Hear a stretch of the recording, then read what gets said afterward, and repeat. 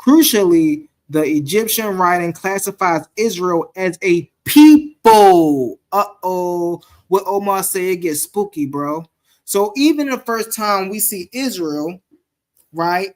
Like Khazar be trying to point out, no man, we was already a kingdom. We already had this. Bull crap. The first time we see Egypt or Israel in history, they are a people, not a city or territorial state or kingdom. What type of determinative we have for them? A people determinative, right? That places it's an identifiable Israelite population in Canaan by the late 13th century BCE, right? Let me see if this right here actually showed them in Neptune Stella.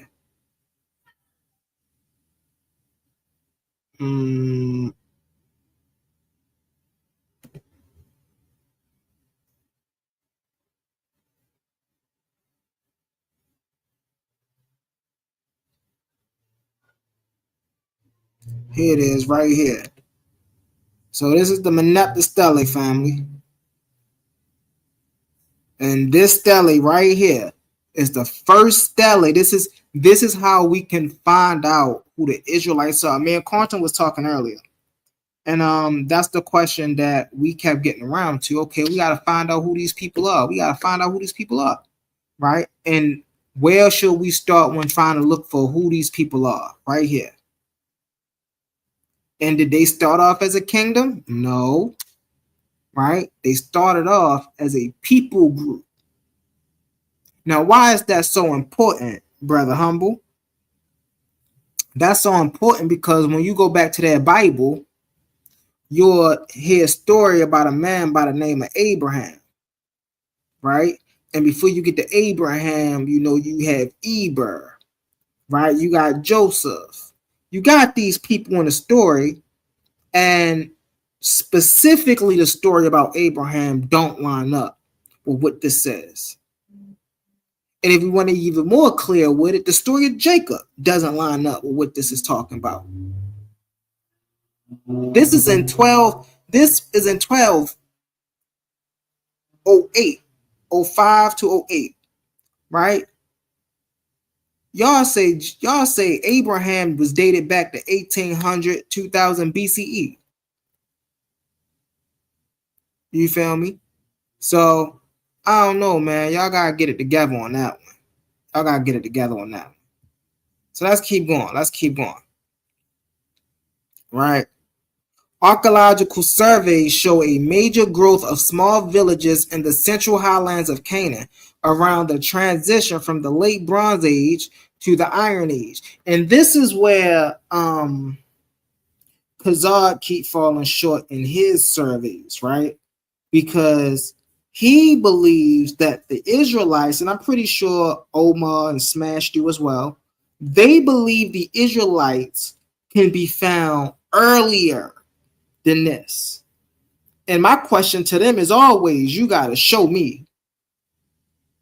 And I don't want to see it in the Bible.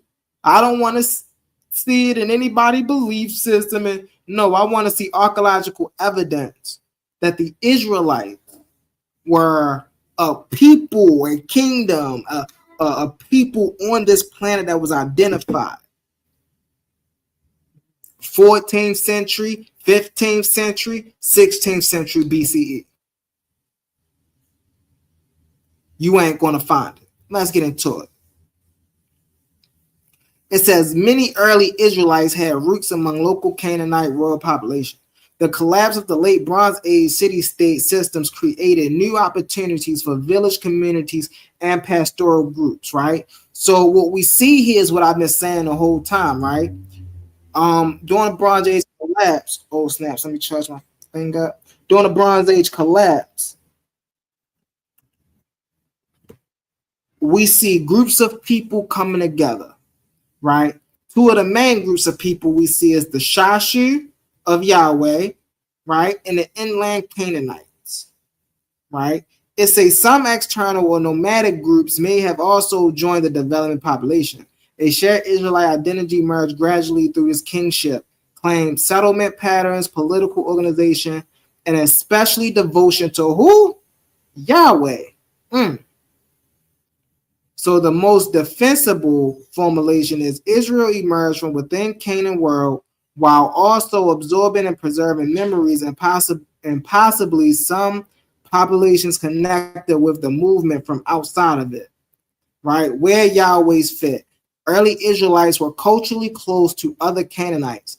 Their language, pottery, tradition, agriculture, and agricultural life, and many social institutions show continuity.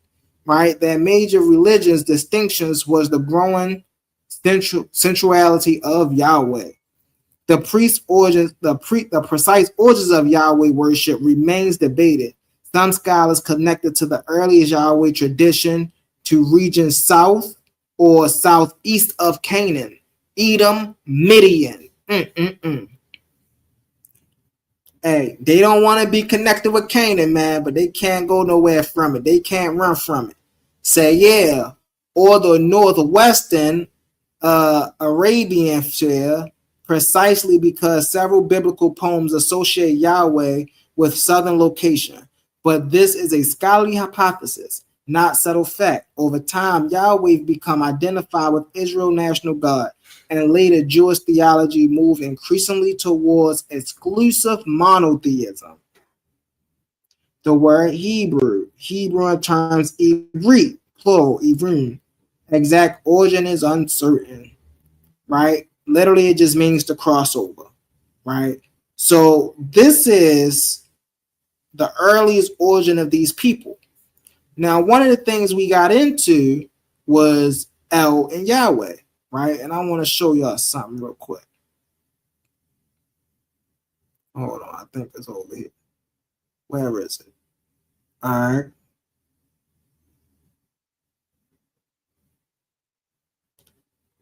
Give me 1 second. I got you.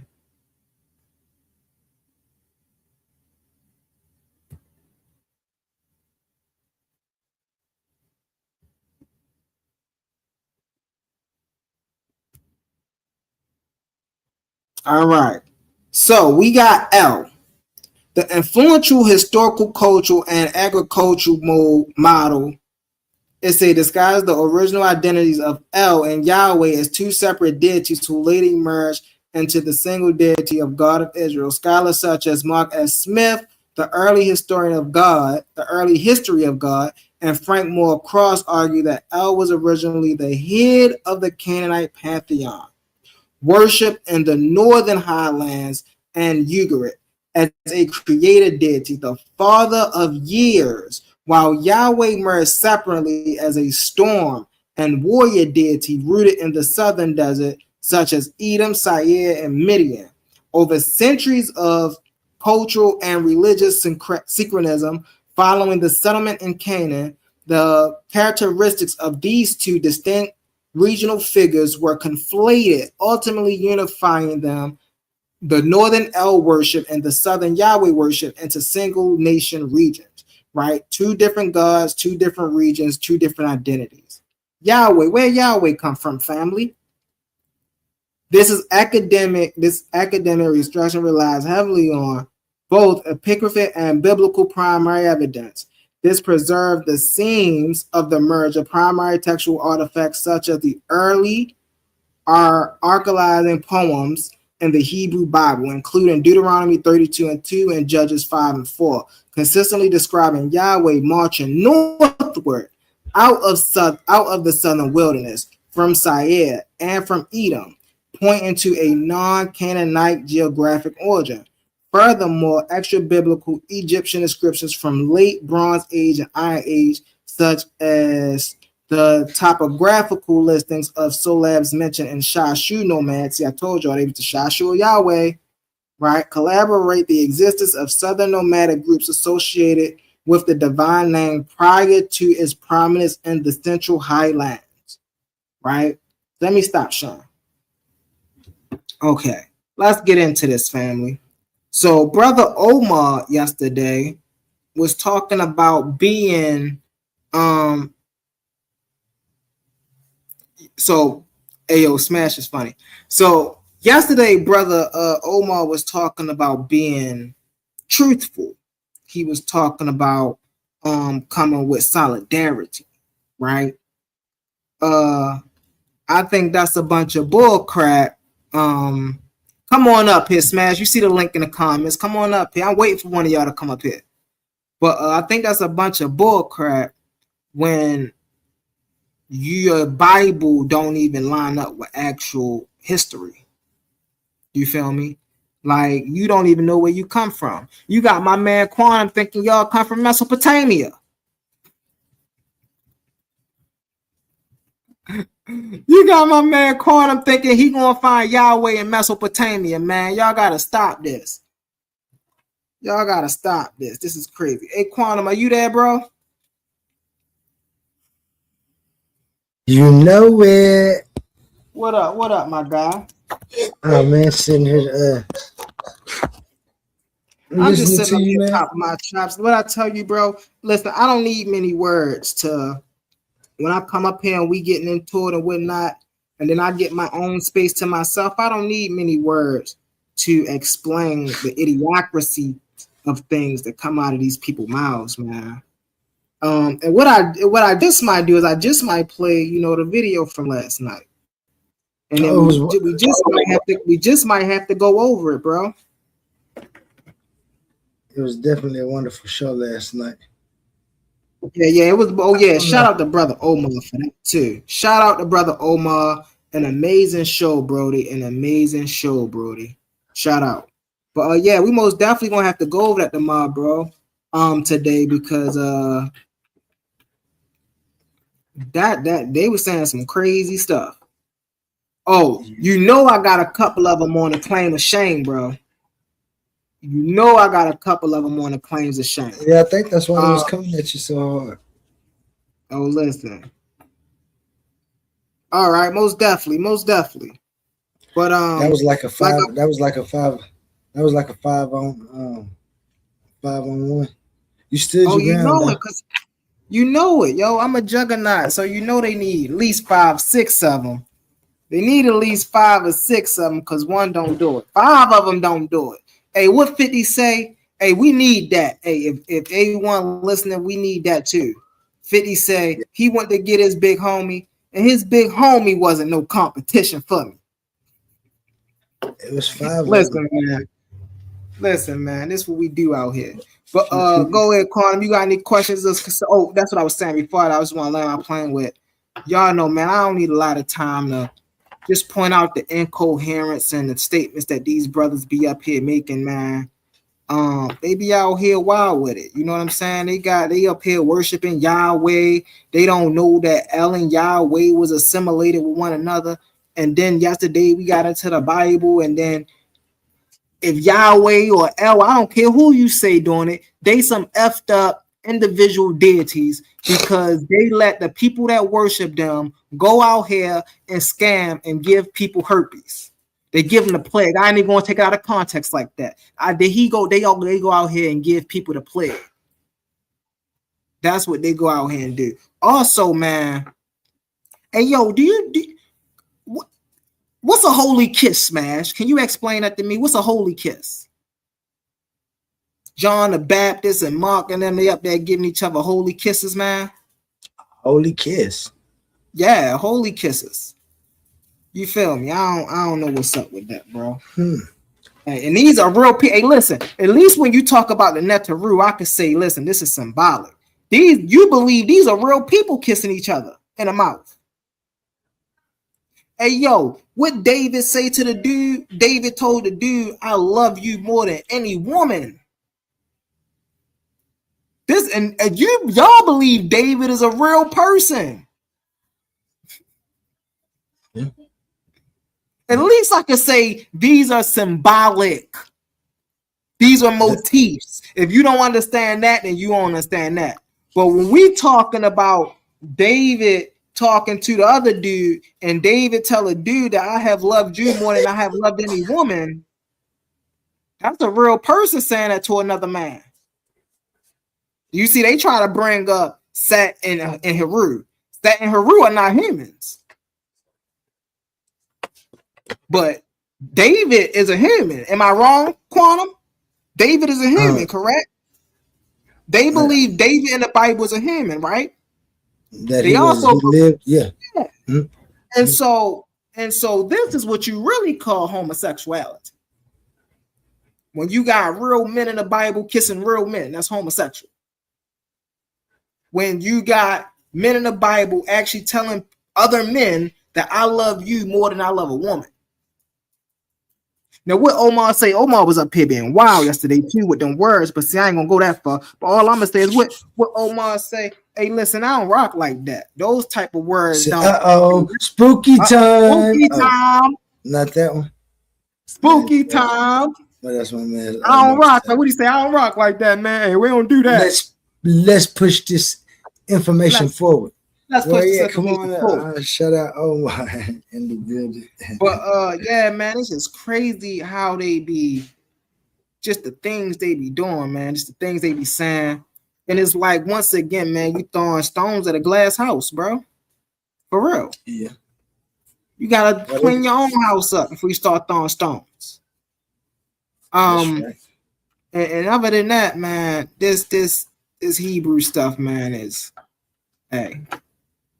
all incoherent, Quantum. Incoherent. They're looking at the wrong thing. Incoherent, Brody. What is it that like you say, if the Hebrew say they did exist in you, hypothetically, let's just say they did exist, would it be in an area that they could identify today?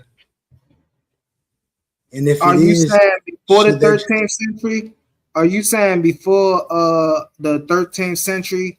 Or well, I know you're gonna say I don't want to be anachronistic with it when I say it. We was talking earlier about what I believe about that word. And how if you can identify a place that was named something previous, and you can identify your bloodline all the way back. When I say I'm that, is that anachronistic? Or I can actually identify as that people because I do have blood that I can actually trace back to that area. So it will go back to, for an example, of the Chaldea is anachronistic because by the time the Chaldeans became a people group, right, under the Babylonians, was already gone. So there was no such thing as of the Chaldea.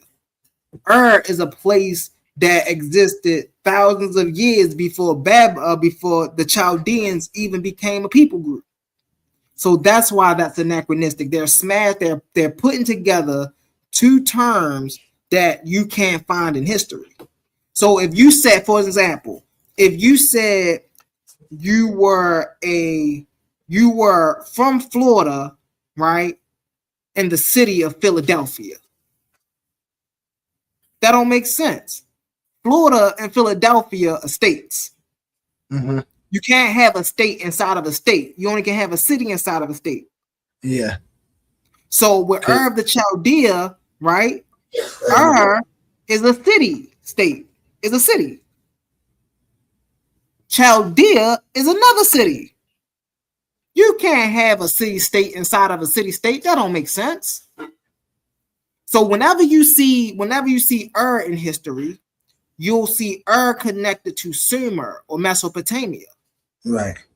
Whenever you see Chaldea in history, you'll see Chaldea with Babylonia. Chaldea is never associated with in the Bible. That's what make it. I'm not in the Bible, but it's never associated with Chaldea in history. That's what make it anachronistic. So now, when we talk about the Hebrews, right? What make them or not even anachronistic? What make them not that people? Not those people, right? Well, because for you to be those people, you would have to come from the J Hablo group. Wait, wait. Go ahead.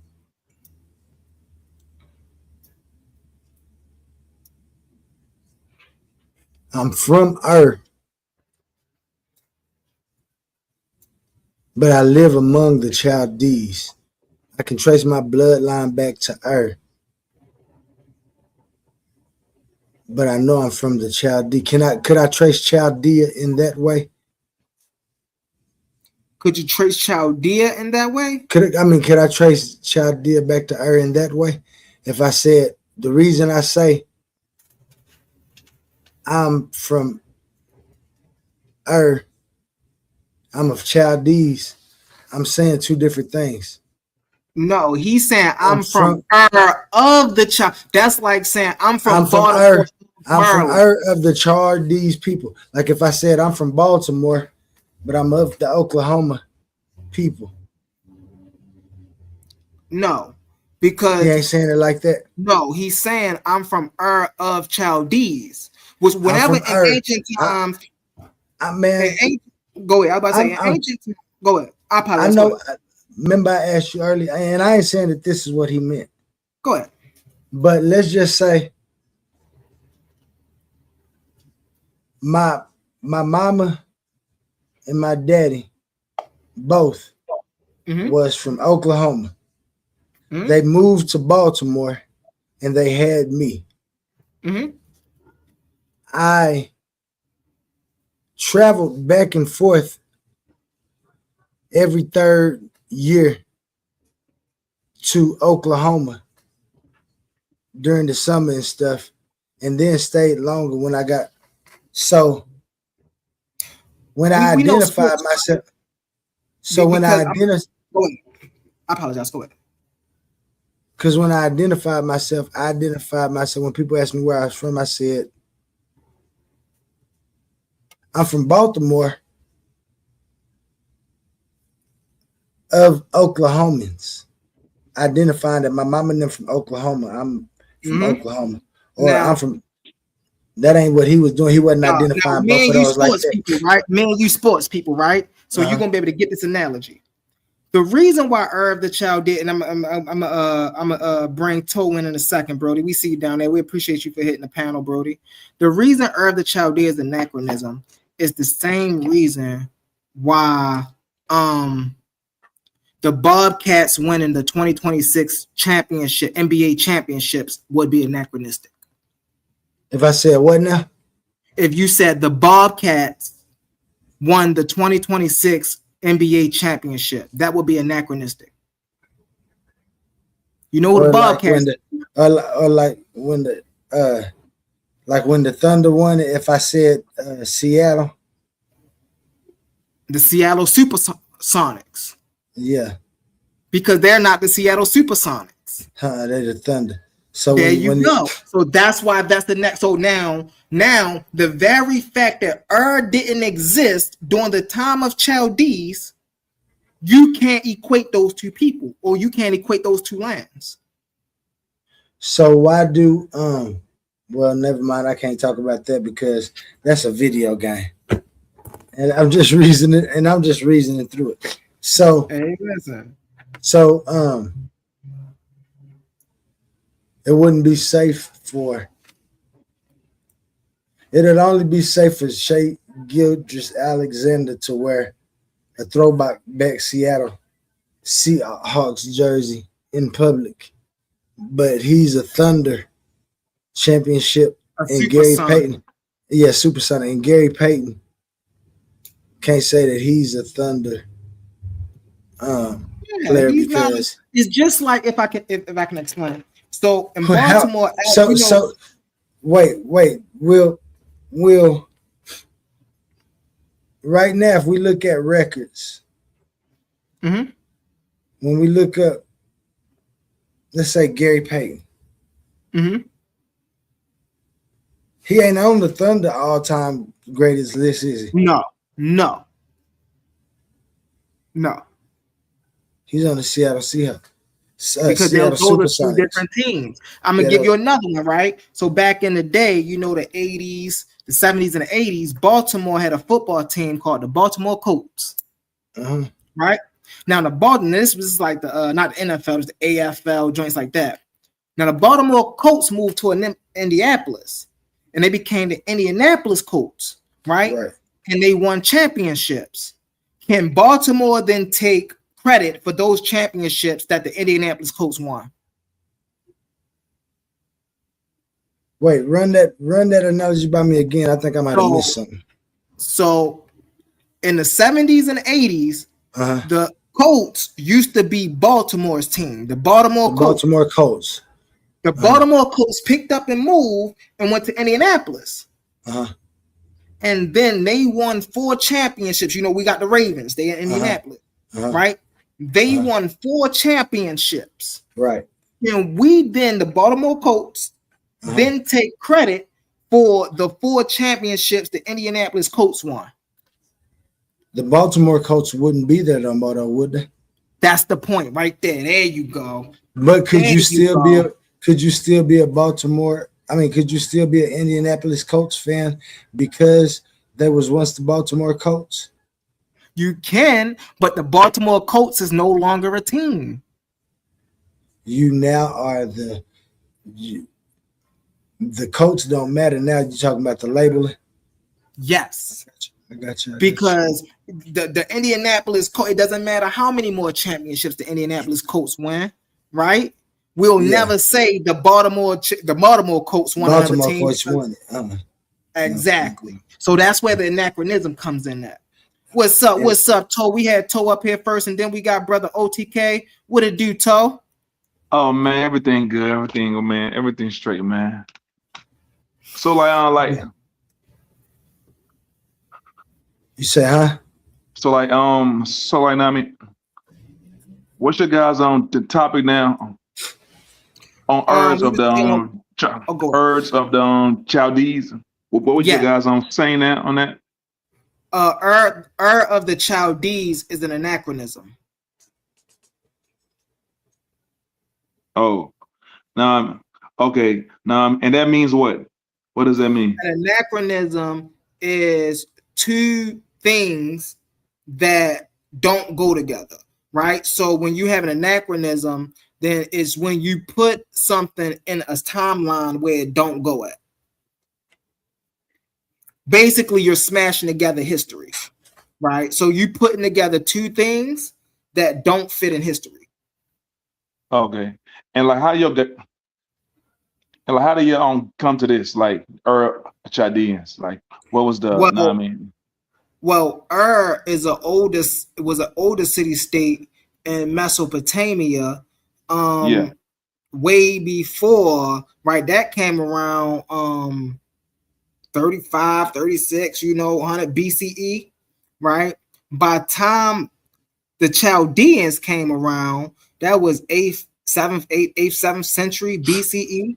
So those 2 timelines don't. By the time the Chaldeans came around, was already gone and abandoned.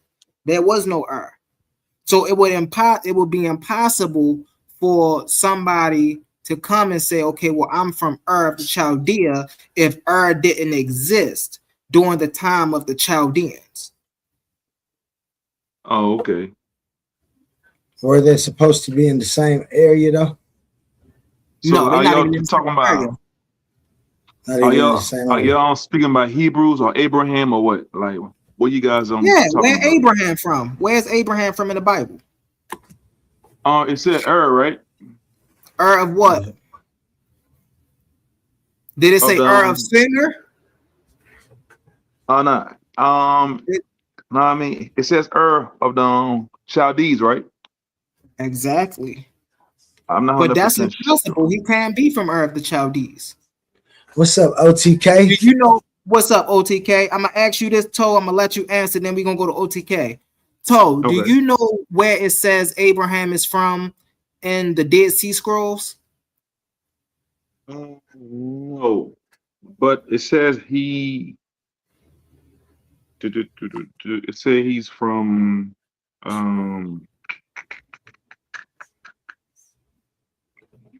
into the land of Canaan. So he came from, I'm not sure where he's from, but it said he moved to the Canaanites like area, which means that's like now. I mean, Canaanites is like northeast Africa. It's like northeast Africa.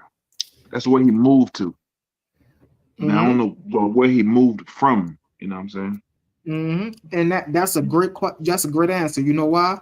Because they don't tell you Abraham's origin in the Dead Sea Scrolls. In the Dead Sea Scrolls, they don't tell you he's from Ur of Chaldea.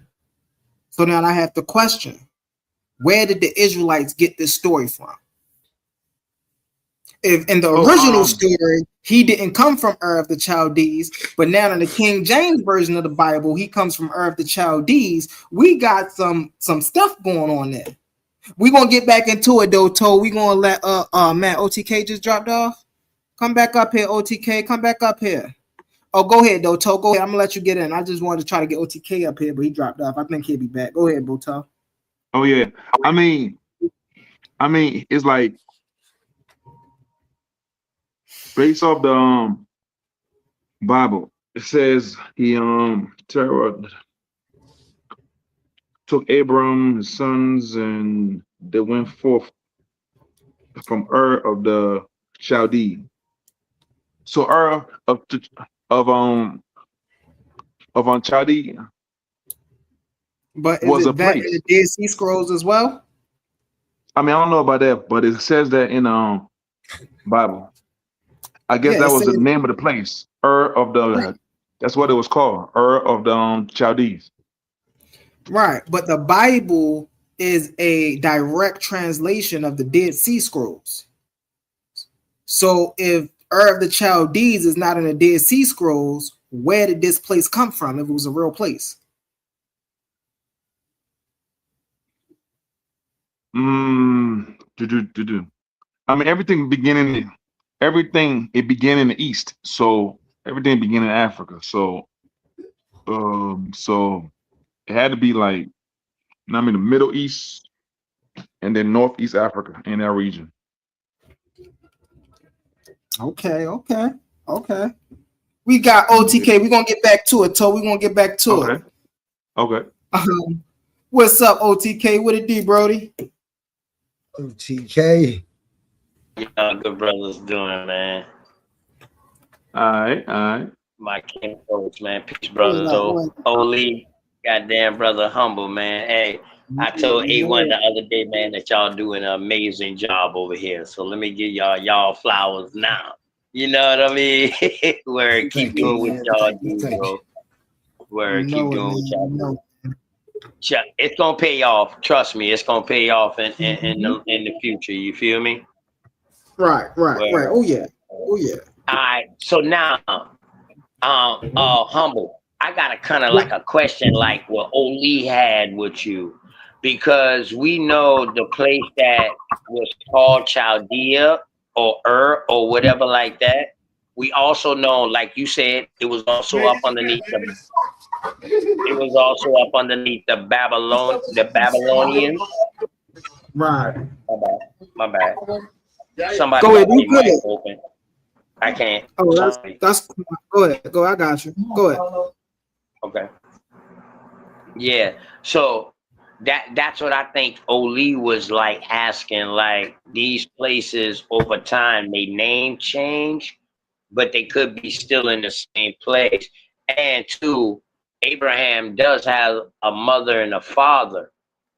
So he could be from Ur and Chaldea at the same time.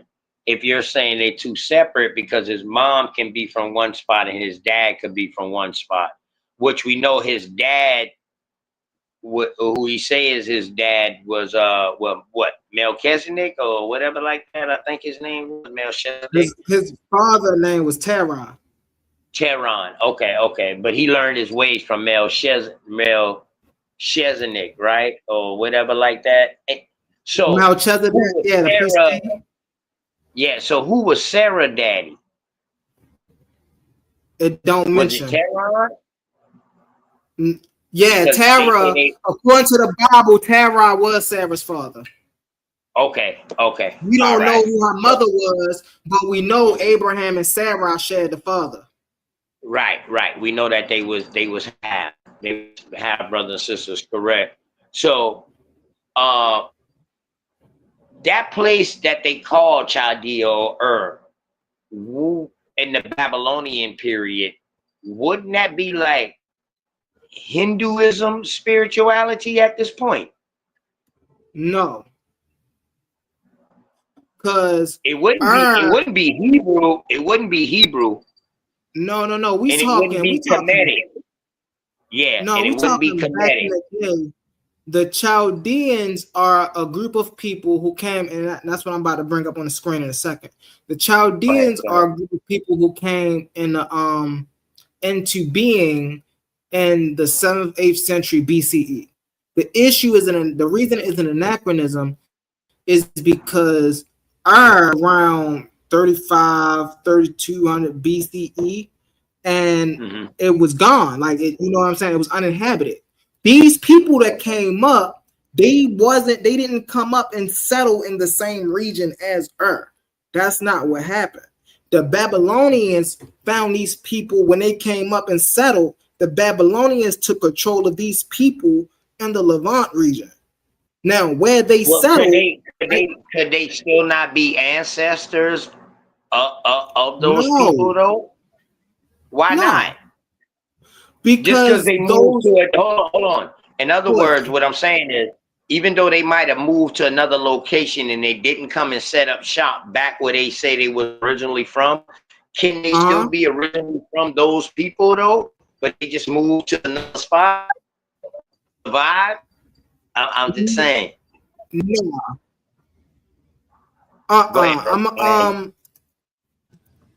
That's the same question I asked.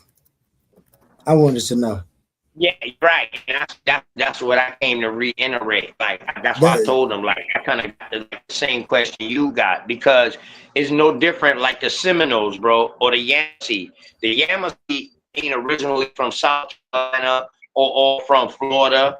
You know what I mean? We see they startings over there, like in what we call it, the Alabama, out in that way. You know what I mean? Towards that way. Then they came over here to fight wars with other American Indian chieftains. And some of them stayed. And they set up shop here and they also carried that banner, the Yamasee. So now that you see the Yamasee in South Carolina, are they not the same Yamasee that's in Oklahoma that you no longer know about today because they name change? Not Oklahoma, and Alabama, Mississippi, going out that way. Are they not the same Yamasees? Oh yeah. On that Go ahead. On that okay, at this point right now, at this point, everybody on earth is black. So everybody on earth at this point is all like everybody's black. But there's a royal bloodline.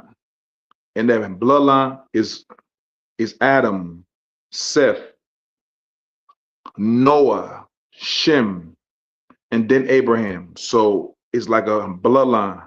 And it says Abraham moved from child of the Chaldeans to Canaan.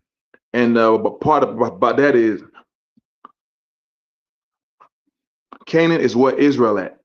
And the Canaan is where the Garden of Eden is. So we moved out of there and we move on somewhere else. And then where's Chaldea at? Ain't Chaldea in modern day old day Persia or Babylon or Hittite? All of those are the same people. The Babylonians, the Hittites, the Persians, all of these are the same people. Their name just changed throughout history. Oh yeah. Now all of them were black, but all of them were not the same. Not all black people on earth are the same people. I don't know you understand that, but there's like two kinds of black people on earth. You come from Shem or you come from Ham. You see what I'm saying? All right, really fast, family, really fast. Let me read this really fast, Brody. Okay. So what's an anachronism? An anachronism from the Greek ana meanings backwards, chronos meaning time, is something such as a word, object, custom, or idea that is placed in a time period where it does not belong historically. I'm going to read that again. It is a such word, object, custom, or idea that is placed in a time period where it does not belong. Right? So now, watch this. Why is of the Chaldees an anachronism? The phrase of the Chaldees found in the biblical book of Genesis is considered an anachronism because of a mismatch in timelines. This is all I'm saying, family. Right? Spanning roughly 1,000 years. The time of Abraham, according to biblical chronology and scholarly estimates, the patriarch Abraham is traditionally placed around 2000 BCE, the early Bronze Age, right? The rise of the Chaldeans, an ethnic tribal group that eventually dominated southern Mesopotamia and Babylon, did not emerge or enter the historical record as a major power or presence in that region until much later, roughly between the first millennium around 1600 BCE. That's 1,000 and so years apart. So we know during the time of Abraham, there was no Chaldeans. So calling an ancient city of the Chaldeans during Abraham's supposed era is like calling George Washington, is like saying George Washington grew up in the Soviet Virginia, applying a latest group's name to an era long before they existed. So this is why of the Chaldea is an anachronism. Hence, right? Hence, really fast, I'm gonna land my plane with this, family. Hence, why Abraham couldn't have been from of the Chaldea. Hence, this is one argument against Abraham's very existence. I land my plane with that. Go ahead, OTK. Go ahead. Let me ask you this: Is it also like anachronism, like when they say Egypt now, but back then it was Kemet? Yes. And before Kemet, it was something else? Yes, that's not an anachronism because if like today, if we say, I was just talking to Quantum about this. Yeah. If a person lived today, right, and they was born, right, and let's say they were born in Karnak, right? So to say that they were born, say they was born at Karnak in a new town. So to say they was born in Tasseti would be an anachronism because Tasseti doesn't exist today. Nubia exists today, but not Tasseti. But they're the same place? Yes, but the people are not the same. That's the difference. So what if the bloodlines are still? Go ahead, Quantum. What if the bloodlines are still there? But so that's what I'm saying. How is the bloodline? How is the Chaldean bloodline in Abraham's time if the blood of the Chaldeans wasn't even there yet? They didn't pop up in history until 1650 BCE. Which means is when which only means is this is when somebody started identifying as these people, right? And what people? The Chaldees. When it say that they popped up, we know that they didn't just pop up. These were some people who decided to start identifying as the Chaldees, right? As Chaldees, yeah. Okay. Now, these people who say that the Chaldees, they're in a place, right? Mm-hmm. That place was they migrated to a place from the southern region. They migrated to a place. Yes. Yeah, I ain't talking about the place they migrated to. We talking about so the place that it was at, it wasn't nowhere near in Mesopotamia. The area that's listen to me, humble. I'm listening. Go ahead. Yeah. If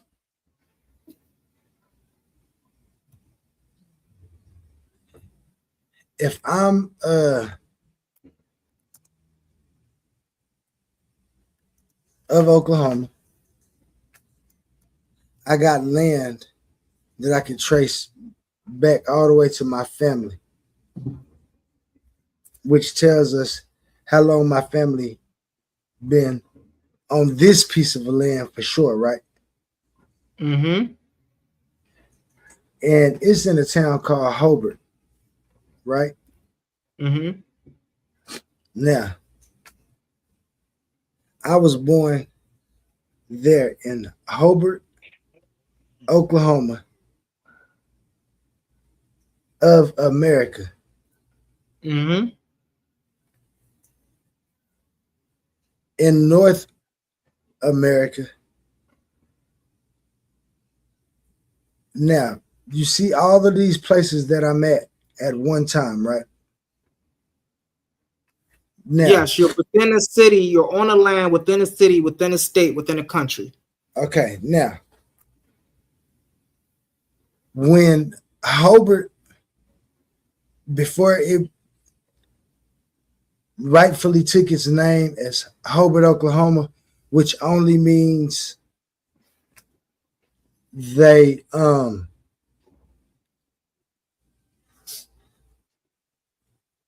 identified it as a city in America, in Oklahoma. This part right here is Hobart, right? Mm-hmm. Now, Hobart didn't just spring up. It was already some people here until it was enough people there to organize, get the stuff that they need to Mm-hmm. become Hobart. So, if at one time, let's just say they called this Dodge City, and I can identify that my family was of Dodge City, the same place that became Hobart.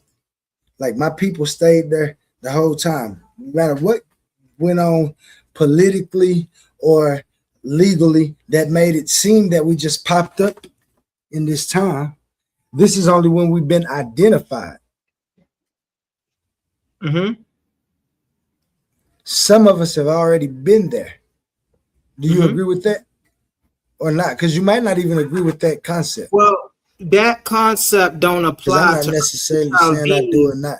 I'm just asking so if this that possibility. concept wouldn't apply to the Chaldees because in 2000 BCE there was no Chaldeans.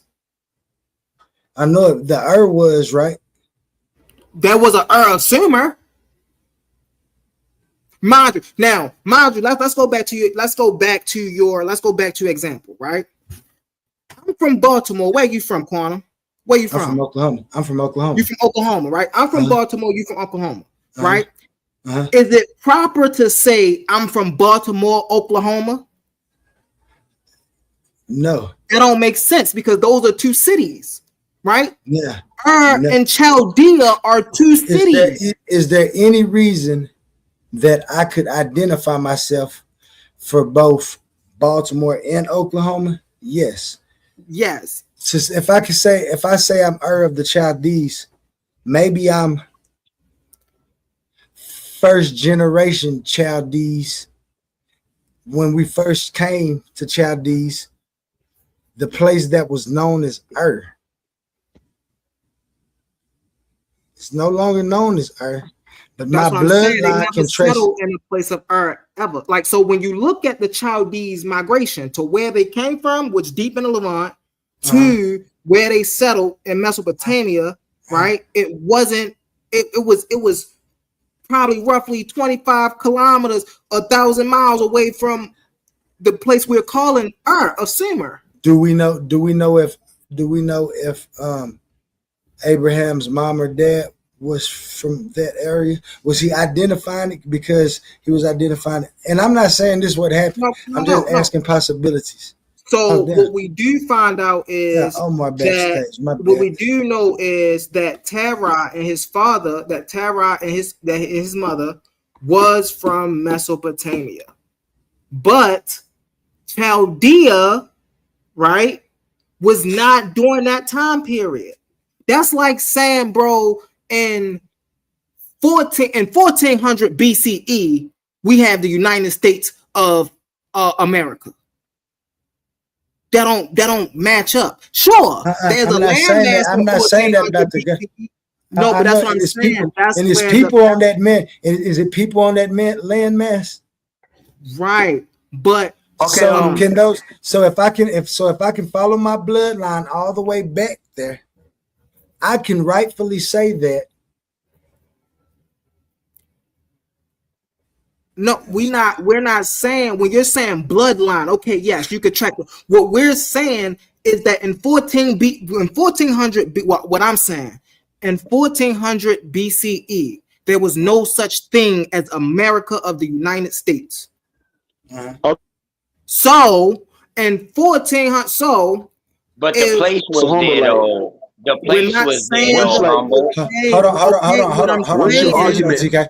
Let him finish, OTK. Hold on, OTK. Let Humble finish, and we're gonna go in a row. We ain't gonna even get out of line at no time. My point is, let me share my screen again. So we can get it. Let me share my screen again, so we can get it. Right? Y'all good, Brody. We here with it. Let me share my screen so we can understand this here, right? So the major history, right? And I just asked, what's the origin of the Chaldeans, right? So what's the major issue that we have with the Chaldeans being anachronism? Where is it? Where is this an anachronism? Right?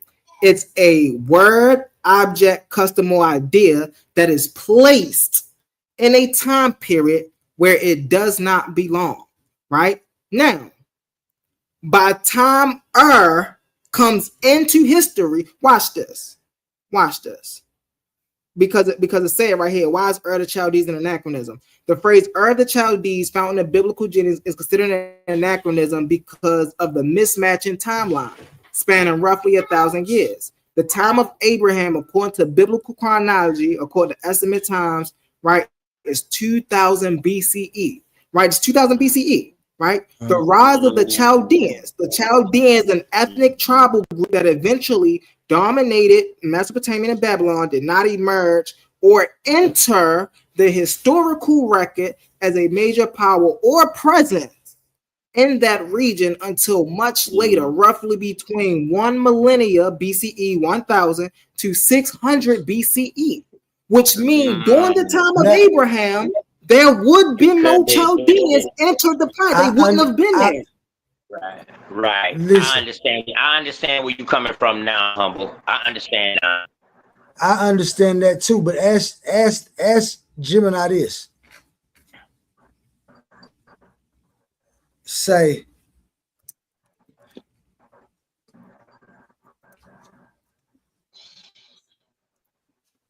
oh shit, do this. Go ahead, Quanah. I got you. I'm typing in.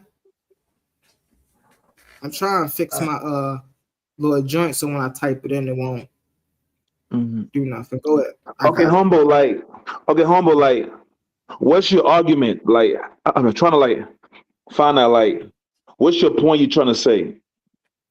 The point I'm saying is because we don't know where Abraham is from. Yeah. That's one point against Abraham's existence. So you're saying Abraham is not real? And that's no, Abraham does not exist. And they're trying to use this Chaldea to validate. Okay, now I understand where you're coming from, Humble. I understand where you're coming from. Okay, now I understand your point. They used Chaldea because it was a real place. They try to say that that's how you can prove that Abraham existed because he came from this place. But yet the Bible timeline. Okay, now I understand that. 1,000 years, they're putting it all together like it happened at the same period. I understand what you're saying now, Humble. Exactly. I got you. But it's happening with the same. But since it's happening with the same people who can identify when this name transformed, if them people are, because people don't move like we move today. Listen, watch this, Quantum, watch this. What is the origins of the Chaldeans, right? The word historically identified the Chaldees referring to referring to Chaldea and the Chaldeans. Traced back to the ancient Near East, evolving through several lineage steps, right? Historical origin and people and region. The tribe, the Chaldeans, known in ancient Akkadian as Kadu or Kazdu, were a West Semitic. What I tell you, Quantum, they always try to make people that is Semitic speaking Hebrew. Okay, they always do that, right? Humble. Semitic speaking tribe. Hold on. Let me finish. They migrated into the marshy lowland plains of southeastern Mesopotamia, right near the head of the Persian Gulf. It don't say they settled in It say they settled in southeastern Mesopotamia near the head of the Persian Gulf around the late 10th or early 9th century BCE. Rise to power. Through initial outsiders, they gradually integrated into Babylonian politics, right? Let me get it too. In the 7th century BCE, 626 BCE, a Chaldean leader named Naboliah seized the throne of Babylon. He and his famous son Nebuchadnezzar II, Nebuchadnezzar II established the Neo-Babylonian Empire, often called the Chaldean dynasty. Right? This was in the 7th century BCE. So if the Chaldean dynasty was established in the 7th century BCE, right, how could it then be in 2000 BCE? Now watch this. Let's keep on.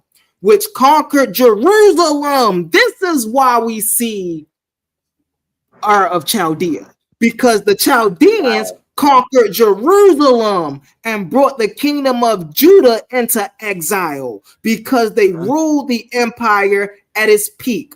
The term Babylonian and Chaldean became virtually interchangeable. So wait a minute. Babylonian and Chaldean became interchangeable. So now where is Babylonian or Chaldean in relation to of Sumer? Watch this, fam. Let me type that in there real quick.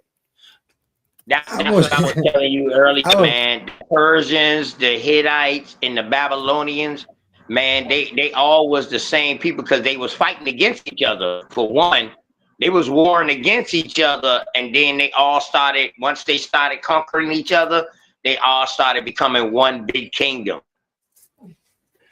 And that went from India, and that started from India on up into the Middle East, bro. That's why I was telling you earlier, did it have any Hindu influence in it? But you said no. But I'm telling you, the Hebrew faith has Hinduism teaching in it, bro. Big facts. Okay, Humble. So listen, real fast. Watch this.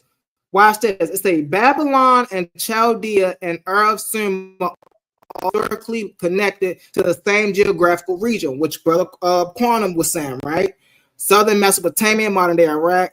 But they belong completely to different areas. This is why they're not in the same, like when we say, okay, well, couldn't they be those people? This is why they couldn't be those people. Watch this, right? Geographic connection, same land. All three map the exact same part of the world, Lower Mesopotamia, the floodplains, right? Tigris and Euphrates River, right? And near the Persian Gulf. Of Sumer was located southern Mesopotamia. Babylon was roughly 150 miles north of right?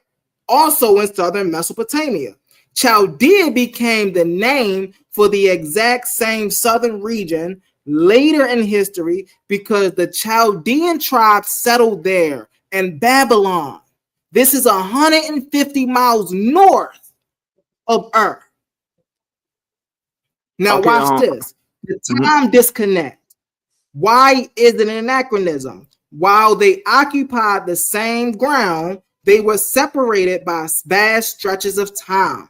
The Sumerian era, 38 to 2000 BCE, this was when the city of Ur was built, reached its cultural peak, and constructed its famous ziggurat. The Sumerians were the civilization of the early Bronze Age. The Chaldeans and Babylonian era, 1000 to 500 BCE. The Chaldeans didn't arrive as a recognized political power in southern Mesopotamia until over 1,000 years after Ur's golden age. Eventually, the Chaldeans took over Babylon. What did they take over? Did they take over Ur?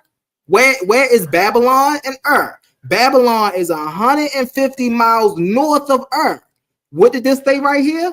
Eventually, the Chaldean dynasty took over Babylon, not Ur. So it would be more precise if we wanted to be historically correct for him to say that he's from Babylon of Chaldea, not Ur of Chaldea, because Babylon and Ur is not the same place. They are separated by 150 miles. As AI, is it possible that Abraham was identifying his bloodline from when that area was called Ur, but now but then identified as Chaldean? Humble.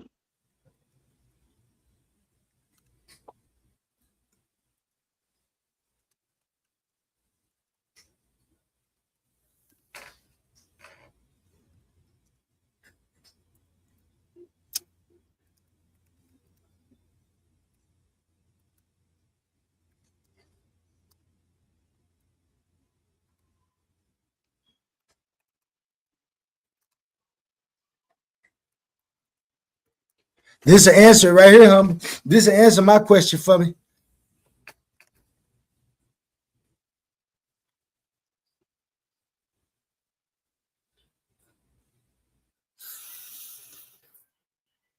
Is that yes, from a literary and historical standpoint, that is precisely what happened. From a strict chronological timeline, it functions as a retrospective. Yes. When looking at it now, looking at how ancient texts were written and edited, scholars view the phrase through two different lenses: modern historical view and anachronism. Strictly speaking, the problem known as the Ur of the Chaldees did not exist during the early Bronze Age when the city of Ur was at its peak. Therefore, calling it Ur of the Chaldees during Abraham's actual lifetime is linguistic mismatch. It happens because whoever wrote or compiled the text centuries later used a geographical name they and their contemporary audience recognized for the reason of Chaldea, Babylon. So they recognized Ur, right? They recognized that Ur and Babylon was on the same thing. So instead of them saying Chaldea, Babylon, they said Chaldea, Ur, which is still wrong because Chaldea is in Babylon, not Ur. Now, read number two. Now read number two. I got you. The traditional editorial view.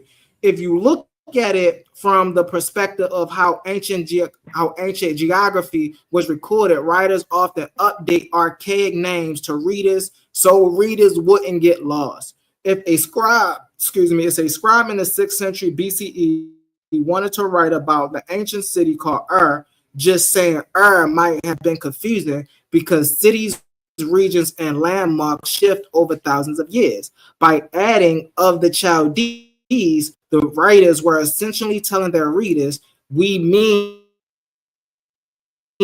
that ancient city of Ur located down south in the land that is now. Abraham himself wouldn't have identified his bloodline or homeland using the term Chaldees, because the Chaldean hadn't arrived yet. Later biblical writers used that identifier to anchor its origin to a specific well-known southern region of Mesopotamia. Now watch this. Where It's just is another view. Where do it say Abraham? But it's yeah, it's another view.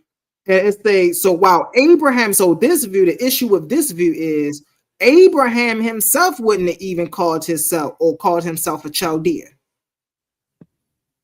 Okay, because the Chaldees hadn't arose. Okay, yeah, humble. Okay, for one, Abraham 100% existed. That's one. And two, Abraham what's your argument for that? Abraham is your full father. Like wait, hold on, Toe. I like that question. The sperm you have. Hold on, Toe. I like that what you just said. Let's let Humble finish this, and then I want to ask you a question because I'm trying to get to the bottom of it. I know it might seem like I'm grilling Humble. I'm not, because I'm about to ask you some questions too. Watch this. And the Dead Sea Scrolls, specifically within Genesis Apocryphon, one of the original scrolls found in Cave 1, which tells and expands upon the story from the book of Genesis, Abraham's origins remain consistent with the Standard Bible's text. Survival portions of the scrolls that deal with Abraham begins further along his narrative, focusing heavily on his journey in Egypt, his dream, with Pharaoh meaning, however, because the scroll is an exception and retelling of the book of Genesis rather than a replacement of it. The background text assumes matches the traditional account Abraham, so is not there. So that's it's crazy. So yeah. Okay. It's just when you go to the original. I'm gonna let my with this, and I gotta close out some of these apps, some of these windows. This should make my laptop move slow. But when you go into the original text, right? It's his place of origin is not there. So okay, like now that begs the you said, because you said that begs the question that you told, because you said that Abraham was a historical person. Can you tell me where Abraham is from? Yeah, it says. And how did you know? Yes, it says. What it says. They went in the east. So, okay, for one, Abraham 100% existed. That's a fact. What's your argument for that? Because he's the father of nations. For example, his first son Ishmael are the Arabs. If you ask any Arab, they know that they come from Abraham. Like that's a well-known. Like it's like they know, hey, our father Abraham. So Abraham will give birth to the Arabs. The white people also come from Abraham. Us, the Negroes, we come from Abraham. So Abraham existed 100%. That's a fact, 100% fact. So he existed, and they say he came from Ur of Chaldees. Okay, the Chaldees, they are what you call Hamitic. Today you say you move the H and you put a K. They say Kemetic, but in reality it's Kim. But in reality it's Ham, the son of Noah, Ham. They just move the H and put a K. And Ham's sons are the Ethiopians. The Ethiopians are the Babylonians and Chaldeans. Those people are Ethiopians are the Babylonians and the Chaldeans. Yes, the Ethiopian land. What's up, bro? Can we see that? That might be good for your argument there. You know, but we the Hebrews, we come from Shem, not Ham. The Ethiopians are the Babylonians, and they come from Ham. Like we are not the same black people, even though we are black and we from Africa, but we're not the same black people. You made a claim, bro. You said the Ethiopians were the Babylonians. Yes. Now, before I source up, do you want to source up? I mean, my only source is the Bible, bro. Okay, and see, this the issue, and this is why I'm gonna smack the Hebrews around all the time, bro.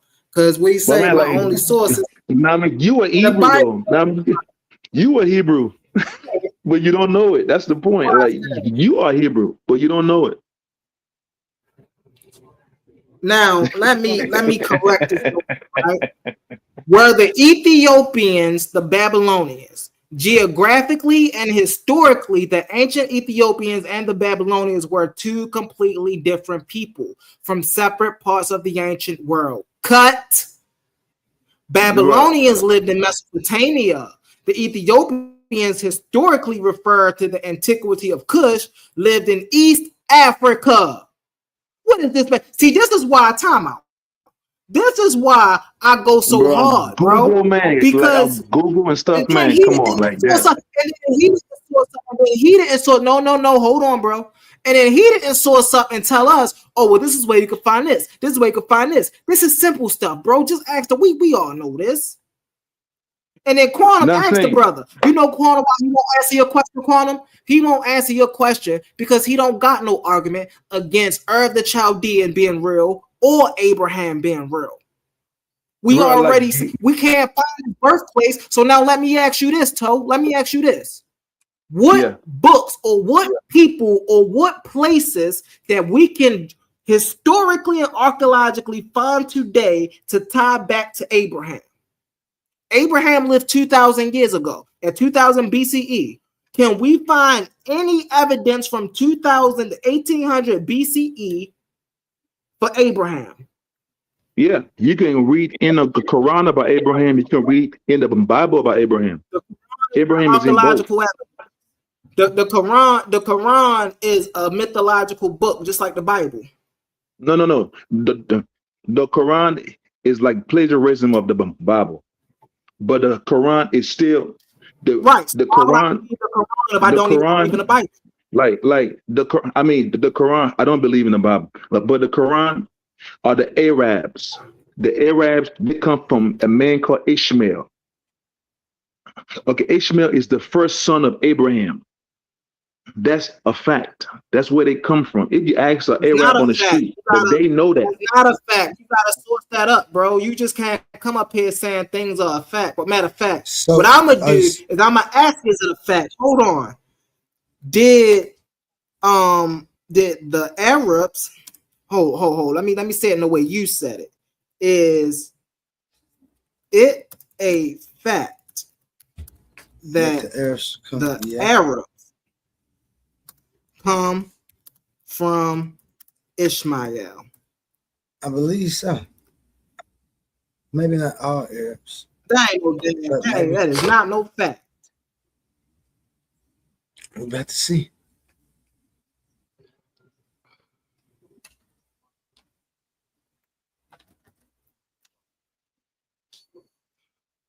Whether Arabs descended from Ishmael is not a historical fact or scientific fact, but rather a genealogical tradition found in ancient Near East and religious texts. The perspective depends on whether you look at it through a theological and traditional lens or a modern historical and scientific one.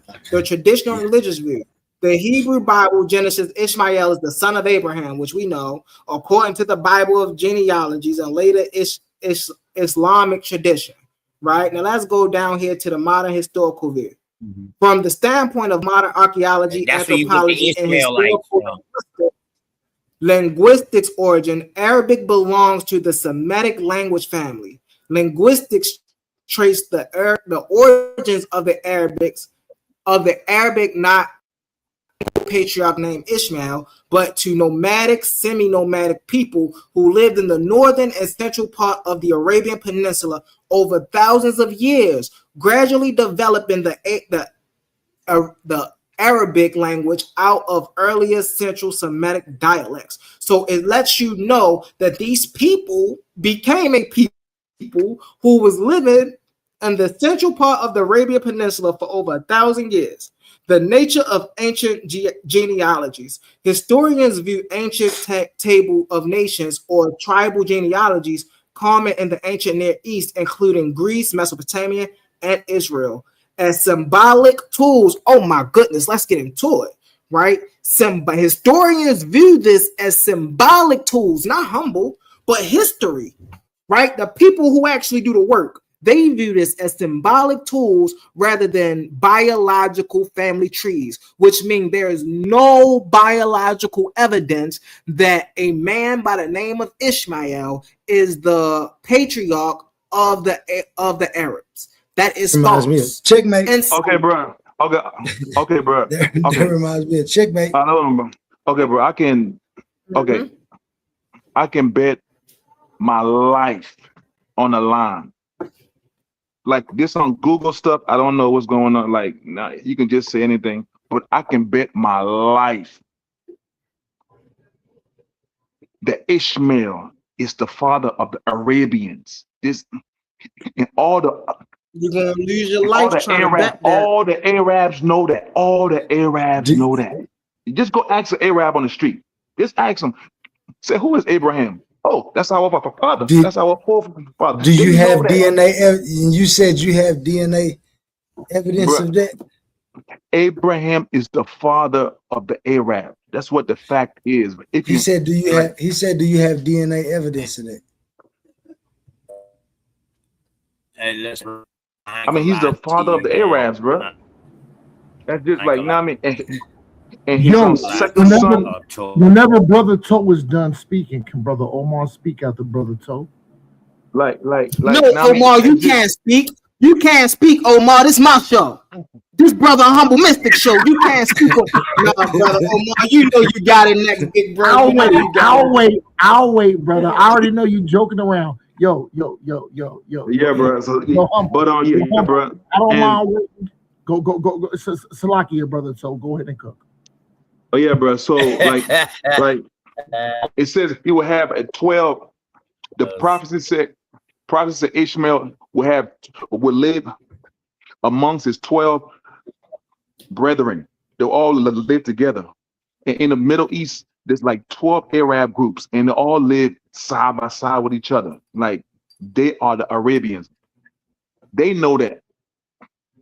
I know that. The Bible knows that. But where's the evidence, just like you might not know that. What you know, you saying what the Bible know, but you ain't saying what the historians know. You ain't bringing nothing up about what the archaeologists know. Like now, that sounds hold on, talk. That sounds all good and everything that you said, but I asked you a specific question. Do you have DNA evidence that proves that you are of Hebrew descent? And that's all I need is just put the papers, because you can go take a test that claims it. And do you have that evidence? Yes, I got the evidence. Yes. And can we see that evidence, please? Yeah, the evidence is found in Deuteronomy 28. Oh no, that's not the DNA test that I'm. I mean, that's the evidence. Like, that's the evidence. Oh, okay, then that's the ultimate evidence. Well, since the evidence doesn't stand up, can we agree that you have the right to claim the Hebrew religion, but you are not genetically tied to that region? Listen, bro, everybody on this chat, everybody on this line is a Hebrew, but I guess only me and Omar know that we are Hebrews. Everybody, like, you are Hebrew, but you don't know. That's the curse. That's the curse. The curse said Israel they will forget that they're the children of Israel. That's one of the curse. that happened with us. How do you remember that? That's why. How do you remember? Because the curse is like a sign. For example, how do I know if I'm at Walmart? It's a sign that says, Walmart. The curse is like a sign. For example, one curse says the children of Israel will go into slavery on slave ships and never see their homeland. And once they get off the slave ship, they will be sold onto their enemies. Well, that can't be. Curse. That can't be. So we know who in history went into slavery on ships? Nobody. Only one group of people ever in history that ever happened to. The Indus Valley. The what? The Indus Valley. And the African people that the African people that the African people that the good Hebrews like Tazariak like to pick on when they say Cush was enslaving their own people. In reality, they were enslaving other African tribes. With we know slavery ain't right, period. But they came over on boats too. No. They delivered those Africans to the Commissions on boats. When you see the relatives, so it's a couple people out here that was being transported on boats, bro. Not just us. Okay, it says these are the only people that ever happened to. So if you Google slave ships, the only people you would see is who? If you go on Google and you type in slavery on slave ship, there's only one people that pops up over and over. Wait, I got a question. You don't see Asians. Yeah. Did it said, I'm sorry, I didn't mean to interrupt. It's just a quick question. It said actual slave ships. It said they will go on slave ships or they will go on ships. So it didn't necessarily say. Wait, hold on. Let me okay. No, go ahead. I'll get to it because this is your time. Right. I said I just wanted one question. Okay. This verse is on Deuteronomy 28, verse 68. It says,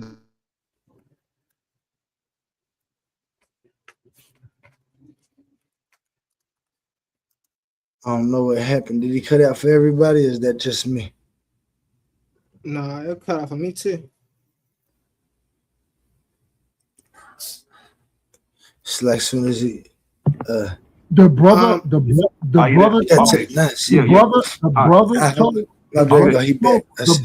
told is actually what I said right now. His okay. It says you will go into Omar, you there? Do you hear Toe talking, Omar? Yeah, hold on. It said you will go into Egypt again with ships.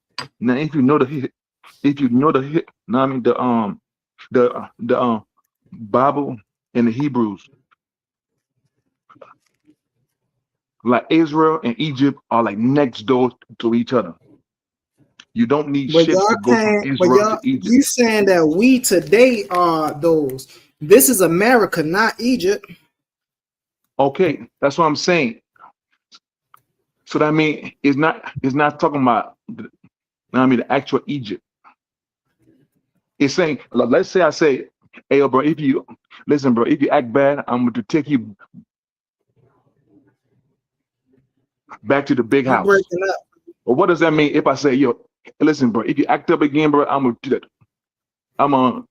That's a slang. That's a code. It means I'm going to take you back to a certain place that in the Bible, like they never went back to Egypt. They never went back. Can I assist you? Just let me know if I can assist you. Oh no! But I'm just saying, like, I'll wait for you. I'll wait for you to land, brother. So I'll wait for you to land. Egypt means slavery, the land of bondage. So he said, I'm gonna take you back into the land of bondage with ships. Because Israel and Egypt are next door to each other. You can't hop on a ship to go to Egypt from Israel. They border each other. And the children of Israel never went back into Egypt. And they never went back into Egypt. So that's a sign. And the other sign is this. The other curse. That's how you know that's who we are. That's how you know that we are these people by the curse. The other curse is, curse shall you be in this city. If you go to every town in America,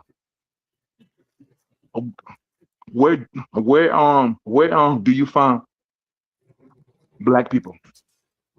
If you go to every city in a, not just in a, you know what I mean, in the USA, but in the whole world. But from right now, let's just say in the USA, if you go to every town in the US, which part of the town do you find black people at? Is it East the side of rich the area? tracks. East Is it side the of the rich tracks. area? Huh? East side of the tracks. Okay, that is a curse. That's a sign. That's a sign. Damn. You telling you I just that's made how. that up. No, that's on I'm verse just on saying. 16. That's verse on six. That's verse on 16, bro. Let's get brother Toe. Let's get brother Omar here, Toe. Go ahead, brother Omar, get it in. I'm gonna share my screen after you done, Omar.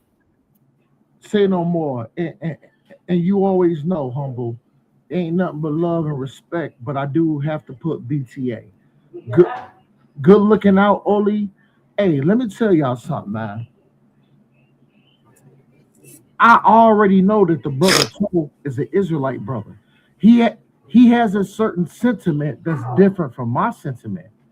But this is why I agree with the brother Toe. And it goes back to truth and solidarity. Let's push this information forward. Yo, the brother Toe is absolutely correct. Show my screen. Hold on. Let brother Omar back his brother Toe up, because Toe absolutely kicked the information. I don't know if y'all niggas understand. Let's push this thing forward. Show my screen. Let's do this right quick. This is what we gonna do. I'm telling you, bro. This is like now the greatest secret of all time that I'm telling y'all for free. Like, you know what I'm saying? The greatest secret of all time. Like, I don't think that's no secret. You telling me that the Bible is proof that Abraham existed. Bro, No. Abraham is your biological forefather, bro. He's your biological forefather. Do you have did? Do you have did? You got? Do you have? I thought y'all said it you was came out of Abraham, bro. Toe ain't cutting nothing. Toe haven't cut nothing. You come in and claim Hey, Omar, one mic. Hold on, time out. Go ahead. See, Omar, you making claims. You making claims that just ain't true. Show my screen. I asked him a question.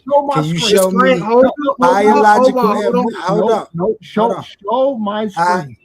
Why do you always do this? I asked Toe if there was biological evidence that he had. He said no. The Bible is what proves it. That is not biological. No, that's not biological. You are my evidence, bro. Toe did not say you that. You are the evidence. Exactly what he said. You are the evidence, bro. You are He said it right here. What's the evidence? What tells you that I come from Abraham? Because of the curses. That's how you know who we are. The curses come from. How do we know about the curses? Who told us about the curses? How you gonna put a curse on my man, clone him like that? That's crazy. Hold on. Who told us about the curses? No, it applies. Who told to us all that of we us. was? Who told us we was cursed? God. Where do we know about God from? We always knew. It just where do we know about God from? We always knew. We just in the slavery. Our brain was destroyed. Where do we know about God from then? After our brain was destroyed, how did we find back out about God? Come on, say it, man. The Bible. Yes. There you go, Omar. I told you exactly what I said. Now you can go ahead. My reasoning is flawless. Okay. He said exactly. So stop saying somebody cut anybody. Hold on. Ain't nobody cut nobody. And remember, don't say y'all. Don't say y'all because I'm not part of. Don't say all. Don't say all because I'm not part of what Humble said. I have a totally different argument. So make sure you make those discreet. Bro, like, if I have to come at you too, I will show you. Okay. Like you are. That is a correct statement. From what Humble is saying and from what you're saying are two different things. But hold on. What I'm saying is what Brother Toe is saying is absolutely 100% correct. 100%. Not even a shadow of a doubt, bro. Hold on, that the Bible is proof. That the Bible is proof that no. Only. Y'all just gave me the floor. Show my screen, please. Wait, you said he just told the truth. Wait, you said breadcrumbs. It left breadcrumbs. Listen to me. Listen to me. You said he just told the truth. You made a truth. You said you made a claim. You said he told the truth. He told the truth that the Bible is the proof that Abraham is our father, that we're the sons of and the seed of Abraham. Yes. Only, can I show it, brother? Can I please show it? No, I'm asking you, is that what you saying? You saying brother, that the Bible is screen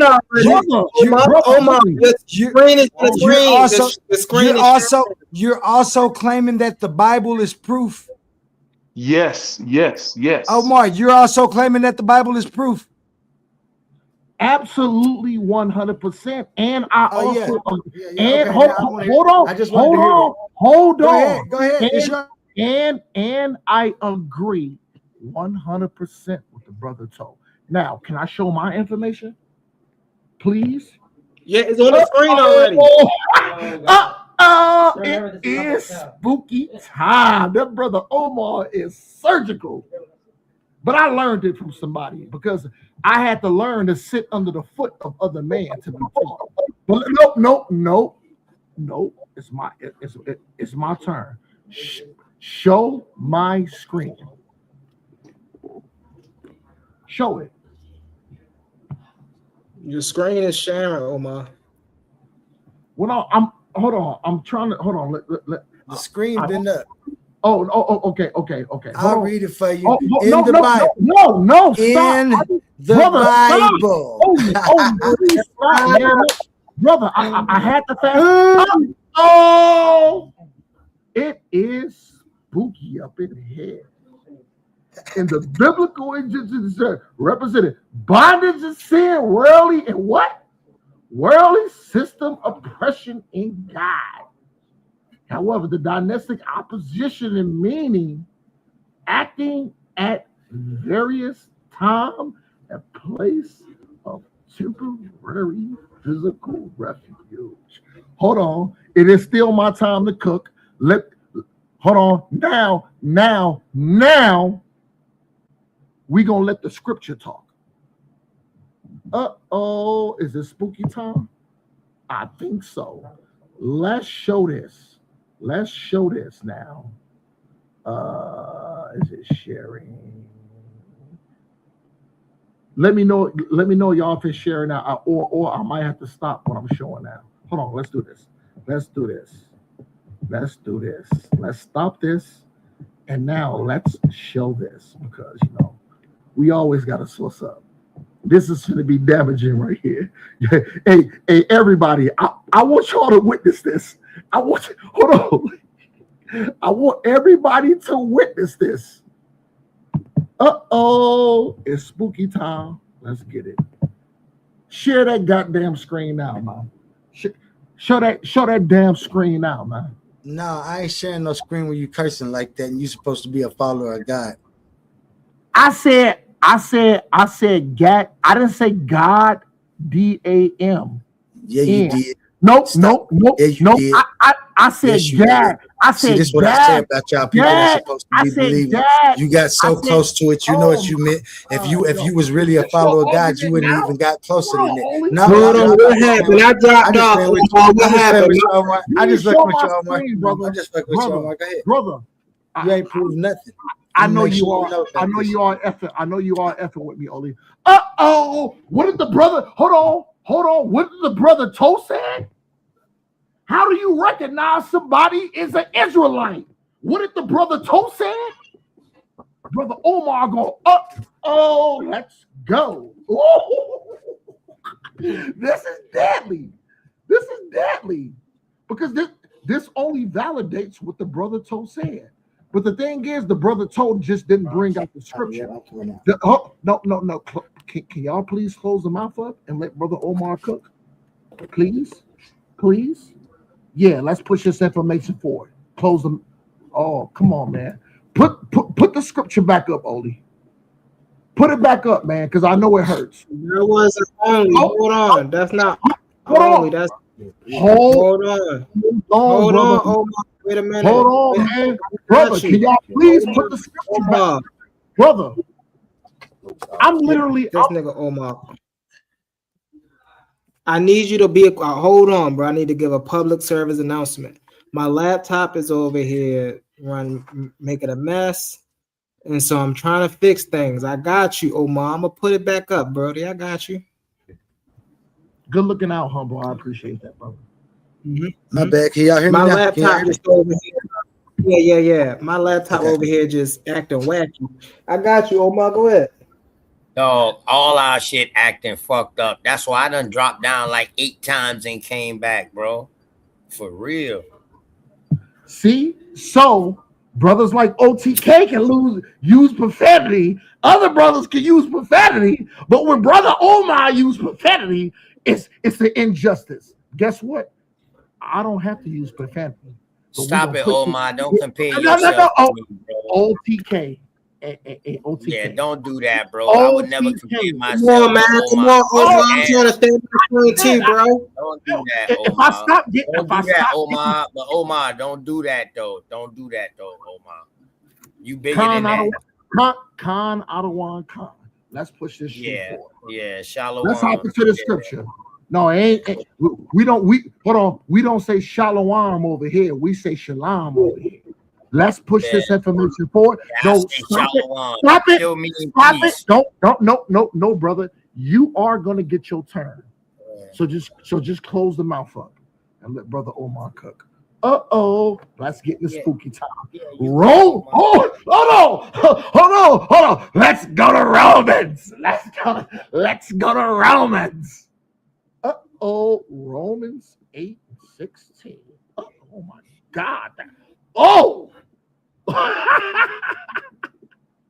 I back everything up as I say. So let's hop into this. So there was a potion. There was a question that was being posed. How do you define yourself as being an Israelite? And then they said, "Oh, is it DNA? Does it have to deal with DNA?" Let's read this. This is how you determine Israelite lineage, not only by the seed of the father, but the spirit itself beareth witness with our spirit that we are the children of God. Oh my God. Brother Omar is absolutely surgical. So for brothers, hold on. So for brothers like Oli and Humble, when y'all say, "Oh, what about DNA?" You don't know to determine you an Israelite, you gotta look at DNA. What did this scripture say? Does this scripture mention anything about DNA? Because DNA didn't exist back then. So in order, when you have a biblical question, you always have to go back to biblical text. All right, come on, you got 30 seconds, Omar.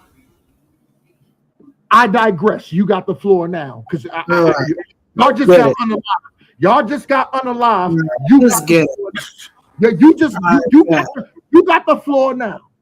So number one, I'm gonna expose. So number one, I'm gonna expose what the brother told just said about African Americans being the only ones that came over on slave ships. Right? Let's get it. Is my screen sharing?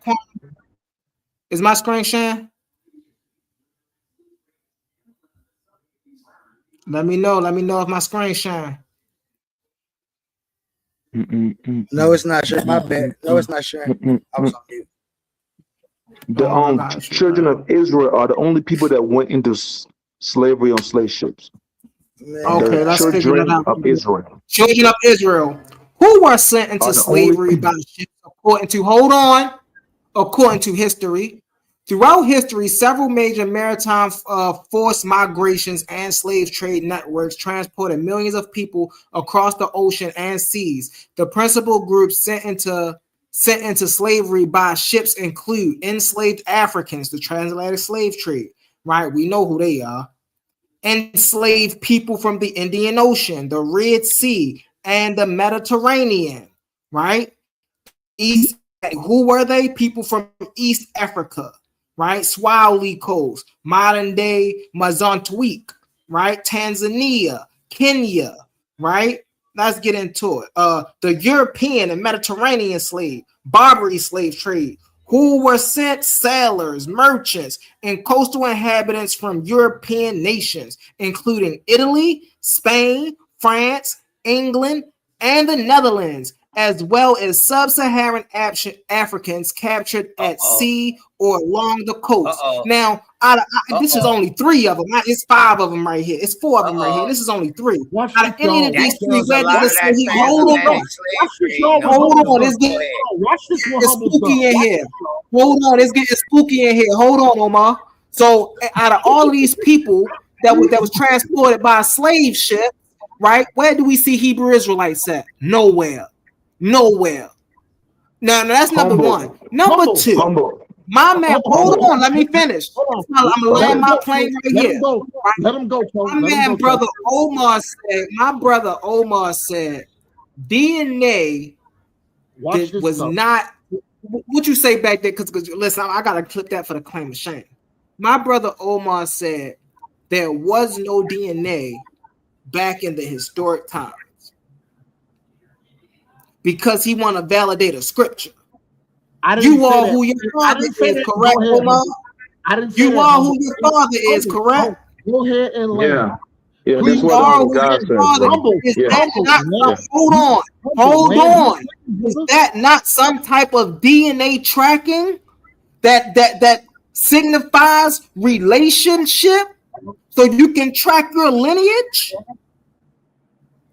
So how in the world in your Bible, so according to Omar's logic, hold on, Omar, this is my show, Omar. So according to Omar's logic, right, God tell people where they're from. Now, Omar and the Bible contradict one another.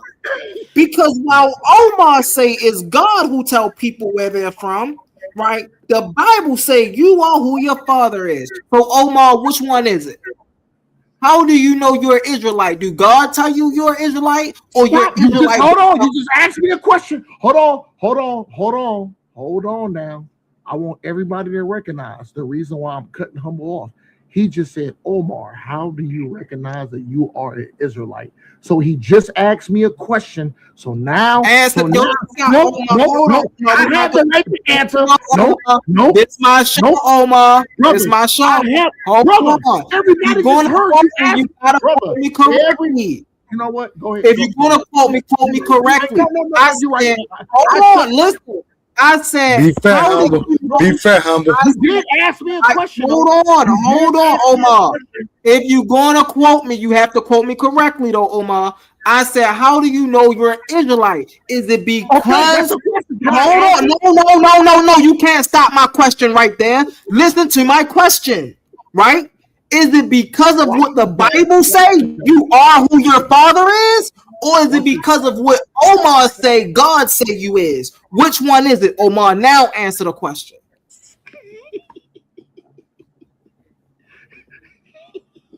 Hey y'all. Like bro, like now, I can answer that, man. That's plain. Peep this out. I got it, so peep this out right quick. Peep this out. Humble. Now, why she don't answer the question, family? Why she don't answer that question? Humble asked me a specific question.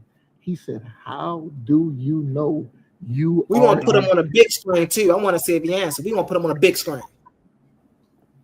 Are you gonna shut your mouth up now? Thank you, Humble. Respect the game. Let's push this information forward. I want y'all to listen closely. Humble asked me a very direct question. He said, "How do you prove that you are an Israelite?" Hold on. Hold on. Yo. Guess what? Yo, this is so simple. So all we gotta do, remember, he said, Omar, hold on. In the Baltimore voice. Omar, how do you prove that you are an Israelite? Let's get spooky. This is all we got to go to. So, anybody can agree with Omar. If you asking a biblical question, in order to get the answer, you would have to go to the biblical text. Oh my God, let's get spooky. Because he asked me to, hold on, he did ask me in the Baltimore voice, prove. This is dangerous, bro. This is effing, this is, because like I said, I wouldn't go use profanity. This is effing dangerous. Pull up the curses, bro. That's what you gotta do, bro. Just pull it on the screen. No.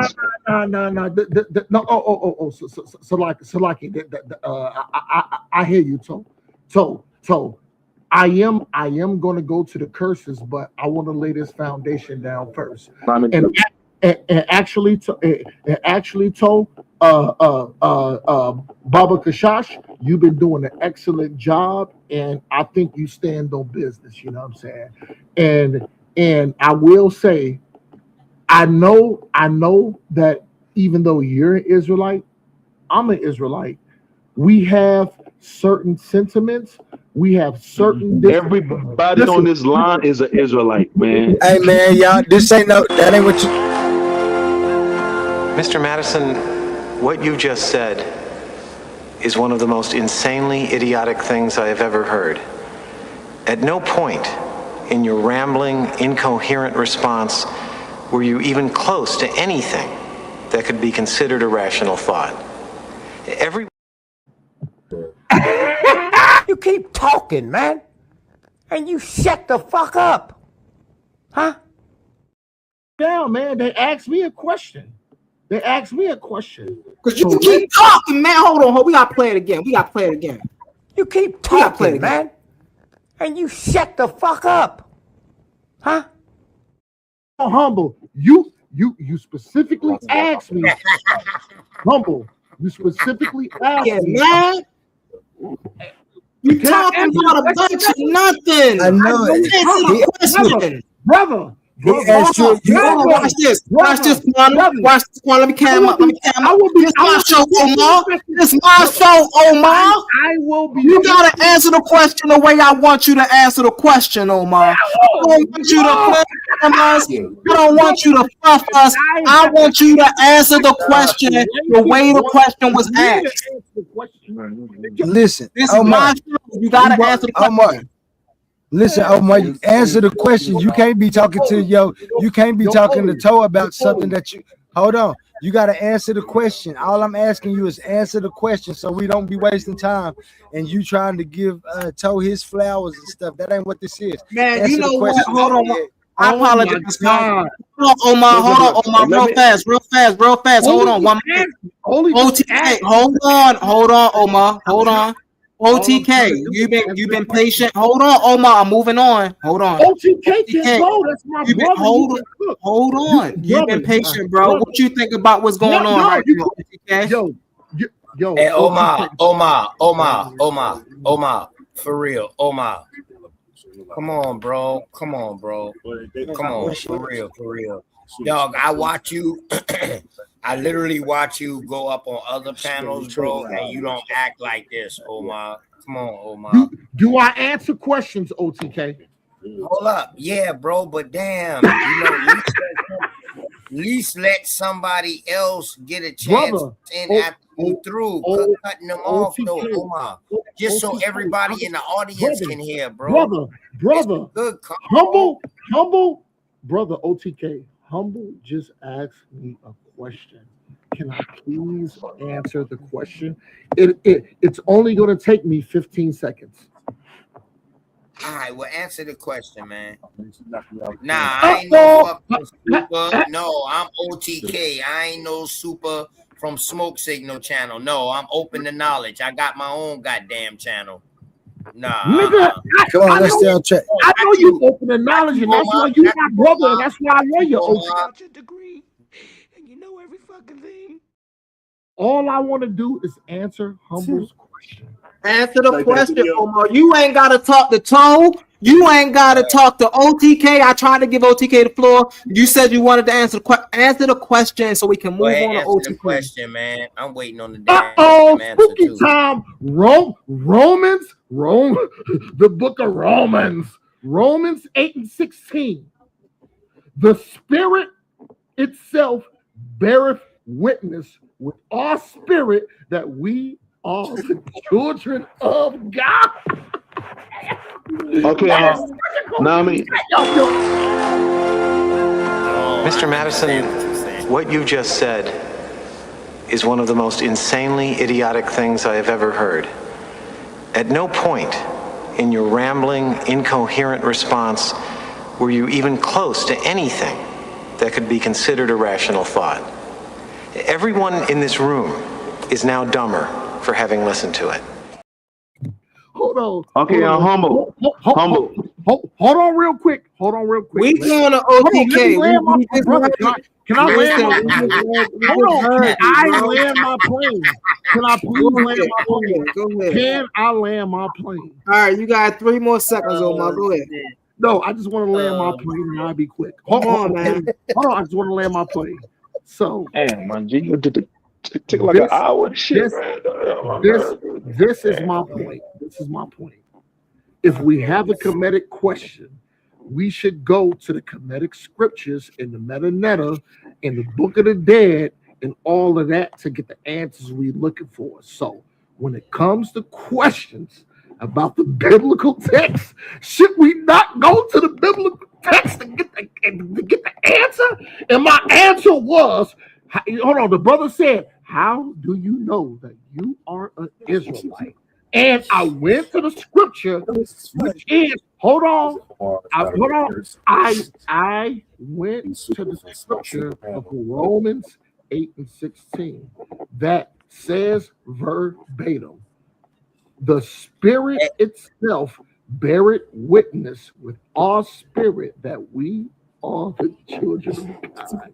I know it hurts. Bro, you know that. That really kills your argument. I'm gonna mute out. Go ahead. Yeah, you know that really. Can I be up there talking about that God's word is only for the Israelites? Yeah. But now, from that scripture right there, which is Paul, and shit like that. That scripture right there actually kills you because it's saying that anybody can be an Israelite. Correct? Is that what Roman's saying? Hold on now. Hold on. OTK just asked me a question. Let me answer it real quick, bro. Let me answer it real quick, bro. Because I don't like. Listen, bro. Hold on, bro. The curses. Toe. Yeah, you will answer faster, Toe. Go ahead, Toe. It hurts. Listen, bro. The curses is how you know that you need to put your thing up there, bro. God left breadcrumbs. All right. Like, hold on. I'm supposed to be next, but I was just gonna let him keep rambling. It's Quantum turn, y'all. Go ahead, Quantum. My bad. Hey, you know what I'm saying? Like, if you look at the curses, how can you say the curses when the curses was damn near 1,000 or something years before the transatlantic slave trade, bro? Okay, bro. The curses is a sign. All right, so how are those the same people? All right, hold on. We can't do that because I want Quantum to get in here. Go ahead, Quantum. Oh, my bad, Quantum. My bad, Oli. Earlier, I ain't got the timestamps and stuff, but earlier, you heard me ask Toe and you heard me ask Omar if the reason that they believe that they're Israelites because of the Bible. They agree. Yes. Yes. Yes. Then I asked, do they believe that the Bible is true because God says so? Right. Those are questions only. Okay. Hey, let him get it in. Hold Let him get it on, in, Oli. Omar. Hold on, bro. Just let them. Hold on, Oli. He didn't cut you off when you were speaking, Omar. You gotta let him get it in. Go ahead, Quan. I don't argue. This way, y'all. You always start saying. No, Oli. Oh man, no, it took like an hour and shit, man. Listen, bro. The curses is a sign. Hold on, Tobit. That's the only answer. Hold on, Tobit. Let Quantum finish. Go ahead, Quantum. It's Tobe, by the way, man. Oh, Tobe. Go ahead. My bad, Tobe. Yeah. My toe broke. My toe broke. Now listen. Hold on. Yeah. Now, this is where y'all have to face me. I let y'all talk because when y'all be arguing with Humble, and Humble has Oli. What question? Hey, yo, you gotta let him go, bro. You can't do that. Chill out. Let him talk. You know he's not going to talk too long. Just let him get it out, and yeah. Oh, let me take this down. Go ahead, Quantum. Yeah, remove that. Thank you, Humble. Stop muting me, brother. You gotta stop cutting him off, then, Omar. Then when I'm reasoning, man, I will stop. But I want Oli to answer my question. I'm reasoning with logic, right? So I say,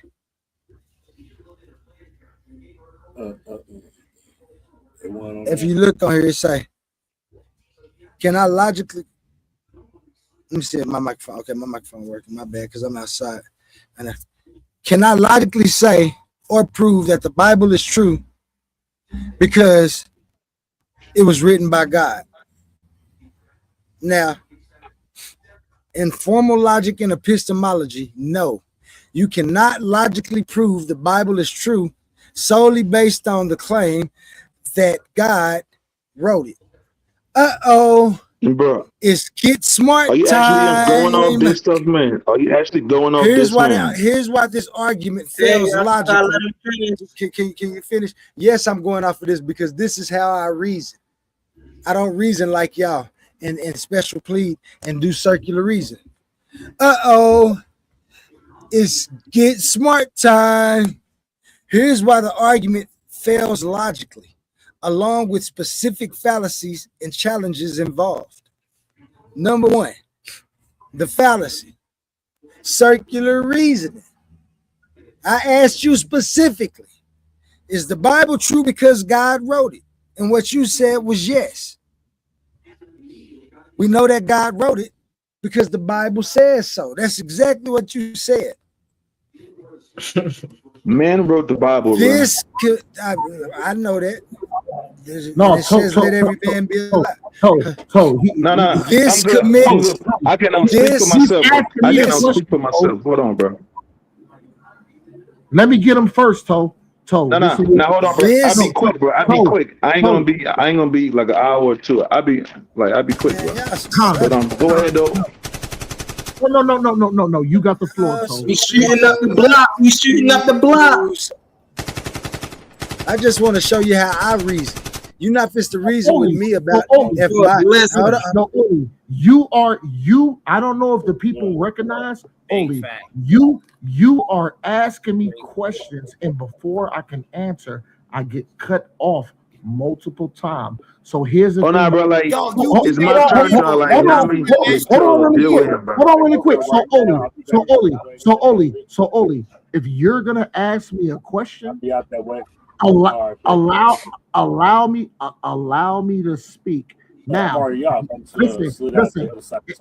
listen, Oli. If you don't want to pose a question, then I won't speak.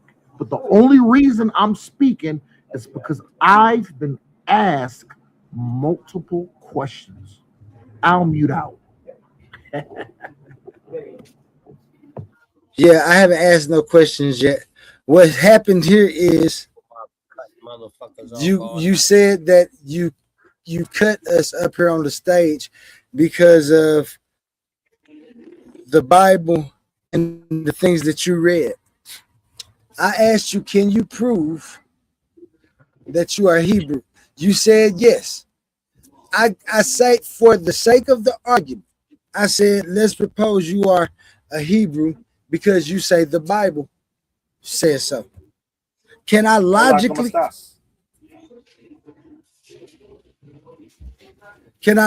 say and prove that the Bible is true because it was written by God? Because this is how I reason. I reason with logic. I don't reason with whose stories and mythologies hit the best.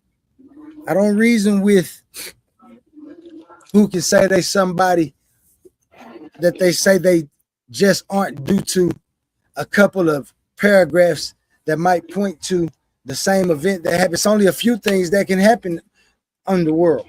And then you're just repeating the same things. You know that logic. But anyway, I work in philosophy and formal logic because this is the only way you can get the truth without special pleading and saying that you're a special person or a special people or that you deserve this because God or the Bible said so. Because if I'm not one of these people and I believe that I'm greater than somebody that's cursed and won't put that on me, or I believe that I'm better than somebody who might have believed that God was in a boat floating and pushing the sun, I might just realize that I can logically answer these questions. And so I do, because then there's no special pleading. It's only you logically reasoning with yourself, not what somebody else told you, but what you actually see within existence when you reason these things out, not especially the Bible says so. Well, how I know the Bible true? Because God wrote it. How I know God true? Because the Bible said so. This is called circular reasoning. This commits a logical fallacy of begging the question. Premise A, this is y'all first premise. God is truthful and wrote the Bible. Premise B, the Bible says God is real, truthfully, and the author of the text. Conclusion, therefore, the Bible is true. In my logical mind and in the logical minds of anybody who can see through the first incoherence, you cannot use a premise to prove itself. If someone does not already believe that God exists via me and author the text, the argument has zero explanatory power. It don't explain nothing. You begging the question. Established hidden power premise. It's Smarty time. I'm going to show you the exact reasoning you should have and why these views become incoherent and only lead us to arguing amongst each other in a push to try to be the dominant person who was once in power, but ourselves did something, whether it was letting the foreign powers into the community and them taking over. That was quite dumb. Or whether we believe that we was cursed by God, that's quite dumb. We shouldn't have that reasoning. We should understand we here because our ancestors actually made the wrong choices when doing what they was doing and put us in this position. The other people was worried about where their descendants was going and what land they was going to run and stuff. Oh, our descendants didn't do that. Oh, no, we wasn't thinking like that at that time. Oh, no, get out of here. Oh, no, we cursed. We went against God. What you go against God for? Now you want to harm everybody and drop bombs on everything in order to rule the world. What's the leader of chaos? You want to be the ruler of man. It's absurd from the jump. This is the reasoning that y'all have that Roy Chess gets so frustrated with. That for me, it's amusing that in 2026, anybody can still reason with any of these things and think that they're going to bring us any type of progress. Nobody. I'm not done. I'm not done. Let them know, Quantum. to construct a valid. If the reason that they believe, you know what? Listen. Hold on. He said they not done. He said he not done, bro. Listen, y'all. No, Omar, you gotta let him finish. You can't say, listen, hold on, bro. Did he not finish? Go ahead, Quantum. Listen. Omar, you can't do that. Quantum is in the middle of a build right now. When he finished, then you can do that. Hold on. Watch this. Watch Now, this, Omar, y'all. hold on. Watch this, y'all.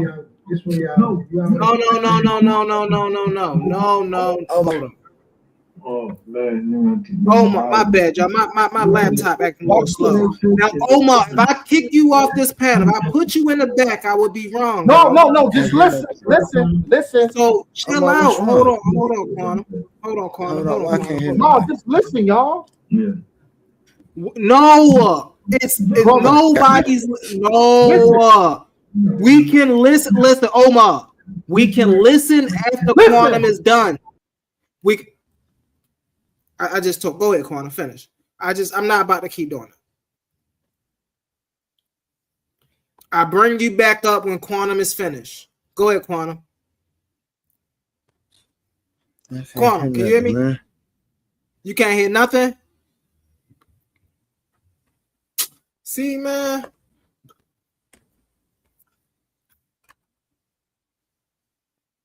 I can't even hear nothing now. Can you hear me, Hummer?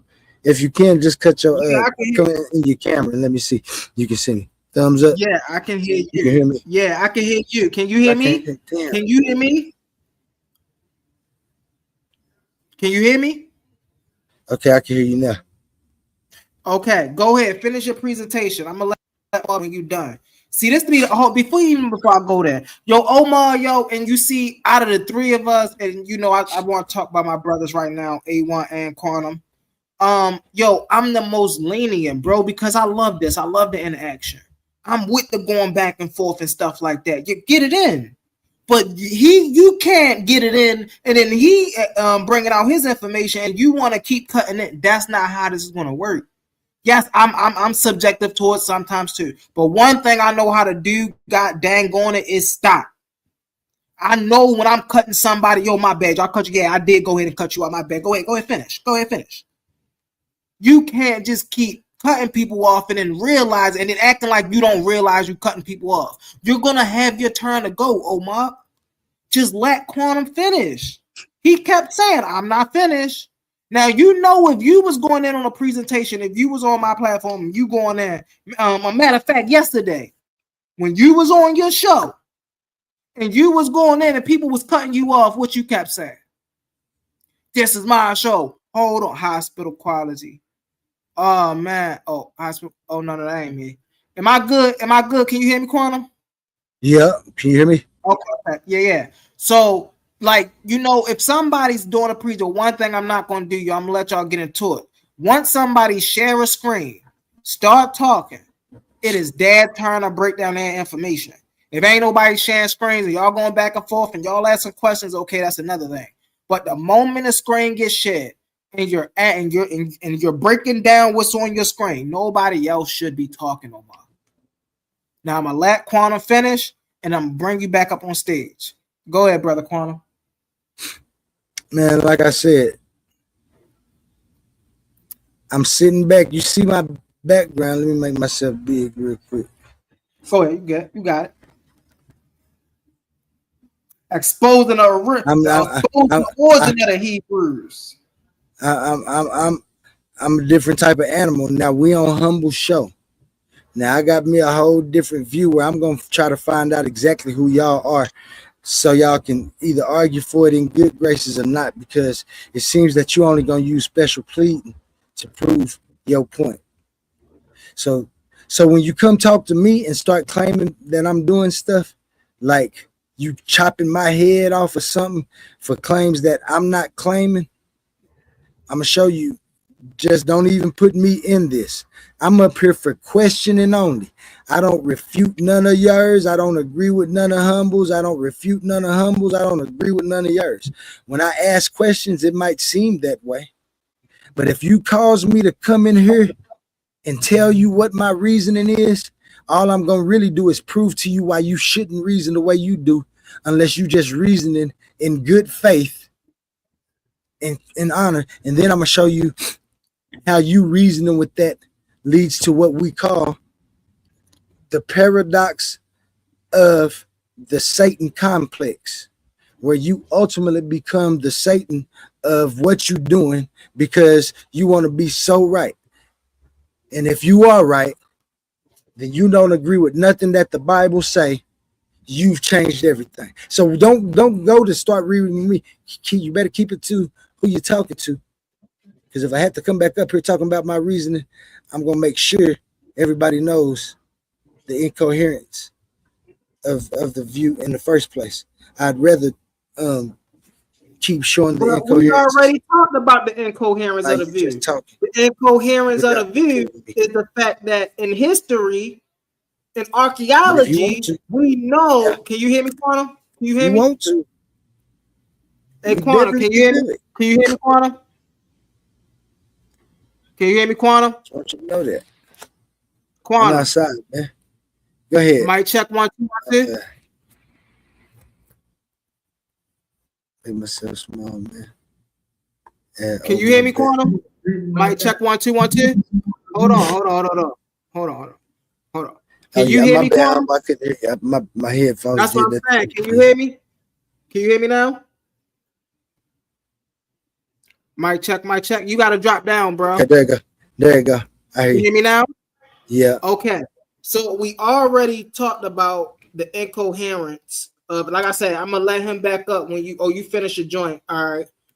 I'm gonna let him back up when I finish. No, I'm gonna finish. I just wanted to show him where we start with the incoherence, and if he want to answer to that, to this though, not circular reasoning, we'll go to the next fallacy and see. Right, but watch this. We already pointed out the fallacy will be the special plead fallacy, but I just want to see.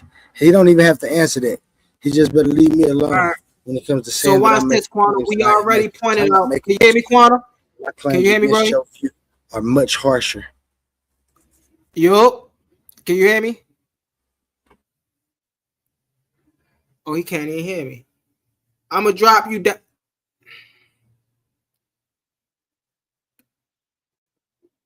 I'm gonna drop him down, and then let me text him.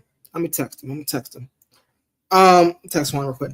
So we already found out that the view was incoherent. How do we find out the view was incoherent? I'm gonna let you up in a second, Omar. How do we find out that the view is incoherent? The view is incoherent because the Bible tells you that Abraham is from Ur of the Chaldees. Ur of the Chaldees is an anachronism. So he couldn't have been from Ur of the Chaldees.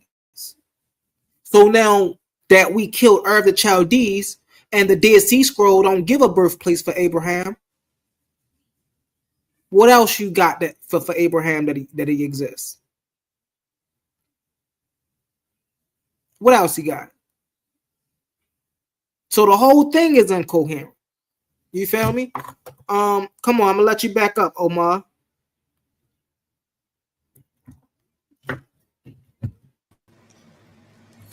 I just want to know if I can just kick some knowledge right quick. Without being cut off. Are you sure, Humble? Let's push this information forward. I want y'all to listen. You put us up here on the stage because of the Bible and the things that you read. I asked you, can you prove? I asked this nigga, yo.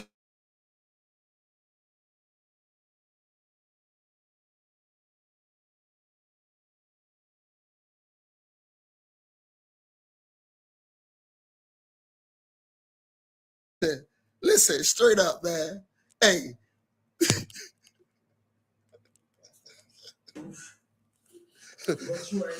Hold on. Oli said, I didn't ask you a question, Omar. I want y'all to hear this. Listen to this. what happened here is you said that you cut us up here on the stage because of the Bible and the things that you read. Listen. I asked you, can you prove? I asked you, can you prove?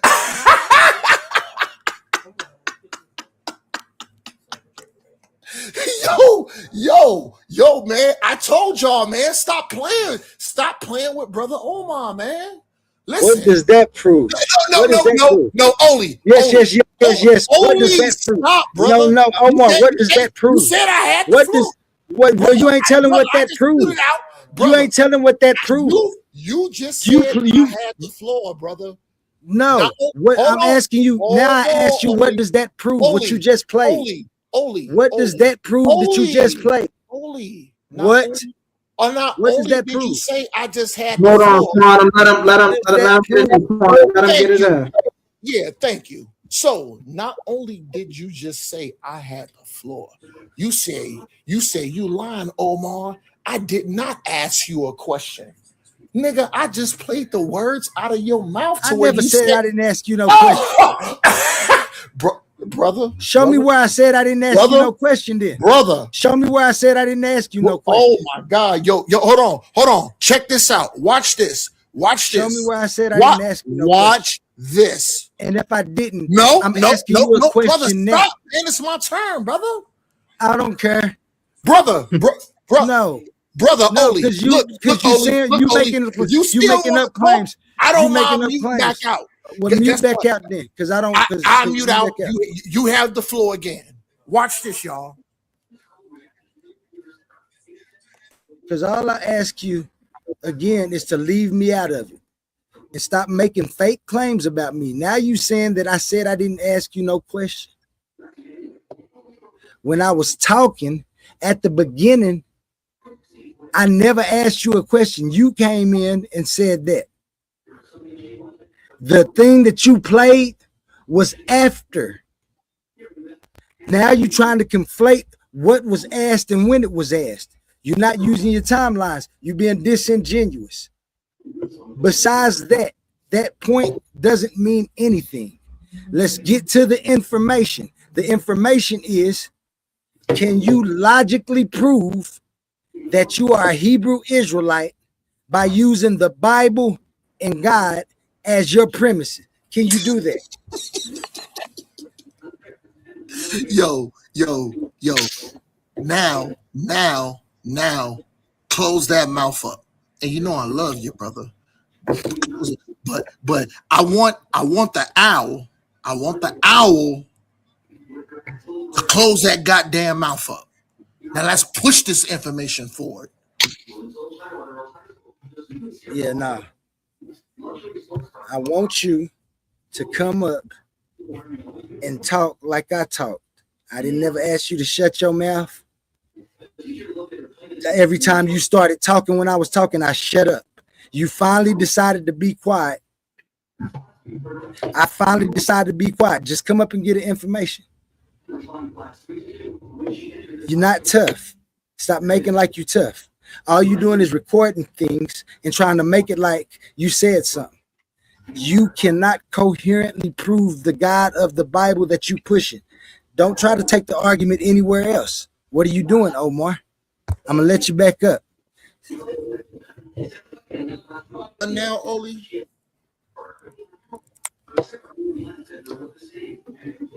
Oli, are you done?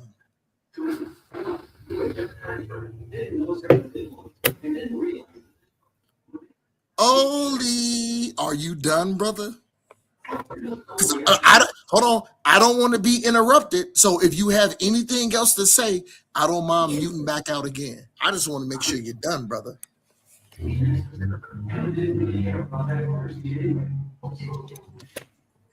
Close that goddamn mouth up and let's put this information forward. Now, brother Toe. Now, I know why he dropped you the first time.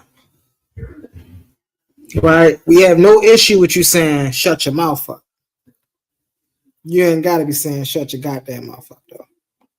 Come on now. We know how A1, like his panel, we know his dad watch. We can't be, yeah, bro, we grown. We don't mind you saying one here, there, okay. But you can't, we know you doing this deliberately, bro. You can't be doing that deliberately. Just because you cuss when you say something, it doesn't make you sound more intelligent. It doesn't make you sound more, but it doesn't do what you think it do because you say a curse word in the middle of you saying something. That's how in the intellectual world, we know who intellects are, right?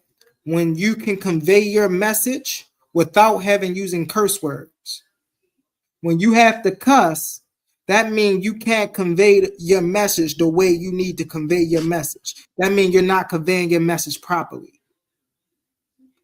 So then maybe you need to work on communication.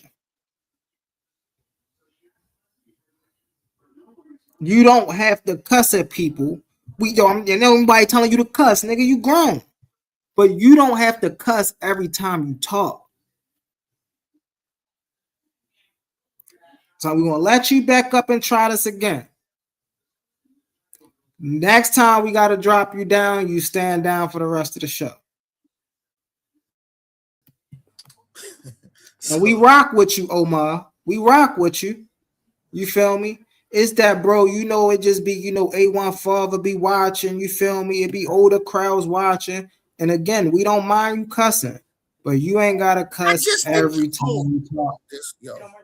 Yo, you know what, Humble?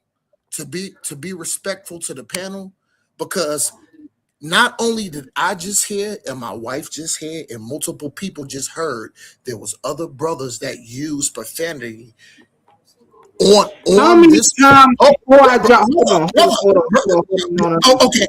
You're not about to do that. You're not about to do that. How many times did I let you sit up here and tell people shut their goddamn mouth up before we actually started dropping you? That's why I just said you using profanity isn't an issue. We grown. We just want to slip sometimes. You don't have to say it every time. Humble. If I tell somebody to shut they, hold on, because I already know y'all pushing the narrative, and I don't want to be blocked out. No, we're not pushing the narrative. We just go ahead. Listen. Go. Just let me know when I can speak. I don't want you to say we out here pushing no narratives or nothing like that. You feel me? You can speak. I just don't want you to think we push no narratives. You feel me? Yo, we know how we get into it with the ring and things of that nature, bro. The only thing that Quantum dropped you down, I'm sure Quantum dropped you down for. And the only thing I just dropped you down for was the you saying it every time. I just let you use it like 100 times. I guarantee I'm gonna go back and watch this clip, and I promise you're going to say that in this clip about 50 times. Okay. So humble. If you go back into the clip and watch it, there was loads of other brothers that used profanity before me. I get it. Yo, if you want to continue to interrupt me, go ahead, brother. I just want to know when I can be. I'm not interrupting. I'm allowing you to speak. Go ahead. You good? Go ahead. I'm not allowing you to speak. I just want to say that he doing it again. He's saying that there's a lot of brothers up here. It ain't even been nobody up here but us three in total. Ain't been a lot of brothers. OTK used profanity. Hold on.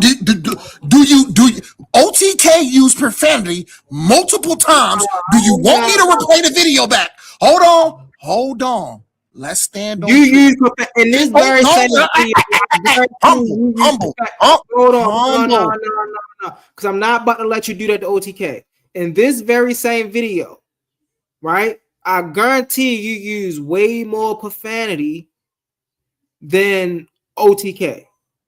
This is my question. Did OTK use profanity? Yes or no? That's not the point. Did OTK use profanity? The nigga cussed 3 times. Yeah, he cussed 3 times. We're not up here arguing. How many times did you cuss? Okay, we was talking about something totally different.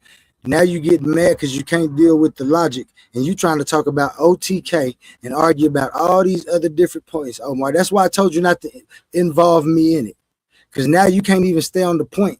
because it's getting so incoherent. For you to get out of the situation, you have to bring OTK and different things in. When I asked you to stop using my name, you continued to use my name again. Then you came in with a clip that was proving nothing that we was up here talking about. I asked you about the circular reasoning. Can you talk to us about that? Don't nobody want to hear. Ain't nobody cussing right now. You not cussing. I'm not cussing. Humble not cussing. When you come on and start cussing, it can continue to be like that. I'm going to shut my mouth. I'm not going to say like you be saying, because it's despicable. Even though I don't believe in the God that you believe in, I understand that word. And you can say you change it up and that you use it like that. It's still despicable to even get that close.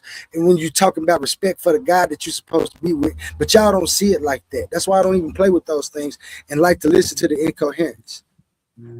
Because at the same time you playing, you so passionate about how much you playing with it.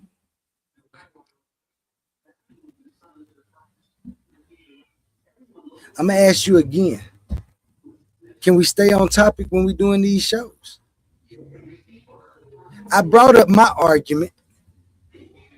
My argument is that you have a circular reasoning among other fallacies. We'll deal with the circular reasoning first.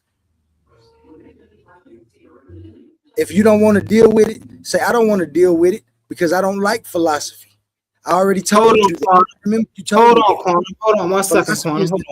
Hold on 1 second, Quantum. Hold on 1 second. 1 second, Quantum. Can you hear me? Special pleading things. Hold on 1 second. Hold on 1 second. Let you back up so we can deal with it. I'm not gonna answer no more questions about who was cussing or none of that first. All right, hold on 1 second. 1 second. 1 second. I don't think he can hear me, y'all. So we got brother A1 in the comments. And hey, sister Ashley, but yeah, OTK came up here. He said, about a good three curse words, right? But he wasn't cussing at nobody, right? The words he said was damn, right? And it was about a good 3 times. It wasn't every time he spoke quite a bit, and he got cut off damn near every time he spoke. And so, yes, OTK said, 1 or 2 curse words. You feel what I'm saying? However, Omar was cussing every time he spoke. That's the only point we was making. You feel me? We ain't making the fact that trying to show favoritism. If OTK come up here and every word out of his mouth is a curse word, that nigga get dropped too. You feel me? Guarantee. So that's the only thing. That's the only thing, sis. That's the only thing. So I don't want it to be like I don't want it to be like we picking on people and things of that nature. No, we all up here. How else are we going to understand each other's points if we can't present them in a coherent way, in a way that we can actually deliver the information? If we up here cussing at each other, how are we going to understand anything? And so that's the only point. That's the only point, sis.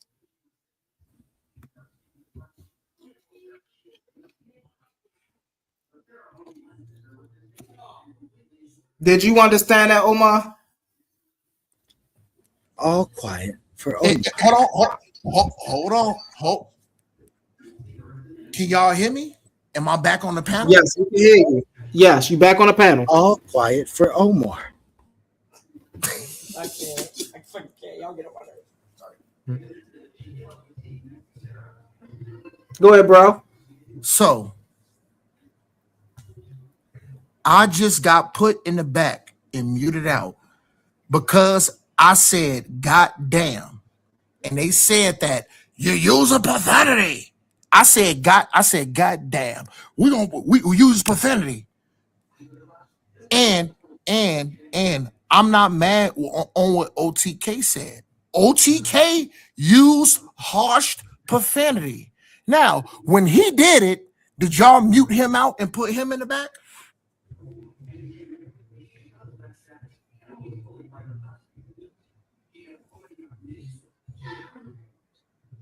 I'm gonna ask the question again.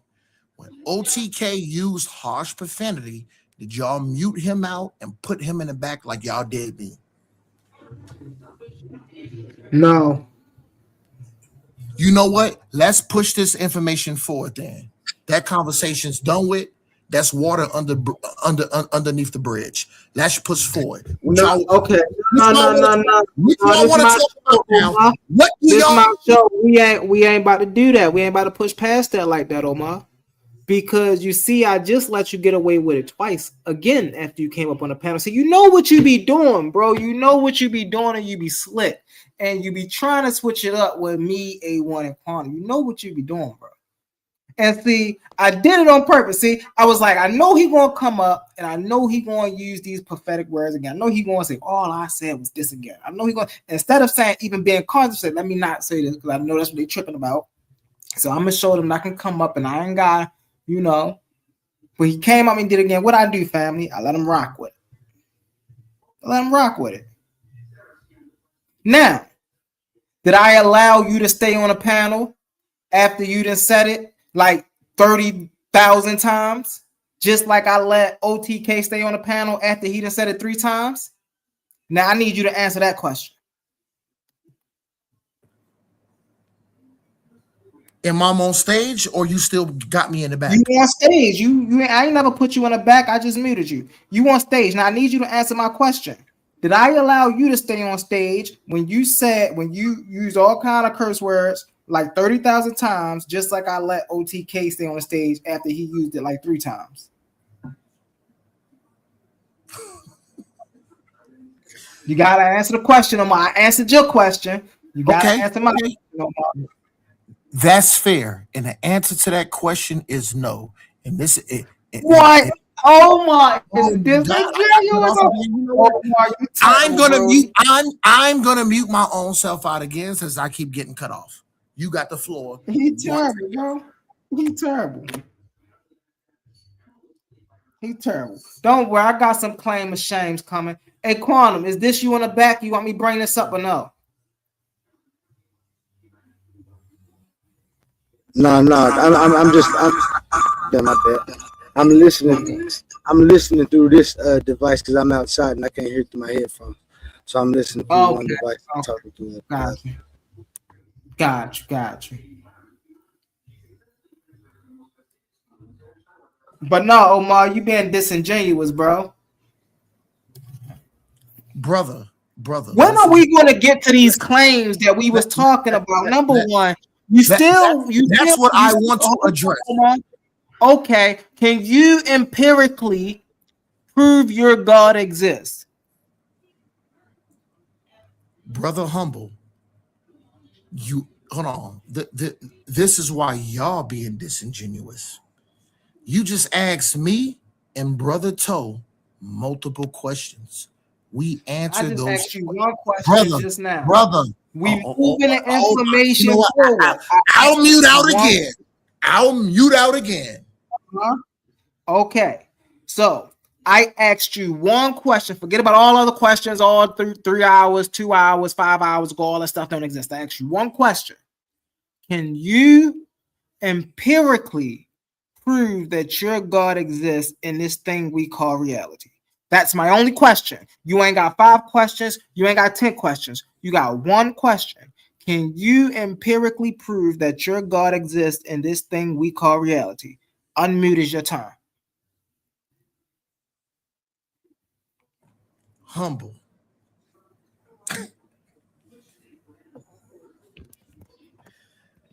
When you asked me that question, not only did I go to the scriptures and the text of the underwater sea streams and flows of the subterranean waters, I proved that.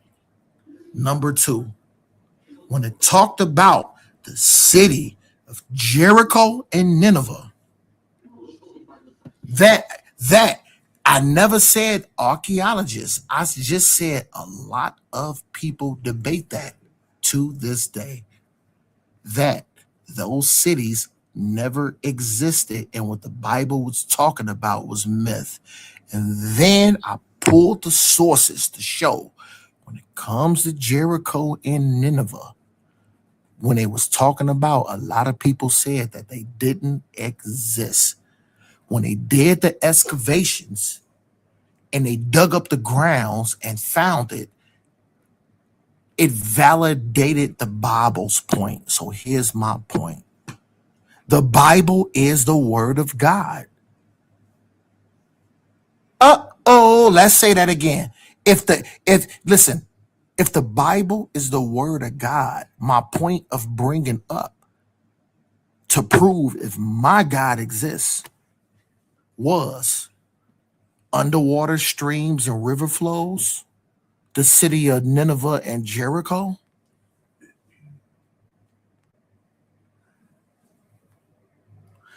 Don't get mad. Don't get mad at me, because not only did I go to the biblical narrative, I went to outside sources to prove my point that my God do exist. Now, if that goes over your head, brother, shalom. And that's okay, humble. I know it hurts. I know it's damaging. You know, you're getting suffocated right now. But this is what I do know. When I showed those things about Kemet,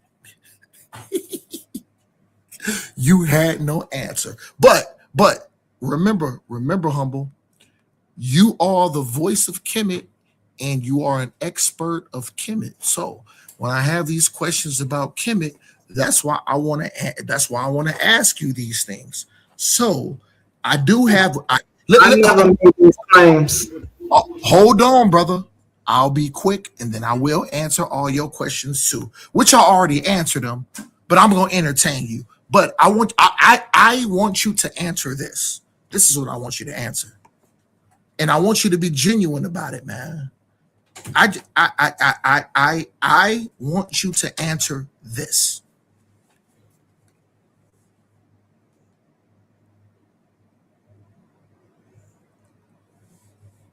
Can you please show my screen, Oli,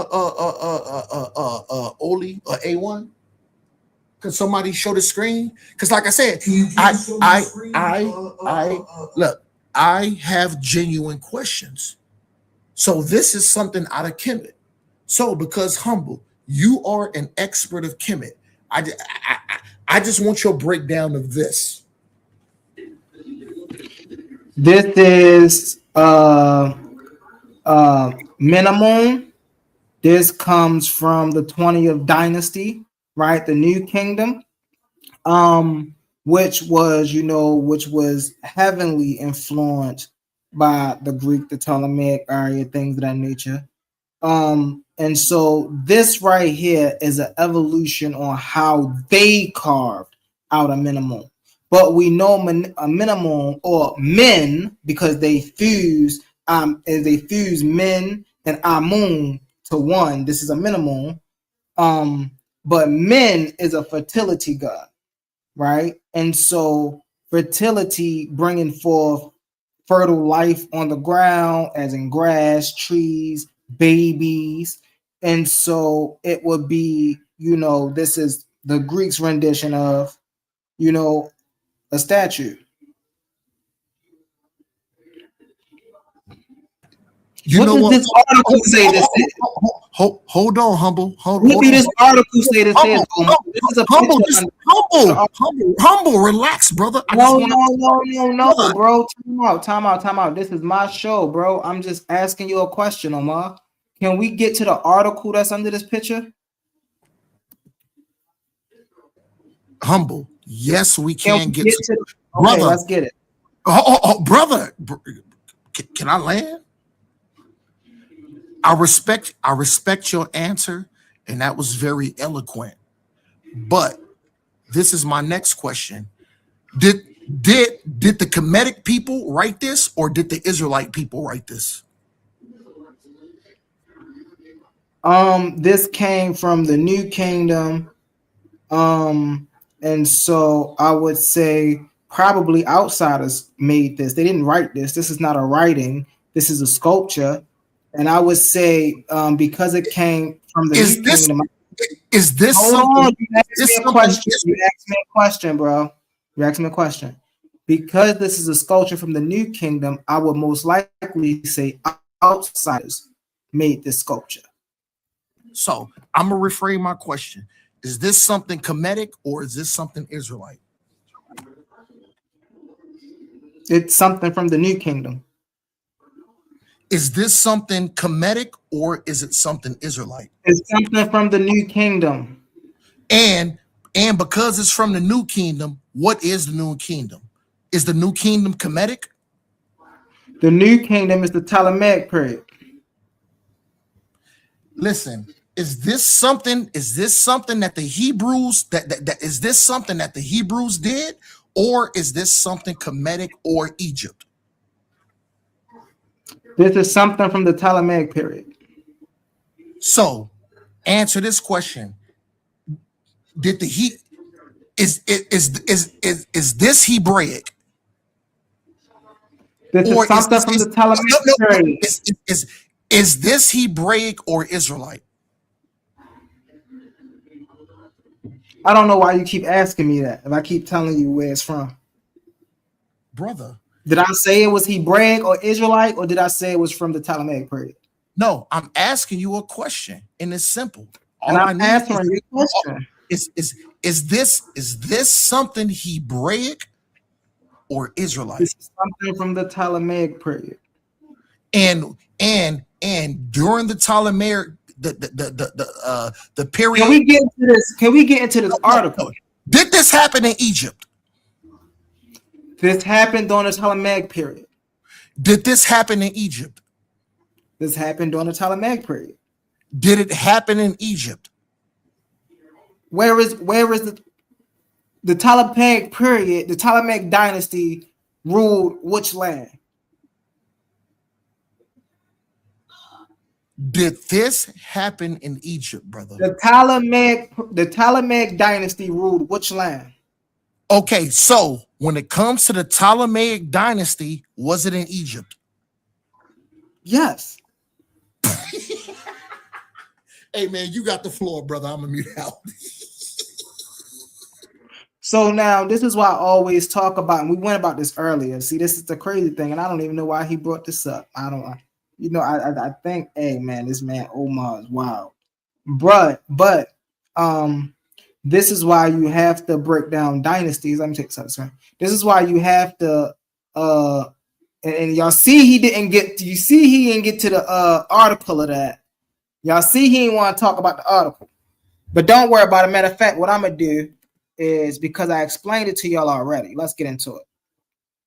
Where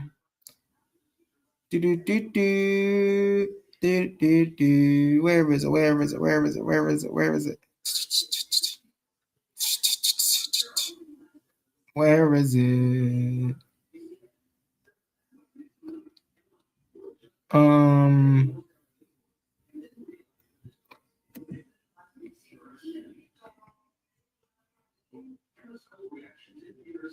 Where my stuff at, bro?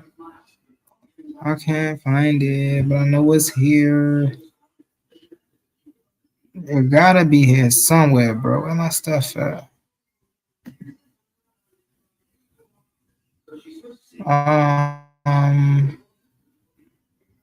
Oh, here it is, right here. Got you back.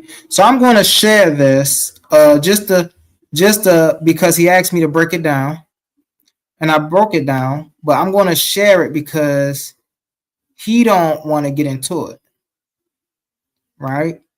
So he showed this art. He showed this yesterday, and I do have to admit, right, when I showed it the first time, right, it was saying that, you know, it was the Mesopotamia, it was the what's we call them relief, right? But so we showed it here. That's the same figurine, right? But this is the god Men, right? Men Amun, right? How do I know it's from the Ptolemaic period? Hold on, wait.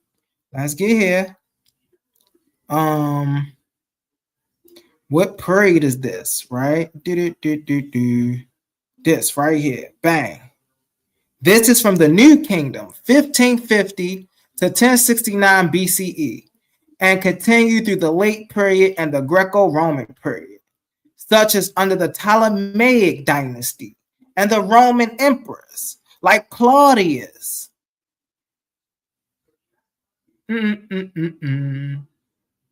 So when I tell you that that's from the Ptolemaic period and you ask me, okay, is that in Kemet? Yeah, but that is something that was erected by the Greco-Roman people. Now, right, can you tell me, Omar, what a holy kiss is in the Bible?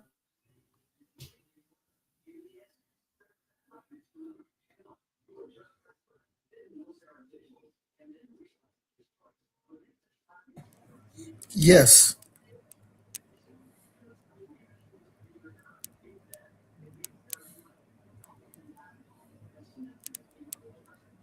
So when it comes to the biblical narrative, as far as the holy kiss,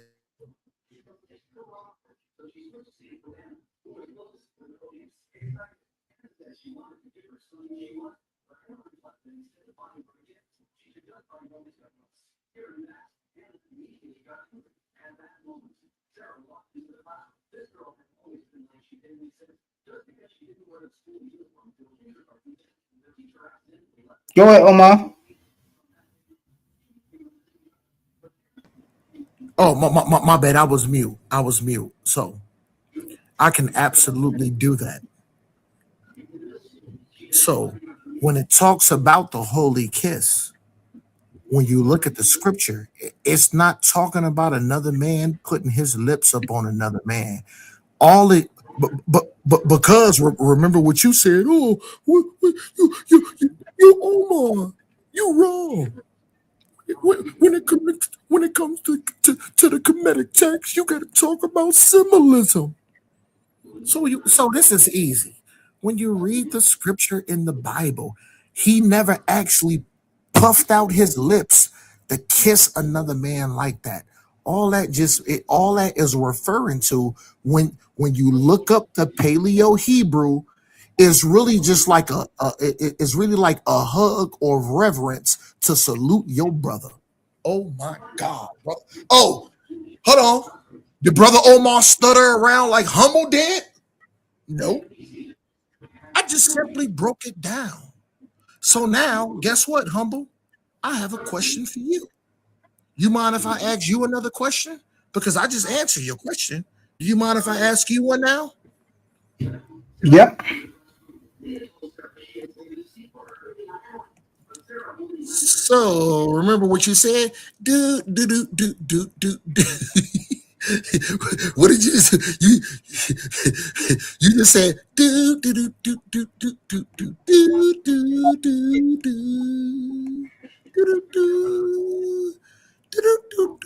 do do do do. Hold on. So and remember, I love you, brother Humble. But like I said, because you consider yourself a Kemetic authority, um, I just want you to explain. Because remember, you're the Kemetic authority. Not only I'm that, not making that claim, by the way. I'm glad. Thank you for giving me so much reference. I never made that claim. Okay, I take that back. You are not the Kemetic authority, but you have knowledge when it comes to Kemet in Egypt. So Yes. hold on. So like you said, do do do do do do do do do do do do. Let's go to Exhibit B. Show my screen. Can you explain this? This is Exhibit B. I want you to explain this.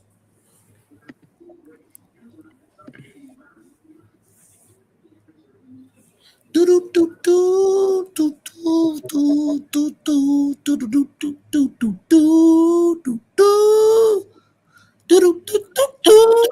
do. I explained this yesterday. Well, So I just want you to break it down again. You got the floor, brother. Okay, so this is Nut, right? Over top, right? This is Gab underneath. And what's happening is Shu is separating Gab and Nut, right? Because they're twins. Gab is the earth, these are not people. Gab is the earth, Nut is the heavens, Shu is the air, is the sky. So right here we see our elements and how they operate in nature. You know what? I can respect that, Humble, but here's a tough question. Like you said the other day, these are not men. They're not gods. They are netters. Why are these comedic netters? Why are these comedic netters doing this to one another? They're not doing anything. Where do you see any netters doing anything weird or freaky in this in this picture? That Netter, they wasn't doing that. The reason Nut is arched over is because Nut literally represents the heavens. The heavens arches over the earth. We're literally on the earth, right? Why is there a father between them? To separate them because they're twins. Then I got some questions for you though, Omar. Right? See, you just don't understand the symbolism of Kemet. And that's okay. You know, you can learn and get there. But when we go to this Bible, right? When we go to this Bible, right? We go to 1 Samuel 20 and 41. Now he said a holy kiss, right, was a kiss that you do a deal, right? But you don't see it happen between two men. Let me show you one instance we see a kiss between two men, right? Samuel 20 and 4, family, just in case y'all think I'm making this up, right? And as soon as the lead was gone, David arose out of a place toward the south and fell on his face to the ground and bowed himself 3 times. And they kissed one another and wept with one another until David exceeded. So David and them is out here just kissing each other. Now watch this though. Because this gets even crazier, right? And these are the words in the Bible, right? This ain't no interpretation. This is what the Bible say. Mind you, Omar say he stand with this Bible and the Bible proved this and the Bible proved that. The Bible also proved, right, that David, right, loved Jonathan more than a woman. Listen to this, y'all. Matter of fact, let's go. Because I know what some people will say. I know what y'all will say. Oh, well, he reading the NIV. He reading this. He reading that. I know y'all got y'all favorites, all these testaments and all these different versions of the Bible. Crazy work. Even that's crazy work. But watch this. Let's get it. Okay. It say, I am distressed for thee, my brother Jonathan. Very pleasant as thou hast been unto me. Thy love to me was as wonderful, passing the love of a woman. Remember we was talking about them love languages, right? Thy love to me. Thy love to me. Oh my goodness. But then y'all see what the other one said. Man. See, this is why the King James be terrible. Because the King James, they like to hide stuff. Look at this stuff. Let's go to the New King James Version. You got all these translations, all these versions. But Omar, you got an answer for that though, bro. Why are they loving each other in the Bible more than women? You said we won't see that in the Bible.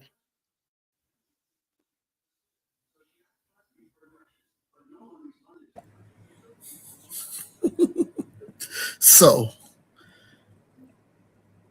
all we have to do is this. Let's do this. Because I notice how niggas do not love the KJV. Let's just go to the Hebrew. But we went to the KJV. And I said, let's just go to the Hebrew. And the new KJV, it says the pastor in love. Brother, all I just said was let's go to the Hebrew. Don't be mad at me. Why you mad at me? But why y'all always want to go to all these passages, bro? Why you let's go to the Hebrew? Why are you say the same thing? Humble, man. Calm down, man. Humble.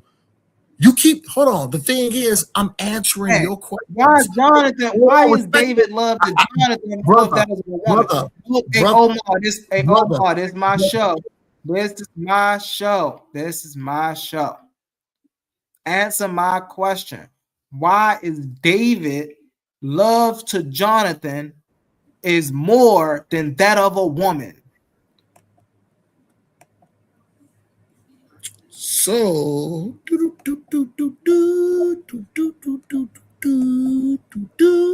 show that screen.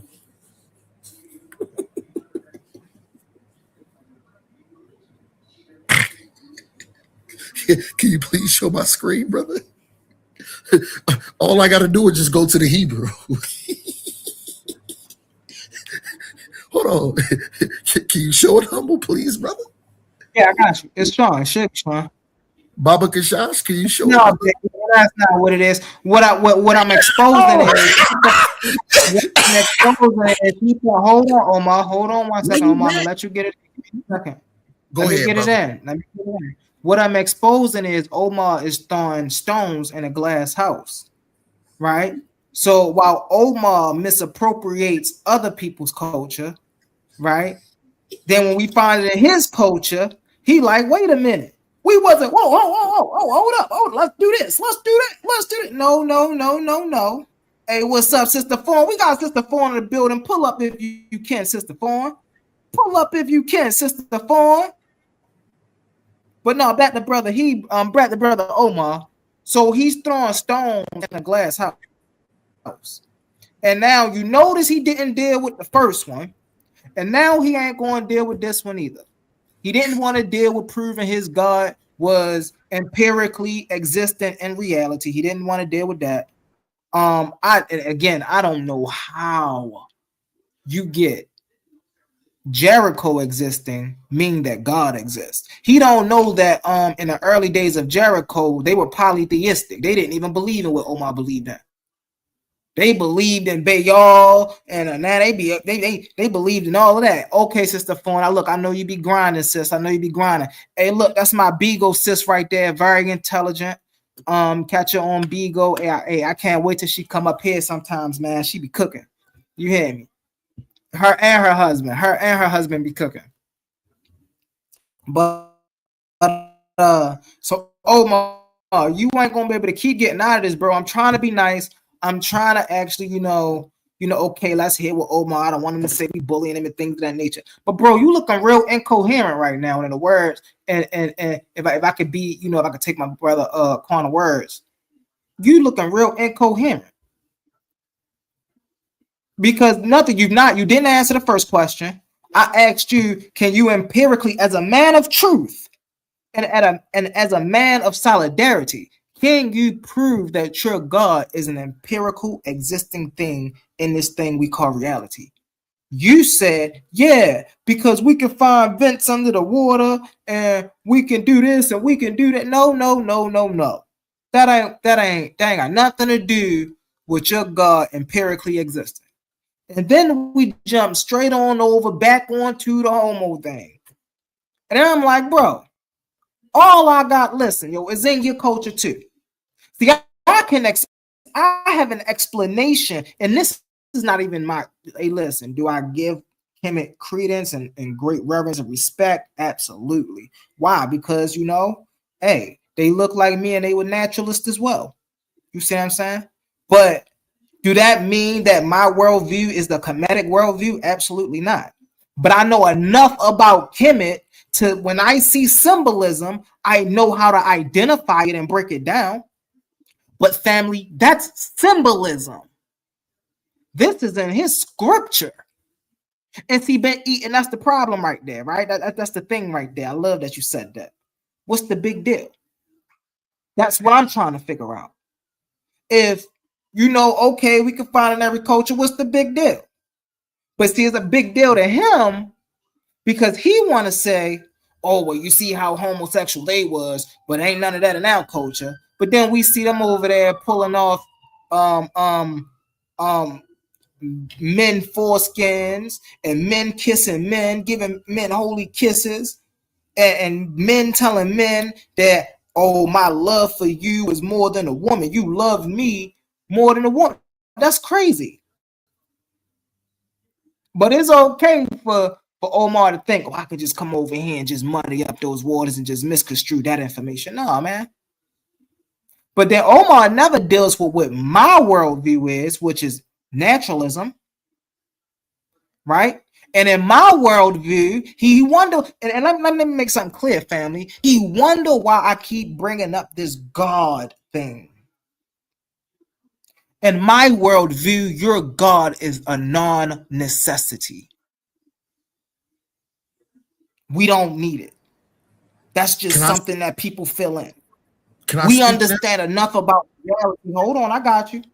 Okay, we understand enough about reality.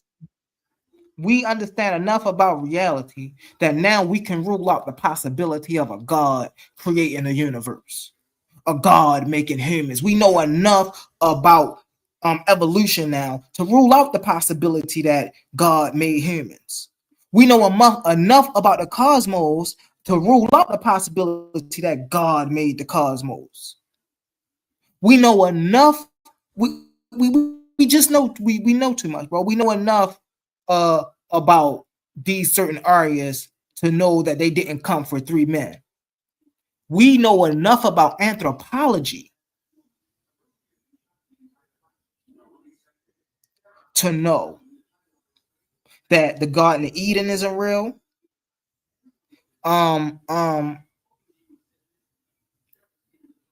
else? What else they be talking about? What else they be talking about?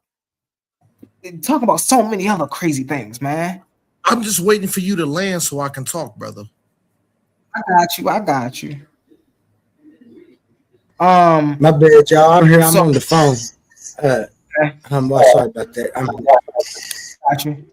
And so that's why I keep pushing Omar on his God.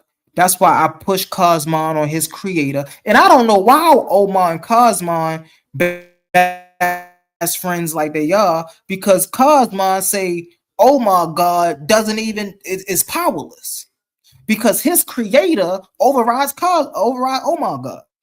And I still don't hear Omar snapping back talking about, no, your creator is just a figment of your imagination. You see, when brothers like myself talking about nature, something that is empirical, we can go outside and feel and touch and see nature, right? We can witness the aftermath of life, the result of life, the different formations of life. Hey, credence to my brother Quantum. My brother Quantum be saying formation, right? But we can see the different formations of life, right? But you know what we cannot see? We cannot see any evidence for this thing y'all call a God.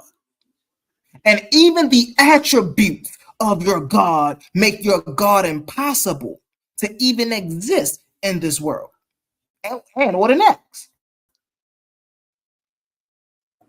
Can I speak now, brother? And also, why do I come for the story so much? I got you. Hold on. I got you. Why do I come for the story so much? Why I come for the biblical story so much? Because the biblical stories are not historical or scientific truth. They're not the words of God. They are the words of some ancient scribes, right, who were stitching patchwork together to put together a narrative to come into history. When we looking at the Bible, when we looking at the Hebrew tradition, family, and we examine it, what we have to realize is The Bible is the birth certificate of 12th century, 12th, 13th century people. You see what I'm saying? They high villager Canaanite people. That's who these are. This is an Omar. This is in Brother Smash. What's up, Brother Smash? I see you. What's up, Brother Ben Eaton? It's not all of us, like Toe was trying to say, everybody's a Hebrew. No, it's not. No. We see these people come into existence in history. See, there's a thing, right? There's like for an example, America. America haven't always existed as America. Right? America came into existence over a stretch of time. And so with that understanding, and we can say this for a lot of other places, right? But Israel was one of those things. Israel didn't exist in the 2700 BCE, 1800 BCE. No, Israel came well after 1200 BCE. And guess what, family?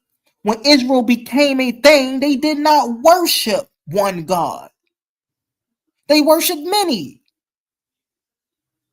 They worshiped Baal, El, Yahweh, Asherah. This is why in the Bible, what they trying to see, you see them trying to get rid of all the other gods. In the Bible, family, if you pay attention, if you know your Bible, if you pay attention, right, they destroy Asherah in the beginning of the Bible, but they bring her back as wisdom later on in the Bible. And how we know they bring her back? Because the motifs are the same. What is Asherah? A tree. What did she come back as? She came back as the mother tree. A tree. So, like, I don't know why they be trying to sit up here and play this game like the Bible is the truth, the Bible is the word of God. Man, they had people like Baruch Spinoza back in the day debunking the Bible. And what did the communities do to people like Baruch Spinoza for exposing the Bible? They sent him to his death. So I don't know why this man Omar, and see, he don't try to defend anything that I'm saying. He's going to just go back to the Egyptian stuff. He ain't going to try to defend anything because he know he can't. He know the only thing he can do is go back to that Bible. But that Bible don't help him when he's sitting in a ring with Brother Humble. Why not? Because I already know all the flaws in the Bible. Why you think I say Abraham never existed? Well, that's an assertion. You don't know that. No, I got you. Oh, that's an assertion. You don't know that. Yes, I do know that. How you know that? Well, I know that because number one, Ur the Chaldea is not a real place. I know that because if there was a man in history that took out 5 kingdoms, it would have been documented somewhere. Somewhere.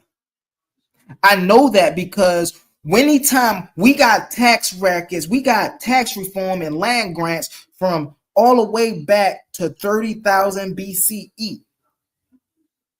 We got all of this stuff from the Amarna period, right? 2000 BCE on down. And you telling me Abraham not mentioned nowhere, but yet Abraham lived in 2000 BCE though, right? So where's these land grants? Where is this? Well, you see Merneptah got a victory stele, right? Narma got a victory stele, right? All these people going around here with these major kingdoms got victory steles. And here is a man, right, with supposedly 70 people took out 5 kingdoms, 5 of them. Where is his victory stele? We don't see none of that. But yet we see that from people who lived in the same time period he supposedly existed. And so I ask you again, Brother Omar, can you empirically, since you are a man of truth, prove that your God exists in this thing we call life?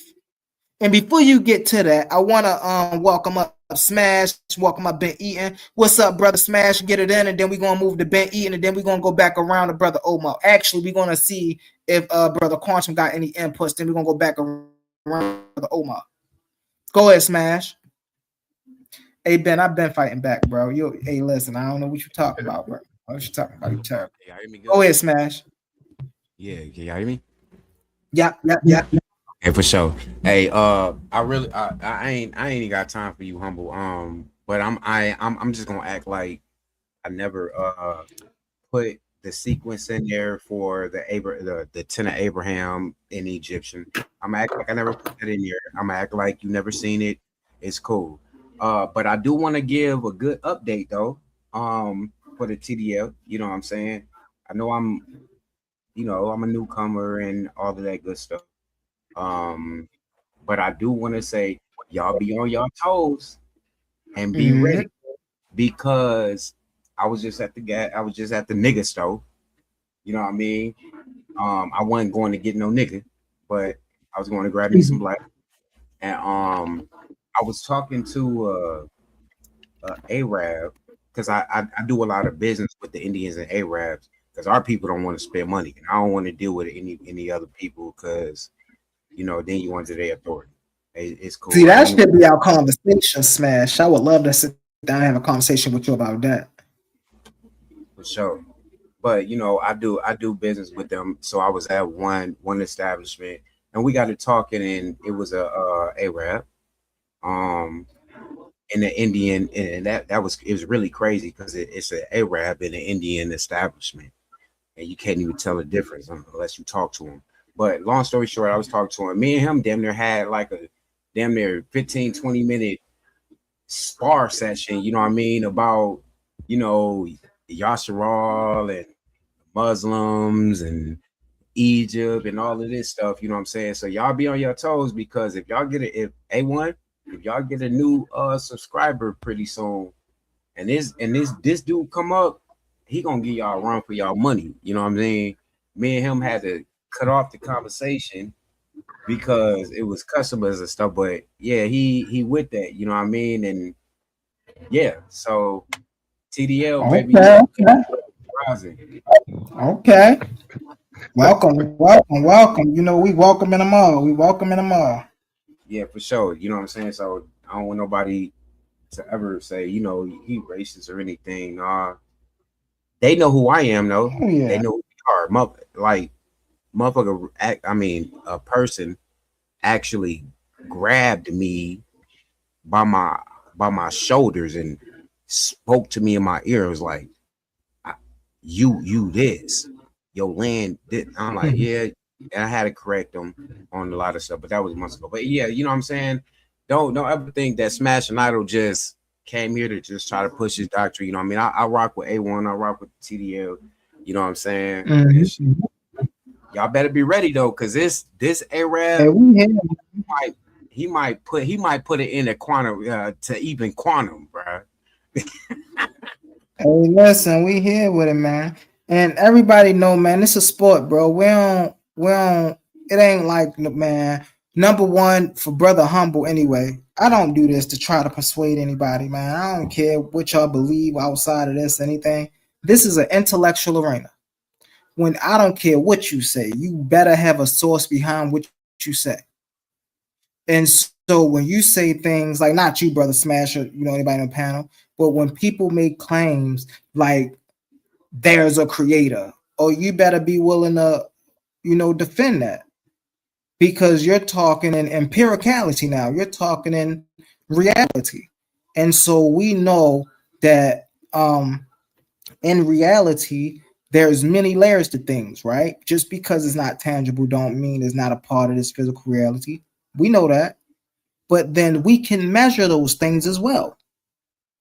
And so it's like, if this create, and then people like to get wild with it. Oh, this is omnipotent.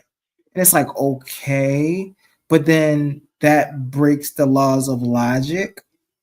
Like, there's not a thing that is a thing that can be seen. Like, no. And so it's just like, man, listen, it's going to get challenged, right? And so if you're, I mean, and I know religion that is a major topic, but it don't got to be the only topic, right? Me and brother Quantum, bro, I love me some sports. I debate on sports all day long, man. Hey, listen, man, give me Michael over LeBron, give me Larry Bird over Steph Curry. You feel me? I do watch, I do watch anime, I play games. You feel me? So I come with the smoke, bro. I just love the competition of debate. That's my joint. Go ahead, brother Ben. Oh, go ahead, Smash. Oh, go ahead, brother Benny. Yeah, I'm gonna get out of here. I just wanted to give y'all that. Appreciate you, Smash. Appreciate you. Peace, bro. Y'all be with y'all, man. Hey, humble. Mm-hmm. Let's fight you back, man. No, I'm playing, brother. But no, you did a nice little smooth diatribe, and they're not gonna respond to that. Of course. They're not gonna respond to that. That's all I wanted to say. You did all of that just for them not to actually have a conversation. So, but see, you know what I showed though, Benny? Yeah. See, when I do this, I need my people, I need my family to realize. Everybody in the comments right now, Benny and Omar Quantum, I talk to y'all.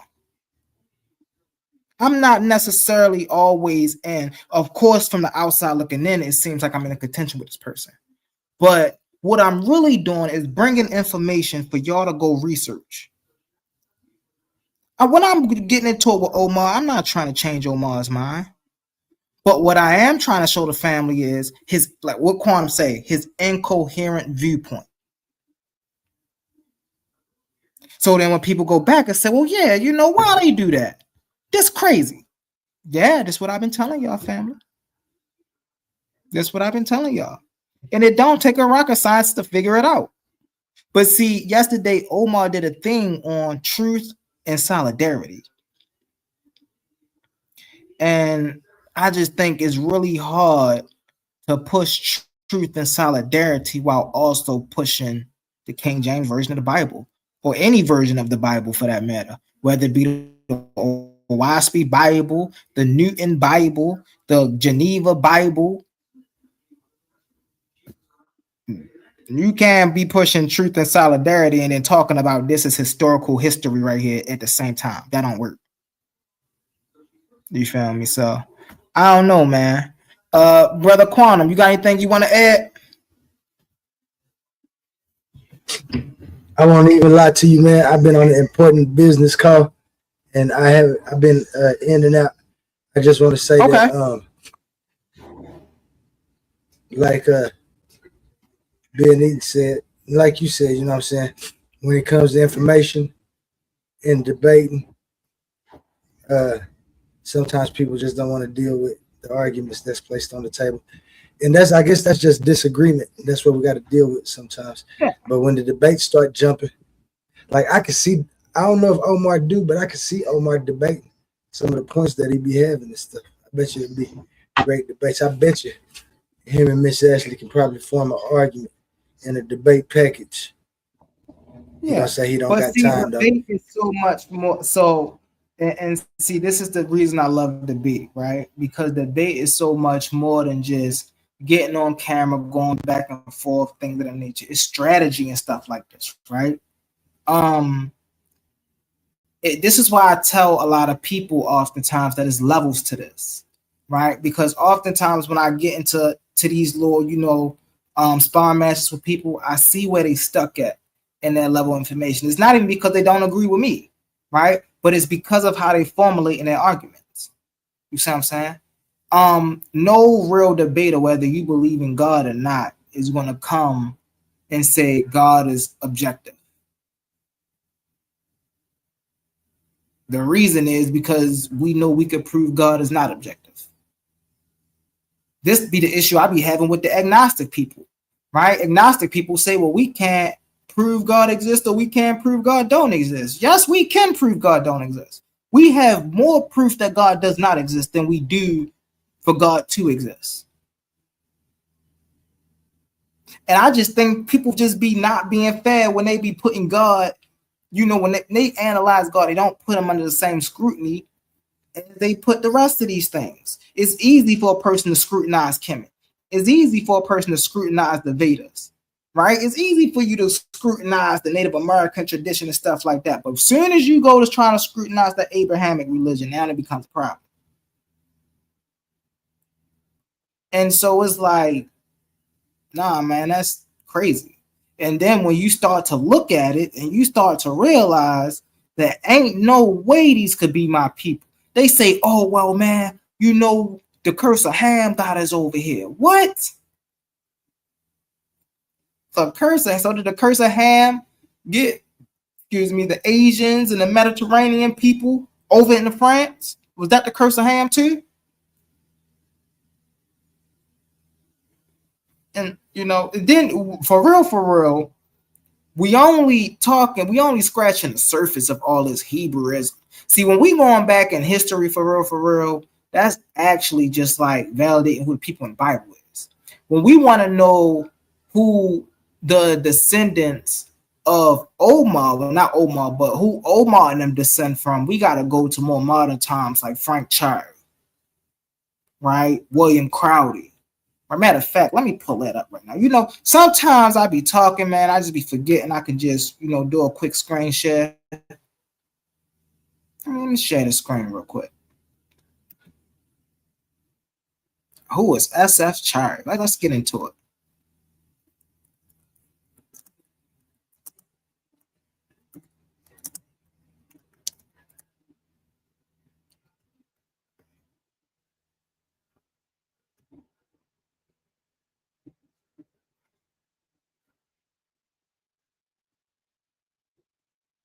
Let me see if y'all can hear this.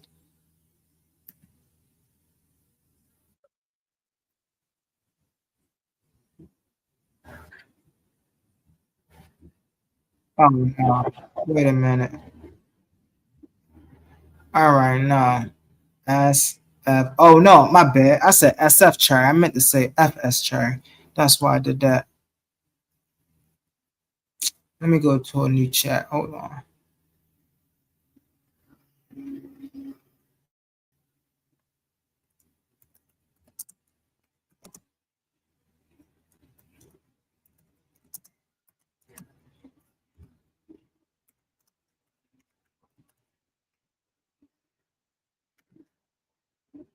Let's figure it out. Let's figure it out, family.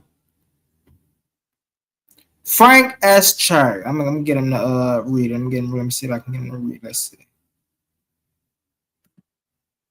Let's listen.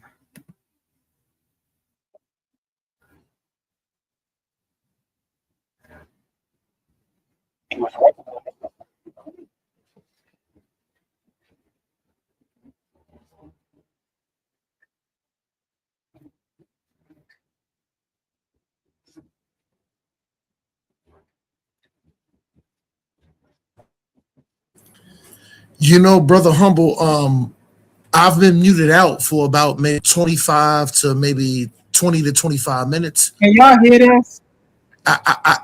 I'll still wait for you to land your plane. Go ahead, bro. Descendants of the ancient biblical Israelites. Okay, we can hear it now. In 1886, he established the Church of the Living God, we can hear it now. pillar ground of truth for all nations in Chattanooga, Tennessee, later relocating and expanding his congregation's presence. All right, hold on. We're going to go back.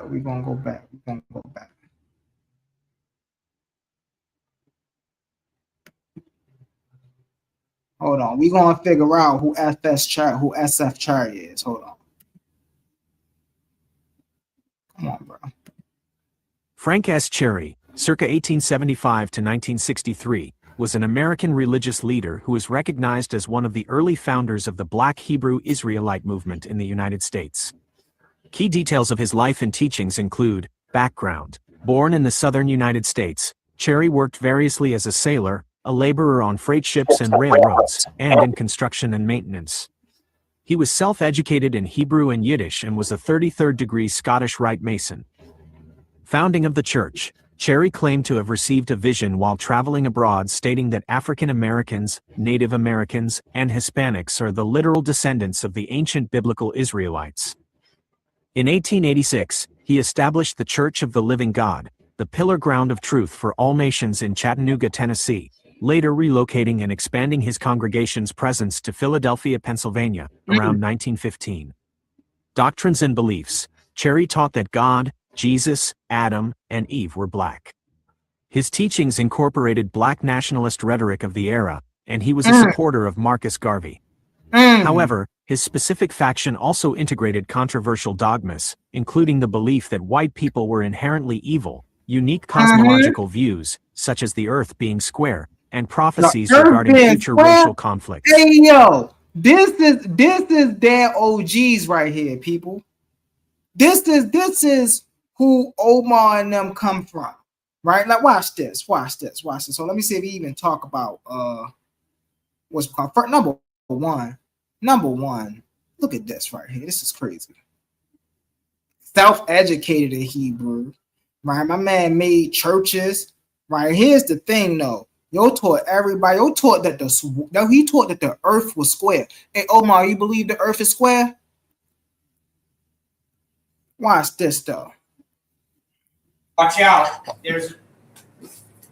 So I hold on. I'm gonna mute back out, Humble, but I just want you to remember, you just asked me a whole nother question right now, but I'm gonna go ahead and let you land. You've been blabbering for about maybe 25, 35 minutes now. But guess what? Humble? So listen, this another one, family. Humble. Go ahead and do your thing. But remember, when it's my time to cook, I don't want to be interrupted.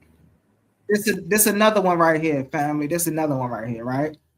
William Sanders Crowley, 1847 to 908, a soldier, preacher, and early founder within the who? Black Hebrew Israelism. Founder.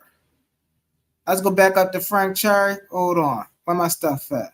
Right? F.S. Cherry, religious leader, right? Of what? And founder of what? Black Hebrew Israelite. What do Omar call himself, family? A Black Hebrew Israelite. Right? Crowley established his organization headquarters in Kansas and Virginia, Philadelphia, after claiming to have received an angelic vision.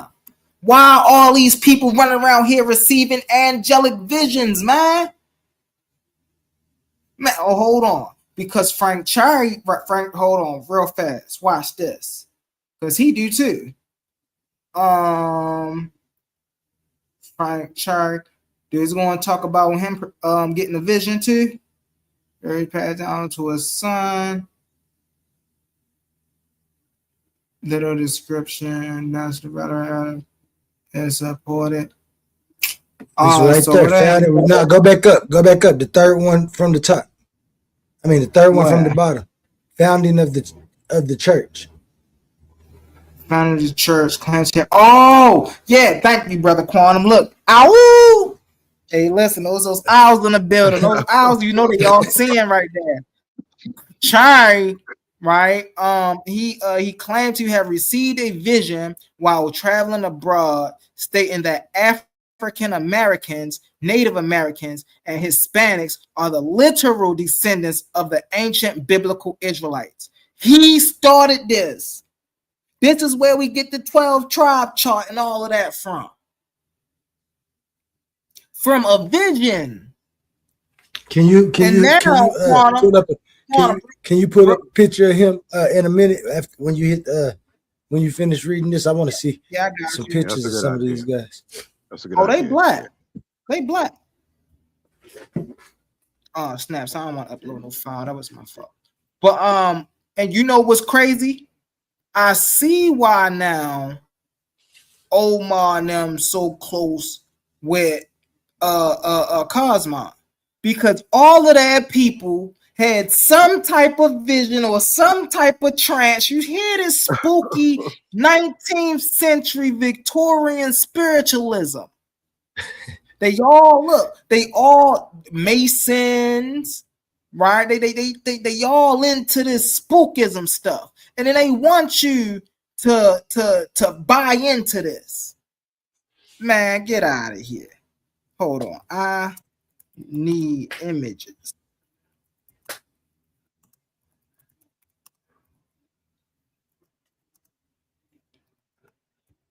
individuals.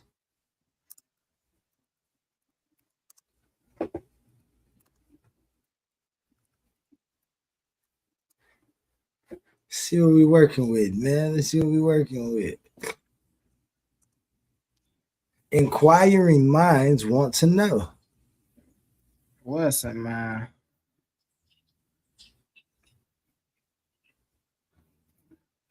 So this is FS Cherry right here. All right, I need William Sanders Crowley.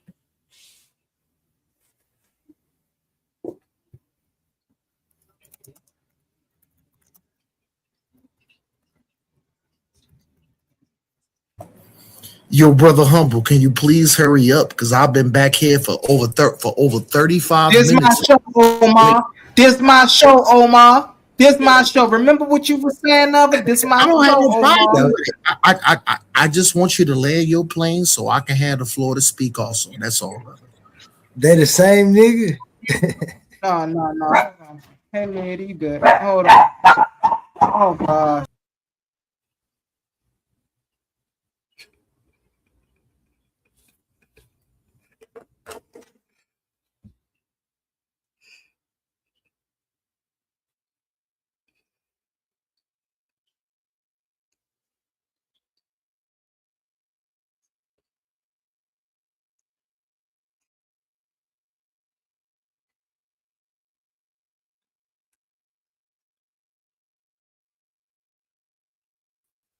I'm back, Quan. I'm back. Damn, my dog scared the shit out of me. I'm up here.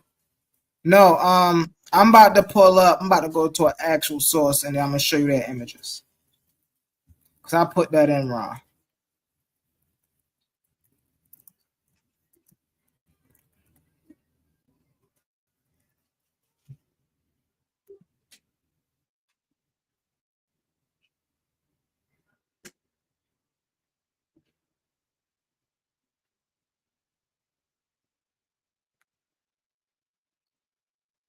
Hold on, let me get my stuff. Let me see if we can find the images of these people.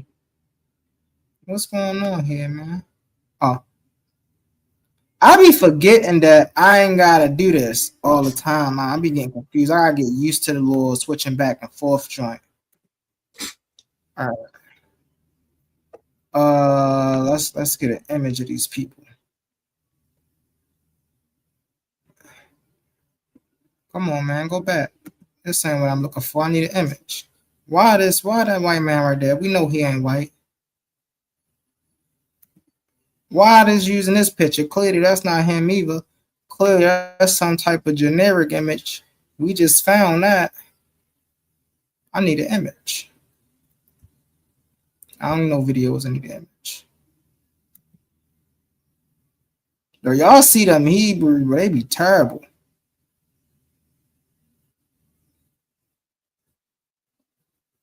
Hey, yo, they dang got, hold up. And ain't no pictures of him? They ain't Is that got him no right image there? of Frank. That's crazy. No, that ain't him. Nah. They go to pick on That's it. That man right there. That's y'all found. Yeah. I'm trying to save y'all, Omar. I'm trying to save y'all.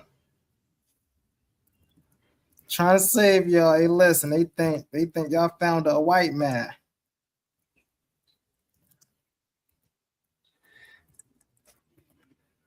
All right. That's it. Yeah, why they keep showing this crazy picture? Oh, because this the picture that everybody keep flaunting around. Maybe this is what he really looked like then. All right, then maybe I'm looking for the wrong image. Maybe I should be looking for. All right, so this is what he looked like. This the image I could find. Hold on, I ain't trying. That's crazy. So this is what he looked like, Quantum. Frank S. Cherry. This what they keep pulling up. I mean, he did live a long ass time, so it probably is hard to get a picture of this man. So that's what he looked like. We're about to see what William Crowdish looked like. Go with Omar. Go with Omar.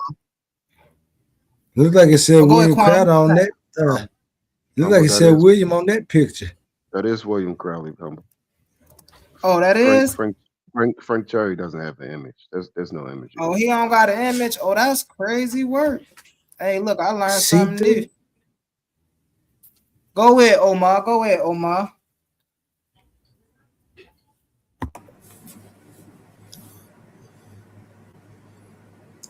Do I finally have a voice now? Yeah. And now that you just said yes, I do have a voice. When I speak, can I please not be cut off? Can you stay on topic, Omar? I just said, when I speak, can I please not be cut off? Because guess what? If y'all want to continue talking, I don't mind muting back out for another 15, 20 minutes. It's cool. No, I'll wait. We just know how far you go off tangent. That's all. Listen, if y'all want to continue talking, I don't mind waiting another 15, 20 minutes. Go ahead, bro. All right. I just don't want to be interrupted. I just respected y'all time talking. I just respected Brother Humble's time talking. I just respected Brother Oli time talking. I didn't cut nobody off. I let y'all rock and cook. So if I can be allotted the same thing without being cut off too. All right, let's push this information forward. So Humble posed a question talking about Omar, can you prove that your God exists? Not only did I prove that my God exists, I talked about the underwater streams and the underwater rivers and the flows, which is in Bible. And I talked about how at that time, and nobody had a breathing apparatus to even be able to go under that deep to witness it. I also talked about the city of Jericho and the city of Nineveh. I never said archaeologists. I said many people say a lot of the cities that the biblical narrative spoke about was myth because they haven't been unearthed. And then what happened? The city of Nineveh, the city of Jericho was excavated and found. And then they said, we thought it was a myth that the Bible was talking about because these cities have not been excavated until they was excavated and dug out. And then he said, how does that prove that your God exists, Omar? The whole point of the matter is, when we look at the biblical text is the word of God. So if we going by the word of God, which is the biblical text, and the biblical text is saying these things before they happened, and now these things have happened, is it false? Is it myth? Or are the prophecies accurate? Oh man, it is spooky time. Let's get into this. Whoa. And then I heard Brother Humble say, Omar, you said that you are a black Hebrew Israelite. Woo! All we got to do is rewind the video and say what Brother Omar said. I just said I'm an Israelite.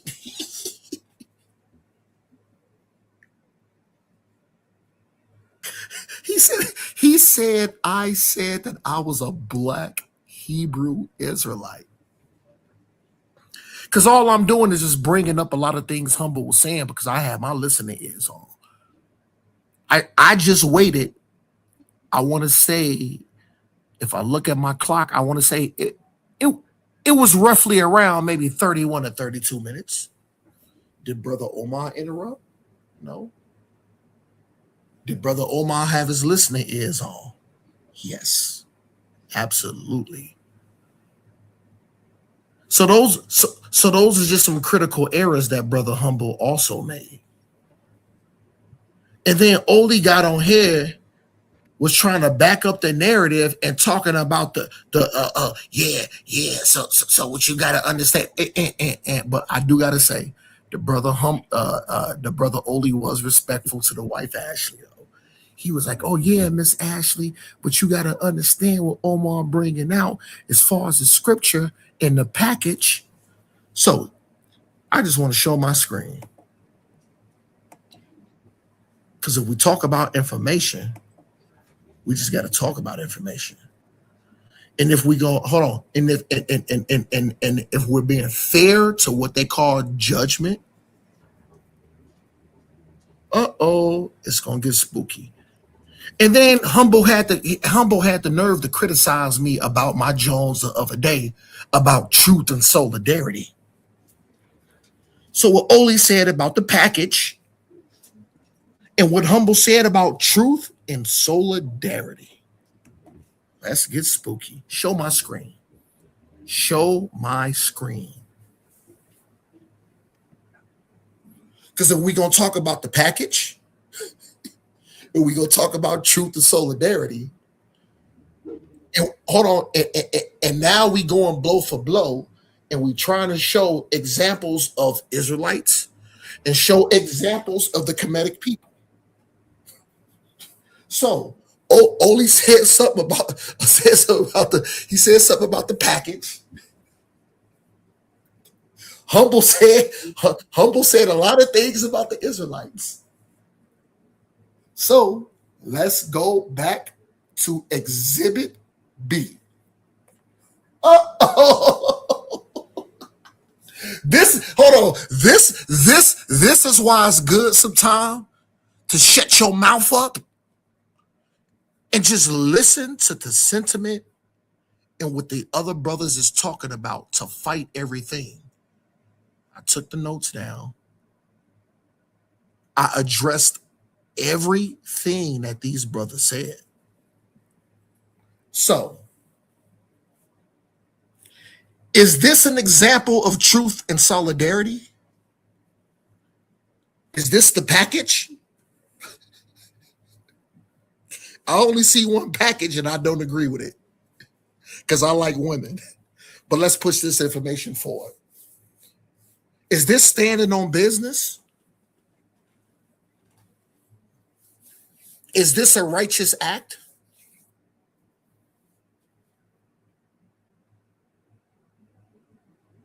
Is this criticism? Would you put this picture in your house? Would y'all show y'all kids this? Is this knowledge? Is this some hidden knowledge that supersedes what the Bible talking about? Because Humble tried to make a point about hey, Quantum, hold it down for me, Brody. I cut you. Hold on, Omar. I'm not trying to cut you off, bro. Hey, Quantum, I gotta do something. Hold on, Omar. I got you. Hey, Quantum, I'm about to go make a run real quick, Brody. Can you hold it down for me? All right, my guy. Yeah, man. Yo, Humble. While you're making your run, man, make sure you got them. Make sure you got them track Asics on, nigga. Yeah, because it's spooky. So I want y'all to notice. There's a certain people who made this drawing, who made this pictograph. It wasn't the Hebrews. It wasn't the Israelites. Who was the disgusting piece of garbage that was a Kemetic / Egyptian who made this garbage? Would you put this picture in your home? Would y'all want to teach y'all kids this?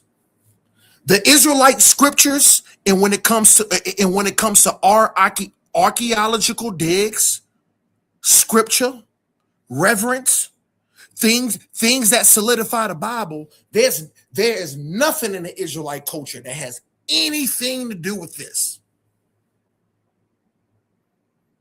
So why be mad at me? Like I said, because I bring out the truth. Did Brother Omar draw this? Did I draw this? Did the Israelites draw this? We do know the answer to the question, and we all know who drew this. We all know. So Humble just need to stop playing games. I say, oh yeah, man, yo, I need to go make a run. I need to go to the store real quick. Yeah, nigga, go to the store. Go to the store. Go to the store. Because I know it hurts. Humble.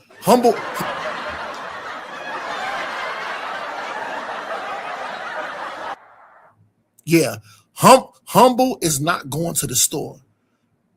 Humble is going to the car to go cry. That's what he's doing.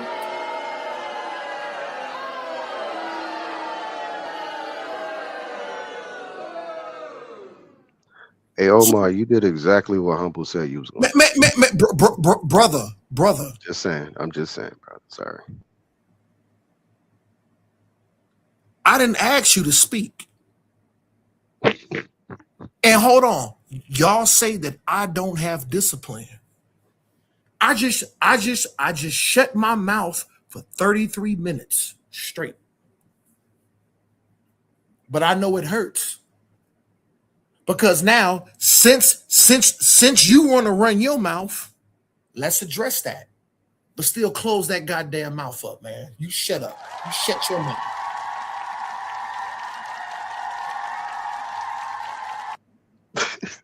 It's my close that mouth up. It's my turn.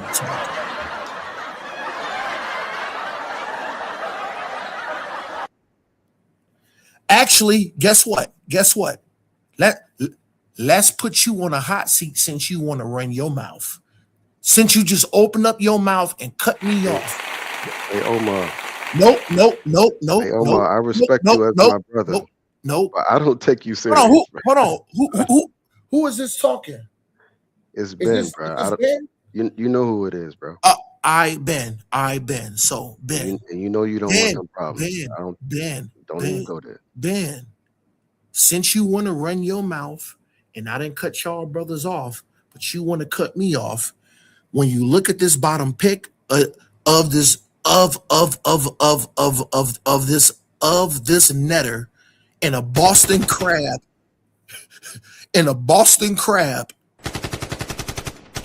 this is what I want you to do since you want to run your mouth, Ben.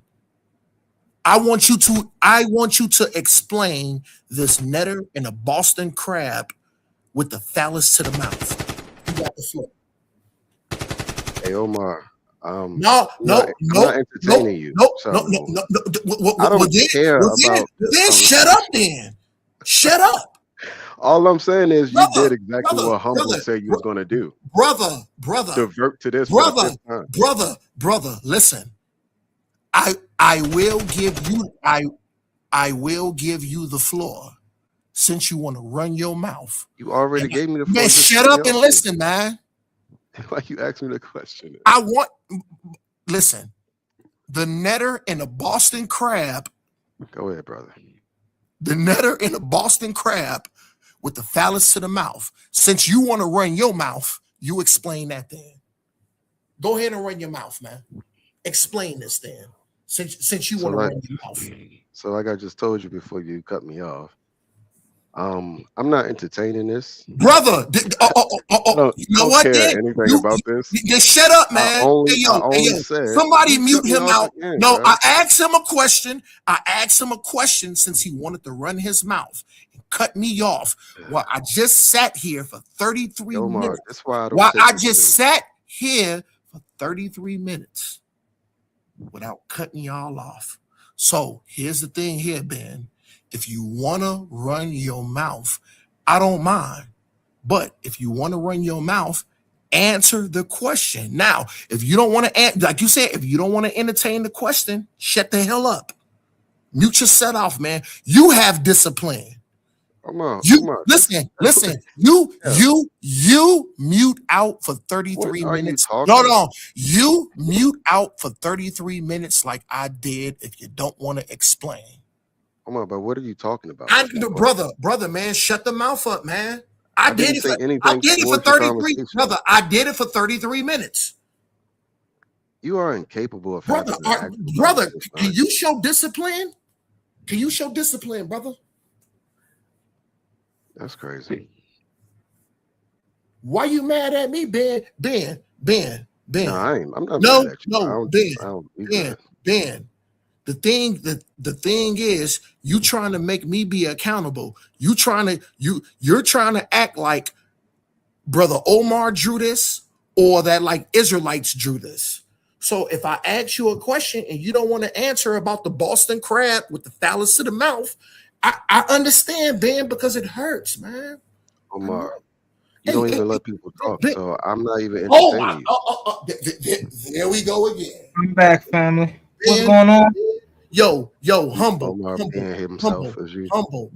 I just muted out for 33 minutes straight.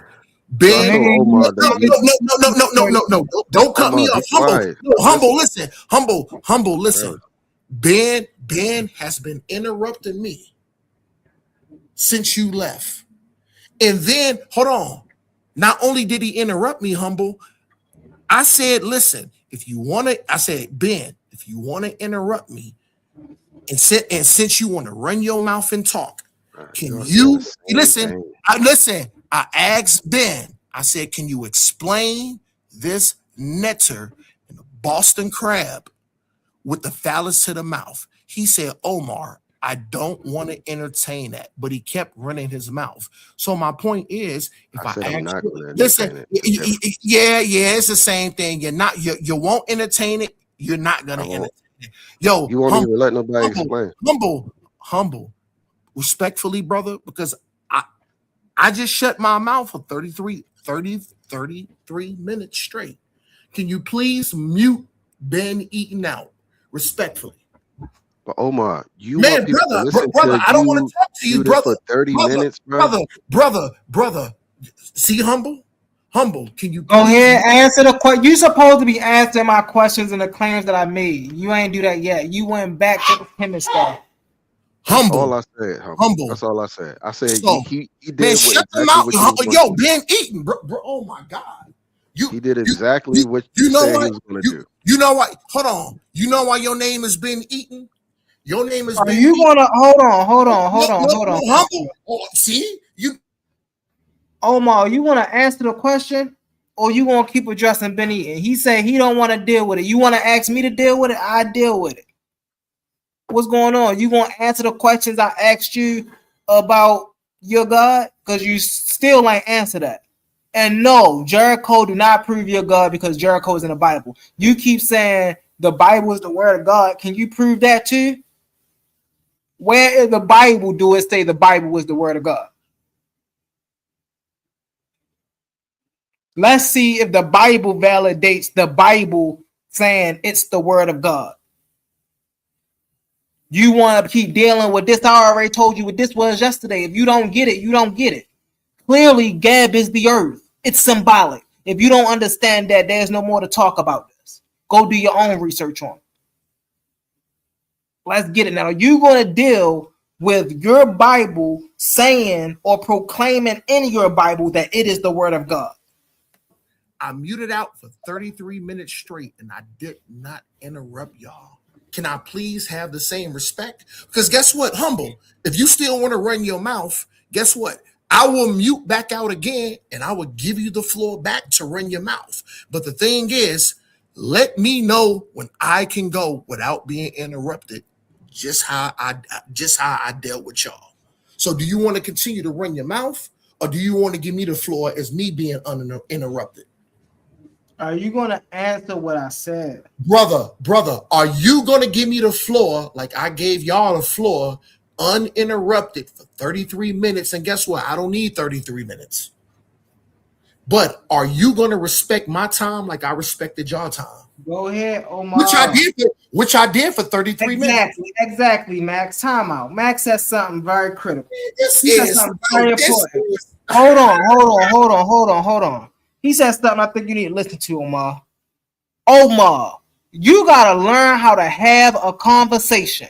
Yo, no. You don't know how to have a conversation. Mute me out. I am gonna mute my own self out because I did it for y'all for 33 minutes straight.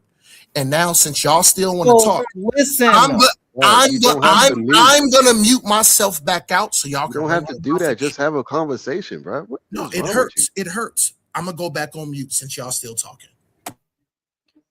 Hey, nigga, you want to talk for like 40 minutes Man, and say listen, the same thing over this and be over? The issue with this be the issue with the Hebrew Israelites. They ain't got no arguments, right? They make a bunch of claims, and then when we tell them to stand on their claims, they can't. They always want to pivot. You see, I asked Omar to stand on his God thing. He wanted to pivot to the wall. He wanted to pivot to the city of Jericho.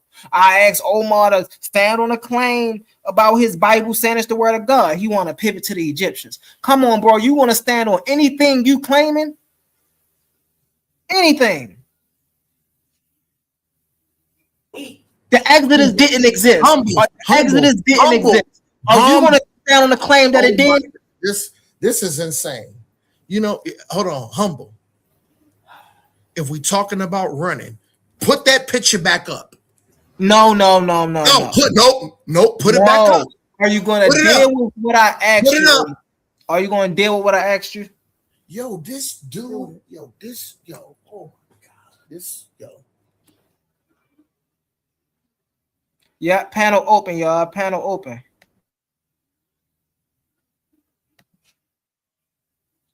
So y'all hear the crickets, right? Yo, Oli. Y'all hear the crickets, right? Yo, Oli. Yo, brother Oli. Respectfully, y'all. Hold on. Humble said. He said, Omar, this is my show. Shut your mouth up, and I'll let you know when you can talk. I muted out the whole time. And then Humble said, go ahead, brother Omar. You got the floor. So this is what I noticed. I've been interrupted multiple times. I don't mind waiting again. But if somebody's if somebody gonna say, brother Omar, it's your turn, go ahead and talk. As soon as I start to talk, just because somebody disagree with the information I'm bringing out and they getting cut, I get interrupted. So listen, Humble, you said, go ahead, brother Omar, you got the floor now. Do you adhere to that?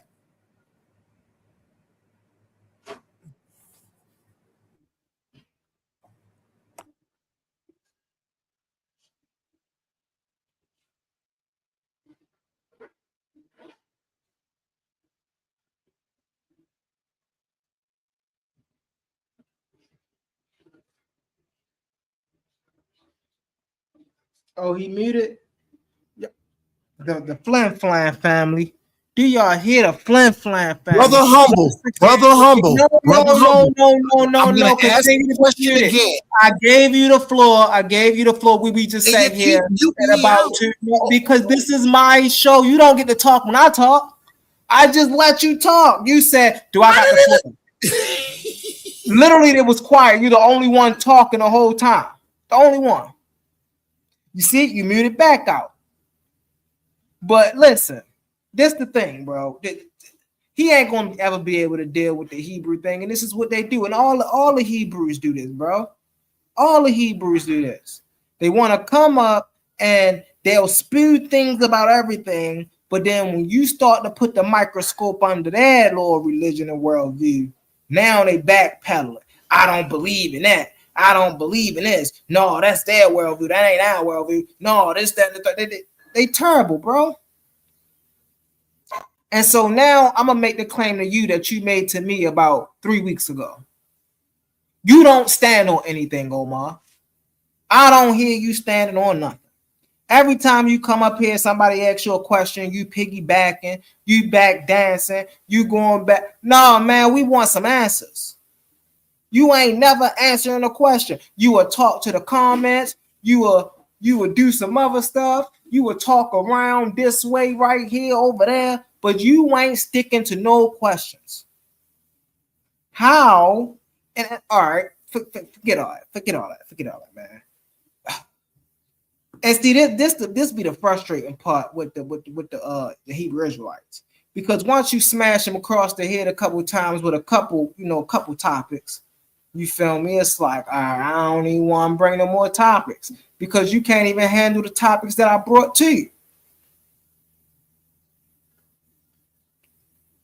So I can imagine how you want to be. That's crazy, bro. That's crazy. What's up? What's up? What's up, Benny? And what's up with you, bro? Do you hear? Yeah, I'm still here. Yeah, no, you good, man. It's like talking to a brick wall. Yeah,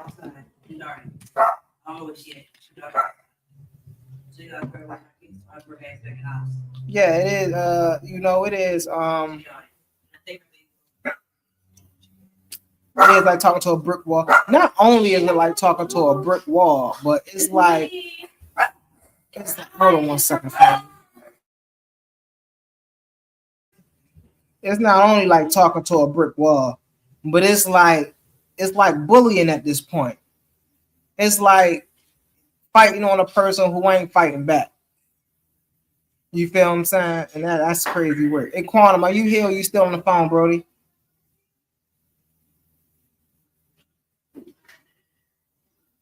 Hey, I pulled that up and it showed me a car smash.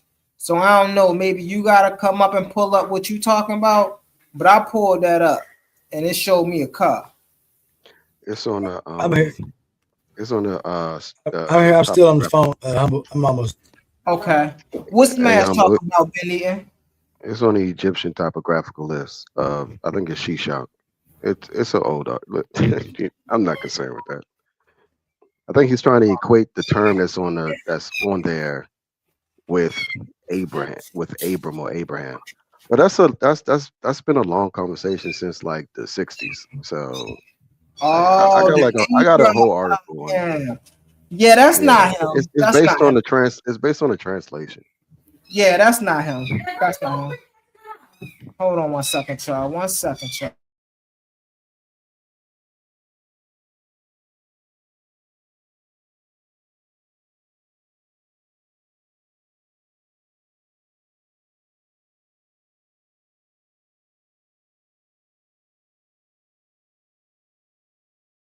And what this supposed to be? What language is this? Benny? Huh? What language is this? What language is what? This Abraham thing that this is supposed to be. It's on look up the Shoshank typographical list. The Shoshank? Shoshank, Egyptian pharaoh.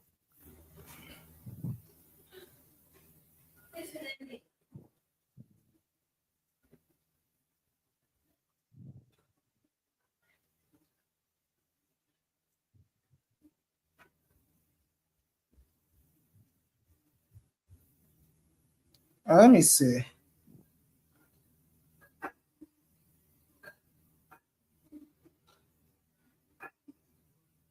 What's this talking about? What's this talking about? Come on over here.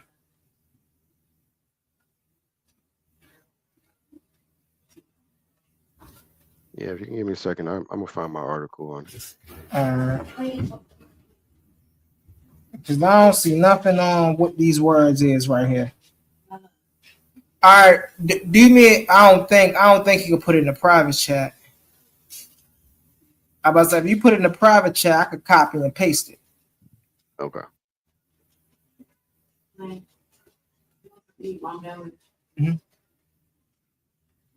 I can't really find it, but yeah, man, this is the issue. You feel me? That we be having with these Israelites. And then and so I was what I was going to do, brother Benny, because I was going to go over that video from last night and just show the family who missed it that These brothers be wilding, bro.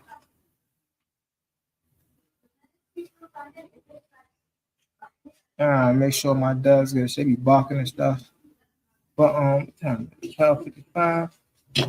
Let's get it. Let's get it. You getting that thing, been eating? Yeah, I'm about to put in the back. All right. While we waiting for that, we gonna go to a word from our sponsors. Let's get it, family. Ladies and gentlemen, the arena is open. This is not a classroom. This is not a lecture. This is not a friendly conversation. This is intellectual warfare. 16 minds enter the arena. 16 debaters step into the battlefield. But when the smoke clears, only one will stand as champion. Welcome to Clash of the Titans 1.1, presented by Coliseum of Arguments, hosted by Titans Debate League. And this time, there's $1,000 on the line. 16 competitors, one tournament, one champion. Every argument is a weapon. Every rebuttal is a counterattack. Every cross-examination is a chance to put your opponent on the mat. No hiding behind the ropes. No running from the bell. No easy victories. You enter the arena, and you better be ready for war. This is where knowledge meets strategy, where confidence meets competition, where debaters don't just argue, they fight for the right to be called the best. Who has the facts? Who has the logic? Who can think under pressure? Who can break an opponent's argument and build their own case into a championship masterpiece? 16 enter, arguments collide, titans fall, and one will claim the throne. $1,000, one champion, one Coliseum. Clash of the Titans 1.1. This is Titans Debate League. Only the brave speak here. Are you not entertained?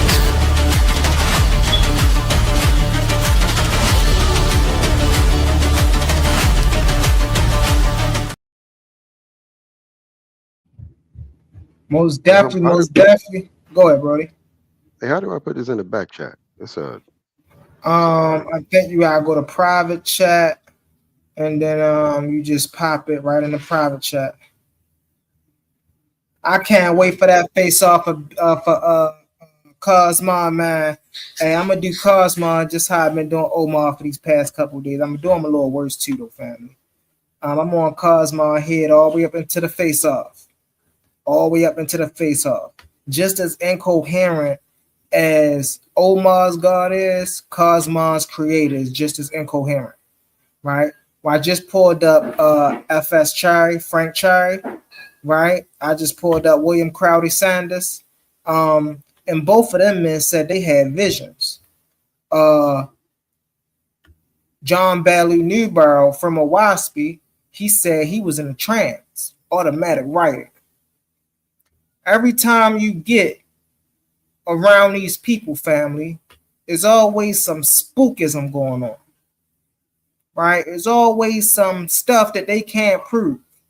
So you telling me that these are some of the only people in the world that have these type of divisions and automatic writings and things of that nature?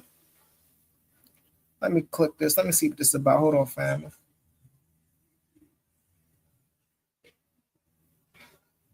Hey, I'm gonna give you the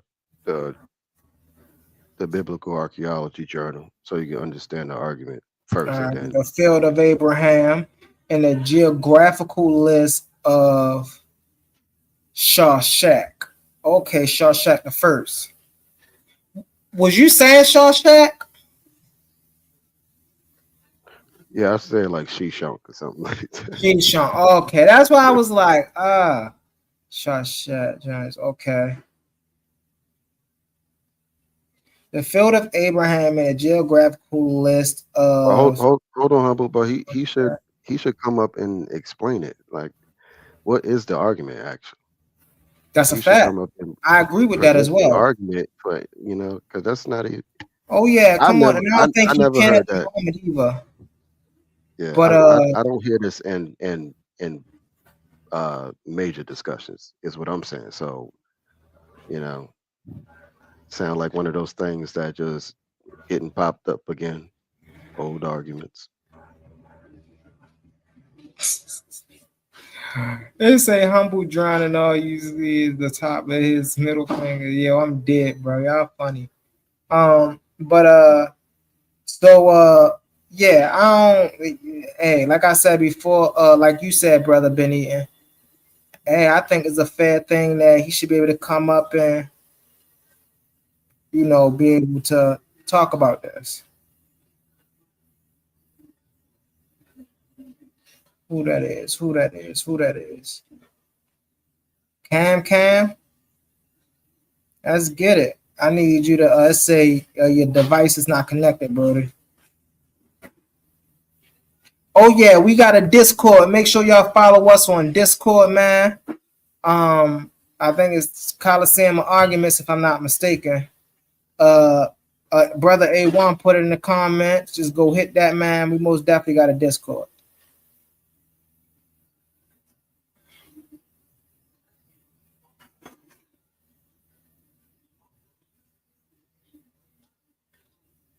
All right, many names in the description are destroyed, and so absolutely education. All of the names is that. Somebody keep coming up. Max Leisure. Okay, Max. I got you, brother. I got you. What's up, Max?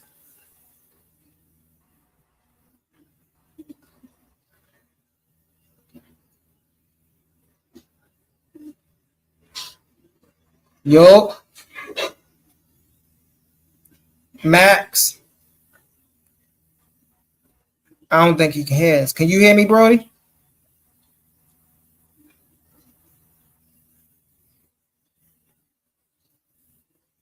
Let me let your mind come back.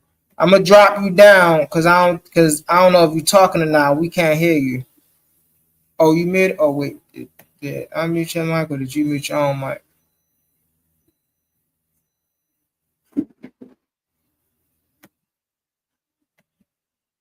Oh wait, so did he mute his own mic? Or he muted his own. Oh, okay, Max. We couldn't hear you for a second. I was trying to say what's up with you, Brody. How you doing?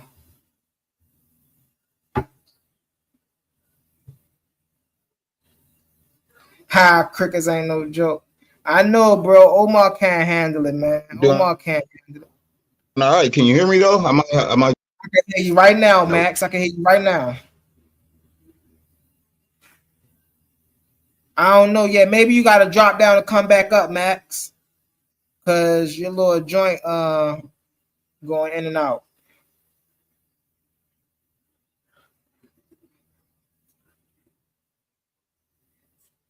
So let me go back to seeing what this is right here.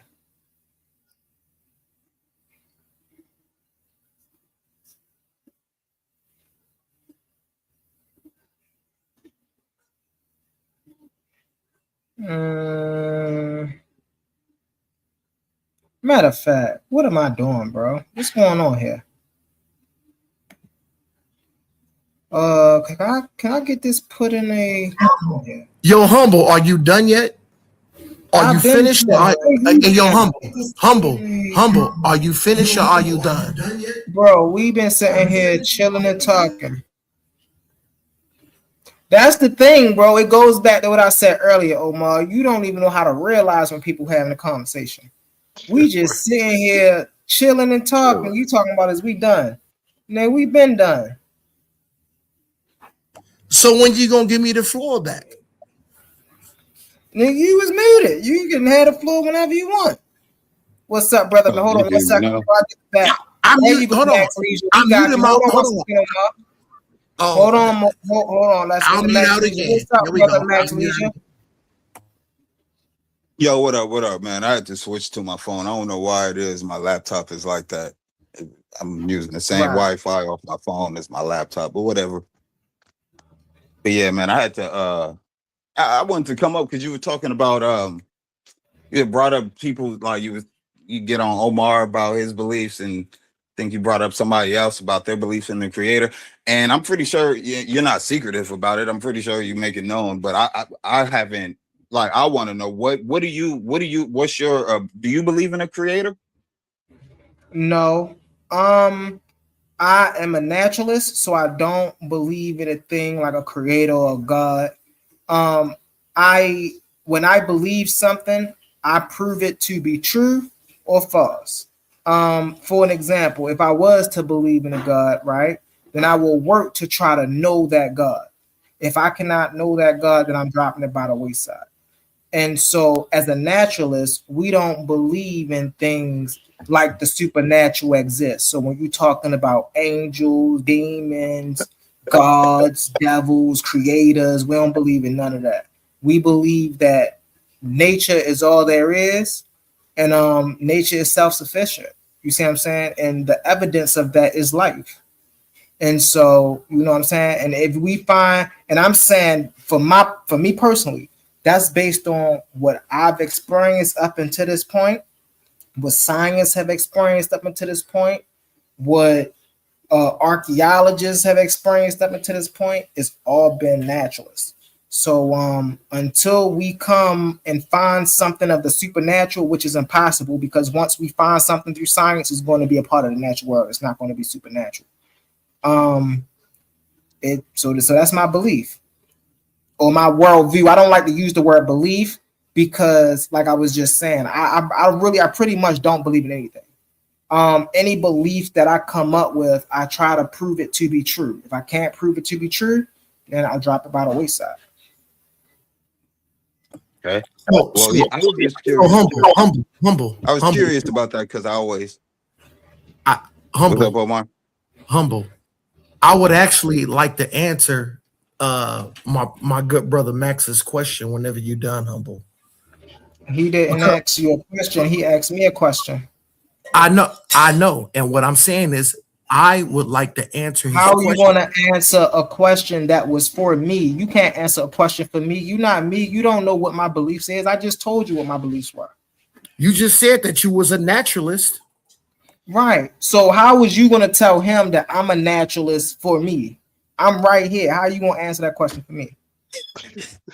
You gave me answer A. He wants to give me answer B. I'm open to it. He terrible, bro. Tell me what Humble believes, Omar. Yo, I just wanted to did you play any of the new commercials yet, Humble? Yep. I just got done playing a new commercial. Okay, my bad. I missed it. I just wanted to make sure. Yeah, I did. I can vouch like for 10 that. minutes. I appreciate you, brother. Appreciate most you. Most definitely. Yeah, by you saw the Ashe one too? That one back there? Yep. I'm gonna play that one in a little bit. Got you. Take your time. I'll be watching. So Max, you asked me to demonstrate what Humble on the back of the class. Make it sure you doing your job right. Max, all Humble has to do is share my screen. I'm not sharing your screen anymore, Omar. I broke that down too many times. It's a symbolic picture of what creation is. I don't know what else you're looking for, bro. If you don't understand the symbolism, then that's on you. Brother, why are you scared to share my screen, brother? I had it up there. I'm not scared to share the screen. I had it up there. Know it, brother. You don't want to hold on 1 second. 1 second. Real quick, Omar. Can you show my screen? So hold on. No. And I'm about to explain to you why you can't share your screen. Ask you questions. I cannot share your screen because I broke down to you already what that was. You said that I was no. You said that you don't want to accept the answer. That's not on me. That's on Omar. you. Brother, no. You don't have to share the screen, Omar, because I know what you're gonna put up there. No, man. As far as what he believes. So just discuss it. You don't have to bring the screen up. I saw it. I was watching. I was watching earlier. I want him to show it back on there because he said he's a naturalist. So look, we all have the image in our head. We know what you're gonna show. Speak on it. Speak on it. We know. I got the image in my head. He don't got to bring it up. I see it.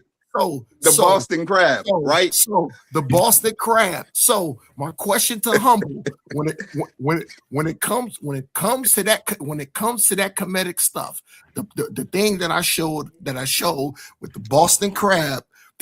The Boston crab with balance to the mouth. This is my question to you. You just said that you're a naturalist. So when it comes to that picture, is that natural? Is that eloquent? I'm gonna answer your Hold question. on, hold on. Hold on, humble? Is that righteous? Is that righteous and natural? I'm gonna answer your question. Don't worry, Omar. I got you. I'm a naturalist, right, family? Hey, Max, you heard me say I'm a naturalist, right? Yes, sir. And you heard me say I'm a naturalist, right? Yeah, Watch that, family. Watch That that. did look like an unnatural the people position, need though. to see it. They're asking me to show it. So watch this. Hold on. Chill. Wait a minute. You asked me a question. Let me answer you, Omar. Hold on. My screen is sharing. Hold on, Omar. My screen is sharing. I want to show what Hold on, Omar. See, this is why I be muting you, bro. I don't be wanting to mute you. You asked me a question. Hold on. You asked me a question. Let me answer you. Right? So you talking about the guy that's bent backwards, right? That is Gab. Gab is the earth. Gab is natural. You're seeing a man. That's a symbolic representation of the earth. If you don't understand that, I don't know. Matter of fact, let me read it for you. Maybe you think I'm lying or something, right? What is Gab? Gab in the ancient Egyptian gods is the earth. The member of the Ennead of Heliopolis. His role, he was viewed as the physical body of the earth. When you're seeing what you're seeing the earth. I don't know how many times I could tell you that. I don't know how many different type of ways I can show you that. Now. No. Now let me ask you a question. No, brother. No. Hold on. Let me ask you a question. Once again, do you believe David was a physical person? Do you believe David was a physical person? Brother, the people are asking a question. They said, no, Omar needs to show it. Can you please show my screen? No, I'm not sharing your screen because we know what you want to show. And I'm telling you what you're seeing. If you don't want to answer that, that's crazy. Why are you scared to show? How am I scared to show anything, Omar, when we just seen it for like 2 hours? No, it was on the screen for like at least 45 minutes. Brother. We don't need to see that. Brother, no. We've seen it's it. not even the point that we don't need to see it. It's the point that I'm explaining it to you. Right, hold on. It's not even the point that we hold on, Omar. Chill out. Listen. That's because you're talking over people. Omar, hold on. I'm gonna let you get it in, bro. The reason I'm not putting your thing back up on the screen is because I'm literally explaining it to you. You want it explained. This is what you're looking at. You're looking at a symbol of the earth. Whether you take that answer or not, that's up to you. I don't know what else you want me to do with that. You go do the research. We're gonna leave it there. What you say? Let's move the information forward, Omar. I'm gonna bring you back. We gotta leave the information forward. I just gave you a breakdown of what you were looking at. I don't know what you're gonna do with that, bro. You gotta go do your own research or something. Quick question, Humble. Why are you even defending any of that if you don't even believe in any of the creation myths? Because Gab is the earth. There's nothing to believe in there. Do you believe in the earth? Or do you know the earth? What did Gab come from, though? Like, what the character of Gab, the deity of Gab, it comes from mythology. No, let me ask you a question. Did I just say that? Hold on. Did I say that Gab was the deity of the earth, or did I say Gab was the embodiment of the earth? If Gab is the literal earth that we're walking on, why do you have to believe in Gab? You literally know that you're walking on the earth, whether you call it the earth, whether you call it Gab, whether you call it Mother Gaia, it's the same thing. Yeah, but what I'm saying is, Gab, did you get that from Christianity? Hinduism? No, where would Gab be in Christianity? Clearly, that's what I'm saying. That's what I'm saying. Like, Gab is a deity in Egyptian mythology. It's like, whether you want to view him as a deity, and the reason why you are saying the name Geb is because it's from Egyptian mythology. So are you picking and choosing what part of Egyptian mythology you'll defend and say this is why this makes sense? but then all the rest of it, where who's the father of Geb, and then the father of Geb, and then it all comes down to there's a creator. And these are the whole pantheon. It's a pantheon of gods and creators and kings of kings and gods of gods. So like, are you just choosing Geb out of that whole pantheon and say, well, he symbolizes the earth, so Geb and everything about Geb is true, but the rest of the story about where Geb comes from is the heavens. That's not true. That is Nut is literally the sky. Yes, it is true. But who's the father of Nut? Matter of fact, Omar, can you put it back up here real quick? All right, share your screen. I'll put your screen up because I want to show something now. Now I want to show something so you can. Thank you, brother. Thank you, brother.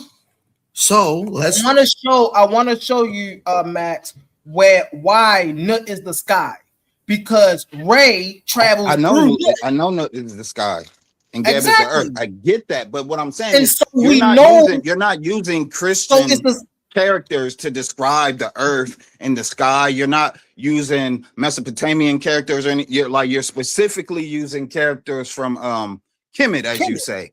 And so what I'm saying is those characters from Kemet, they have a full story behind them.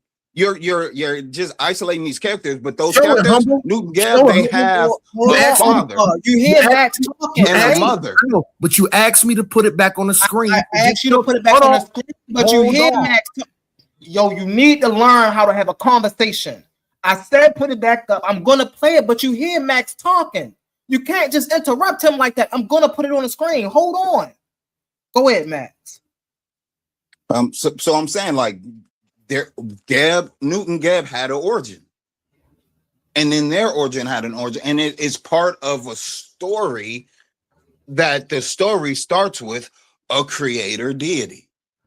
So you're picking characters out of the story, but then you're saying, but the story in totality, which starts with the creator, I don't believe in that. I don't believe that there was a creator of all of these things. But what that character that I don't believe in created, Nut and Geb, I'll defend that because I believe in that. That don't make sense to me. No, because all right, so this goes back to this, right? So now I'm gonna put it back up on the screen because I do want to break this down now. So when we look in here, right, it's not about the number one. We understand that the nature are personified forces of nature. We understand that. So we understand they have stories behind them. Stories, keyword. You don't have to believe in the story. You don't have to believe in Ray. Ray is an empirical thing. You can measure it. It literally gives you life. You don't need to believe in Hapi. Hapi is literally the flooding of the Nile. It's empirical. You don't have to believe in Geb. Geb is literally the earth. You don't have to believe in Nut. Nut is literally the sky. How do you say, well, okay, I'm not going to believe in Nut, but I'm going to believe in the sky? You believe in the same thing. That's stupid. Easy. You can say that very easy. How? Nut is the By sky. saying I believe in the sky, and I've never even heard of it. What is the Kemetic word? Do you know the Kemetic word for sky? See, that's the problem that people don't understand about these things. Kemet is a complex culture, right? The words of these words are trilateral, which means they can be used in many ways. Geb is literally the word they use for earth in the Kemetic language. So when I'm talking about Geb, I'm not talking about always this deity thing that you're talking about Geb. I'm not talking about Geb in that way. Geb is literally the word that they use when they want to talk about the earth. So when I'm talking about Geb, I'm literally talking about the earth. Do I have to believe in the earth, or do the earth objectively exist? Rhetorical? No, answer the question. Exists. Do I have it exists? Exactly. So when I'm dealing with these nutters, I'm not dealing with a belief system. I'm dealing with nature. I'm a naturalist. So I don't have to believe. Now, what I don't do, and I always correct people on this, what I don't do is say that I am a Cometian or I adhere to the Cometian worldview. No, I'm a naturalist. So have I studied up on Kemetic science and stuff? Yeah, absolutely. But what have I realized from it? That these people were natural people. And I was able to understand the concepts that they was bringing forth from their naturalistic system. I don't have to like, and that's the thing. It doesn't matter to me whether we talk about Ray or the sun. You're talking about the same thing.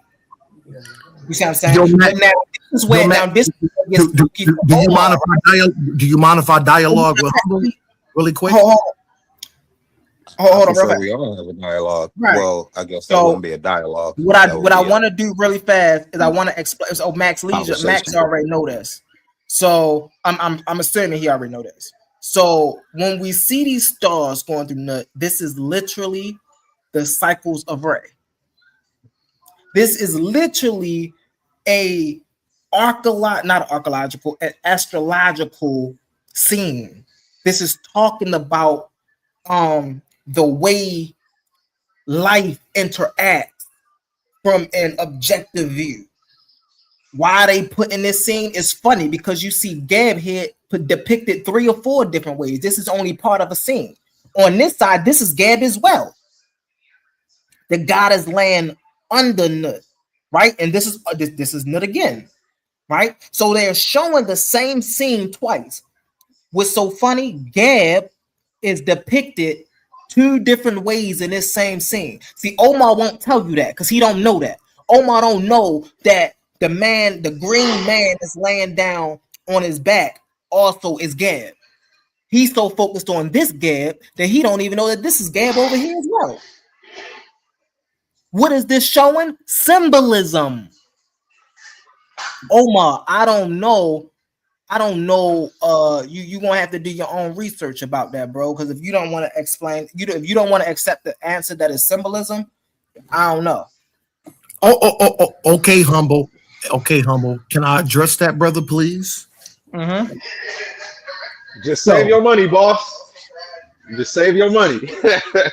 That shit ain't gonna fill you up, man. That's how it be. I was just standing in front of that thing for like 5 minutes too. Like, man, oh shit. Hey, A1, I'll get it for you. You need to go on mute. A1, we can hear your conversation. A1, we can hear your conversation, brother. So Humble. Mm-hmm. You talked about being a naturalist, right? Correct. Yeah, correct. Yeah, I'm a naturalist. Okay. So put that back up on the screen, brother. Don't run. Put it back up. Put it. Can you please put it back up? Thank you, Humble. So when it comes to being a naturalist, is this natural? Yes.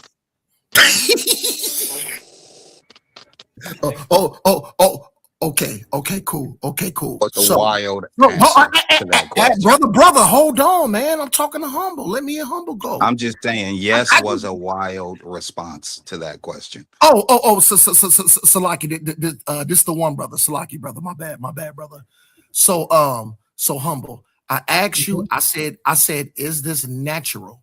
You said yes. So, can you and you got the floor? Can you explain without going too long because I want to continue our dialogue? Tell me how this has anything to do with naturalism. If you're a naturalist, so Gab right here is the earth, right? Now, the first plants that sprouted about the ground, did humans plant them or did Gab replenish itself? Is there a way for plants to plant themselves in nature without human intervention? It absolutely is, right?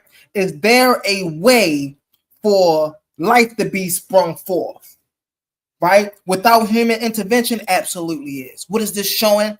Gab is self-sustaining. Who sustains the earth? Huh?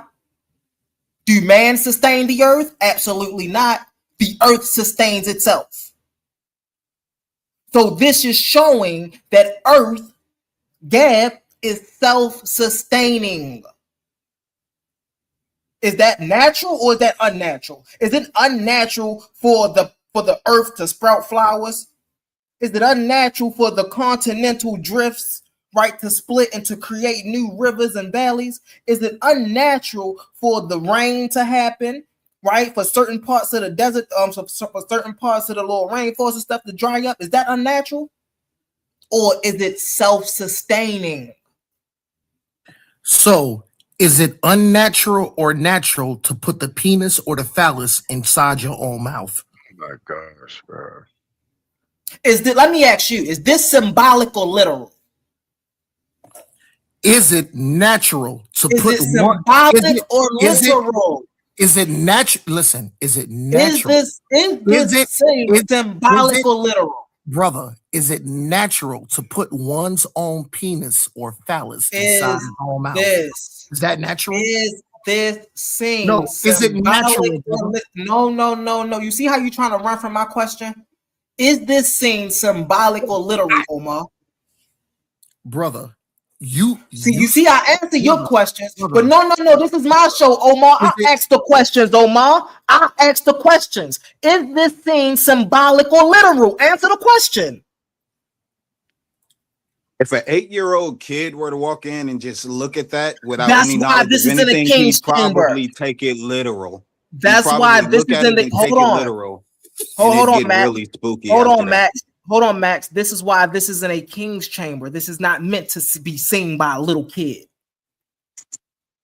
But I'm speaking on the perception of it. Like I'm just trying to. Right. What is it? This was not meant to be perceived by everybody. I'm just trying to get past this. Like, look, if you look at it, you could take it literal. Everything is subjective, right? So you could look at it and take it literal. And in context of this conversation, you could say it's symbolic, but that's a subjective thing. I don't like what you're gonna pull up. No, Max Lee. It's very subjective. It's very subjective. Because if you How? have no context and you just walked up and you looked at it, hold on, Max. If you had no context, bro, like it's very subjective. That's what I'm saying. This is why this is not for. Okay, let me slow down. Let me repeat myself. This scene that we're looking at in ancient times would not have been a scene that everybody would have seen. This is why it's in a special place, right? Only the elite, only a select few get to see stuff like this. You have to graduate initiations. You go through a process. Everybody wouldn't have seen this. Now, have they seen other forms or motifs and stuff like that? Maybe. Of course, we got many versions of the Bible, right? We got many churches, right? So, of course, we'd have seen other ways of symbolizing this is clearly not an everyday use of how this is being seen. Clearly, it's on a king's chamber for a reason. Everybody don't go in the king's chamber. So humble. Hold on, Max. Real quick. Hold on. Got it. I was being rude. You could. No. You actually had a great question, and I really like that question. That was a genuine question. But here's also another question. If we're talking about something called naturalism, and we're talking about something that something that is being called symbolic. If it's natural and symbolic, humble, would you put this picture in your house? Exactly. But he said the king chambers thing. Absolutely, I would put this picture in my house. He would put it wouldn't be in his living room, Omar. It'd be in his king's chamber. It surely would. Even if I would put it in my house, it would most definitely be on my living room. I got a better question for you. Hold on real quick. I got a question for you, Omar. Omar, if you've seen that in Humble's living room, would you stay at his house? Would you sleep over? Man, hell no. I'll walk the hell up out the goddamn door. But that's because Omar is ignorant.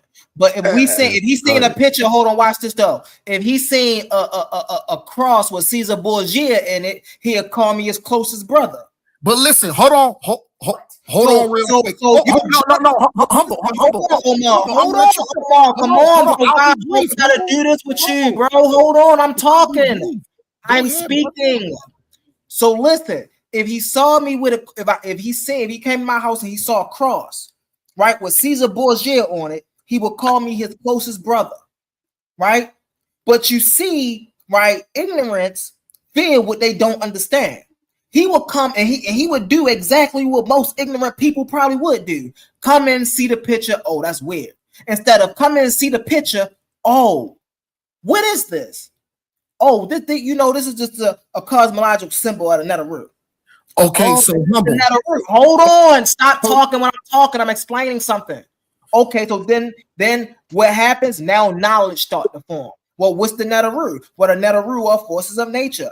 Okay, well, what's that? Oh, well, that's the earth. Okay, well, what's that? Well, that's the sky. Okay, well, why does it look like that? Oh, well, this is literally a symbol of the earth and it's showing, right, him replenishing himself because that's what the earth do. Oh, okay. Well, what about this part? Oh, that's the same scene right there. It's just in a different stylistic fashion. Oh, okay. It's nothing to break this down. Once you if you don't understand, okay, I can see how I can be like, okay, man, that's weird. But once you understand the symbolism of it, like I don't. You know what's weird? You know what's funny? Y'all say this, right? And clearly y'all don't know the symbolism. Hold on, Max. Y'all say this, and clearly y'all don't know what the symbol of Amazon is, because I'm pretty sure y'all use Amazon every day, or damn sure use Amazon every day. I don't, but I let's just say I do. I'm familiar with it. I'm familiar enough with it. Exactly. So and that ain't stop Omar from using Amazon. That ain't stop nobody else from using it. I don't order things off Amazon. So that's my thing. That's a literal. That right there symbolizes a literal penis. Humble. But that right there is a literal penis. That is a literal depiction of my penis. I'm telling you. Humble. That's crazy. Real quick, Max. Real quick. No, it is crazy. Humble. That's what we're telling you. It's crazy. If you had that in your house, I'm telling you. And then you said, and then I was like, yo, Humble, man, what the fuck is that? And then you said all of everything what you just said. I'd be like, yeah, no, see, Diddy told you to say that. Diddy gave you that explanation. That's some shit Diddy would say. But then I mean, that's freaky ass shit like that on his wall. And he'd be like, oh, that's not some freaky ass shit. That's exactly that's this. Hold on, Max. Yeah, okay. Hold on, Max. Yeah, all right. That's cool. That's good. Hold on, real quick. Going into the mouth. Humble, no. Hold on, man.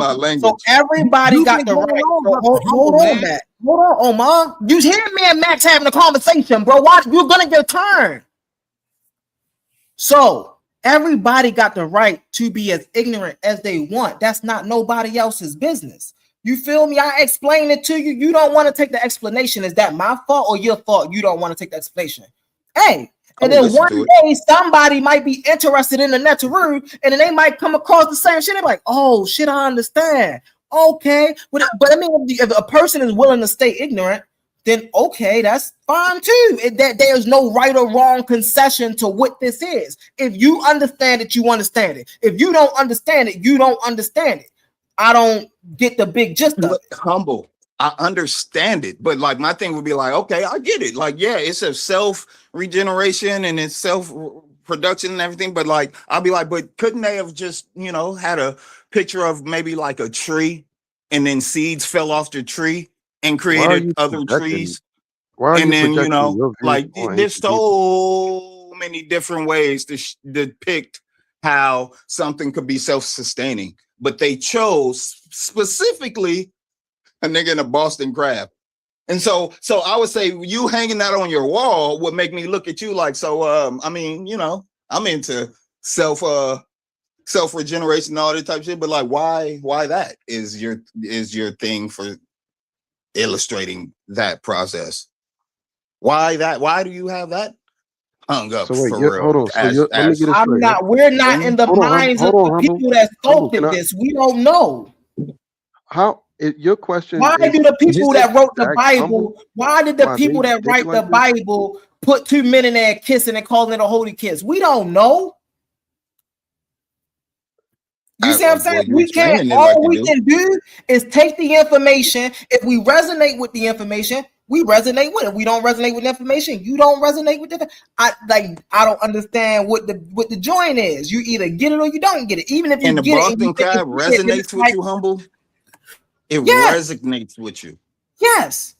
The image resonates with you, not the concept. The image.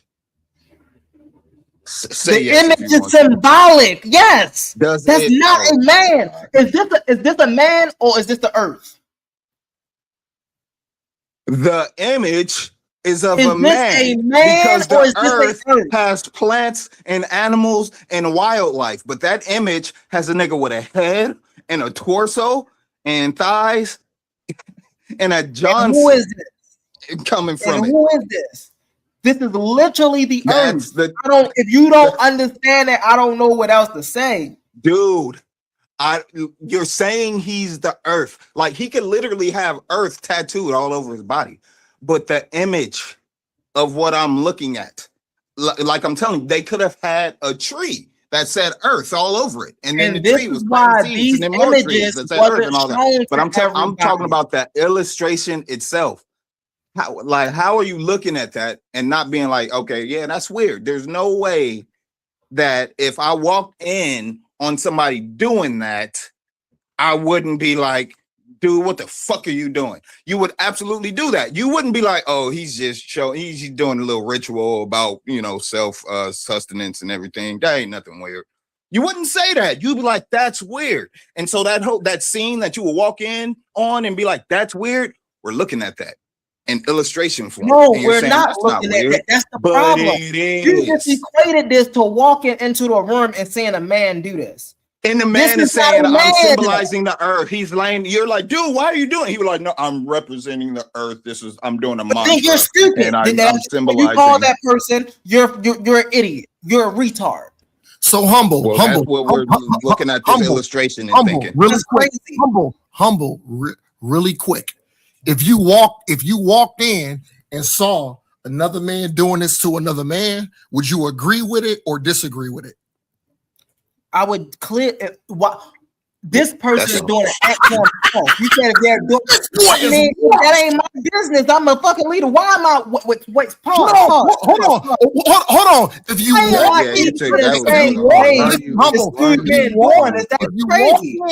you walked in on another man doing this to another man, humble, would you stay or would you leave?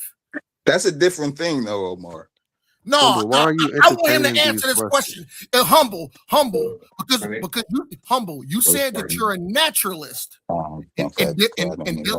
and dealing with being naturalism. So when we talk about being a naturalist and naturalism, if you walked in and you saw this, going down, would you stay or would you leave? Why the fuck am I walking in anywhere that I don't know that this is answer my question. Would you stay or leave? We about to move on. Hey, Big Eaton, what's been going down with you, brother? Yo, move on, Humble. Why are you entertaining these questions? Because it's ignorant people like Omar, and it could be some people in the comments who they really don't know about that image. You feel me? So it's okay. I break the image down. You either do your research on it. Is Brother Humble lying? Is he telling the truth? Okay. I found out Brother Humble was telling the truth. Okay, then you rock with it. If you still don't rock, I don't know what else to tell you. All I can tell you is if I see that image, I know what it means. That's all I can tell you. If you see the image, you don't know Max's whole point. Hold on, real quick. This was Max's whole point. Max asked you, he said, when it comes to this pick, do you agree with it, Humble? You said yes. So then, so hold on. So because you agree with it, my question was, if you walked in on this and you seen this happen, would you stay or would you leave? And you said your question is incoherent. Answer it one more time for the people. If you question is incoherent. Because you're a naturalist. And Max asked you the question. I piggybacked off of Max and I asked you. I said, hold on. It don't matter if you walked in on this or if this was happening, would you stay or would you leave? Your question is incoherent, man, brother. If you witness something like this going down, would you stay? Why are you witnessing something like that going down in real life? Brother. Why are you even in a place like that? Would you be in a place like that? I have simple questions. Would you be in a place like that? Or would you leave? Would you be in a place like that, brother? Omar? Would you stay? And matter of fact, that's up to subjective because some people like BDSM. Would you stay or leave? Some people like BDSM. Brother, would you stay? Would you stay or would you leave, brother? Can you please just answer it? And guess what? Your question is coherent. Hold on. Your question is incoherent. Humble. Would you stay or would you leave? And if you answer my question, if you answer my question, no. We got to go to Ben. Hey, Ben Eaton, can you explain why Omar's question? I'll mute out for 30 minutes. Listen, can you explain? If you answer my question, I'll mute. Listen, can you explain why Omar's question is incoherent? It's incoherent to me because I don't think that's a necessary question for the conversation. I think y'all guys went on a completely different tangent about the conversation. I don't have no dog in the fight. I don't really care. But let me make this clear, right? You're talking about ancient peoples. You're talking about ancient peoples who have their own ideas, their own social lives, who conceive their reality completely different from you in 2026, whose influences are molded by your modern society and your modern eyes. To project your ideas onto ancient people who don't see particular ideas the same and concepts the same, whose society is completely organized differently, the same way, it's just not an appropriate method to studying history and ancient cultures. That's anthropology. Yes, people in the ancient world have creative ways of their mythology. It's creative artwork. Like you guys are so childish that you're projecting your modern views onto ancient people. They don't see it the same way as we do because we're molded by our modern social concepts of, what's going on today. And you're projecting that onto ancient peoples, and that's just not an appropriate way to study history. Thank you so much, Ben Eaton. You cleared it up. I don't know how many times Ben Eaton I set up here and said this was symbolic, Ben Eaton. Yeah, no, that's why I say it's a ridiculous point. Like to keep harping on this is just ridiculous. And then it does a disservice to the people. Like just appreciate it as a study, brother. Like y'all trying to conflate it with all these moral like your modern moral, ethical, existential points, and that's just not fair to the conversation. Mm-hmm. I agree. We got before I let Omar up, we about to go over here to Studio Live. What's up, Studio Live? What's up? This Hey Rue the Guru. That's my business. What's up here, Rue the Guru? What's up here, Rue the Guru? Yeah, chilling. I seen y'all had that little picture up. Y'all was talking about that little. Yeah, I had a bill on there a while back on how the Germans, when they translated their little Kemet books and stuff, they inserted that gay stuff, that transgenderism. And I point out the actual where they cite where they get certain text from, the coffin or the wall, and then where they put they little gay shit is, they don't cite where they get that shit from. I'll be pointing out a few points on that. And then I point another little doctrine they got in this bill where you show these Muslims as a part of this transgenderism and this notion of the Superman and the Overman. And I said, oh, this is interesting. So this is where this gay transgenderism, man and machine, Superman, all this shit come from now. It led me down a little path. But yeah, it was infected by the Germans, that gay. And then that picture you showed, man, that's not the original picture of the wall. That's somebody's look like rendered or rendition art of it. But I digress. Yeah, that's why I said it wasn't the full. It wasn't because that the issue that Omar don't know is that scene stretches long, and you literally see that same image depicted in 3 or 4 different ways. He's just focused on the one way. That's why I said people say, "Oh, well, if I walk into your house and I see, bro, do know this is a whole scene, right?" So why would let's say if I wanted to make it friendly, it's 4 more other ways on this stele that I can literally depict and then put on my wall. You know what I'm laughing at? When I looked at that picture, I said, if they don't see these old cartoon ass nuts this person drew, where it make it look like he's sucking his own thing. I say you can look at that shit and tell that shit was somebody drew that shit in.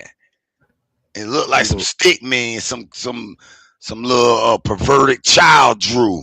Saw some porn. Drew some old weird shit he saw. Man, that shit ain't the real art work of the Kemetans, man. Yeah. Y'all stop playing. And that's what I said. That's why I kept. You got Come on, I'm gonna let you back up, bro. Hurry up and clear it up before he comes. Look, Humble, I told you though. I said you don't got to bring it back up. The picture we all could talk, but you brought it back up, so that's what I had to just be like. Well, since you brought it up, you can't tell me that it's not weird. Like you're whoever drew the art is weird. Yeah, but there's no way weird, brother. Did you understand that they re-entered the artwork, and that's not the same artwork when you go and look at that shit for yourself, nigga? Do you see these look, that would be the case. That would be the case about that. Did that? That's why I said I was speaking on the illustration that he was showing. Just now. That do look weird. It does, and that's all I was speaking to. That's why I was saying I understand the what it's supposed to represent, but I was speaking to just the illustration itself. Let's be real. Let's just be real. If you've seen that hanging up in someone's wall and you had no idea about Kemet, your first thought would be, what is that? Explain that immediately. You could walk into someone's house and they have all type of other religious stuff and everything, and you'll look at it like, oh, I've never seen that before. I've never seen that before. I've never seen that before. But if you've seen that, you would immediately be like, explain that. Because it's you weird. Just said you wouldn't accept the explanation, though. No, there is no. You wouldn't. I'm accepting the explanation. You said that. I'm just saying, acknowledge. Quit dismissing the fact that if you just seen that and you had no knowledge of what the fuck it was talking about, you would say it's weird. If you've seen a picture of Shiva like standing with like 8 arms and doing a little dance or whatever. You would be like, oh, damn, that's an interesting looking thing or whatever. But like, you wouldn't be like, oh, that needs to be explained to me. What the fuck that means? But you would say that about that. Like, no. Here is the example. Here is the example. Funny about that, Max Legion. Real quick. Hold on. You got to write after me. I ain't gonna be on. So what's interesting about that, what you said about the Vedas, is Shakti. There's an image that of Shakti standing over Shiva with a dead person's head in one hand and a knife in the other hand, and she's standing in a pose laughing while Shiva is on the ground under her with his eyes closed smiling. Right now, somebody was to see that, that's weird as far, but what is that showing? Like, it's literally just showing it's like showing the basically duality, right, in its purest form. How duality could coexist, right? Light and dark, up and down, masculine and feminine, right? But if a person was to see that, they would most definitely look and be like, yo, that's some weird stuff. But of course, you would have to then get the explanation because you're not familiar with the culture. So if a person is not familiar with the culture, we understand a person will have questions from this time period because there's all types of stuff. But in ancient days, they did not have those concepts. So they wasn't looking at something like that. Like, they wasn't looking at it, oh, well, man, look, like, oh, we going to put this in here and people going to walk around and look at it weird. No. Hold on. So real quick. I'm pretty sure they still had that real concept. Quick, I just want to say something real quick. So let's give an example. Brother Humble say, you know what, Omar, man, you more than welcome. I'm gonna invite you over my house. I'm gonna throw a little shindig. I'm like, okay, solid, Brother Humble. So I show up to Brother Humble's house with my wife and my son. I walk inside Humble house and I see that on the wall. And I hold on, but before I see it on the wall, I'm like, man, thanks, Brother Humble, for inviting me over. And then my wife and my son say, Omar, what the hell is that on the wall? And I look on the wall, I'm like, oh, snap, man, what the hell is going on, Humble? And then Humble says, no, Omar, you know, y'all just gotta understand, you know what I'm talking about. This is just only symbolic. You know what? And then he gives me the breakdown. You know what I'm gonna do? I'm gonna tell my son and my wife, I'm gonna say, you know what, Brother Humble, thanks for inviting me over. I got something else to do, man. I gotta leave. Maybe next time. I'm getting the fuck out of here. But then let's be honest. Let's be real. Let's be real. A lot of us cooks. A lot of us go to, you know, a lot of us have. Hold on. Hold on. All right, hold on. So a lot of us go. Hold on, Omar. So a lot of us go to, you know, people's houses with not for little shindigs and parties, right?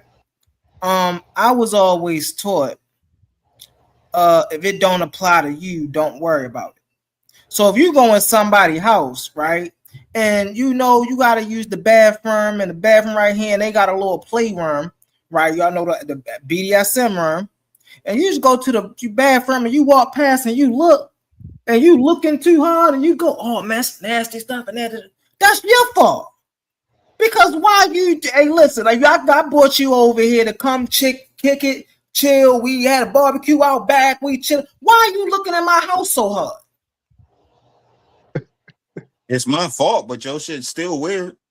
It's still weird. Mean, it's only weird to your perspective. That's the subjective thing. And I'm saying that's the majority perspective. If you don't have the knowledge on the photo and what you're trying, like you could explain, oh, it represents this, and that. But I'm just speaking to the people who don't know that. If you had a picture of like the Last Supper, and people had no knowledge of the Last Supper, they wouldn't look at the Last Supper and be like, oh, what the fuck is that? Can you explain that to me? Because it's not weird like that. It's just niggas sitting and eating food at a table. But that is something that warrants an explanation. And you would have to come with all of what you said. You would have to, because nobody's going to look at that and be like, that makes sense. What else do you have in your gallery? This is all Brother Omar want to say. I think we really need to think about it, because listen, I gotta be honest and have integrity. Remember, truth and solidarity. So I will be honest. What Humble said is somewhat correct, because like I said, I have integrity. So the point is that picture is not gay. Humble, hold on. Humble is correct. It is symbolic. So I do have to be honest about that. But this is the reality of it. And I think this is what the brother Max was also trying to say. When it comes to how they elaborated and they constructed on how they drew these pictures, instead of drawing those kind of pics, they could have just easily drew something else. Like he said, they could have listen. They could have easily just drew something else. But they didn't. Listen, That's the point. hold on. I'm gonna land, brother. Hold on, brother. I'm gonna land. So my you know point, what? Now they're gay.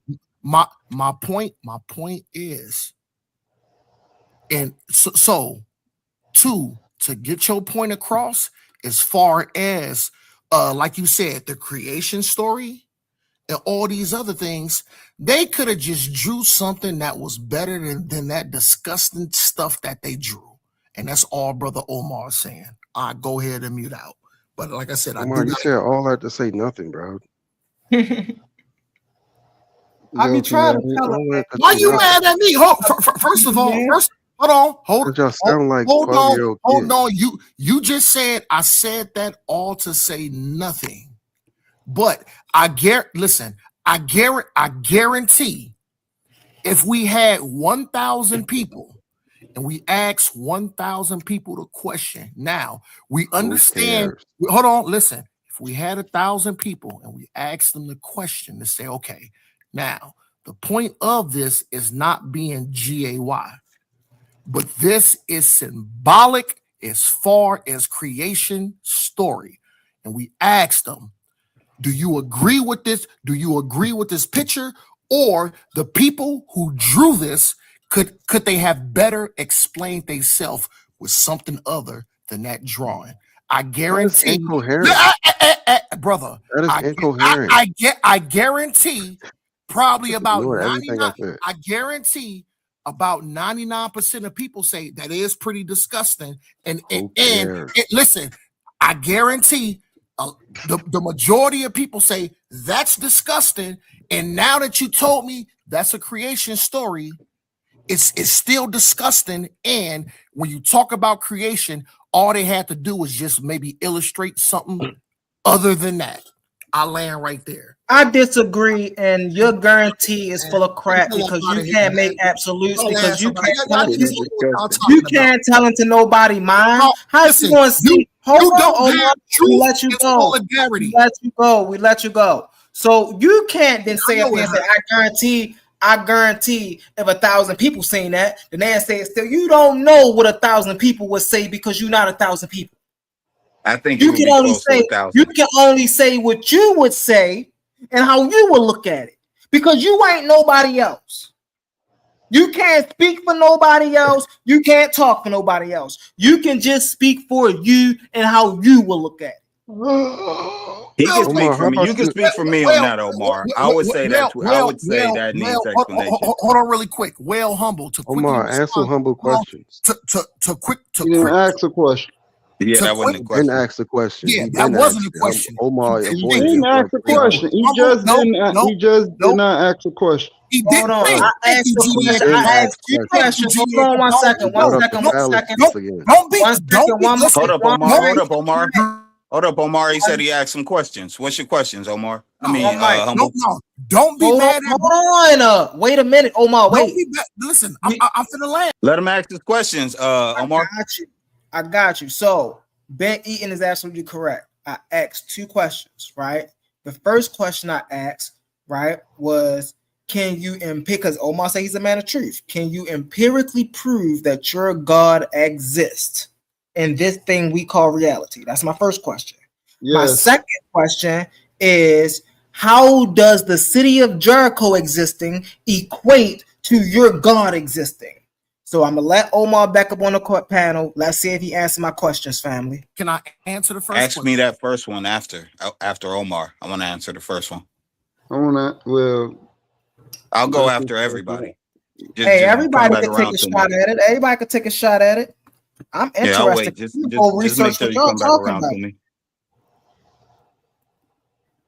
All right, go ahead, Omar. Joe, whoever want to go first. That's Omar. Omar gotta go first.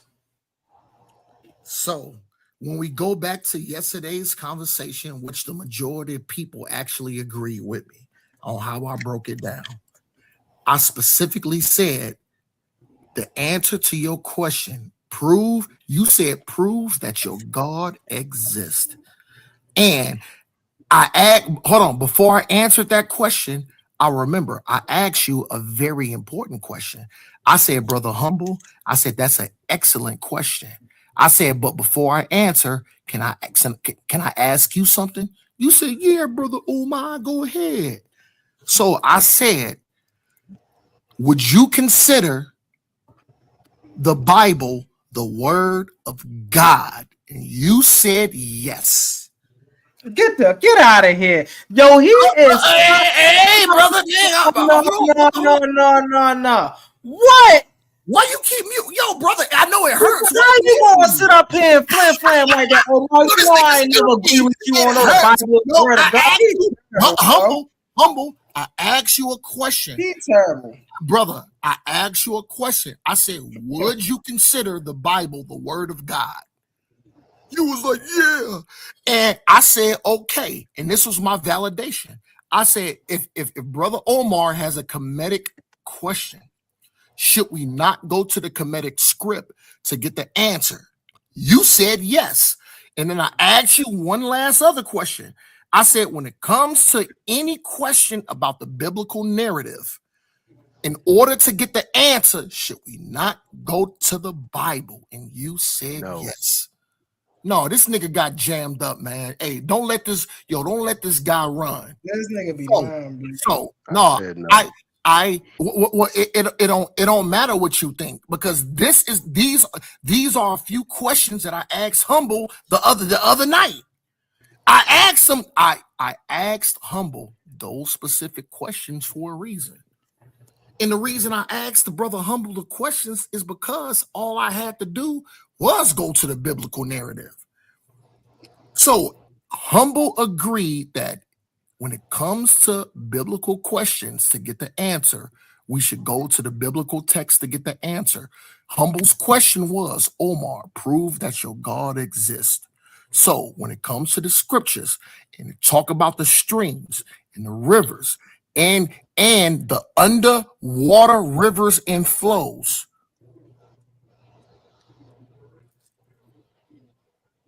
no man or woman had a breathing apparatus to even go that deep to even be able to witness.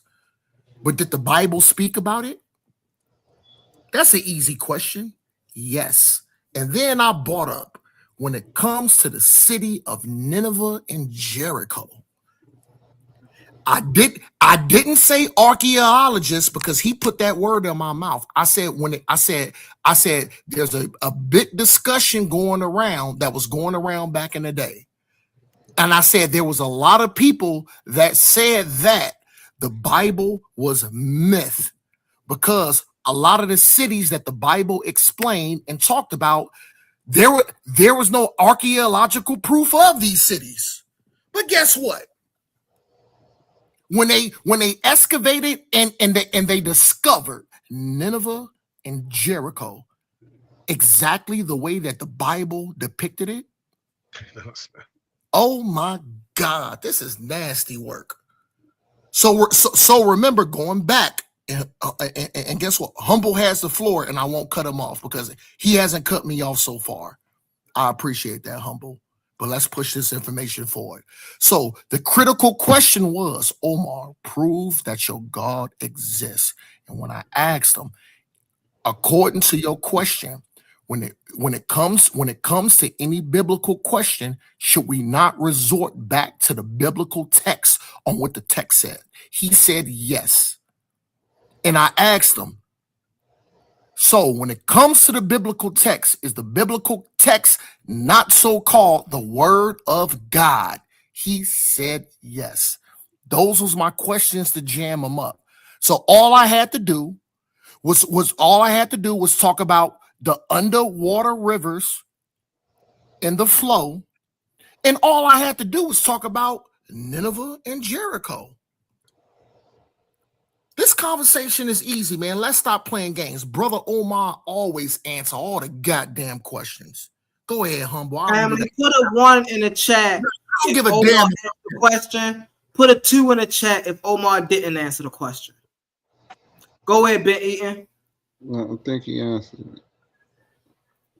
Hey, Humble, did you say that? Yeah, go ahead, Ben Eaton. No, I'm saying, did you say what he said? You said? No, I ain't say no crazy stuff like that, man. Y'all know I ain't say no. Crazy stuff like that, man. That's wow. That's crazy. I'm gonna pull the video back up, but go. Y'all got the video, Omar. Get the video. I'm gonna pull it back up. Please get the video.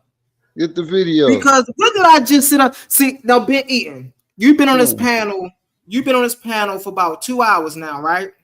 Mm-hmm. What have I been saying for the last 2 hours? I've been begging and pleading and asking and asking. I even had to kick him off because he won't answer, right? If you are a man of truth, hold on 1 second. If you are a man of truth, can you Empirically. Empirically. You see how he left that word out, Benny?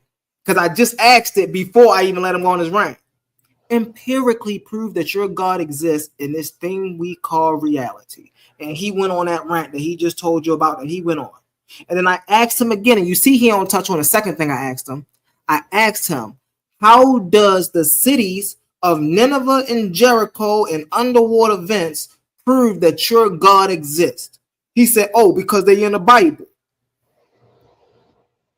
But the Bible is not You didn't say Nineveh, true. you said Jericho. He did. He said Nineveh and Jericho. No, he said Nineveh and Jericho. You just asked, and you said you was gonna ask this to the whole panel. You said Jericho. And what did Omar say? Omar just threw in Nineveh. You said prove that your God exists empirically, and me and Max said yeah. Then you said, and how does Jericho existing prove your God existence? That was the those was the two questions. Been watching the whole time. I've been on the panel when he just said it. He just restated. You've been watching the whole time because he been asked this question. I'm saying he just restated the question for everybody to hear it though. Oh, he said Thank you, Jericho GD. and Nineveh. Hold on. So he just ain't stopped the whole panel so everybody can hear the question. Max, what question you? Hey, Max, what question you? Don't be mad at GDN is saying. Because he got his listening ears on. It's exactly what GDN is saying. Do not be mad at GDN. Let him speak. He has his listening ears on. Y'all are incompetent. It hurts. It hurts. And I know. No, you can't do that. You're not gonna do that. So to prove that my God exists, for one, my God name means he exists. That's what his name means. For two, the empirical, to prove it empirically, the observable universe. My God is the one that made the observable universe visible. This is why when they look at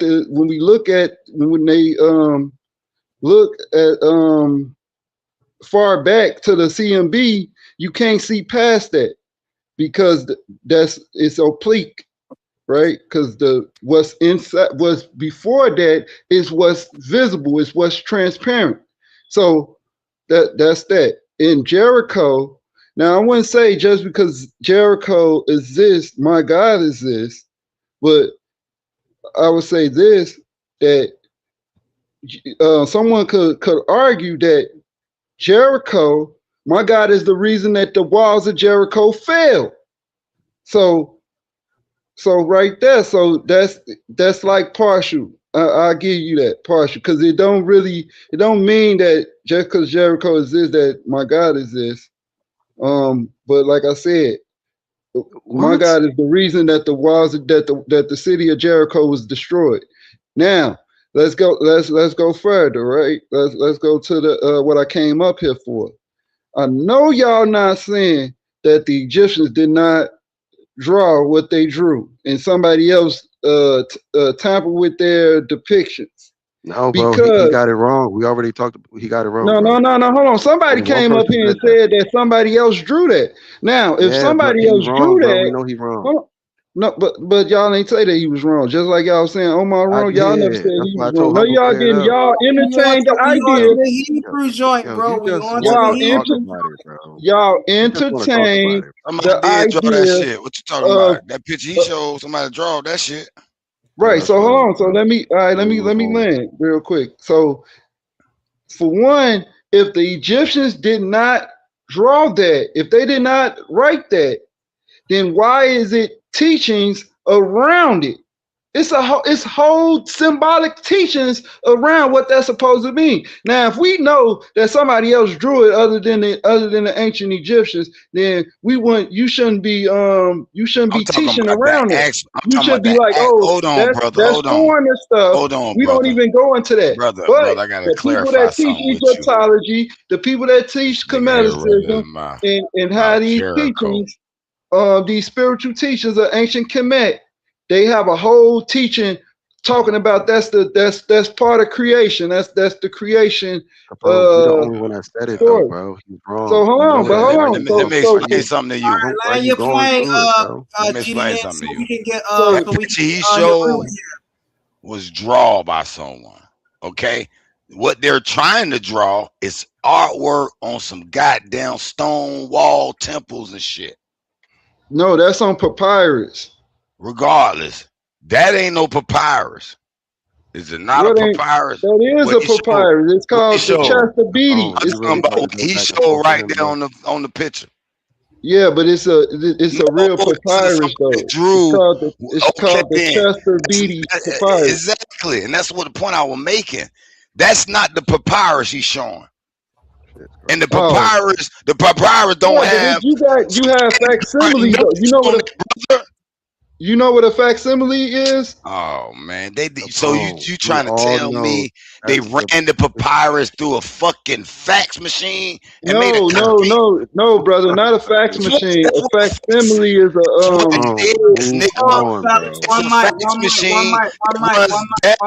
through a phone line that can make copies, can send it through the phone line or whatever. It's the same goddamn device, nigga. So you trying to tell me they ran the papyrus through a fax machine to make a photocopy? All right, hold on one second. Let's remember we got decorum on the panel, family. Let's remember we got to have decorum on the over a phone line, and you can copy it digitally anywhere. At the auction when it's not the real thing, but it look like it. I got an old school printer in my house right now that has a facsimile connected to it. Capone, why are you y'all going don't back even and fucking forth, know bro? about this technology. You don't even know how to use it, brother. One second. Hey, one mic.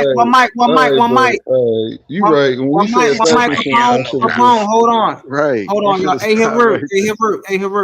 Hey, we're gonna try to watch out. You know that's what they call a fax machine? Yeah, hold on. Hey, Haru, can you hear me? A facsimile? Can y'all hear me? Mic check 1 2 1 2. We can hear you. All right, we're gonna try to keep out, decorum. We like to get it in. We're gonna try not to, slang them words around too much. I talked to my brother Omar about that earlier. You see what I'm saying? So let's get it in. No. Let's keep this fair because when I use profanity, I get muted out. What did I just say? No. What did I just? Did I not just tell?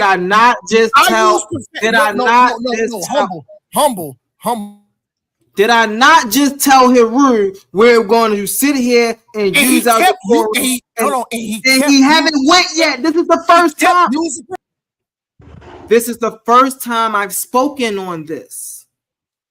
So he didn't do anything yet. You don't know what he's going to do now. You don't know what Haru is going to do. Haru might speak another 50 times and never cuss again. You don't know yet. That's crazy. Omar, chill out, bro. I got it, Omar. I got you. That's okay. That's exactly why I'm speaking on this. Is because me and you talked about it earlier. It hurts. So let's go here. We got Brother Mater Williams on the panel. What it do, Brother Mater Williams? How you brothers doing, man? We doing good, man. Hey, look, you got anything you done heard in so far? You got anything you want to comment on, ask questions about, anything of that nature? Well, I just jumped on and I was just basically trying to really get into the conversation, but I will say this, and this is I don't know if it may be off topic or one of y'all need to hear this, but when it comes down to the traditions that you all have faith in and belief in, it comes down to this. 9 times out of 10, it comes from the same source. And once y'all know that, you will understand it'll open up to you the whole concept of everything, what God really is. We always gonna find ourselves in arguments about scriptures and this deity is real or literal, or it really comes down to you have all these faiths. These you got Abrahamic traditions, all of them beefing. Then you have the Comedics, and then you have others, Buddhists. You could go down the line, but they all speaking on one source. One source. So I'm talking about I'm dead ass serious. It's speaking on one source. And then the first of it all is from Kemet. And then you have all these different other traditions come follow behind that. Which I wouldn't, if however a person believes in whichever faith they go up under, that's fine. Long as you follow and you a better person, that's cool. But what's the argument still about? Of what? We gonna argue. That's just why nations is going to war behind this. You know how many people died in the honor of Christ, of Muhammad? You know what I mean? So I land my plane, man. I'm gonna keep listening. I'm gonna take notes, and I'm gonna tap you in when it's time. That's facts. Straight up. That's facts, Maida Williams. And I just want to say that I love the sport of debate. You see what I'm saying? Getting into this intellectual arena, it give you an adrenaline rush, man. It's like being in a game. If you're a football player, basketball player, you hit the game on a shot, it give you that adrenaline rush. A lot of times now, my claim, as y'all heard me earlier say, I'm a naturalist, right? So my worldview, I don't adhere to anything supernatural. So I don't adhere to gods, I don't adhere to creators, I don't adhere to angels, I don't adhere to any of that.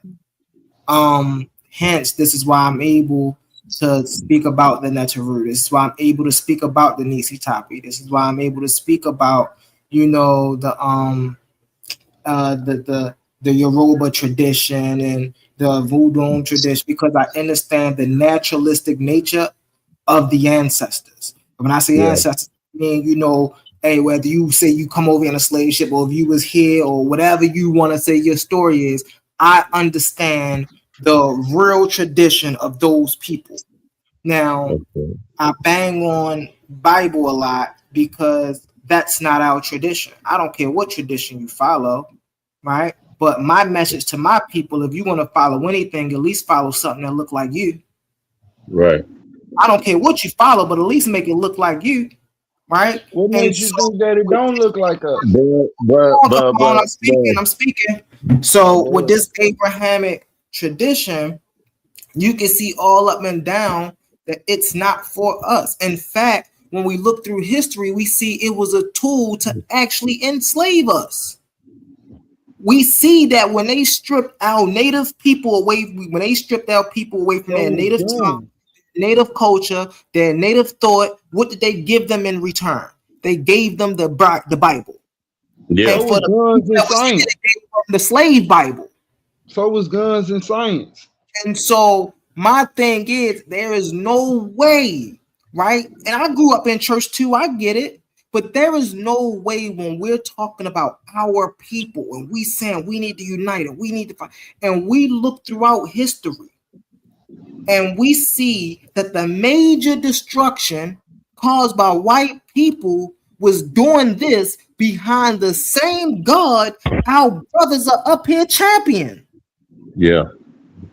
Yeah. You telling me the Ku Klux Klan can say God told us to go blow up this black church and on nothing happened to them, but the black people that came over here in chains are cursed for just nothing?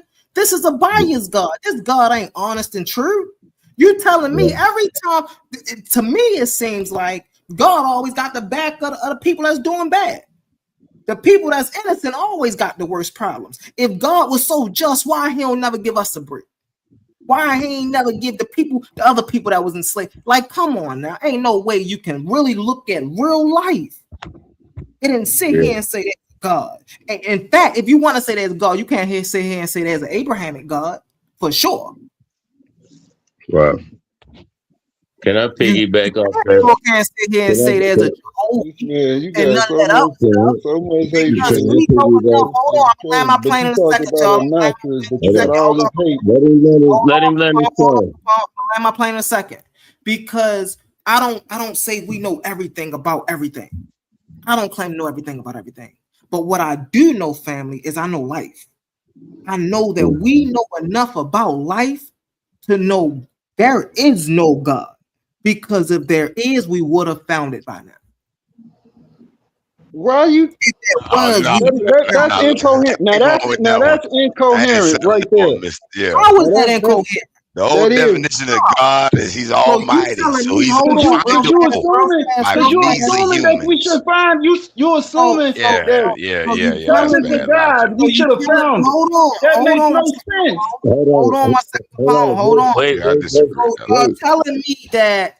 What if God is undetectable? Hold on, Capone. Hold on.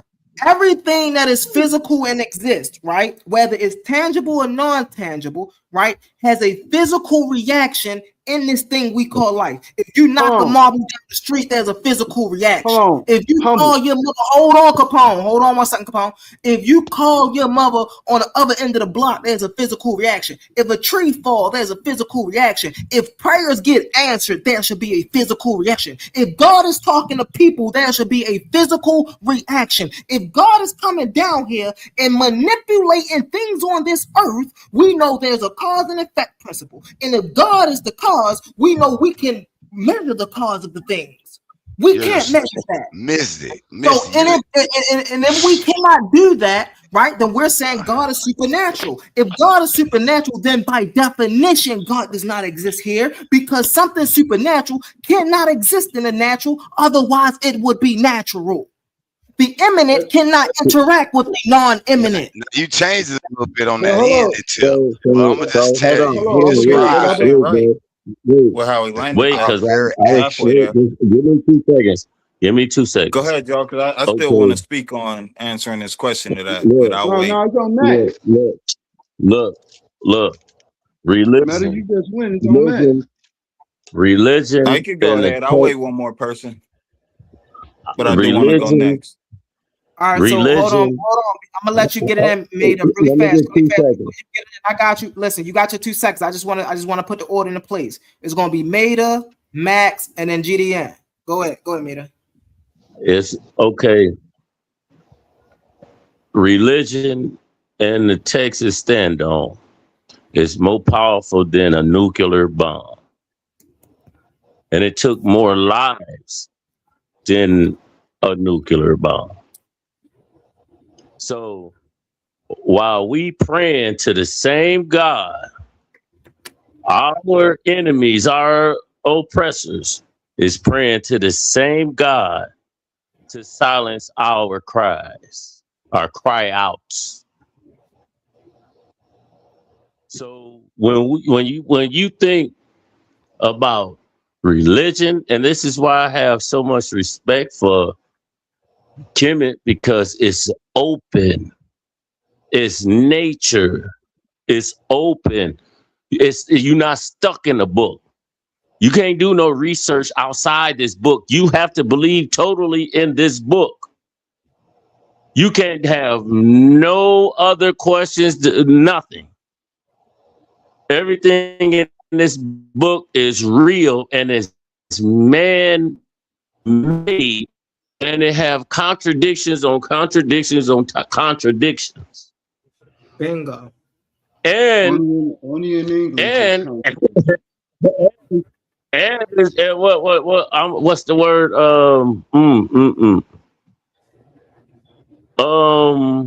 The bottom of Matthews in the red letters is the continuance. Because Mary ran off and didn't tell no one, so they had to continue. You know, She ran off and told no one about what she's seeing. She was so scared she didn't tell nobody. So come on, man. Shout out to Now, Beck down in the comments. I see you, bro. at least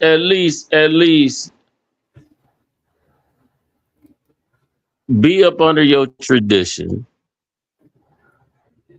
And for us all to come together, do your due diligence with inside your culture. That's cool. But respect all cultures. You know? Because don't nobody within the Hebrew faith follow the book, follow the laws, period. I know you don't. Because you're supposed to hate Muslims. Everybody. And you're supposed to stone a woman even if it's your daughter. I know y'all got daughters. I know y'all old enough to got daughters, and I know they fucking. Oh, excuse me. I know they screwing. You ain't stoning them. Let them know. Let them So, know. come on, man. I'll land my plane. Come on, man. I just want to put the real facts into just what's going on, man. Most definitely. We know we appreciate you, brother. Hold on, Capone. You know we appreciate you, brother Mater, man. Hey, listen, kicking that, in the words of my brother Ashe, kicking that realismism. You feel me? Yeah, man, because you can't. Come on, man. Y'all not following the traditions the way y'all supposed to. And then if so, why is the Caucasians is benefiting more off of Judaism than you? That's all I'm asking, man. That's all I'm asking. That's the question right there. If this is supposed to be, I apologize. Humble man, you making the weight longer, bro. I'm about to pull a Omar, yo. This is my show, yo. Hold up. We here with. I'm gonna let y'all cook. I just want my man Mater just made a great point. Because that's my point. That's all I be saying, Mater. If this is supposed to be some omniscient, powerful being, right, that's supposed to be just and fair, then why do we see it only working on the side of the white people? Why every time we in the story, we getting cursed or we doing something bad or we evil? Why are we the bad person in the story? When are we gonna get a story that uplift us? Why is the niggas supposed to hate niggas in Africa? There you go. All right. I appreciate you, brother Mater. Let's get to Max Leisure. Go ahead, You don't see them white folks saying, "Oh, coming out bluntly, just being blunt about, man, I hate niggas in Africa." All right, look. So humble. Max, you don't see them white folks saying they Hold on, hate. Mater. Hold on, Mater. It's on Max. It's on Max. You don't see them white folks saying they hate hunky or hate niggas. They don't say they hate niggas, but the niggas say they hate niggas. But the white folks ain't gonna take no blood test. I don't think he can. All right, Mater. It's on Max. Mater. It's on Max. Go ahead, Max. I landed, man. So, yeah, I just wanted to address your original question, Humble, about does proving God exists, and I'll say there's plenty of ways, but just for this specific conversation, I'll start with the fact that if you subscribe to who are they? Are they who'd you say Newt and Geb as the earth and the sky? You know, you subscribe to them as deities, as the characters, but their characters represent something. But the story that they come from, coming from Kemet, you subscribe to that. So like you're not like subscribing to the Hindu deities of the sky and the earth, specifically Kemet. And so, you know, if you're going to subscribe to that, then you got to subscribe to the whole lineage. So you look at who's the father of Newt and Geb, and it's Tefnut and Shu, who are gods of the sky and moisture.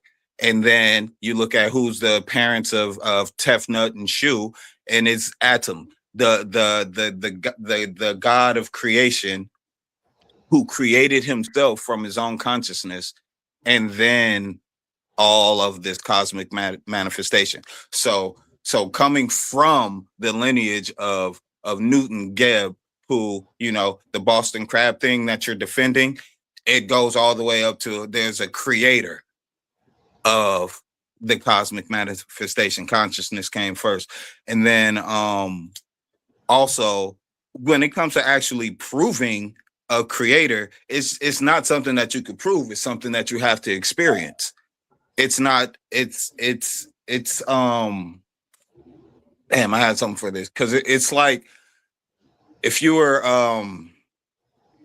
you can't, you have to, it's like love. If you wanted to or if you were in a world full of robots, just robots, no other human anything, it was just robots, programs and everything like that, but you end up in it and you have to prove that you're not a robot, a program. But these robots are like, you know, as sentient as they could be, if you could think of the highest grade technology humanoid robot or whatever, but they're not humans, they're androids, whatever. But you have to prove that you're actually human and that you have a consciousness. There would be no test that this AI, these robots could do to prove that you actually have a consciousness. All their tests would show is their data and their numbers. And robots have data and numbers. In order for them to actually know that you're a human having an experience, they would have to be you, the human, having an experience, or be another human having an experience that could relate and be like, no, I'm the same as him. We're both human. But you can't make yourself known to anything outside of yourself and things that are like you. And so God can't be proven because there's nothing like God here. It's just representations and expressions of it. So there, you just have to experience it. It's like trying to describe the color yellow to a blind man, someone who's never, who was born blind, and you're trying to describe the color yellow to this blind man. You can't. There's no descriptions that would compute to this person. So that's how it would be with God. He would just have to experience color and know. And that's the nature of God. And then to answer your bonus question, because you just asked the question, what was the last question you asked before you stopped talking? Like, prove this yellow.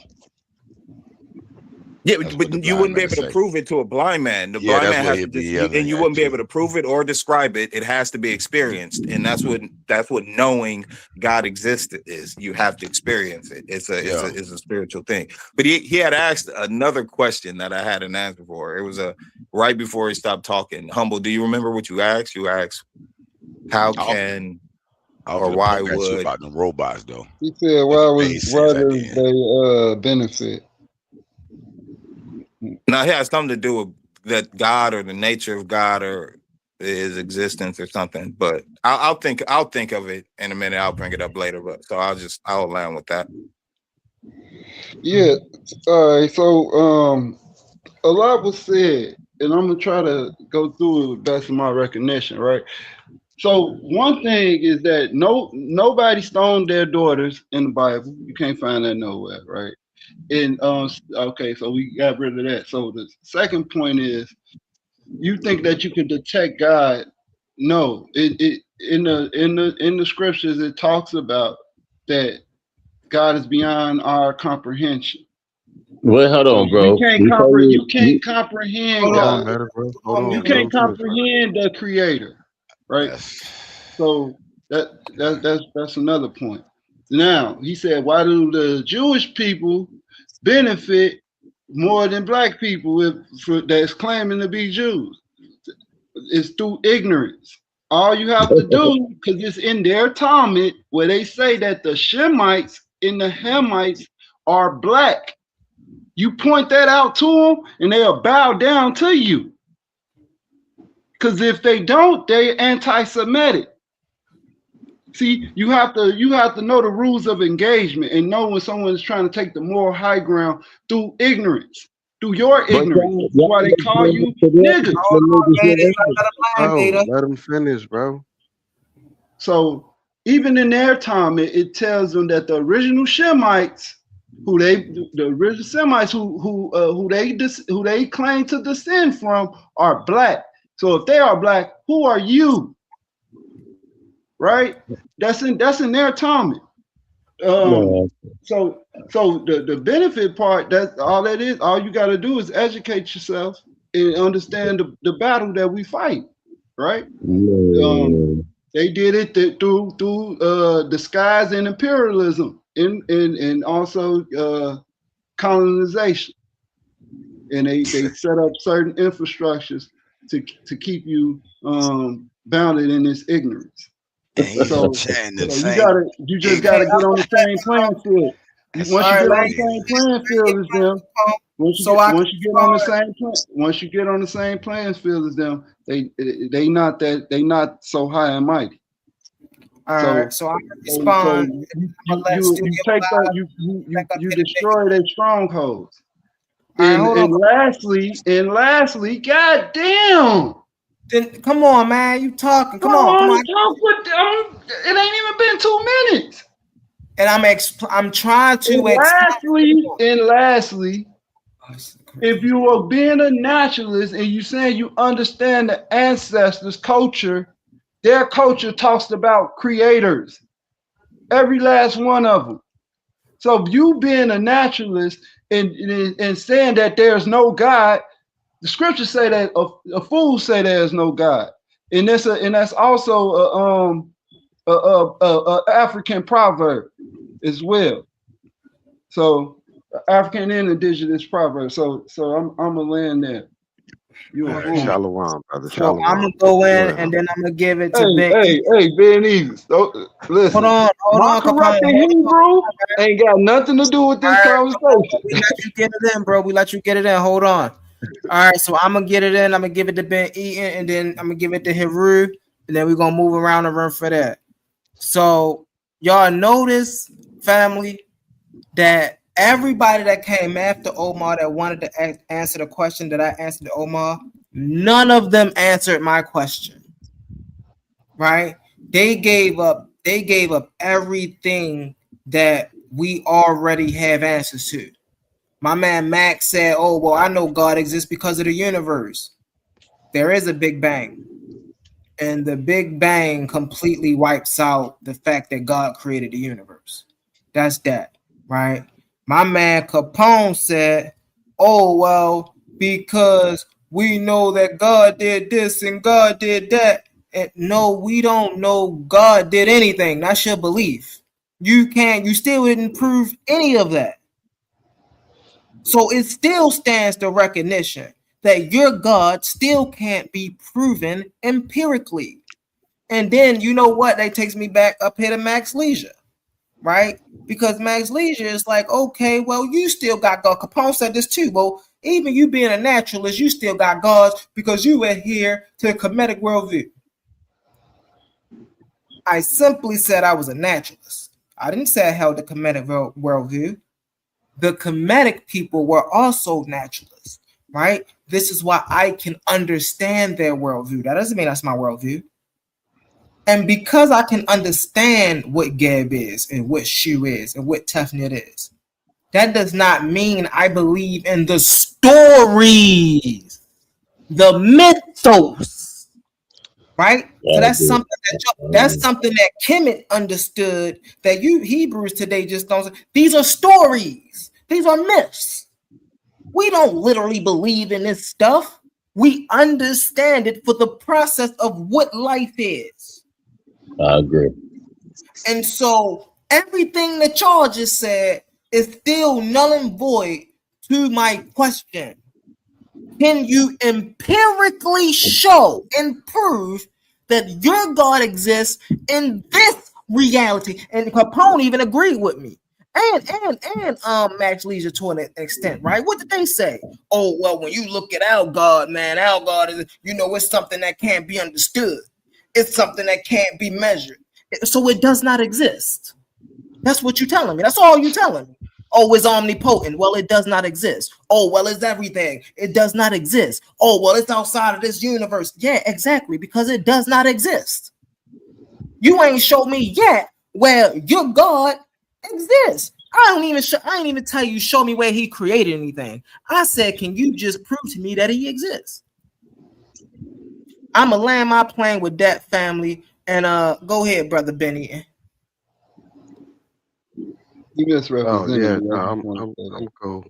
I'm cool. Hey, real quick, Capone, where does it say that Shem and Ham were black in the Talmud?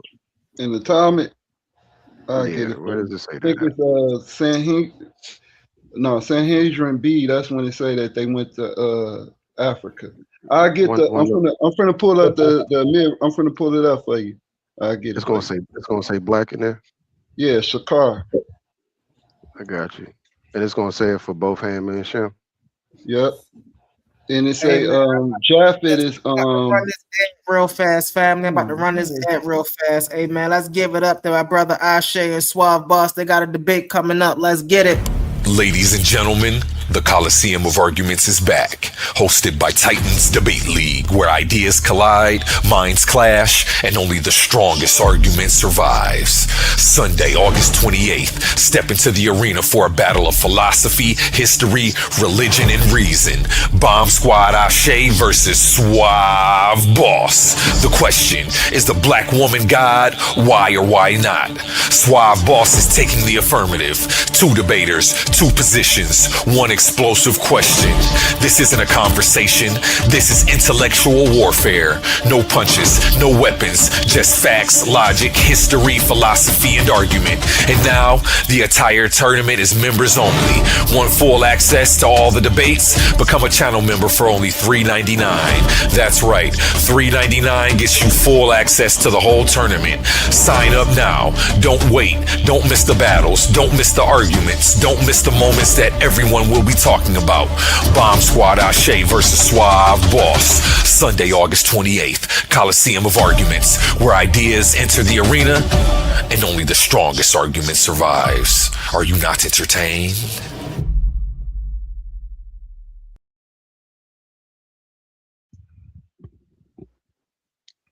Let's get it. Let's get it. Shout out to the brother Ashe and the brother Suave Boss. I know that's gonna be a good one, man. I caught that face off. That face off was amazing, man. Look, they was getting it in. They brought that energy, and they most definitely was standing on that square. You feel me?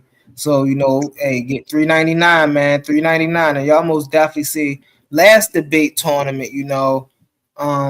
Brother Humble wasn't there, and see Brother Humble in this debate tournament. See, this is why I'm going back and forth with brothers like Omar, the GDN Capones, right? But they ain't stepping in the ring.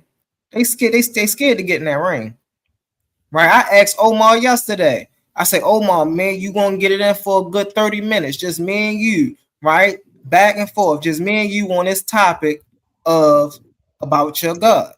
And you see, he done ran, flim, switched the topic, moved the goalposts. They don't want to see Brother Humble in his ring, man, because listen, they know. Hey, bro, I want to, man. You know what? Friday, I'm gonna link in, man. How can I get on the? Cause I gotta break the laptop out, man. It's been messed up, man. I gotta get him right. Y'all got the brackets already, right? I'm talking about when is the debate, and then how can I, man? Cause oh my God, I'll murder some.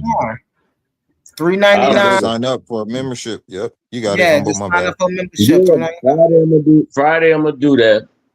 Okay. Friday I'm gonna do that. But yeah, I need it. I'm gonna sign, man. Yeah, I need to get in that.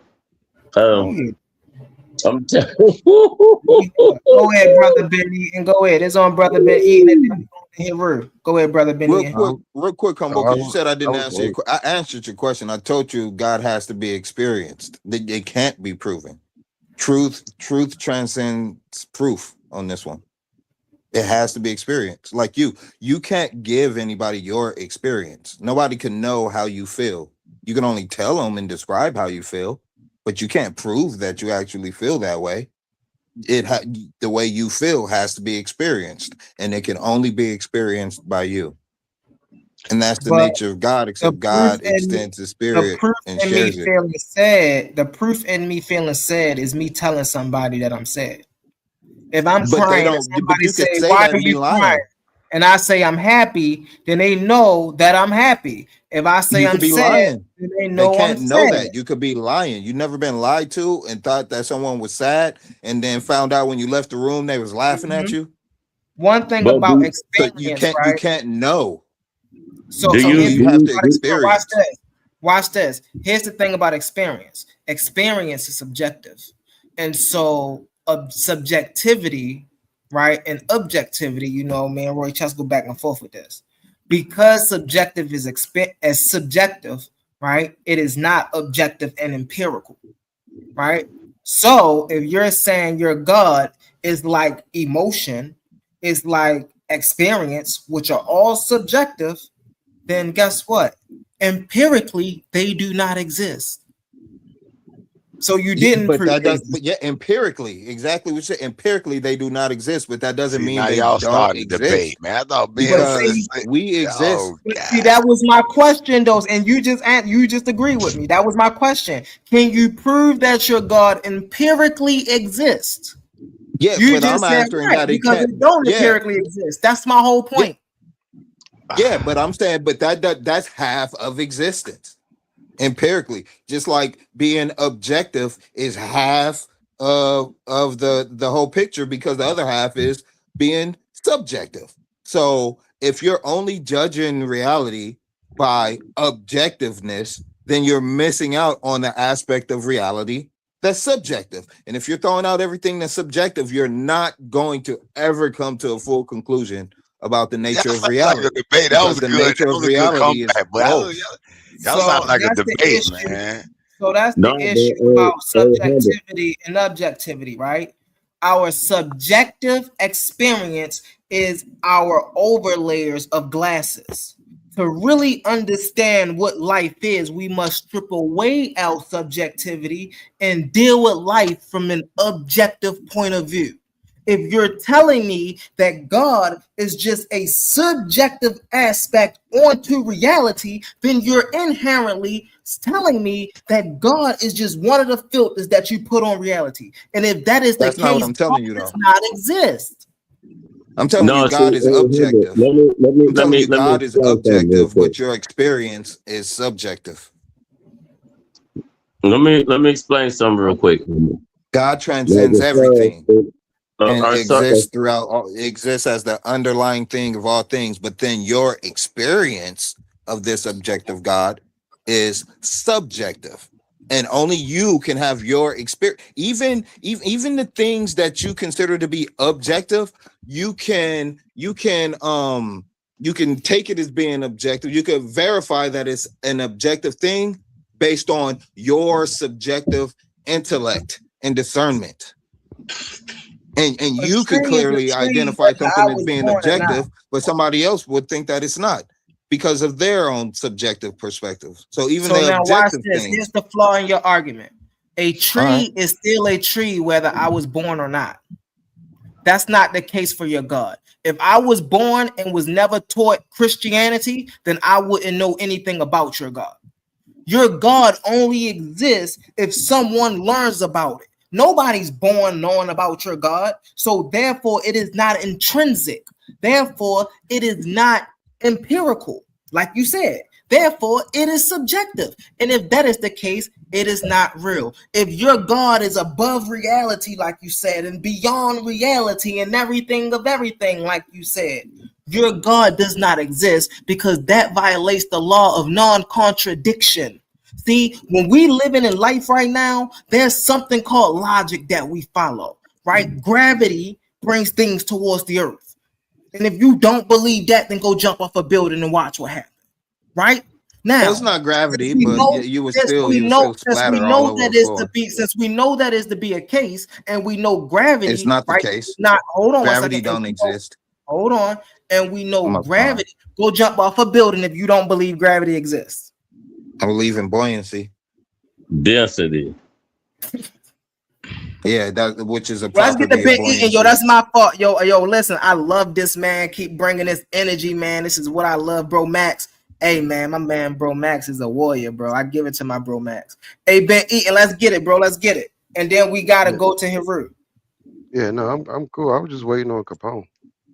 Oh, Capone. Oh, Heru, you got something you want to add, bro? Can I address with you all of what you said, though? I got something to say. I got you. We're gonna come back around to you, Max. We're gonna come back around, bro, because I don't want to, Fair you know, enough, you fair got some enough. people. You know, Yeah, Omar got something he want to say. Yeah, I want to defend the Kemet argument. I put a few little reference pictures back there. Y'all can compare these pictures. Man, there ain't no papyrus that got some nuts where the nigga look like he's sucking his own thing in Egypt ever. Anybody want to debate me on it and pull up their little imagery? I'll prove it's fraudulent. Okay, so anybody want to challenge that? All that shit floating around is an attempt to discredit Kemet. It's been there. And I got a question for your boy Capone who just dropped off.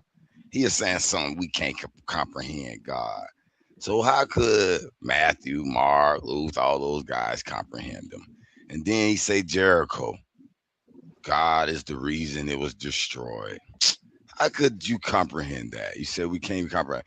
Even if you did, do you sure that's God or it wasn't a group of people who claims they had the right to destroy the city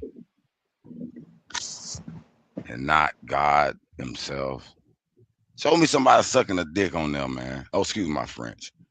A wee wee. You good. Yes. So this is the scene that Omar tried. This is the correct scene. Thank you. You know what? And yo, I appreciate you. I put this in my archives. You must have already had this, haven't you? I got a few of them that's deep in. I got and I know that because this is a hard picture to come by. This is why I wasn't trying to put up, and this is why I explained it instead of trying to put up another picture, because this picture here is a hard picture to come by. This is the actual picture of Newton, Gab, and Kemet. Yeah. This is literally the actual picture. I'll see somebody touching on some nibbles to me. Pissing on some nibbles. No, this is nuts. No, I get you. I see the nibbles this though. This is symbolic, right? I This don't is see Gad nothing gay, down though. here on the earth. This is Gad down here on the earth. I mean, not on the earth, but this is Gad land flat. He's symbolizing, right, the landmass of Kemet. You see, you got lower Kemet down here, right? And then you got upper Kemet up there. So, like, come on, man. Let's read this, though. An Egyptian myth before creation of the world took place, the universe existed as a boundless day. Is this talking about the what's column? It's the Book of the Dead, and it's in frame circa 950 to 930 BCE. It's even older than that. That's crazy. It said, watch this. World took place, the universe so it's telling you what's going on in the frame. So let's see if Brother Humble was right. An Egyptian myth before creation of the world took place, right? Mind you, hold on, let me say this one more time so Omar can hear me. An Egyptian myth, Omar, an Egyptian myth before creation took place, right? Of the world took place. The universe existed as a boundless sea of dark inherent waters, known as Noon. What was Noon, family? Water. And that's what the language of space so when you see Noon, family, and when you see Noon, right, you know that it's talking about water. From this primordial chaos across the first God, and that's the thing, bro. I don't really like when they be using the word God, bro, because this word right here, this does not translate into Netta. Netta translates into life existing. It does not translate into God. A tomb, self-created and eternal, who emerged atop the sacred mound, which came to be the symbol of the first land to rise from the deep.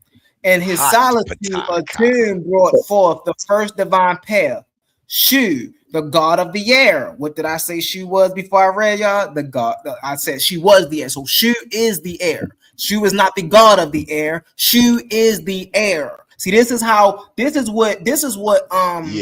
that is true. Heru be talking about. This is what Heru and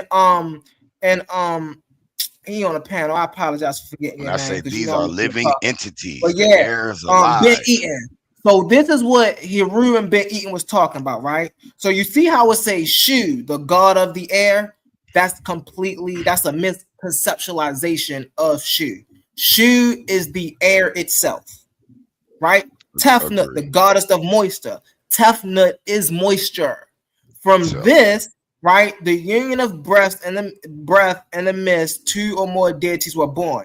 Gab, the god of the earth, which is the earth, and Nut, the goddess of the sky, right? So it's breaking this down. In the earlier days of existence, Gab and Nut lay intertwined and tight and embrace. Their bodies locked together in an eternal union. The world had yet to form. Oh, and what does this not sound like Genesis 1 and 1? Can you pause right there though? Hold on, but can you pause right there though? Like the Genesis story? Hold on, but let me pause right there. Let me say one. It'd be 10 seconds, bro. I brought this information. I need to speak on it. The world. Hold on, Maida. Let Heru get in here. This is his joint. This is where the perversion comes in, that where the white man don't understand. Okay, they don't understand that there's geological life form in this universe. The sun, the earth, and these natural beings are beings. Natural things are living things. So now they have to look at this fleshful bodies and biological life and try to mix it with these geological life forms. So now when Gab and that intertwining, they putting their perversion on it, looking at it as fleshful, lustful things. When these are geological processes in the universe that cause transformation. Exactly. But go ahead. Exactly. Also, I just want to say this is exactly this parallels exactly with the biblical creation story, right?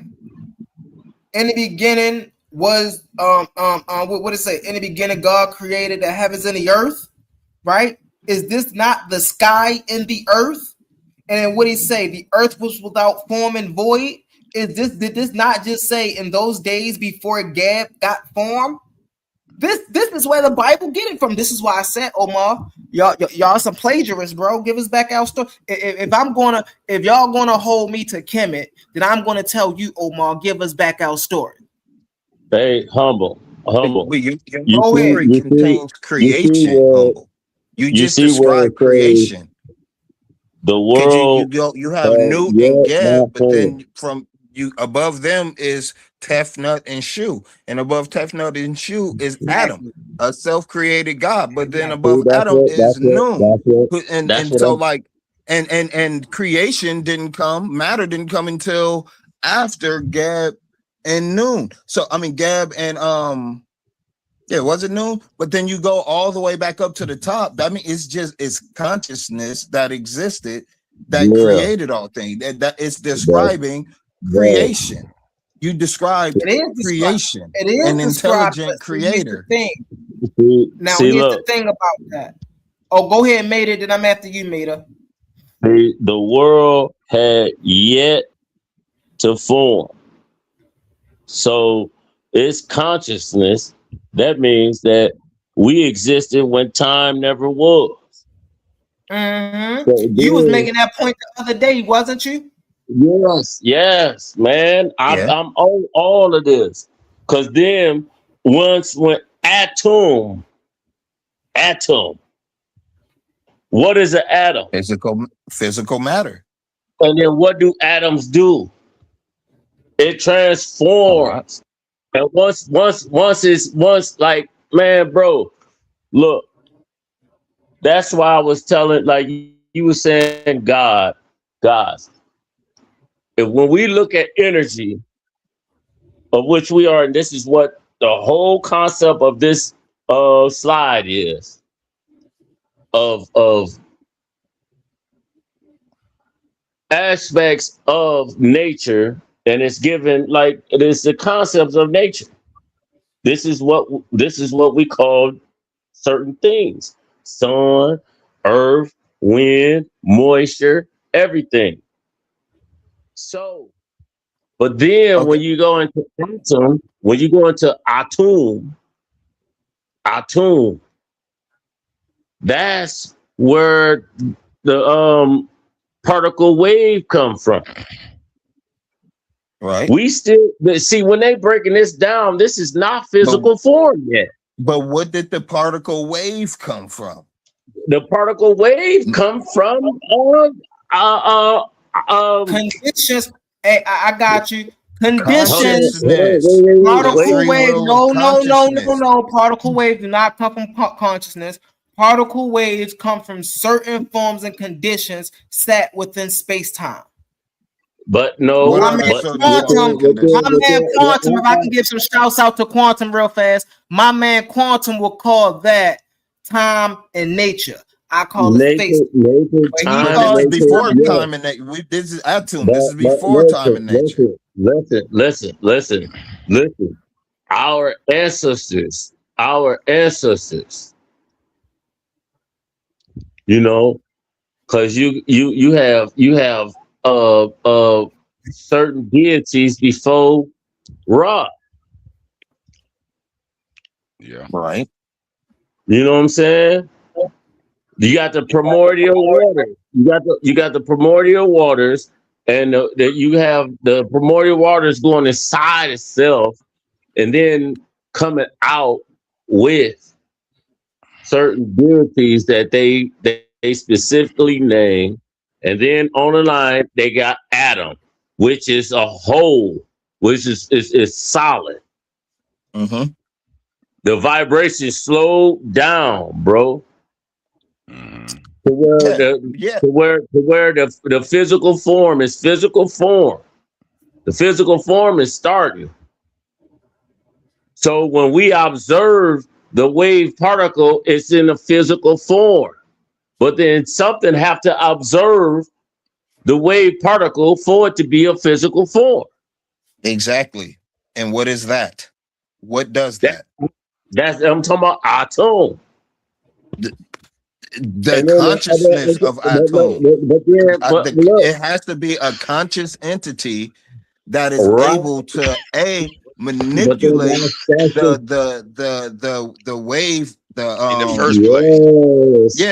because before there's an observation, there is no breakdown of the what is it called, the interference pattern, the wave. There's no breakdown of it, but as soon as you observe it, the quantum state breaks down. There's no longer a wave, and it chooses a particular state to be. So there has to be an observer. There has to be a consciousness that changes it from a wave to going from this frequency of a wave to that frequency of a wave, so that we can have this type of matter and that type of matter. And then you have this type of matter interact with that type of matter. There has to be a consciousness in control of that. And like you said, the primordial waters describes the matter, which is like the empty chalkboard with empty potential. But the consciousness is what picks up that empty matter and says, let there be light.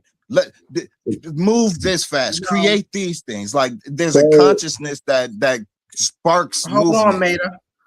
So really fast, let me get in here really fast. That right there is not true, right? Because we know energy, number one, who know anything about thermodynamics? Energy can never be created nor destroyed. It can only be transmuted from state to state, meaning never a time that energy was not. That's number one. Number two, right? Everything vibrates, nothing rests. Everything moves. Everything is in constant movement. There's no such thing as a first movement. You know why there's no such thing as a first movement? Because there's no such time that energy came into being. Energy was always into being, which means things was always vibrating. Was things always vibrating on the scale and frequency that we experience now? Absolutely not. However, we know because energy always was, right? And vibration always was and always is and always will be, right? Then we know these conditions was always possibilities. And they was always No. I'm so saying what I'm we don't saying need because the that's exactly conscious. correct. Hold on one second. Yeah, We don't that's so You're need the correct. describing It is hold chaos. on one second. I'm gonna land my plane with this, and then we're gonna go to Heru. We don't need conscious, right? First, because energy and vibration are happening. always there. It's not even, we That's can't even call chaos. them things. A vibration, a tune, a frequency is a happening, a constant happening, whether you're tuned into it or not, right? Energy is always happening. It's always transmuting from one state to the next state to the next state. That's called movement. We are all nothing but a that of last energy. part I agree with, but Look, I have some that's pushback. true, humble, Go but it's ahead, go ahead. happening. Hold It's on. chaos. There's no form. Go back There's around, no y'all. structure. Yeah. I'm gonna make it 20 Consciousness seconds brings short. that. We're Listen, gonna go back around, y'all. Let's let I him agree root with in here. I agree with most of that, because to me, all the things y'all all said proves to me that there's only one being, and that is the supreme being. There's only one consciousness, that is the supreme consciousness. There's only one observer, that is the supreme observer. But it can't be just one, because if who is observing him or her? It's always Who is been here. observing that? Who something have to be observing. Energy is absolute. It goes from ground zero. Exactly.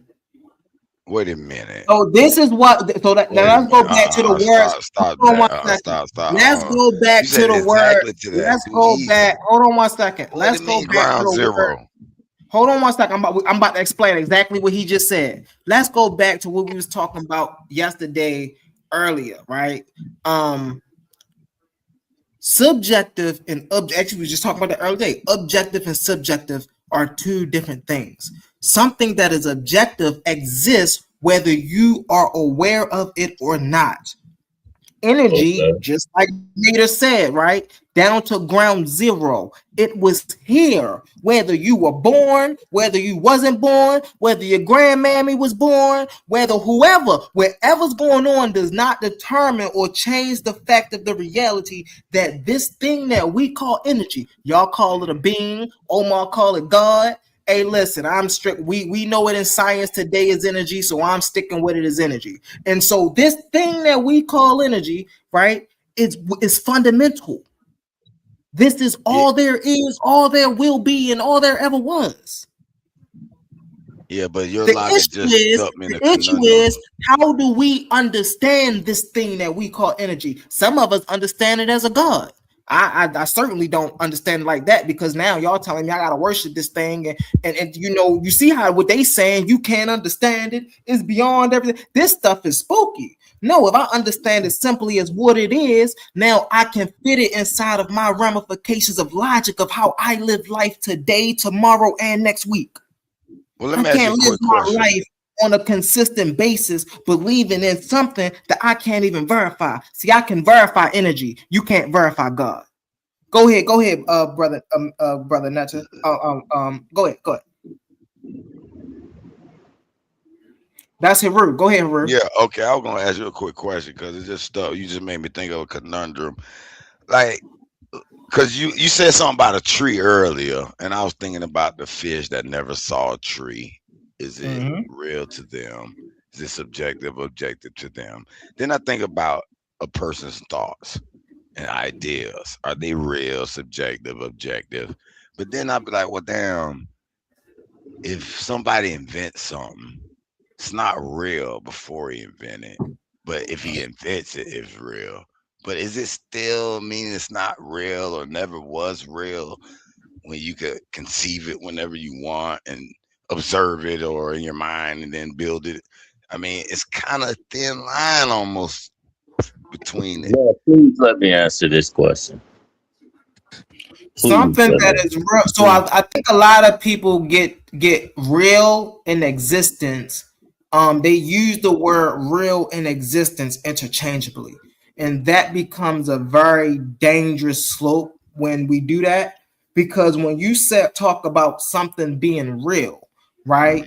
Your thoughts are real, right? A comic book of Superman is real. These things are real. But just because the book of Superman, the comic of Superman real, that does not make Superman real. I don't know. You see what I'm saying? Yes, the comic book of Superman exists, but Superman himself does not exist. He's just a comic book character. That's the way the Hermetic. It's almost the way the Hermetic principle teaches it. But watch this though. Watch this. We're in the minds of the Supreme One. Hold on, watch this. I'm turning back over to y'all. Watch this. I'll put it in a sense that we can all understand. Just because there's a thing called Christmas does not mean Santa Claus is real. Yes, Christmas is a real holiday that we celebrate, that some of us celebrate. However, that does not make Santa Claus real. Right. Okay. I get you. While the day of December 25th, right, in our objective reality is a real thing, that does not make Santa Claus real. And so with these brothers, not Hiru, right, but the brothers that believe in this God and this creator, just because you have a book that says that this is real does not make it real. How can you tell? And then that's why I go start talking about the people in the book. Because how can you tell me that Abraham is real when Abraham was supposedly lived around all of these other people that lived, right? And we have steles and we have trademark receipts and we have all of this evidence from 2000 BC on down, but don't none of them mention Abraham. None of them mention Isaac. None of them mention Jacob. Right? And when people say, "Oh, well, you got to look for the Hebrew." It should be Brother Omar turn again. Hold on. 30. You hear me talking, Omar? I got you, bro. Hold on. You hear me talking? How do you just cut it when y'all done? Okay, I got you. I'm not done talking. I have a voice. Okay, I'm not done talking. Just please let me say this real quick, and you can go off this real quick, Humble. Okay. I just want to land my plane. I ain't gonna be long. So the whole point I'm making is these people come up here with their supernatural beliefs, and then they think that they can verify their supernatural beliefs with a book written by men. That's like me sitting up here telling y'all family that Hogwarts is a real place and that Harry Potter is a real person just because I read the book of Harry Potter. That don't mean a nickel worth a dime of a nothing. You still didn't prove that your God empirically exists. Go ahead, Brother Mater, and then we got Hiru. Okay. This is gonna be very quick because it was going off of what was said earlier. As far as water,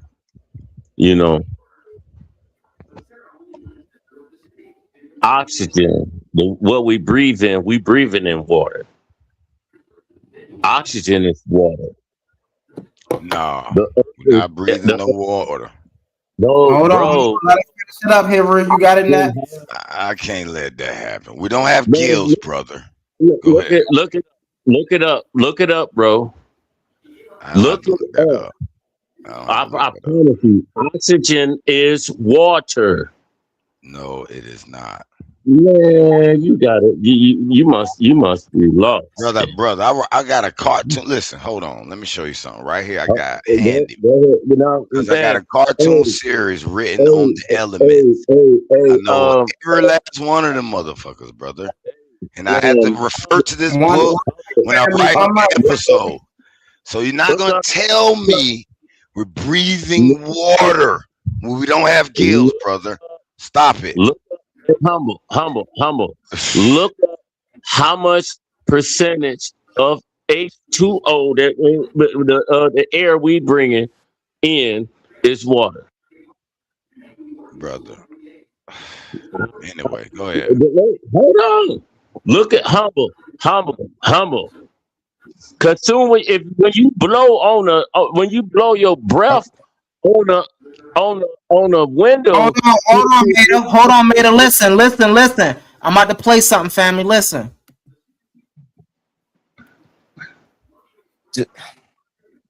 No, oxygen is not water. They are chemically distinct substances with different compositions and properties. Key differences. Chemical composition. Oxygen is a chemical element, symbol O. In the air we breathe, it typically exists as a diatomic molecule, O_2, meaning it is made of 2 oxygen atoms bonded together. Water is a chemical compound, formula H_2O. It is made of 2 hydrogen atoms bonded to 1 oxygen atom. State at room temperature. Oxygen is a gas at standard temperature and pressure. Water is a liquid at standard temperature and pressure. Properties. I'm not saying Pure oxygen supports combustion water. and is required for cellular respiration in most living organisms. Water is a universal solvent that plays a vital role as a liquid medium for metabolic processes, though dissolved oxygen, O_2, in water is what aquatic animals use to breathe.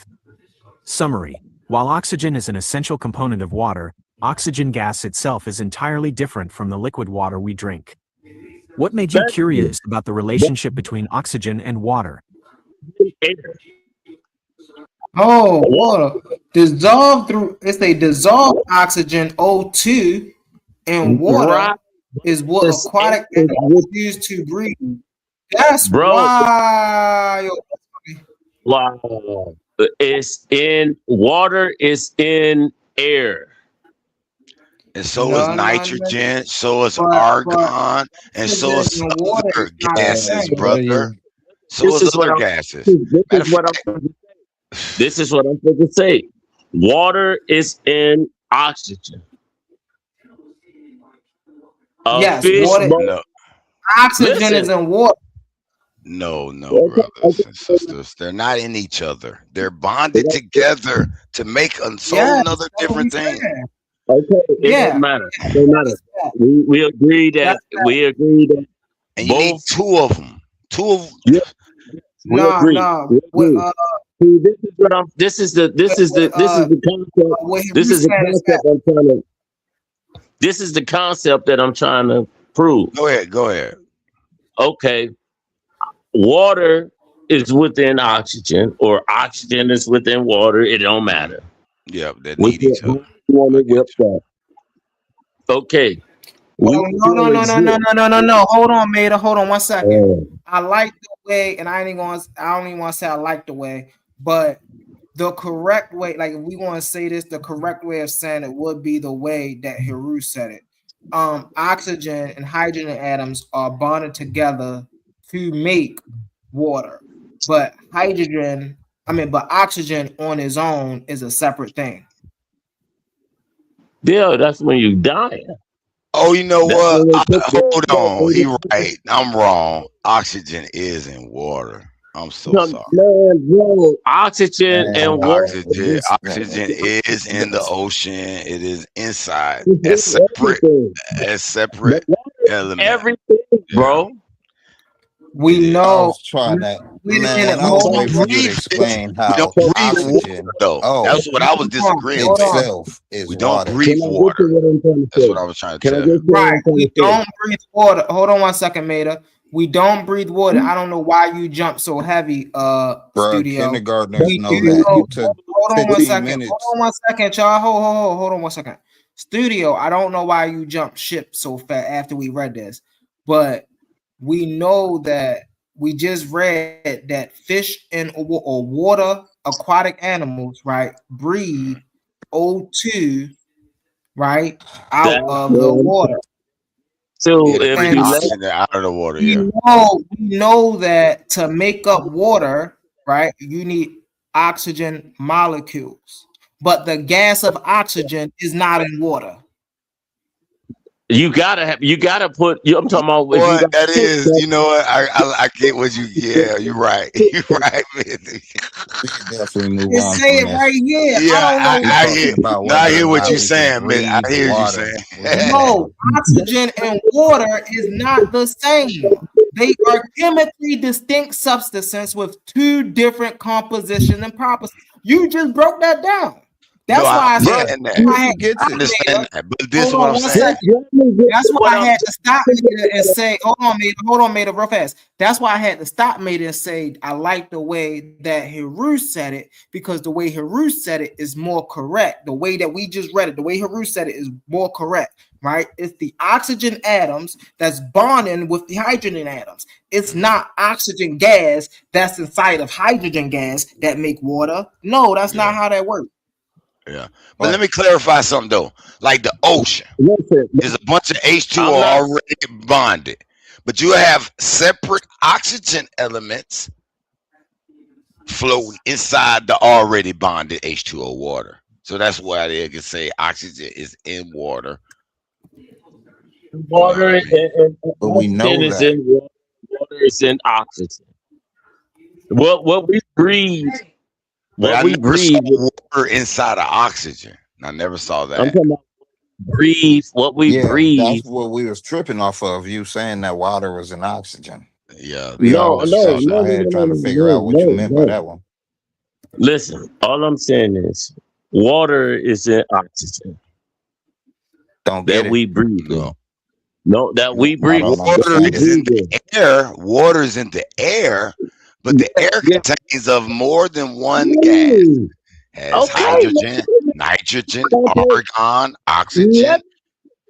Look, what are you saying, brother? Are you telling me that inside of our oxygen? Look, are you saying inside of our oxygen ion there is inside of the oxygen ion there is H2O molecule inside of every oxygen molecule because water is in oxygen? Man, y'all not even. No, I understand what you're trying to say. Water is in the air, like the clouds and the vapors and the condensation. Yeah, all that. Yes, you'll breathe that in along with the oxygen, but your lungs filter out all that and take the oxygen. That's what you're breathing. Man, y'all so keen. System. We can move on, bro. Anyway, you can't breathe water. You need air, oxygen, or H2O. Listen, We get it all. Or gills.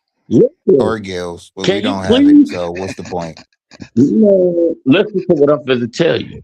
All right, I'm listening. Y'all so on the water and oxygen. I'm trying to tell you. Within the conversation what we just had about water, God, and stuff, not knowing, boom. Listen, just like we don't know that we breathing in water, and that's the same thing. If a fish in a fish tank, they don't know that it's in water. We go through this. Fish don't breathe in water. I know y'all reading the screen right here. It clearly say right here, aquatic animals do not breathe water. They breathe oxygen. But I'm talking about, do they know they are in water? This is what we know is in air. Yes, they do know they're in water. The whales, they got language and everything. No, I'm talking about the mammals. Underwater streams. Mammals. And then they know waters. Like, what do you think they call a bubble? When they see bubbles, what do you think they think bubbles fish? are? That's like asking if the insects are aware. The simple fish that they memory, they can't hold for 2 days. I got you. That's like asking if the insects are aware. Does a fly know who am I? That's what I'm brother. saying. What about it? You get how we understand that we're walking through air. If I were to ask you, what are you walking through right now? You'd be like, air. If you were to communicate with a fish and be like, what are you swimming through right now? What do you think the fish would say? Man,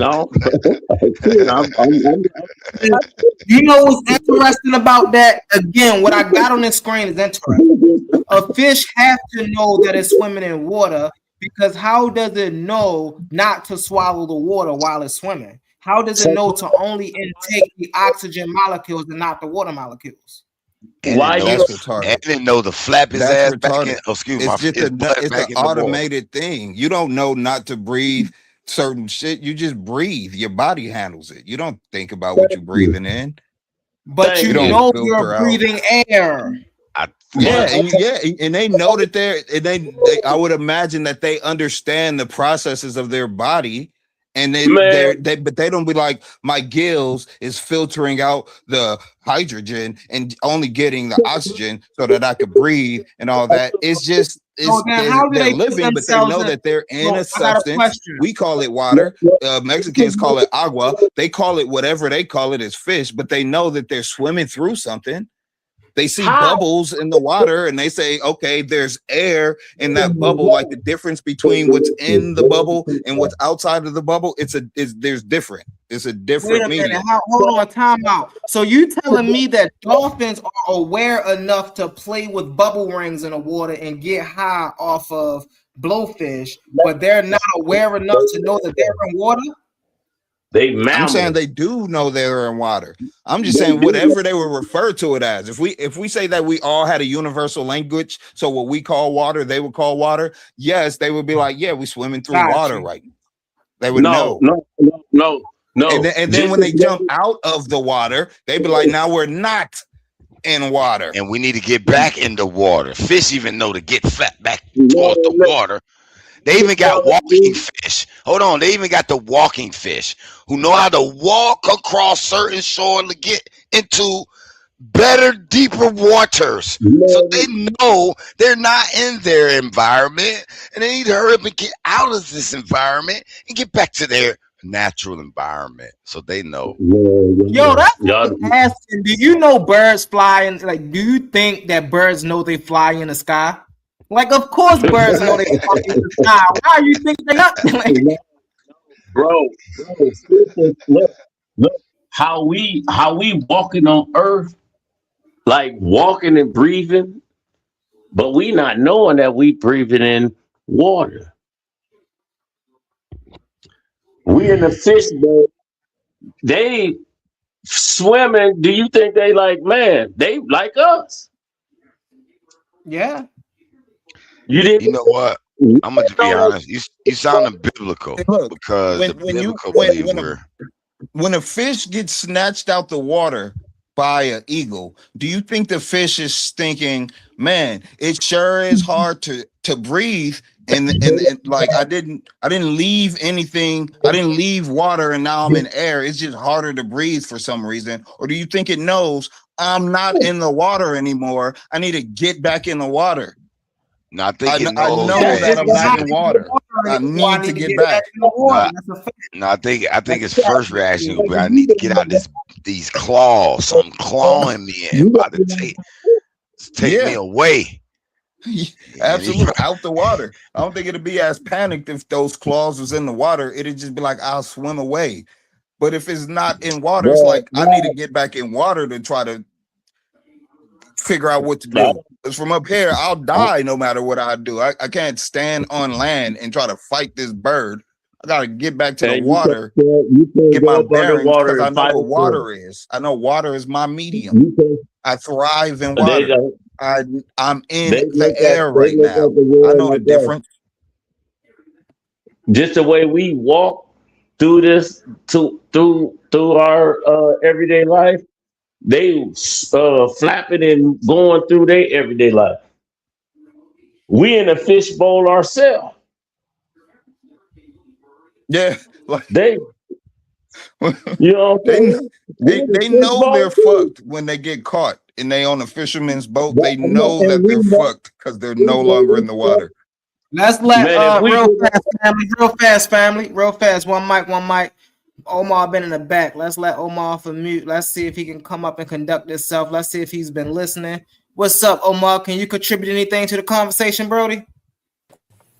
Well, I mean, y'all didn't have me in the back for like 45 minutes, but you know what? Hope you was watching Little Nemo so you could contribute to the convo.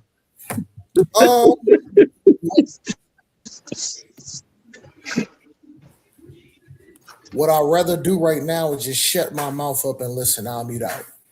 Man, my good brother Omar, man, do what you gotta do, brother. Do what you gotta do. Nah, All right, Omar. We Now, when I want pass this, You ain't got no over here, hold on, y'all. When I pass this over here to Max Leisure, I don't want you trying to cut him off. No, I'm gonna poke the bear real quick. I'm gonna get him sparked up. I think he quiet because he know he tried to pass that fraudulent picture over, and he's embarrassed. But I'll mute up. Ooh. Hey. Yeah, Omar. What you think about that picture, Omar? Hold up. What you gotta say now about that picture, Omar? Would you hang this picture in your living room, Omar? Hold up. You should go get your tickets. You want me to go get him? Look, Joe, I want to. Hold on, Omar. What you think about this picture? See, you were so fixated on the other picture, right? Now we got the real picture right here. What you got to say about this picture, Omar? I'm interested in hearing what you got to say. Because you had so much to say about the other picture, Omar. You had so much to say about the other picture. But now you see the real picture right here. What you got to say, Omar?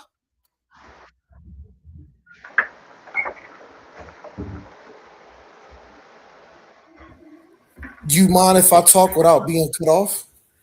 Yes, sir. Go ahead. I'm gonna hold you to that. So basically, what I said, and I agree with you on a certain sentiment. Is this not showing a reproduction in a fertility thing happening in a reproduction process? My whole point is saying that if these people were so smart and so eloquent, why would they make disgusting pictures like this? That was the whole point. Is it spooky time? Don't cut me off. I want y'all to look at I want y'all to look at that bottom picture right there. The bottom one. Look at the one all the way at the bottom. Is that friendly? Is that love? Is that spiritual? Oh, Salaki, my bad. Does this has anything to do with being a naturalist? Can you answer that question, Humble? Does this has anything with doing a naturalist? Look at that picture at the bottom still. This is still a disgusting pic regardless. This is disgusting. It's disgusting. So just like I said, Humble, if you invited me over your crib and I walked in with my wife and my son, and you had, and you had this on your wall, I'd be like, hey, Humble man, thanks for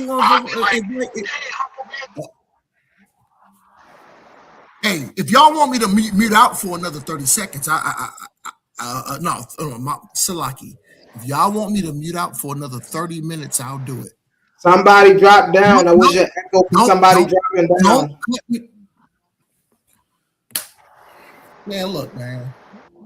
I understand, but like y'all just said, if y'all want to have a dialogue and a conversation, you can't cut me off or interrupt me.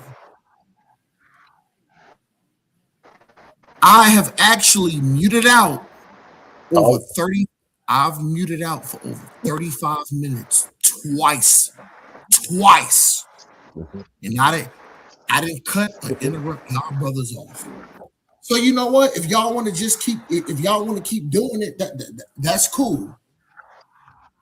But let's push this information forward and get back to this disgusting pic, because this is disgusting also.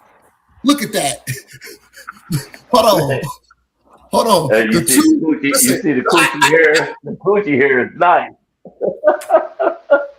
Yeah, but put that picture he showed. Hold on. Guess what? Nigga, stop crying about the nigga ain't said nothing for the whole time, but you cry about a nigga interrupting, and the nigga ain't even interrupt you. That's the goofy shit. Hold Hold on now. If I put up his picture alongside this picture, listen, and look at the you already fall. know who this is talking. This is Studio Live. If This you is want to Heru, be listen, humble. If he wants to be disrespectful to me, and once I start I calling, wasn't disrespectful. once I start at calling all. him nigga and all these words, I don't want to put. Man, Hold on here, he's Rick. a Hold on great here, Rick. Let him dancer. finish it, Rick. Let him land his point here, Rick. Go ahead, Omar. Y'all being unfair now. All right, come on, Omar. Go ahead, bro. I got Stop you. I just told him to chill. crying. So you Get can to go the ahead. information and stop crying. Yo, humble, can you please tell? I just told him to chill. Omar, go ahead. Get to the information. Humble. If he interrupts me one more time on like how you did, brother, will you put him in the back? Will you? Yes, hold on. I'll put him in the back. Kick him off the stage. Again, I'll put him in the back for you. Would you like that, Omar? Man, y'all put Omar in the back. Hell yeah! Hold on, Meta. Come on, yo, get the Nope. Humble. I'm not. Now you want to talk to Meta, man? When you said you was getting to this information, I'll just mute out for another 30 minutes. It's cool. I'll mute out. I shut my mouth. I can't talk. Yeah, how y'all put Omar in the back? Like, hey man, I'm finna go, man. This nigga acting like a hoe for real, bro. He did it again. Damn. Yo, humble. I'm gone. Look at it. You just said you were finished. You said you were finna mute up. You said you were finna mute up. Hold on, real fast, y'all. Hold on. You literally just said you about to mute up. He did not cut you. You literally just said you about to mute up. Yo, humble. You just hold on. I'm talking and you doing it again. Hold on. You said you about to mute up, and then he said something. He entered, brother. Okay. But he thought you was done talking after you said you about to mute up. I want you to get back to the information and talk about damage. You talk about it still nasty, and you still can't even find nothing wrong with it. This is still the symbolization of Gab on the ground. This is what we dealing with. I want you to get back to it, bro. You talking about everything else. You talking to Maida. You talking to Max. You talking everything about what you're supposed to be talking about. Meta is my guy. I get Meta's your guy, but let's stick on this though. Me and you, we sticking on this. Man, listen. Let me tell you something, man. If y'all gonna continue to cut me off, I don't have to be here. I can all I gotta do is drop up off the stage, and I can just go have sex with my wife again. Bro, don't do that. You out of here, nigga. I know it hurts. It's A1. You gone. Man, y'all, that's ain't A1. right, I had to man. drop you because you're the only person being self-destructive, and I don't understand why. You don't get to crash out no matter what happens, Omar. If somebody cuts you off, you don't get to just go all out. But you keep using every to explode. That's why you the fuck out of here. You think you can where is patience? When are you going to exert patience? You're not exerting patience when you're trying to cuss people out for cutting you off. How about you explain what's happening in a relaxed tone? You are self-destructing before our very eyes. And it's scary. But A1, Omar come with that energy, man. You know, this nigga needs therapy, bro. That's no excuse. Hey, listen, hold on one second. There's no excuse. I don't care who cut Omar off. Come He with don't that get to energy crash too. out I come and with do all the this exact yelling same and shit. But I know how to control myself. We've been up here going back and forth. Me and Maxie been going back and forth. You know, me and Live, me and a couple people up here been going back and forth. I know how to control myself. Baby. I know how to sit back, let people talk. If you say you want the floor, I'm at least give you 34, 5 minutes without cutting you off. And then if I am saying something to cut you off, if we all going back and forth and cut you off, I'm saying something of substance. I'm not saying something that don't even matter to the conversation. He straight lied. Because nobody cut him off. It was an echo. Then he went to whining about somebody cut him off when nobody did. Then he's like, all right, I'll mute up. Because I was patiently waiting on him. And then I said something. And kick him off. Man, I ain't never seen him cry like this, man. I'm embarrassed of you, Omar.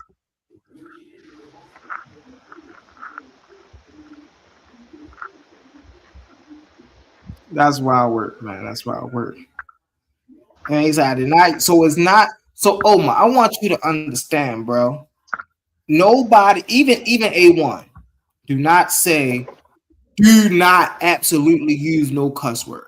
Yes, the Meta cuss, the Maxi cuss, you know, the Heru cuss, absolutely. But they're not up here cussing every time they talk. Not every time they talk. I let you sit up here and I let you slide, I let you talk the way you talk. But you know what you be doing, Omar, bro. It's either two things, bro. You literally don't know what you be doing. And then if that's the case, we sit down and we talk to you about, all right, bro, this is what you're doing, this is not cool. Or you know what you be doing, bro, and you do that to see how far you gonna get. Can I explain the difference between his cursing? His cursing always be angry, contentious at someone. I know cursing is cursing, curse word is a curse word, but there's a difference when you cursing in happiness and good information, and y'all having a good, communal conversation. But he cursing out of he mad somebody. I don't know, man. He just I don't know.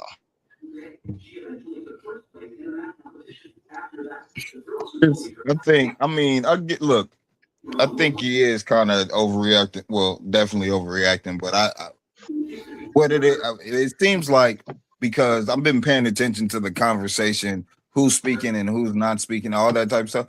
And with Omar, what it is when Omar isn't, when any other of any one of us who's speaking that's not Omar isn't saying nothing. He has no contribution. He isn't saying a word. But the whole time we're having a dialogue with each other and we're having conversations. Humble may be speaking. I may cut Humble off, but he'll answer. He'll respond to what I said, and then somebody else will jump in, and we're all having a full discourse. With Omar the whole time, he's not saying a single word. And then once we're done with our discourse, or not done, but just open the floor for Omar, he's looking at it like I didn't say a peep while y'all were collectively speaking. So when I'm speaking, I don't want to hear a peep.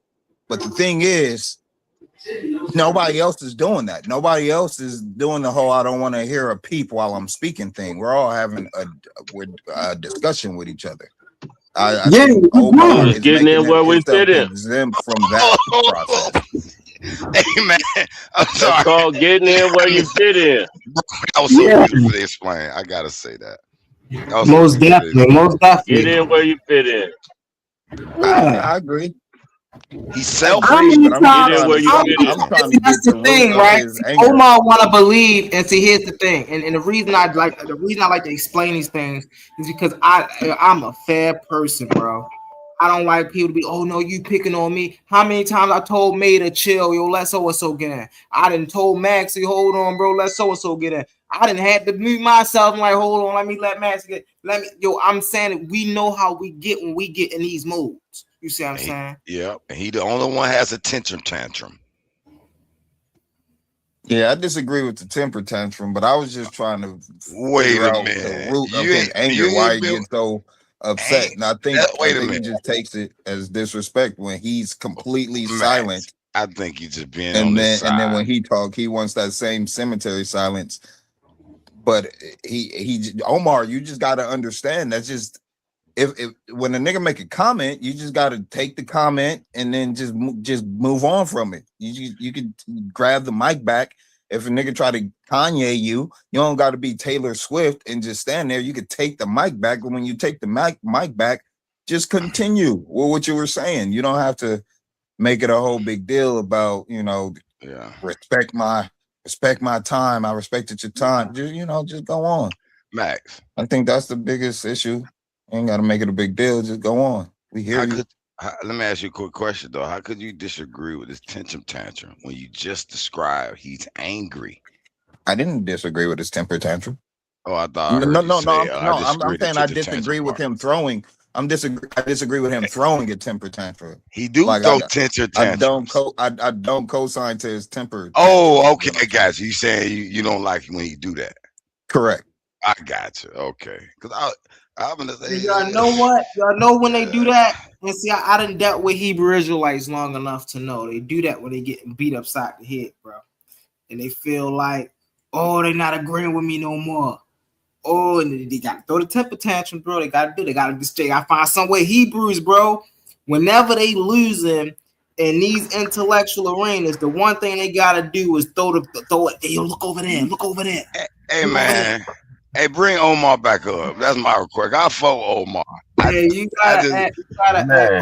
just don't like he be getting mad when he be getting mad because we interrupt them and shit. He got to take interruption a little better than that. That's all. No, you just got. We get in where we fit in. Yeah. We get in where we fit in. We get in where you fit in. Man, we vote on you back up, bro. We man, I know. There you go. Omar gonna go crazy. You know. You got the floor, Omar. We listening, brother. We ain't gonna interrupt you. That's brother Omar. You back up here. Go ahead and speak for yourself. Hold on, y'all. Hey, yo, Max Leisure. Why I love you, brother. When you said the Taylor Swift thing, brother, yo, I was laughing back like, hey, see? Brother, hold on. Brother Omar has no problem. Hold on. And this is how you know. What Max Leisure just said about the Taylor Swift, when he said that when I was muted out, you know how hard I laughed? You know how hard I laughed? Hey, yo, Max Leisure, much love. Thanks for holding your bruv down. Yo, the Taylor Swift comment was hilarious, man. I appreciate you, Omar. I loved it, man. You know what I'm saying? So, you know, listen, I just try to be fair to the conversation. And this is my only thing before I mute back out, before we continue this conversation. Look, if y'all gonna hold me accountable to a specific point, if I violate it and I get kicked out, cool. But here's the thing here. If I get kicked out and other people do the same thing that I did, they also deserve to get kicked out. But you know what? You know what? Shalom to the brother Studio Live, because we did have a disagreement. But you know what though? The brother said, you know what? Let brother Omar back on. So you know what, Studio Live? I highly disagree with you, but I can respect you for saying that, brother. I'll go ahead and mute out. Shit, I said the same shit. See, more profanity. But hold on. That was I said that. That's my hold on. Yo. Ooh, I was glad I was muted because I cursed too. Hold on. No. But for the person said, that's the same shit I just said. Now, I'm sorry, but listen. Hold on. I'm gonna mute out. I am gonna mute out. Now, if brother Omar would have said, "Oh yeah, shit," and actually said the cuss word, I would have got muted out and put in the back. That's all I'm saying. But I'm not disagreeing with the brother. That's cool. I'm gonna go ahead and mute out. We can push the information forward. And guess what? I'm always here to answer questions, but I should also be allowed to ask questions also. I'll mute out. Hey man, listen, I'm glad I was muted because I accidentally cursed too. But I'm gonna just say this, Omar. I think you're a habitual offender. And I'm kind of like a new guest there, so they give me a little leeway a little bit. Because I was told late night, these hours we could act up a little bit more than the daytime. Yeah. Remember, Omar, man, you was in that same predicament one morning when you woke up late. You thought it was still in the late hours. I was there that day, and we both thought we could curse during these hours. So, you know, it's water under the bridge. Let's get back to the information, if you don't mind. Hey man, you can't use my word, brother. Hold on, you can't use my word. That is my word. It's spooky time, and let's push this information forward. And hold on, and you know what, Iceberg? I am absolutely a rascal. I don't think that's necessarily a bad thing, but I also have love for my people. So I don't Hey, Omar, have no problem with that. you know I Iceberg. think so funny. You know what I think that all you ISUBK brothers, y'all be shut your mouth. Hey, No, y'all be shut yo, Meta, your mouth. This is the thing, Meta. This is the thing, Meta. Oh shit. Like I have told everybody before, I am not an official member of the UPK, but I do pay my tithes to the UPK. Hold on. I am in school. I am in school, and I check in with the UPK, and I love all those brothers. But I am not an official member, so I'm still working on myself. Okay. I hope Like you I said, become. I hope you become a. Hope you become a member. no, but remember truth and solidarity. So guess what? Yeah. All I can do is be a solid brother. And guess what? The areas, hold on, I'm finna land. The areas where I'll fall short, I don't mind being corrected, and that's okay. And you know what? And gratitude, man. You know, because when I fall short, and even if I'm wrong, I stand corrected. And that's why I always say, if I don't know something, don't put your foot in my neck. Teach me. Correct me. Correct Okay. me the right way. Let's get back to this information. Hey, Omar, I got a question for you. Have demonstrated that, brother Metter. Yo, my hat is off to you, brother Metter, because I can honestly say you have demonstrated that. But let's push this information forward. Go ahead, All brother. right. That. Omar, I got a question for you. Is your God all powerful? Yes. Can your God do anything? Yes. Do your God have a weakness? No. Yeah. All right. So what I'm going to do right now, family, is I'm going to ask brother Omar. I'm going to ask brother. Hold on. I'm going to ask you, brother. No, Omar. Hold on. I'm going to ask you, brother Omar. Can you explain this verse right here for me, bro? I already know what scripture you finna go to. I've already prepared, but go ahead and try. Which one are you going to? I want y'all to watch this. What's he going to, Omar? Which one? What book? Let brother Humble go ahead and kick some knowledge. I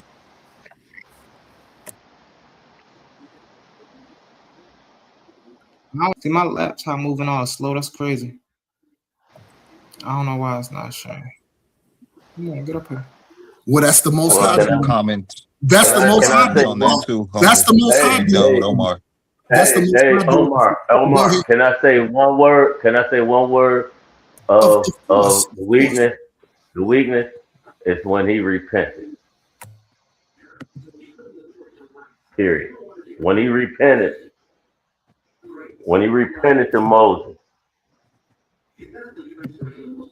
You that said was the weakness? weakness. You said the weakness? I want him to break down. I want him to break down this verse for that's me. the weakness. That's the weakness. That's repentance is a weakness. I want to speak on that when you're done playing, showing what you're showing, Humble. All right, there we go. Can you break this verse down for me, Omar?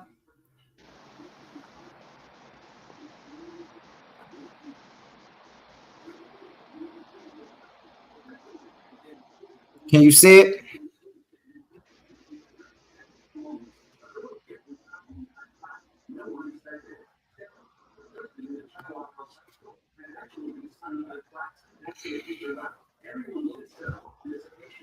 Yo, can y'all hear me? Yeah. I hear you. All right. Omar, can you break that down for us? Oh, what? Omar not on the panel no more? Oh, he ran. Oh, see? I didn't even notice.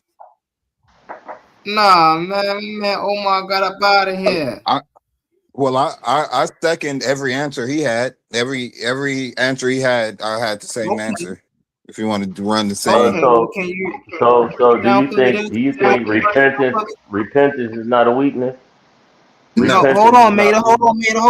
We dealing with this No, I verse right don't. here. We dealing with this verse right here. Hold on, y'all. So, can y'all hear since me? both of you and Omar, Can y'all hear me? so here come Omar back to the stage. Can y'all Omar, hear me? can you break this verse down for me right here?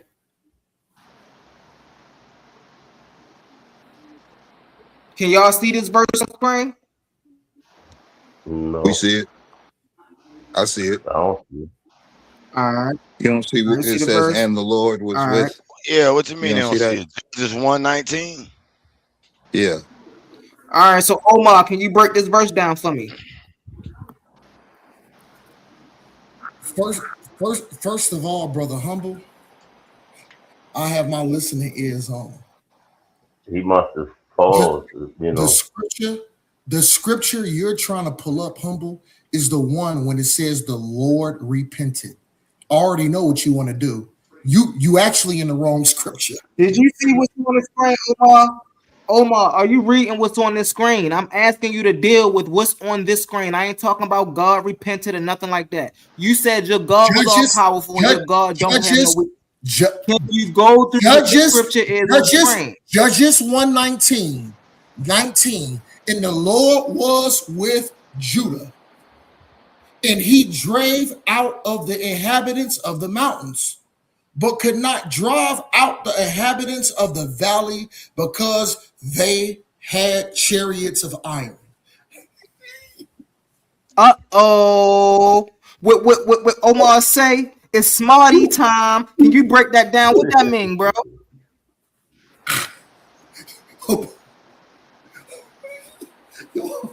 Humble man. So you telling me he couldn't? Why couldn't your Lord drive these people out? Go ahead, because brother. They had chariots of iron. You just lied on your Lord. You just lied on your Lord. You say your Lord didn't have no weakness, but right here it show your Lord could not drive the people out on the valley side because they had chariots of iron. Why you up here telling lies? And then Maxie gonna sit there and second everything you said, as if we can't find in the Bible where iron is the Lord's weakness. Yo, humble. Can you do me a favor? Do you see it? Humble. Can you do me a favor? Where it says read full chapter, can you please click on that? We ain't dealing with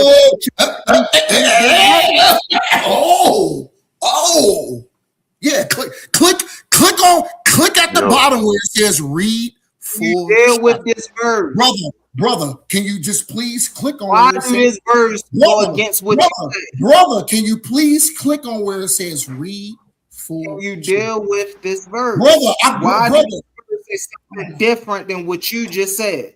Now you want to kick me off. I already know it hurts, brother. Brother, listen, brother Humble, if you have a valid point and you stand on truth and solidarity, click on where it says read full chapter. I challenge you to do that.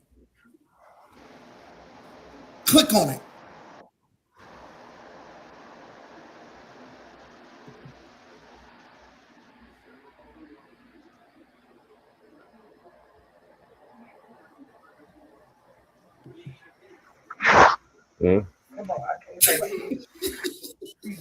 Watch this, y'all. Watch this. All right, so here's the fourth chapter. What you want to see in the fourth chapter? Watch this, y'all.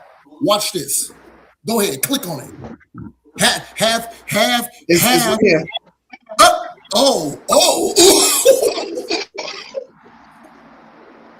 This is gonna be nasty work. Go ahead, brother Humble. Go at what? Full screen. You were yelling. You woke me up. So, brother Humble, can you go ahead and read this and I want first before I absolutely eviscerate you, I want to hear your breakdown of this. Go ahead, brother. What do any of this have to do with your God not being all powerful? Brother, read it. Just read it. What do any of this have to do with you saying your God is all powerful and your book saying that your God is not all powerful?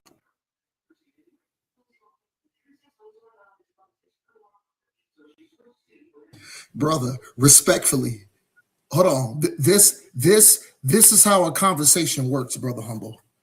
I didn't pull this scripture. You're trying to move the goalpost, Omar. The scripture is about Genesis 1:19. Why do you want to read? Listen, brother Humble, respectfully. Who brought this scripture up? Did I pull this scripture or did you pull it? I brought the scripture Okay, up. So this is all I'm asking, and this is a valid question because you pulled this scripture. I want you to break it down, and then I'll break it down. Go ahead, brother. Okay.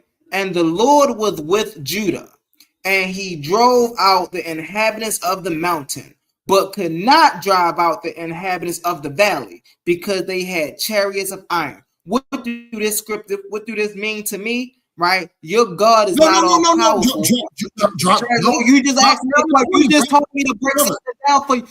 Hold on, bro. Hold on. You don't get to cut me off when you feel like cutting me off. You literally just asked me to break this down for you. So now I'm breaking it down for you. You want to cut me off. Don't cut me off. Let me finish breaking it down.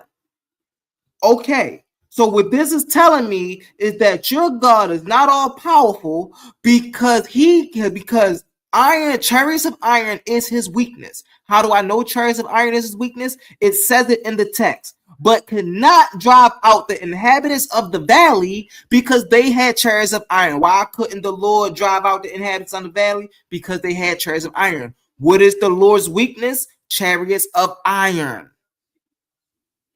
So I just asked you, Omar, was your God all powerful? You said yes. I said, did your God have any weaknesses? You said no. How come when we look in the scriptures at Judges 1:19, we see the Lord cannot drive out the inhabitants of the valley because they had chariots of iron? I explained it. Now, can you explain it? How is it possible that your God is all powerful, but yet he cannot drive out chariots of iron? Get into that, Omar. Stop running from it.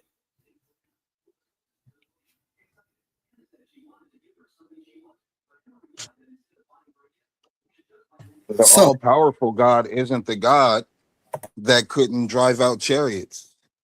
Like you're reading a story about a demigod. It's the same logic of what is it? Is it the Tai Ching? Is it the Chinese? The Tao? How it says the Tao that could be named is not the real Tao. The Tao that can be spoken is not the real Tao. Because in this cosmic manifestation, it's just an expression of what's real. It's like if you looked and if you gazed into the clearest pond of water on the planet, you would see the reflection of the world around the pond in the pond.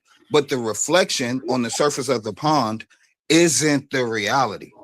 We're existing within the reflection of reality. So all these stories that you read, it's manifestations of power that's being derived from a source where that power has no limits. But this world, having a physical nature and having to adhere to the physical laws of nature, has limitations. But the God that created this world of limitations has none. And it doesn't. So you saying, man? No. You saying the Lord manifest different vessels. Hold on, Humble. I have a no. Go ahead, Maxie. That's my fault. I thought that was over. I'm talking to Maxie. You don't see talking about Maxie was just talking about this world. You can describe different manifestations of different energies, but you're not describing. Go ahead. Oh, so what I was asking you, Maxie, before Omar hopped in, are you saying the Lord here is not the Lord of the whole who created the world? No. Yes. Correct. I believe it's just another manifestation. It's just it could be a demigod that was sent by him. It could be a demigod that's working for him or against him or whatever. But the God that sent Christ doesn't exist in this world, or else it wouldn't have sent Christ. It would have just existed in this world and set everything right.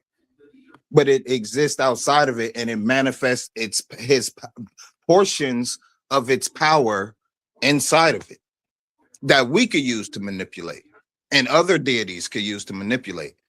But the actual creator, the all powerful, is not none of the individual. It's not a piece of the whole. It's the whole.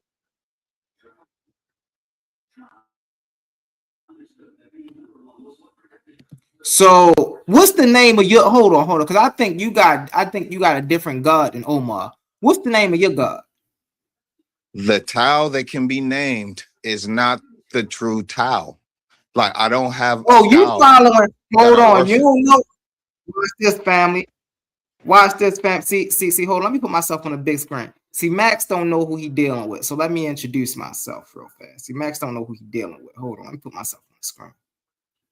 Right. So Max, I'm not just one of these guys up here, okay? I ain't one of these dudes up here that just fool around. Hold, let me show you something, bro. You see this right here? What this say? Yeah, so yeah. What this say, Max? Tao Te Ching. Tao Te Ching. So I know exactly so you know what you're talking about when you say the Tao, but this ain't the God that's in the Bible. This ain't got nothing to do with everything you read. It's the God that's in everything you read, and everything is a manifestation of it. This ain't got nothing to do with Bible. I promise you, it don't. I promise you, it says. I guarantee you, there's dozens of quotes from that book that's also in the Bible. If you go to this is older. Proverbs, yeah, I guarantee. Yeah, because this is older. Yeah. Okay. So then don't say that it has nothing to do with the Bible. Yeah. No. Don't say that it has nothing These to do are with called wisdom works. And the same words are in the Bible. The same words are in Hindu scriptures. The same words are in the Quran. The same words are in all of the different scriptures because it's from the same spirit. And it says that in the Bible. Right. No. Hold on. This not older than the Bible. This was out. Yeah, no. I don't think this is older than the Bible. Well, let me go check this out real quick because I don't think this text is older than the Bible. But yeah, bro, I know about the Dowdy chain, my guy. I know exactly about the Dowdy chain. And why is my laptop doing this freezing stuff, bro? This stuff making me mad, my guy. Y'all can't see you. So yeah, I had to let you know real quick, Maxie. You ain't dealing with no regular degular, bro. I know about the. I wasn't bringing that. Act like you didn't know. Hold on, Omar. I'm talking to Maxie real quick. We gonna let you get in, Omar. I got you. So Max, right? Now that you know the Tao, right? When you read the Dowdy chain, right? Is that not a naturalistic system to you? Portions of it, like, you know, a lot of it, but I've read several dozens, well, not several dozen, but maybe, you know, maybe a dozen different scriptures. They all say the same thing, and so that's what I'm saying. When you read the Bible, there's a scripture in the Bible where it says, where Paul is talking about all the spirit that works in Christianity is the same spirit that works in all the other religions. It issues different things depending on who needs what and what does what and everything, but it's the same spirit. And so all I'm saying is that spirit, that, like in religions, they refer to it as spirit. You know, common folk will be your consciousness, perhaps your soul if you're a spiritual person. Science doesn't deal with it. They'll refer to whatever they want to deal with it as, but the thing that is the source of that is what I consider to be the creator. It's a conscious source of things that created what we know, because everything that we know, nature as we know it, is intelligent. It's intelligent. It's not just a random assortment of molecules. Like everything is created with perfection, which means there was a conscious entity that set that perfection and set that order. As you said at the beginning, like I said in the primordial waters it was just chaos. It contained everything that could be, but there was no structure to it. It was without form. And then consciousness gave it form, because you take something like numbers. Numbers can't exist without a consciousness to give meaning to numbers.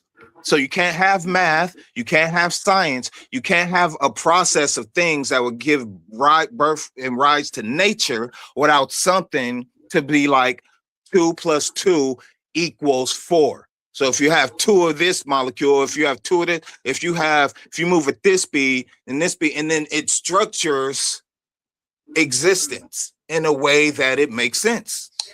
If there was no consciousness, existence wouldn't be structured in a way that makes sense. Consciousness made it do that. You do know consciousness is an emergent property for survival, right? No, there is no, you do know that. You think that, you believe that, you theorize that. And I theorize that nature is an emergent property of consciousness. Because you take something like time. Time can't create consciousness. Time, nature, and all of the elements that exist, it can't create consciousness. You can't take a dead body, 2 dead bodies, and experiment on them and create consciousness from these dead bodies. But consciousness, But what I'm saying is, throughout all the ages, we haven't had. You're saying that consciousness is emergent from something, but there has been nothing in the history of existence that's shown consciousness emerged from something without consciousness. But we see every day how new things emerge from consciousness. We create new things every day based on the properties of our consciousness, creating new things. So we experience that every day. We experience things in our physical nature emerging from consciousness. We've never experienced consciousness emerging from nature. Never. No one ever documented that ever. It's never happened. Can't reproduce it. So why would that be the logical process of things, when the opposite process is the process we experience every day?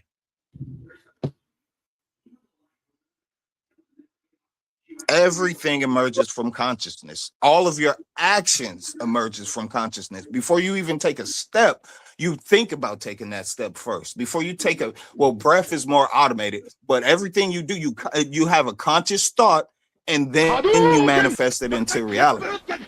Nothing comes from physical nature and then creates a new thing without a conscious process being there. Doesn't happen, never happen. But you speak on it like you know that consciousness. You do know that consciousness is emergent. No, are you saying that trees are conscious? Stop speaking on it like that.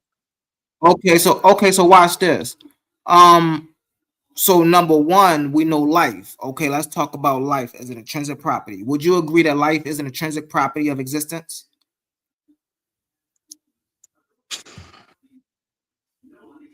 In this world, yeah. Okay, I guess. And so in the early times, right? We know we had single-celled organisms, right? Now, single-celled organisms did not start off with having eyeballs. They did Let me not just start off having specify ears. that They did not consciousness start comes off before with life. anything. Hold on one second. I just want to make that clear, because I don't want you to construe me agreeing that life is fundamental for existence, but consciousness comes before all of that, before what we consider existence. So you're saying that consciousness creates is life. A thing. Hold on one second. Consciousness is a thing unto of itself, and it does not need anything to navigate through to be basically a point of contention in life. So basically, you're saying, like you said, consciousness create life. Consciousness is not the thing that emerges when life hit a certain level of complexity. Correct. And So everything the emerges issue with from that is consciousness. Yes. biology. Right. So the issue with that is biology and neurobiology most definitely flip that on its head. For the simple reason that, well, I was just talking about the single-celled organisms. We know single-celled organisms use light refraction to find food. It does not use it does not have a nose. It does not have a sense of awareness. It don't have a It sense of does if it's spatial finding recognition. food. How does it find food? How does it find food You though? just It described the finds conscious food process through a natural. Exactly. Hold on. It finds food through a. So do you know what slime mode is? through a Would you say conscious slime mode is process. conscious? Would you say I slime don't know mode is what that conscious? is. I don't know what that is, but I'm gonna say yeah. Okay. So slime. Consciousness is the underlying principle of existence. Everything has a consciousness field. Your perception is your consciousness field. And everybody has their own subjective consciousness field. But your consciousness field is what creates the reality around you. When you see the color red, it's because your consciousness field is interpreting what your physical brain interprets as red. But somebody else, their consciousness could be in a body that their brain has a malfunction, and so they're blind. So they're looking at that same object and they don't see red. Their consciousness is perceiving something else because their body, their mind is projecting something else to their consciousness. It's your consciousness that perceives. It's your body just interprets what was already there. And what was already there was put there by consciousness. It exists there by consciousness. Consciousness is the substance behind the electrical currents that our brain interprets. We don't know what the actual objects are. We just have our brain interpret electrical currents and tell us that's an apple. But we don't actually know if it's an apple. We just know our brain is telling us that. But the substance that what we consider that apple to be, the actual true substance of it before it's interpreted by our brains, was put there by consciousness. And you have to tap into consciousness, true consciousness, in order to see the true world beyond what your brain is feeding you based off of electrical waves. Brother Max or Brother Humble, do you mind if I go, or do y'all still want me to sit in the back and wait? I need to catch my breath, so I don't mind. Thank you, Brother Max. Man, yo. So, I want y'all to look at the scripture, right? Look at 19. Look at 19. Look at 19. And the Lord was with Judah, and he drove out the inhabitants of the mountain, but could not drive out the inhabitants of the valley because they had chariots of iron. This is what I want to challenge Humble to do. Yo, I can't believe when people challenge me on scripture. This is like really, because this is what we finna force Humble to do now. Humble specifically pulled this scripture up, and Humble said about the chariots of iron. So I got a question for Max, and I'm not asking you a question, Humble, so I don't want to hear your voice, respectfully. So, Brother Max, did not Humble try to reiterate his thing when he talked about the chariots of iron? Scripture 19. Yeah. Try to double down on God having a weakness, yeah. Hey, yo, watch this, y'all. Watch this, y'all, because here's the thing. Because I'm in a class of UPK, man. Hold on. I was in scripture breakdown of this. Yo, Backsleezer, yo, check this out, brother. Check this out, man. This is, yo, what I'm finna bring out is finna be deadly. Let's push this information forward. So check it out, Max. Check it out, people. all you have to do is go. Hold on. What Humble say? All you have to do is go to the scripture. Nah, nigga. This is what we gonna do. We gonna go to the book of Judges 4.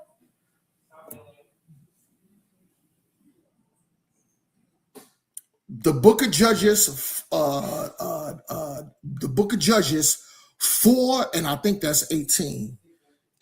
16. My bad. Because I do need glasses. Pull it up. If you have integrity, go to the book of Judges 4:16, where it talks about Barak. And hold on, and what happened after this battle. Because what Humble don't realize, this is a battle. Watch this, y'all. Let me show y'all some nasty work now. Humble, can you please pull up the book of Judges 4:16? Can you please pull that up?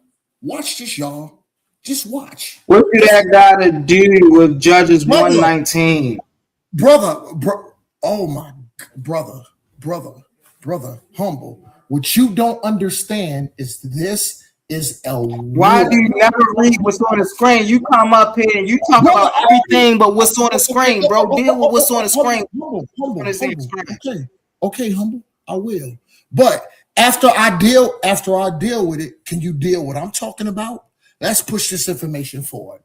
19, and the Lord was with Judah, and he drove out the inhabitants of the mountain, but could not drive out the inhabitants of the valley because they had chariots of iron. And they gave Hebron unto Caleb, as Moses said, and expelled them in the 3 sons of Anak. This is war. Now, Brother Humble, can you please pull up the precept to this scripture? And the thing is, you don't know Bible. Because you didn't. Wait, whoa. Man, you did not address the fact. Hold on 1 second, Omar. Brother, if I'm wrong, hold on. You did not address the. Go ahead, because I don't want to be kicked off. You did not address the fact that the Lord was able to drive out the inhabitants of the mountain, but the Lord could not. You see the semicolon, which means it's a continuation of the first. Is a continuation of the first sentence, but could not drive out the inhabitants of the valley. Who drove out the inhabitants of the mountain? The Lord that was with Judah, right? But however, he could not drive out the inhabitants of the valley because they had chariots of iron. So the Lord could not drive out the chariots of the inhabitants of the valley. Why? Because they were of iron. Why aren't you dealing with that? You want me to go to Judges 4:19, 4:21, 5:30? What do any of that have to do with the Lord not being able to drive out the inhabitants of the valley because they had chariots of iron? Hold on now, Humble, respectfully. You just asked me a question. You said, what does that have to do? So in order to prove me wrong, all you have to do is go to the book of Judges 4:16, and then we'll find out if you're correct. Why couldn't he drive out the chariots of iron? Time out. Hold on 1 second. Let me call pause on the play. Come on, man. Let me call pause on the play. Hey, Mater, do you understand the question that I'm asking? Hold on, Omar. Hey, Mater, do you understand the question that I'm asking, Omar?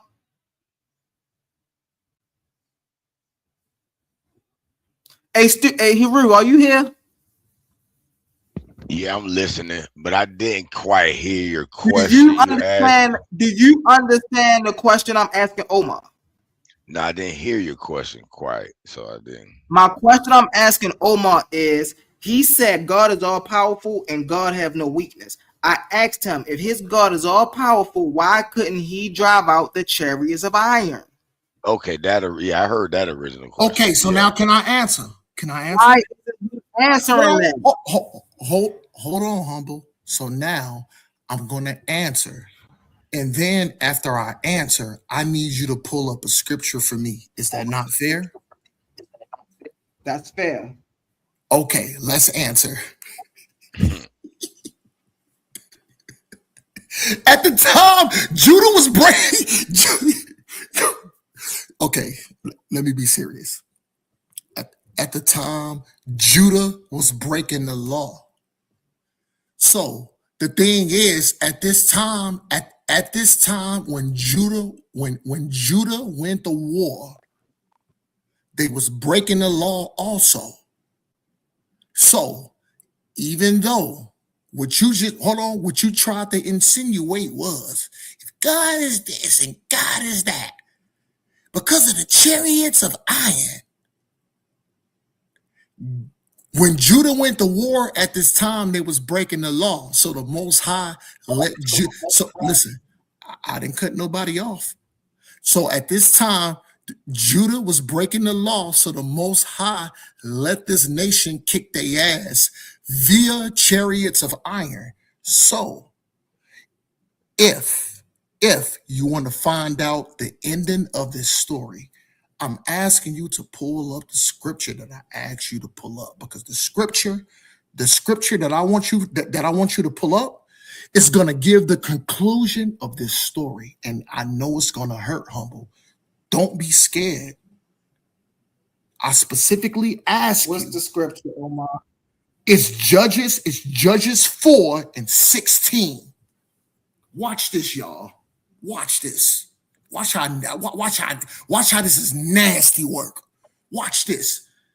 And you know what, humble? It's okay, man. I know you be pulling up these verses in the Bible, but you have no understanding, because the scripture that I'm finna show, you didn't even know this scripture existed, because this is the ending of watch this, y'all. Watch this, y'all. Watch this. Watch this. Uh-oh, let's get spooky. Watch this, y'all. Watch this cut. Scroll down. Scroll down. Scroll down to 16. Hold on, it's loading up. Brother, no, I don't want to hear that loading up excuse. Go to 16. Go to 16. This is the verse right here. But Barak, hold on. But Barak pursued all the chariots. This is nasty work. Because Brother Humble pulled up that other scripture trying to show that the Most High didn't have the Israelites back at the time when they fought the battle, when it came to the chariots, on how this foreign nation defeated the Israelites. The reason why they defeated the Israelites at the time is the Israelites wouldn't keep in the law. But then Barak approved of Sarah. But Barak pursued after the chariots. And after the host unto Horsa of the Gentiles and all the hosts of Caesarea fell upon the edge of the sword. This is nasty work. Hold on. No. This is not even. So you saying this the same battle? Why you gotta cut me? Why you gotta continue to cut me off, man? Let me do my thing, brother, so I can respect you for you to do your thing. This is the end of the battle. This is what you don't understand. This is the end of the battle. And hold on. This is what you got to understand. In the book of Judges, specifically the Judges 1, 16 chariots of iron refer to advanced Canaanite military technology that stepped in the fours of the tribes of Judah, who broke the law, who the Most High punished at the time in the valley plains. Don't get mad at bro. me. These are not even the same story. Brother, I'm not. See, you be flim-flamming. Hold on. No. Because you flim-flamming, bro. These ain't got nothing to do with the same story. This is unfair. You got cut. I cut you. Hold on. Humble. Respectfully, brother. Can you hold on? So here's my thing. When it talks about the chariots on how this people kicked the Israelites' ass, this was one battle. But the end of the war is because, what did I say? Is because of is because of Barak and Sarah. So the reason the Lord don't have power to defeat the chariots because Judah, this came out of Omar's mouth. Hold on, Omar. This is my show, Omar.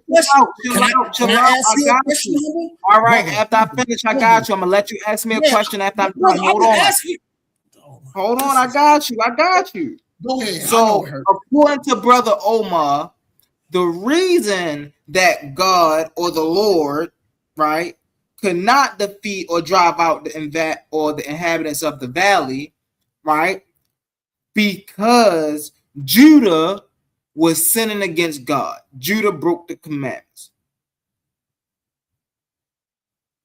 What do that gotta do, right, with his God not being all powerful? Once again, y'all see, man. Hey, Mater, are you here, Mater? Yo, Humble, stop asking meta questions. Mater, are you here, bro? Man, come on, man. This is starting to be unfair. Because you're not making no sense, Omar, bro. Brother, So we you sitting not up here. you not let me. Hold on, Omar. Hold on. You want me to go to Judges 4 and 16 when we, and it's funny because you try to do this one other.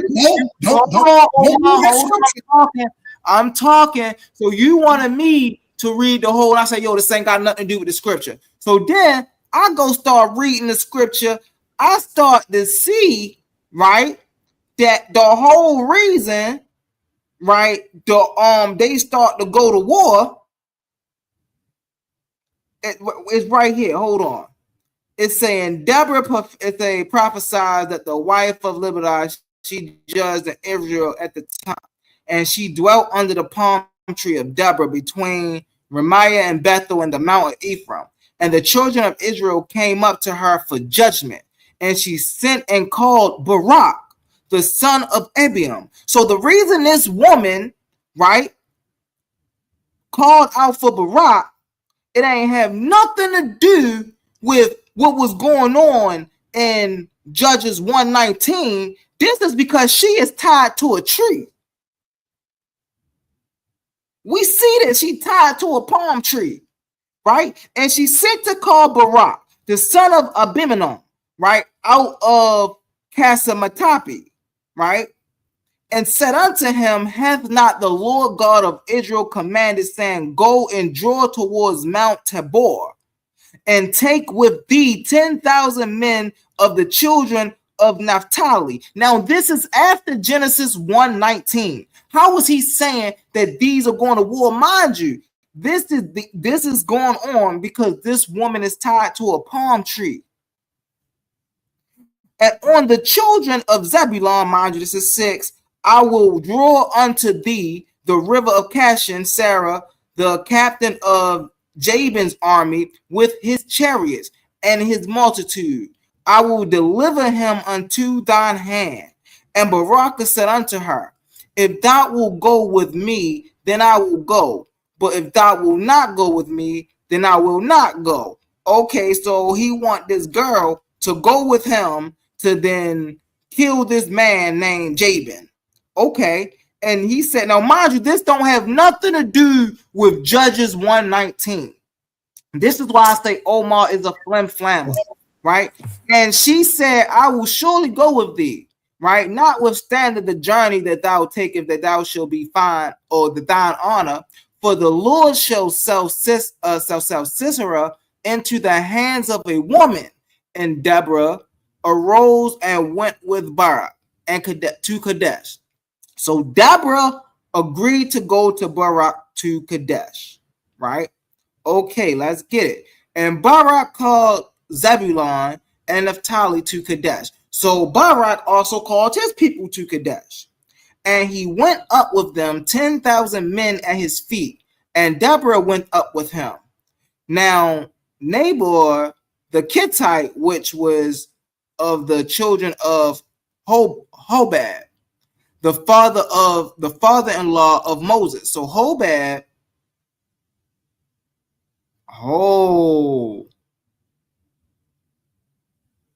when this man changed his name, Hobab, I thought the father-in-law of Moses was somebody else, or did he marry again? That was crazy. Anyway, that's wild. Dang, why can't Jethro? I thought the father-in-law of Moses was Jethro. You see, you can't trust this Bible, bro. Here we see Moses and Midian getting married to Jethro's daughter, and now we see here they say Hobab is the father-in-law of Moses. See, these are things that Omar got to deal with that he can't deal with. Who's the father-in-law of Moses, Omar? Is it Hobab or is it Jethro? Had served himself from the Kenites and pitched his tent up to the plains of Zemanim, which is by Kadesh. And this is 12. And they shewed Sarah at Bakadat, the son of Abiram, which gone up to the mount of Tabor. And Sisera gathered together all his chariots, even 900 chariots of iron. Oh, so Sisera had chariots of iron. This is wild.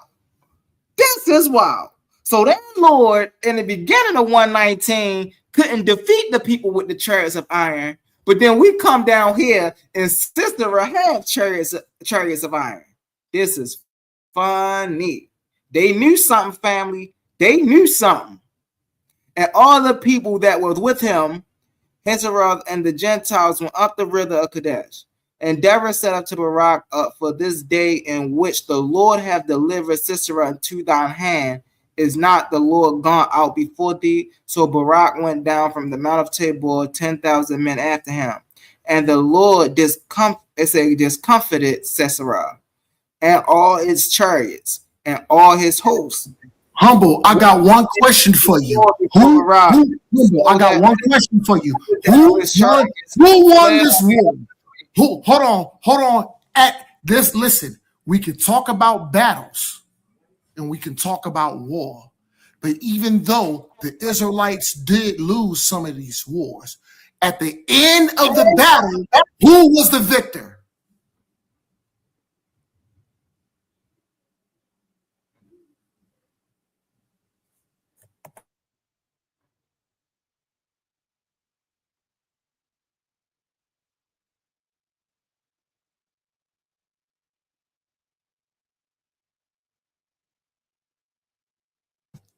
At the end of this war, who was the victor? These are not. So are you saying these are the same war? Hold on. You about to jump the gun. Let me ask you a question. So are you saying the war? Hold on. Are you saying? Hold on, Omar. Are you saying the war in verse 4:16 and the war in 119 are the same war? Humble. You brought certain scriptures out. I brought the precept out. So, like I said, they're not even the same war. Man, this is. Oh, man. I already know.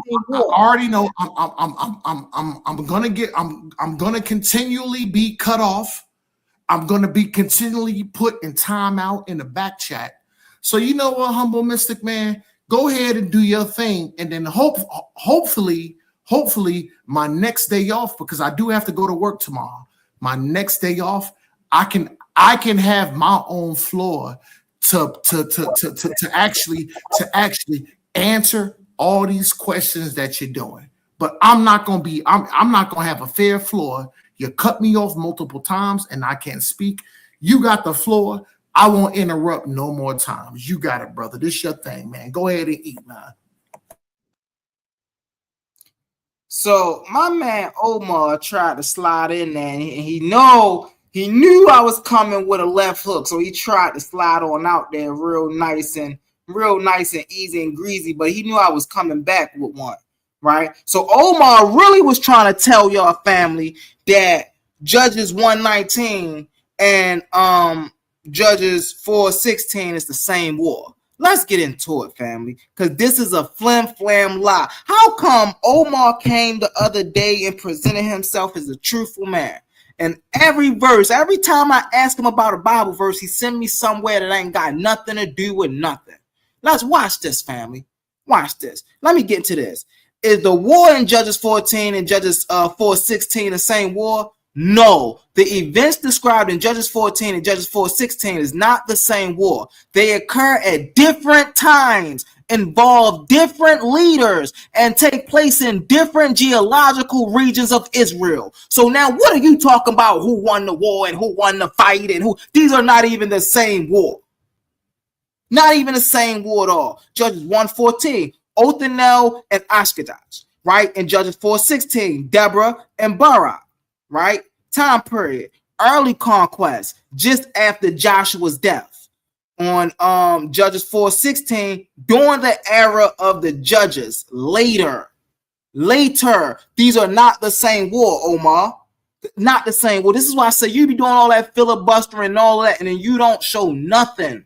It'd be crazy, right? Key leaders, right? Othniel, the conqueror, right? Caleb and Oshkosh, right? Deborah, right? The prophetess, Barak, the general, and Jael, right? Location, the Negev, southern Judah, Deborah, right? Kittai, Sephar, northern Israel. So this happened in southern Judah. This happened in northern Israel near Mount Tabor and the Kishon River, right? These are not even the same people. Local Can. So right here in Judges 1:14, they're talking about the local Canaanite inhabitants of Karath Sephar, right? Here they're talking about King Jabin of Hazor and his commander Sisera. They're not even talking about the same war. Yo, Omar, you disingenuous, bro. This is terrible. This is terrible. And then my man run off the panel like he ain't saying nothing. It's crazy, bro. I don't understand this, man. How my man come up here talking about, and all I asked him was, bro, can you deal with verse 119? And then he put himself in a deeper hole. But man, one thing I can say is I got me some claims of shame tonight. Hey, what's up, brother Max Leisure? You still there? Yeah, I'm still here. You still here? Was it me? Was I tripping, or did you hear me ask him deal with 119? Yeah, but y'all both talking past each other, so I ain't. But then my thing, did you hear him say? Did you hear him say that 119 and 4:16 were the same war? Yeah. Or am I tripping? And so when I bring up that these are separate wars, bro, like this is crazy. And then this is what he tried to use to justify, right? That his God is all powerful. Right here, God didn't show his power, but over here, God showed his power. I ain't asking you about over here. I'm talking strictly right here. But look, here's my thing. And this is why I don't get into those type of conversations. Because to me, it's at the end of the day, just personally, I see those conversations on ancient past wars and the lineages of gods and everything useless because because I'm a Christian, and when Christ came, he said he just put an end to all of that. But beyond just being a Christian, just having what would you call it, like a scientific, or even if I would say a naturalistic, because I would consider myself a naturalist, but right. God is like a creator is included in what's natural, just based And off that's of fine. That's fine. our own my understanding of my own existence Right. allows me to draw a conclusion of there being a creator. Right. Because, like I said earlier, the only reason I don't have to explain to you that I actually exist is because you actually exist, and you could look at me and interact with me and be like, we're of the same thing. So you exist, therefore I exist the same way you exist. But if that weren't the case, there's nothing that I could show you that will allow you to measure the fact that I have a soul and a spirit and everything. You would only be able to measure my physical parts. And so I believe all the stuff in the Bible, especially the Old Testament, is talking about our physical nature. And that's not our true nature. Our true nature is our spiritual nature. And I feel like our true nature descended into matter. Like our true nature would be something more along the lines of pure light, which would be unbound to the laws of anything, but then it descends into matter and becomes bound to the laws of nature. And that would be a prison for pure light, being bound to the laws of nature. And so I feel like that we exist as the prison, which is our body, which is our physical nature, which would be the embodiment of death. But our true nature is our consciousness, our spirit, our soul, which is the embodiment of life. And then so without our spirit, without our consciousness, our flesh and everything in this world, everything physical would be exactly what it is. Nothing, a heap of nothing, just death. That's why when a person dies, their spirit exits their body and their body returns to what it already was, independent of the life that animates it. But the life that animates it is feeding off the consciousness that inhabits the body. When the consciousness is gone, the life is gone. When the life is gone, the flesh it shows you what it is. It's death. And consciousness doesn't arise from death. A person could be brain dead and still alive. So a person could be brain dead and still conscious. No, a person could be unconscious and still alive. No, they wouldn't be unconscious. So for an example, right? So for an example, right? When you have, like my mother, she had a triple bypass surgery. They put her under anesthetics. She was unconscious, but she was still alive. So you can be unconscious and still her consciousness was still present. Whether she could have lost a sense of awareness, but her consciousness is still present. Now, what could have happened is she could have went brain dead. Her entire body could have been dead, completely brain dead. No consciousness in it, no vitals, no nothing. But she could have come back and given you a story of, oh man, yeah, the time where you guys saw that I was dead or thought I was dead. I was walking towards a light and I see my light flash before my eyes and blah, blah, blah. And all these things that they experience with their consciousness, independent of physical matter. You know what's so funny about that, Leisure? Actually, I got two stories about that. Right, my mother and my aunt. So one of the most fascinating things I had, because I meditate, bro, and when I meditate, right, it's almost a stillness, so to speak. And I asked my mother one day, and I also asked my aunt, because she went through surgery as well for her pancreas, and they put her under. And I asked them, I said, what is it like to go under anesthesia? And they said, to be honest, Dwayne, it's like I go to sleep and I wake up, right? They put me under, I go to sleep, and I wake up, and everything is all done. Like, yeah, but like, don't you don't see yourself? I was like, go to sleep and I wake up. And so it lets me know that when you're under anesthesia or when you're not me personally, I equate consciousness with awareness. If there is no awareness, there is no consciousness. And so whenever the body shuts off, and we know that consciousness and awareness is just about how much data and information we pick up from our surroundings. Now, how do we pick up data from our surroundings? We pick up data from our sight. We pick up data from our hearing. We pick up data from our touch. We pick up data from our smell. We pick up data from our taste. You feel what I'm saying? Now, all of these are different ways for us to interpret what we call life or our existence. Right? Now, if our awareness is shut off, we don't have none of that. I can't fit. This is the thing about being paralyzed, right? You can be aware of something with your eyes. That doesn't mean you're going to feel something hit your paralyzed leg. So just because you're aware of something does not mean that it's going to bring sensation in a certain way. So this goes back to consciousness. Consciousness is just awareness. Well, the study I've done on consciousness, I found that consciousness is just awareness, right? And it's about how we fine tune our consciousness, which is we call focus, right? And what we find, a lot of us now are developing short attention spans. And we call it, we got short attention spans, but we call it multitasking. Crazy work. Go ahead, brother Leisure.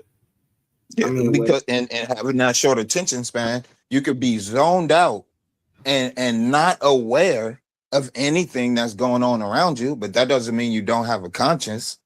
You're just not aware. Or like when you're in a dream and you just become aware that, well, because I don't know, I lucid dream, so there'll be moments where I become aware that I'm in a dream. And so like if there's people who become aware that you're in a dream, when you think about what was going on before that point of awareness, you don't know how you got to the point of the dream that you were in. You were just in it. Or when you wake up from a dream, if you can remember your dream, you could describe it all the way up until right before the beginning of the dream. You can't remember why you started where you was at or whatever. You just started right there. But where was your consciousness? Your conscious was unaware of that time period between you falling to sleep and then you becoming aware in your dream. But it still exists. That consciousness, you still have that consciousness. Watch this. Here's the thing about that. So it goes when deeper you are than just conscious, awareness, like but awareness is a major component.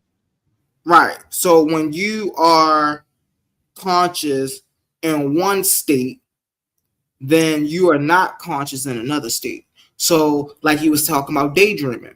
When you daydream, you are conscious in another state, but you're not conscious in this realm, right? This is why we make mistakes, right? We might bump into something, because we're not paying attention. What does this mean to not pay attention? If you're not paying attention to something, you're not aware of that thing, which means you're not conscious of that. It doesn't mean you're not conscious at all. You're just not conscious of the thing that's in your spatial awareness. This is why we trip down steps, we trip over curbs. You see what I'm saying? We fall over ledges and stuff, because it's not the fact that we're not aware at all. It's the fact that we're not aware of everything. Yeah, as long as you can make that because we're not aware of something, it does not mean it does not exist. They gotta this riddle out. You know the riddle. If a tree fall in the forest and nobody's around to hear it, does it make a sound? A lot of people say no, but it absolutely make a sound, because sound is objective. Whether somebody is there to hear it or not, it's still a vibratory wave oscillating through the medium we call air. Yeah, but it only makes a sound to a receiver that can receive sound. But if there's no receivers around to receive that sound, it doesn't make a sound. And that's the whole thing. Like, but it does make a sound, because again, it goes back. Riff, I got you. It does make a sound because again, sound is objective. Sound is a thing that happens whether we are aware of it or not. You see what I'm saying? Not like true. You're not aware, really fast. You're not aware of what's going on. So I live on a place called Orleans Street, right? Right 4 blocks down from Orleans Street is a street called Biddle Street. You are not aware of what's going on Biddle Street. I am not aware of what's going on Biddle Street, but that does not mean what's going on Biddle Street is not happening. You see what I'm saying? So there could be helicopters on Biddle Street that me or you can't hear. But do that mean that helicopter that's on Biddle Street is not making a sound? Not at all. We just can't hear the sound. That does not mean it's not making a sound. But now just you're like speaking dog on whistles, right? Really fast. Just like dog. I'm gonna let you get it in, Brody. Just like dog whistles. Just because humans can't hear dog whistles, do that mean that dog whistles don't make a sound? Absolutely not. Dog whistles operate at pitches higher than what we can hear. You see what I'm saying? Go ahead, brother. Go ahead. Yeah. So, damn, what was I about to say? He threw me off with dog whistle thing. As far as with sound goes, with the things that's going on the block. I'm not there, you're not there. We don't know what's going on, but there's stuff going on. You're getting into superposition to where anything could be going on that block. Literally anything. But it would take for there to be an observer there to be like, this is what's going on over there. But without there being the presence of an observer, anything and nothing could be going on there. So, like you said, if there's a tree that falls, like, and if this planet was uninhabited by anything, and there was just a tree and it fell over, it wouldn't make a sound, because sound is something that it only exists once it's interpreted. Once the frequencies, because it's just a frequency being made, once the frequency is interpreted by a receiver, the receiver being your human brain, or it could be an animal brain, or whatever can receive sound, once that takes place, that's when sound exists.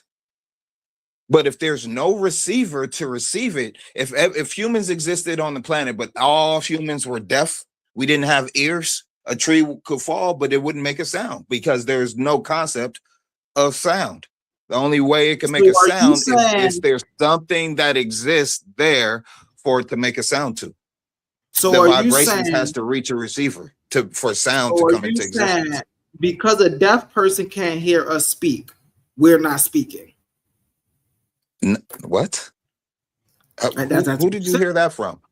I said, so if the planet was full of deaf people and there was no receivers to pick up sound wouldn't be a concept. Like if the way we could look, you could put on thermal goggles, right? And have thermal vision, or you could put it on night vision goggles and have night vision. And because these devices exist, we know of thermal vision and night vision. But if we was using our naked eye and there was no machines that could show us anything else, there would be no receiver to receive the thermal input, night vision or anything like that. It wouldn't exist. Now we have a color spectrum. What is it, like RGB or whatever? And the only colors that we can imagine are the colors that exist on this color spectrum. But can't you imagine that there's other colors that we haven't experienced? We just don't have the receiver to perceive these other colors on a spectrum far broader than our 3-color spectrum. We don't have the receiver, therefore those colors don't exist to us. They don't exist. But if we had some type of machine or device, or our eyes were to evolve enough to where we could see a broader spectrum of colors, that's when those colors exist. Now we could see those colors. It's the same thing with sound. If a tree were to fall, something has to exist to pick up the fact that sound is being made. There's a frequency that's being made that creates what's called sound, if there's a receiver to pick up what sound is. We have ears, so we immediately understand what sound is. But if we didn't have ears, we wouldn't even be able to describe what a sound is. It wouldn't exist to us. It wouldn't make us a tree. A falling tree wouldn't make a sound. Doesn't exist. Because here's the thing about that. Now, what I just did, right, is I turned you down for a little bit. Not on no funny stuff, not because I didn't want to hear you or nothing. But I wanted to run a quick experiment. I said, okay, I want to know if sound exists whether I hear it or not. And so what I did was I turned you down because I wanted to know if when I turned you down, would that change the fact that you were making noises, or you're still making noises, I'm just not able to hear them. And so when I turned you up, right, regardless of what you were saying when I turned you down, when I turned you up, you were still talking. And you already said what you already said, regardless if I turned you down or not. I can go back on the video and listen to what you said. You said what you said. I don't even know what you said because I turned you down. But you said something. You see what I'm saying? And yeah, but you, whether or not you can hear me, is different. Something. No, watch this. This is real fast. The objective fact that you said something, right, remains a constant of the sounds coming out of your mouth, whether I hear them or not. Whether Maida is on the panel right now. Maida might be asleep. He might have walked away from the panel, whatever. But that does not denote the fact that me and you are sitting here exchanging sounds to one another. You see what I'm saying? So sound is an objective thing. It's not subjective. It's not subjective. It's absolutely subjective, bro. It's absolutely subjective, or else there wouldn't be a such thing as deaf people. There wouldn't be a such thing as a deaf person. He would have to objectively hear sound. Objectively, sound exists. He has to objectively hear that shit because it objectively. Well, no, because deaf people, but being deaf is a disability. It doesn't matter. If a deaf person put his hands in fire, it's gonna burn his hand, because whether or not he can hear the fire, taste the fire, smell the fire, see the fire, or nothing, that fire is objectively hot and it'll burn him the fuck up. That's objective. Sound isn't objective because you could not hear sound. You could not hear it. So you all have a subjective experience of being deaf and sound not existing to you. It's subjective, or else you wouldn't it would be impossible for you to have that experience, just like it's impossible for someone to have the experience of standing in fire and not burning to death. So you're saying the perception of sound is how you interpret it is subjective. But that's what I'm saying. Because you said you turned me down personally. You not hearing me, you personally not hearing me is different than there being no one around to hear the sound. That's a whole different thing. Because you could turn me down, but everybody else hears me. I'm talking and I hear me. So I can verify that I'm making sound. The sound is passing in and out of my ears, whether or not you hear me.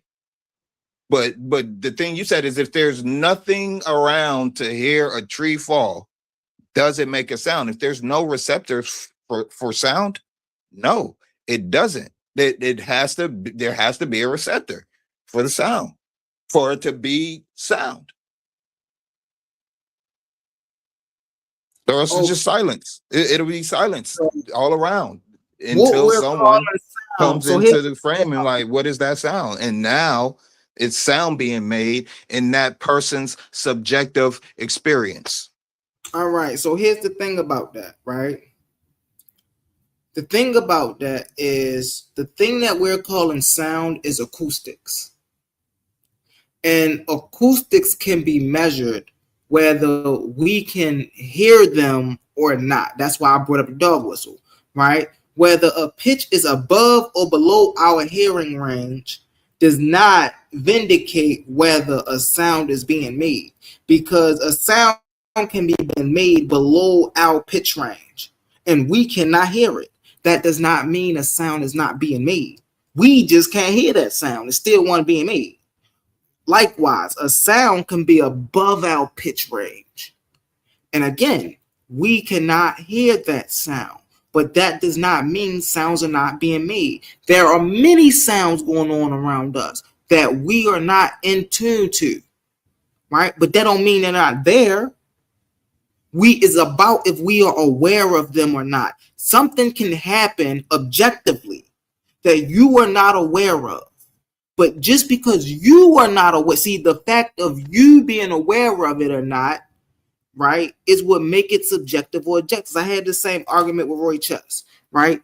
objective things exist, whether you as an individual are aware or have an emotional attachment or have an opinion on it or not. Subjectivity is something filtered through personal belief, personal opinion, personal thought, personal feelings, but objectivity don't care about anything personal. It's objective. It is empirical, for lack of better words. So when we're talking about acoustics is empirical. Acoustics is objective. Now, how we interpretate acoustics is subjective. I would agree with you there. But the acoustic itself is an objective phenomenon, which means it's a thing unto itself, which means it operates whether anybody is here to inhabit it or not. I'll give a great example. The sun is an objective thing. If there was no planets, if there was no life on the earth, the sun would still be the sun. The sun wouldn't simply cease to exist because there was no life on earth. No, the sun would still be the sun. It would still exist. There would just be no life on earth. You see what I'm saying? So that's the same thing with when we're talking about a tree falling. That's the same thing when we're talking about sound. If a tree falls and there's no way around hear it, this tree still make a sound. Why does it make a sound? Because the very cause of it hitting the ground causes a vibrational wave across the air. Even if nobody's around to hear it, that acoustic of vibration of air through the air, it's still there. It's an objective thing all into itself, whether somebody's there to pick it up or not. When somebody picks it up, then it becomes subjective because it becomes interpretive. But even before somebody pick it up, the sound is there. And so this is what we have to understand about our awareness. There's many things in that. The brother Maxie was just talking about the light spectrum, right? There's something called impossible colors. Impossible colors are a thing that exists. Now, what are impossible colors? Brother Max was just talking about how we have 3 retina cones, right? Red, green, red, yellow, and blue, right? However, there's a color that exists that's not supposed to exist because we don't have no retina for it. And this color is called magenta.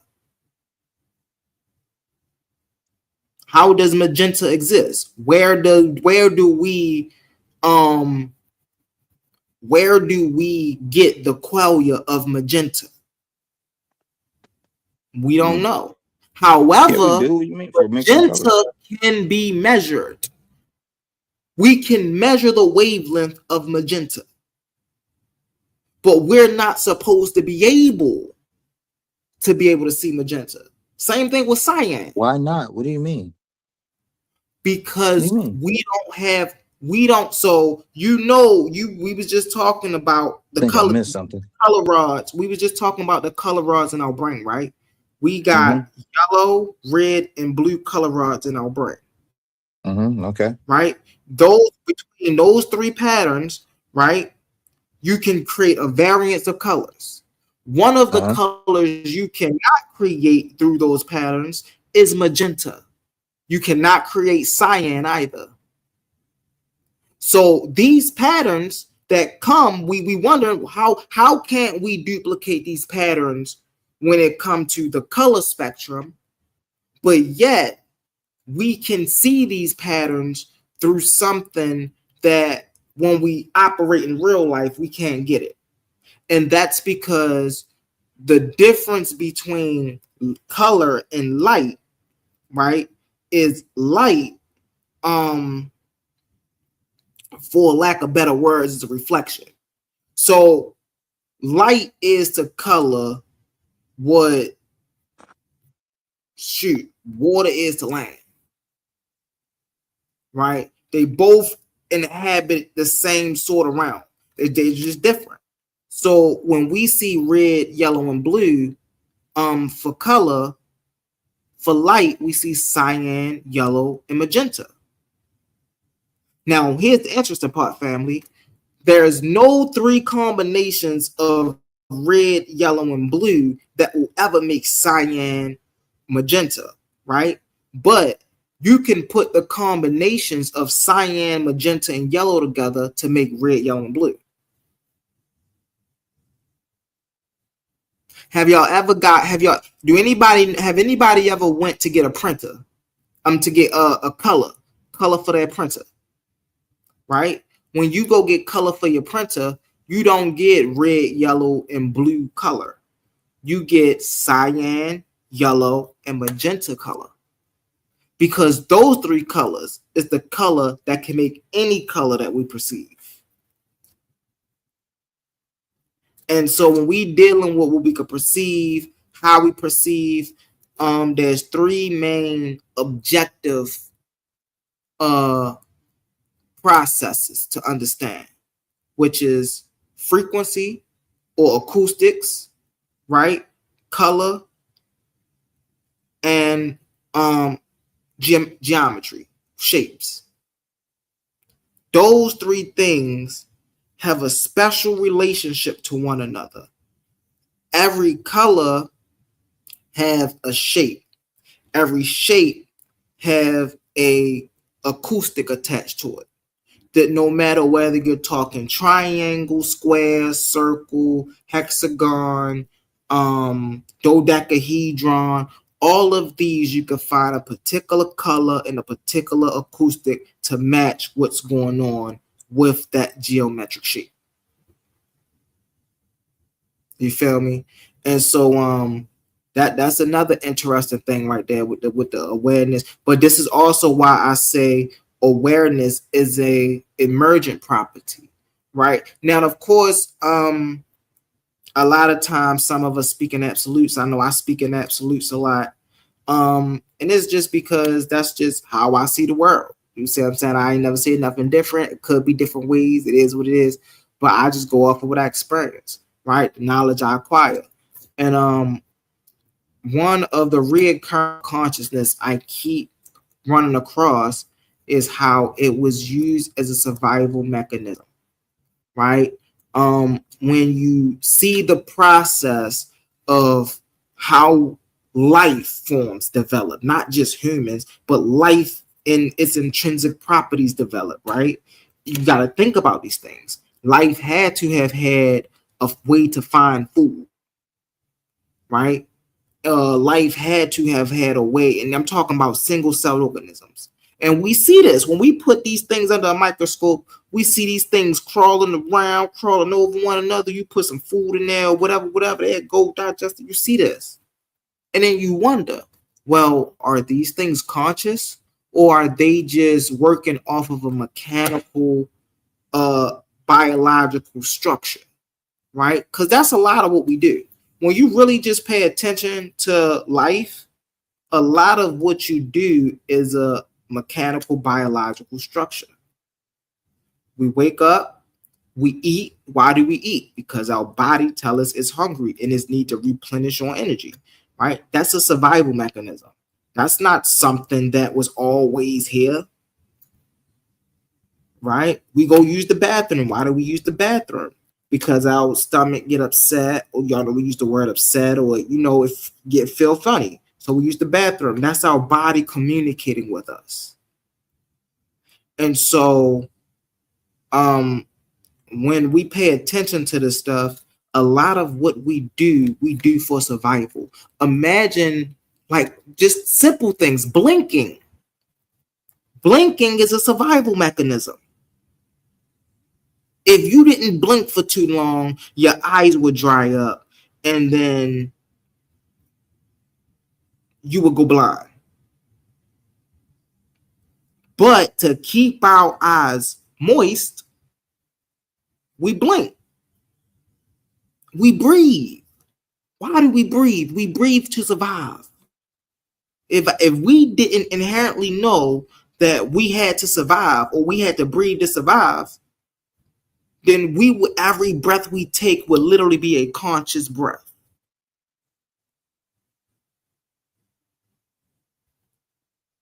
Like, I don't know, man. It's crazy. done? We are. I think the thing that people fail to realize, and I'm gonna let you get in there, Max Leisure. I think the thing that people fail to realize is we are born with certain intrinsic mechanisms, right? We are born understanding what food is. We are born hearing sound. That's why I say sound is like you're not born understanding what sound is, but you're born hearing sound.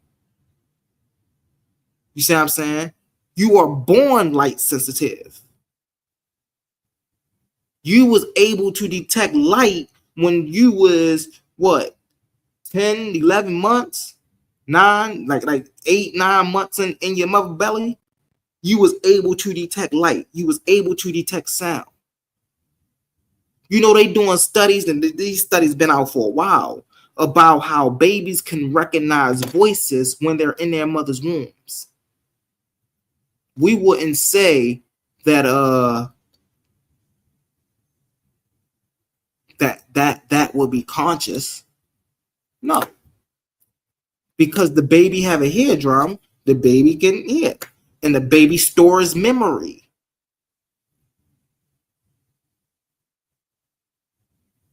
And so, you know, it's he said, does I mean ultraviolet? Nope, I meant magenta. Ultraviolet is interesting too, because we can't see ultraviolet. We could just see the effects of ultraviolet. So when you seeing, so like for example, when you get a UV lamp, what you're seeing is violet light. You're not seeing ultraviolet light, right? Infrared as well. Even when we talk about infrared, and see, this is the thing about people getting too physical about things, right? Oh, well, you think if you can't see it, it don't exist. Not at all. I understand that there's a thing called infrared. There's a thing called gravity. There's a thing, called, ultraviolet that we can't see, but we know it exists. So go ahead, brother Max Leisure. I've been supposed to let you get in there. That's my bad, bro. Yeah, I be wanting to comment when you say certain things, because waiting like 10, 15 minutes and 4 to 5 subjects later, it doesn't have the same impact. But when you were speaking on you saying the tree not falling and making us, or falling and not making a sound and everything like that. I'm saying that there has to be a receiver around for it to make a sound. But your argument was that it objectively exists as something that takes place without you having to be there, without there having to be a receiver there to pick up the sound. It still makes a sound regardless of if you're aware of it or not. That was your argument, correct? Yes. So is the nature of the creator. But if that's the case, we should be able to measure that in some way. You just said that without you being able to measure it, and now it's objectively there, whether you're aware of it or not, and that's the nature of the creator. Right. It's not necessary for you to be able to measure it for it to exist. Just as you described with the tree that makes a sound when no one's around. It's the same thing. Right, but it goes beyond you needing to measure it. It's not the same thing. The truth transcends the proof. So watch this. This is why it's not the same thing, right? It's not the same thing because a sound, once again, is objective. So if you're not aware of it, it's there. If you are aware of it, you can tune it to it and see that it's there. This creator, and you'd have to be subjectively aware of it. If you're not aware of it, hold on, watch this. If you're not aware of it, it's not there. If you are aware of it, it's still not there. You can say that, but what you said is false. In your belief, it's not there. You just said a false thing. It's like if I were to say that tomorrow is Saturday, and then the next day is Thursday. After that, Like I'm just saying words. You just said words just right now. The creator is there, whether you're aware of it or not. Just like you said with the sound of the tree. You just said that if you're not aware of it, then it's not there. That's not the case. It's the same as with the tree. If you're not aware of it, it doesn't matter what's going on that block. If I'm not aware, if you're not aware of what's going on is what's going on. Our awareness is not a prerequisite. And so it's the same thing with the creator. If you're not aware of it, that doesn't mean it doesn't exist. It still exists independent of your awareness. And if you are aware of it, then you're subjectively aware of it, just like you are with sound. I think where we're getting, where we are with sound, where we're getting mixed up is sound itself is objective. The creator itself, in of itself, is not an objective thing. It is. It's the same. You're describing the same thing, and you're just saying one's objective and one isn't. No, so that's the one. Here's the difference between the two. The reason we say sound is objective is because we can measure is literally a mechanical thing. It's a mechanical wave of pressure of displacement, right? Through a we can see that. We can measure that. Right? It's objective. We cannot do the same with the creator. We will never be able to do the same with the creator. Why? Because the creator do not exist. You can't make something. Now, you can believe something exists that don't exist. Sure. But you can't empirically make something exist that don't exist. We would need evidence for that. It's like if I was the only person who could hear, and I was in a world full of deaf people, and I'm sitting here trying to sign language to you that sounds exist, but because you haven't experienced sound, you're telling me no, light exists because we can measure light, and you're saying that because you have eyes and you can see light. But because you don't have ears and you never experienced sound, you're telling me, but sound doesn't exist because we can't measure it. And you're only saying that because you don't have ears and you haven't experienced sound. You're saying that God can't be tangibly measured and everything because you haven't experienced it. And that's what I'm telling you is it's a subjective thing, like the feelings of love or anger or happiness. You can't measure these things in a lab. You can measure the expressions of happiness, but you can't take happiness itself, put it in a beaker and measure it. But it exists. So being able to measure something isn't a prerequisite for its existence. And that's what I'm telling you. Everything that exists in our physical reality, it coincides with our physical nature, which is the nature of death, when everything has to be in a fixed position with no free will. Laws of nature, this plus this equals that. And that's what it is. There's all determinism.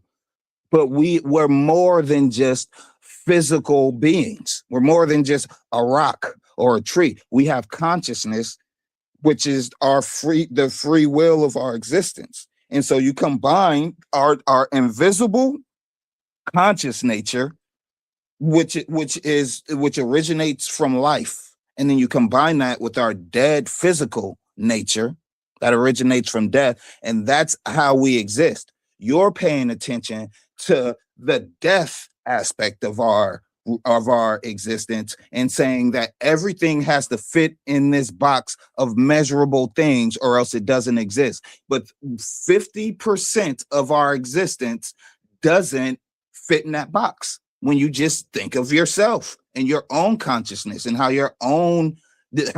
time works in your own mind, how 5 minutes, if you had to hold up 4 times your own body weight above your head for 5 minutes or for 2 minutes, 2 minutes of doing that in consciously is much longer than 2 minutes and you know, some of the sweetest gushy you ever had in your life. They tell you got 2 minutes in it. That 2 minutes is going to be the quickest 2 minutes you've ever experienced. It's going to feel like 30 seconds. But if you have to hold your body weight up, 4 times your body weight up for 2 minutes, is going to feel like forever. Why do you experience that sensation? Because your consciousness controls time, and it dictates how you react to time and everything else in your reality. Your consciousness does that. Well, you have a so this is subjective where I experience, think, but it's our physical reality. And it's the difference between classical physics and quantum physics. The same difference between classical physics and quantum physics is the difference between our spiritual nature and our physical nature. Classical physics and our physical nature, it deals with certainties and impossibilities. Quantum physics, certainties and impossibilities. Quantum physics deals with quantum physics, and our consciousness deals with probabilities. Because you'll probably do this or you'll probably do that. There's no equation that could be written out that will fully determine your actions without you having the free will to change it based on how you feel about it. And so your consciousness functions off of probabilities, but your body needs certainties or impossibilities. That's 2 separate natures, and you're only focused on one. Right. And so what I think I think the fallacy you're committing here on this side is and I'm trying to think, the association fallacy, right? And why do I say you're committing association fallacy? Because you're associating subjective experience with objective objects and events, right? Yes, we experience the world differently. It's a subjective thing, right? But that does not change the fact that what happens in the world is objective, which means, right? And it goes back to objective, which means, matter of fact, I'm sharing my screen. Let me do this really fast. Hold on. I think I know where we're missing each other at. Watch this.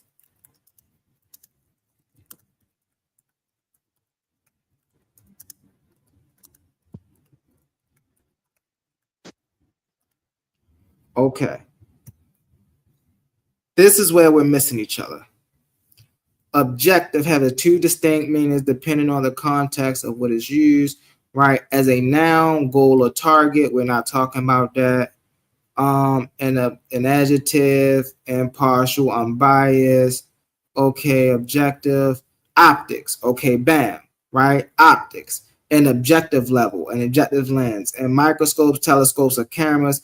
It is a lens. No, I just want to know what the word objective means. What does the word objective mean?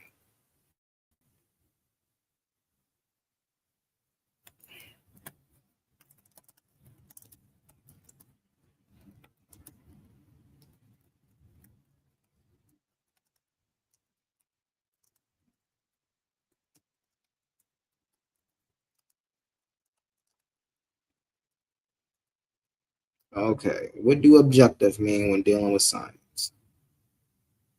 Okay, so in science, the word objective means based on verifiable evidence, measurements, and facts, completely independent of a scientist's personal feelings, opinions, beliefs, or biases, right? And so when I'm saying that acoustics is objective, I'm saying it is independent, right, of feeling, opinion, belief, or biases. These things come in. Now watch this.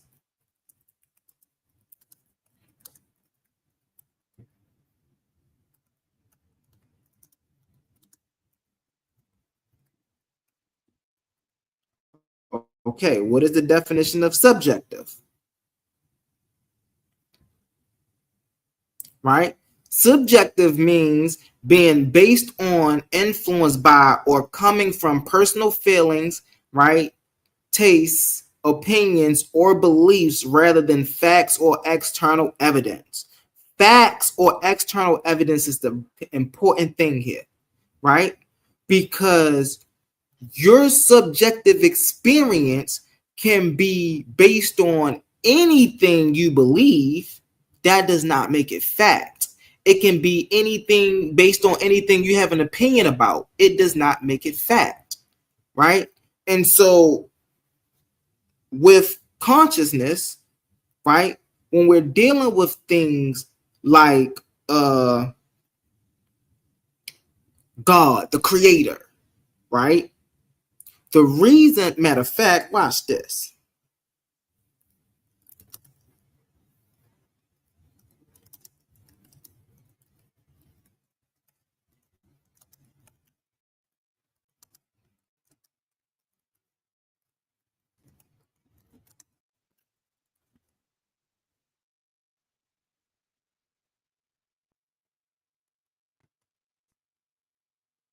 Watch. Let's get into it.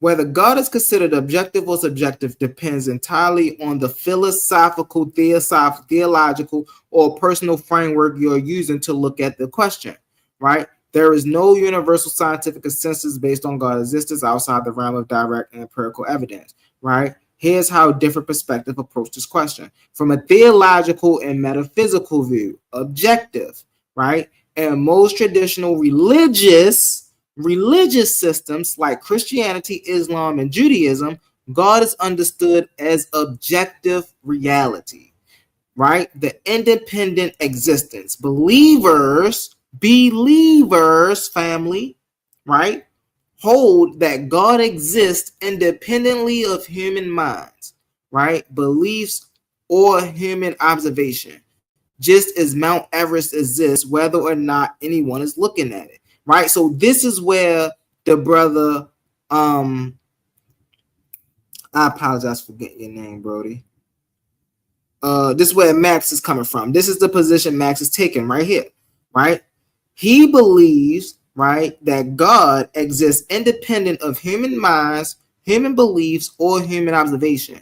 Just as Mount Everest exists, whether or not anyone is looking at it, a creator or super being is viewed as an actual external entity in the universe.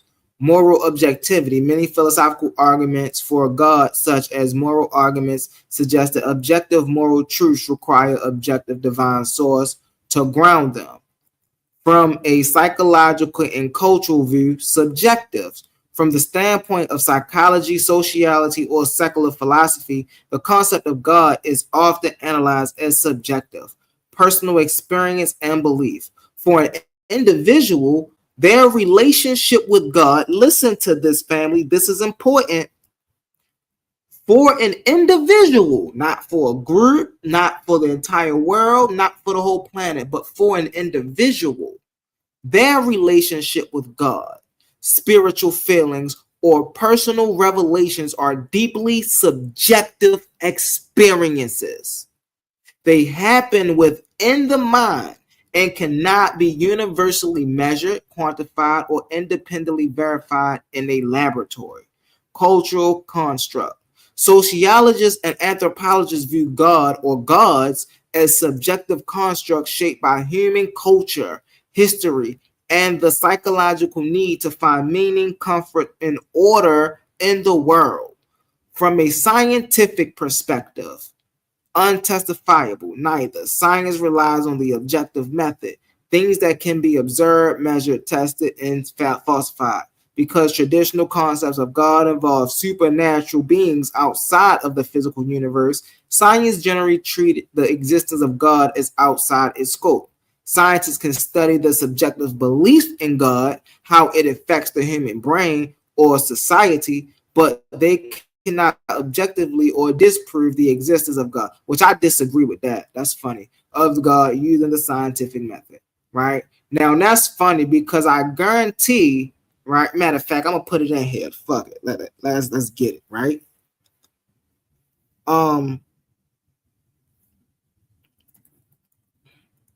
Which is a fact. the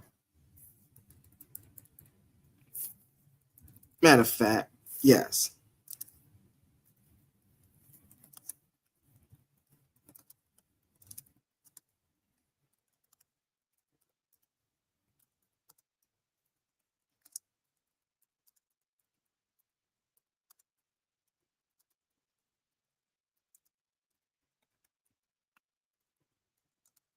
So like I know you like reading like a lot of what AI says and everything like that, but like Yeah, no, I'm just having fun up here. my We got just this is just fun. And just this a me, just I'm a actually pure just going into just a coming deep from dive. I pure forgot I'm going understanding. to Huh? from I'm just purely saying, just empirical figuring. evidence based on standpoint. The Big Bang Theory is. Go ahead, Brody. I can hear you. Go ahead. I think I was reading over you. Go ahead, Brody. You good?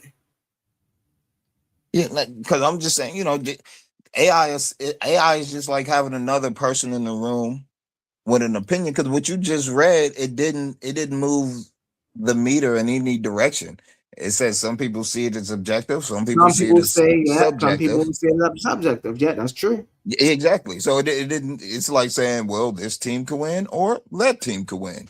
So you didn't help me with my But parlay, I buddy. think, You but just so I think the biggest thing here when I ask, right? Hold on. Is God objective thing or a subjective thing, right? yeah. We So I just speak think from our I own think the intellect. thing here is believers hold that. So the true thing here is belief. Belief does not equate to truth or knowledge. Belief is faith, right? So because you believe in the boogeyman, don't make the boogeyman real. Because you believe in Santa Claus, don't make Santa Claus real. Because you believe in God does not make God real. Because you believe that God is objective does not make God objective.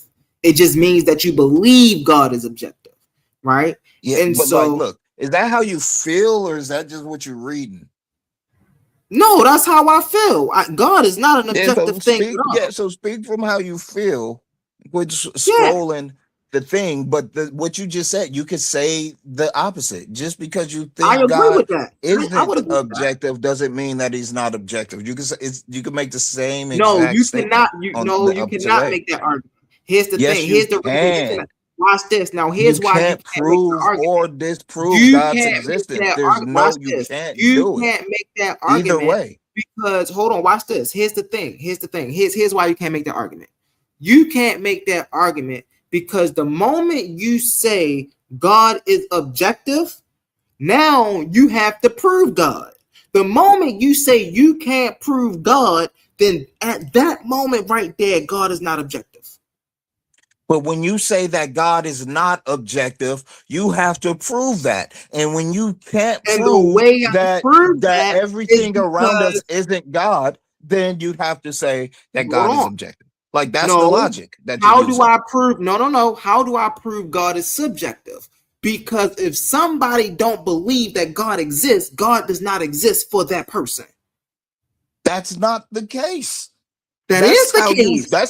that's subjectively how That's you the feel. case. But if That's you not existed subjectively how within the I body feel. of God, it doesn't matter if you believe in God or not. You exist within his body. You could be the most non-believing motherfucker in the world. You still exist But within his body. again, that's a belief.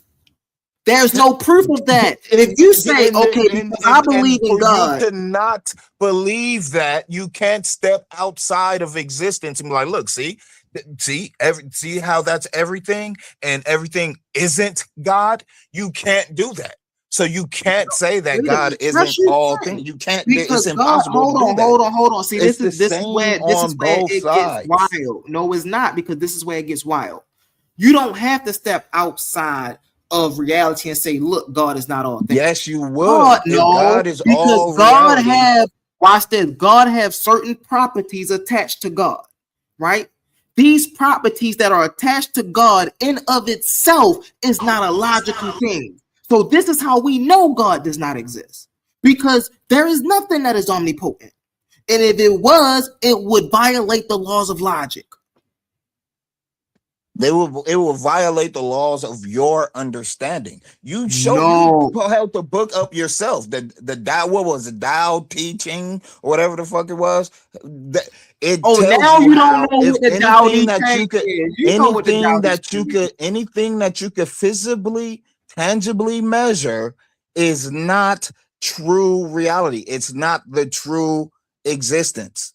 It's not base reality. If you can measure it, it's just an illusion of reality. It's not the real reality. So you're saying what you're requesting in order for you to say that God exists is the thing that makes it the fact that if you could do that, then that's not God. If you can measure it, Really that's not fast. Are God. we in agreement that science haven't studied and found everything out about reality, life, this planet, and everything about that? Can we agree that there's more to learn? Correct. Okay. Now, with that being the case, right? Then when you say that, okay, well, there's things that you can't measure. Yes, we don't have the tools to measure it yet, but that doesn't mean we're not going to design the tools to measure them. Or, there are barriers that we're hitting, but that does not mean that we're not going to be able to get to a point as a civilization to go beyond those barriers. Now, here's the fundamental thing that people have to realize.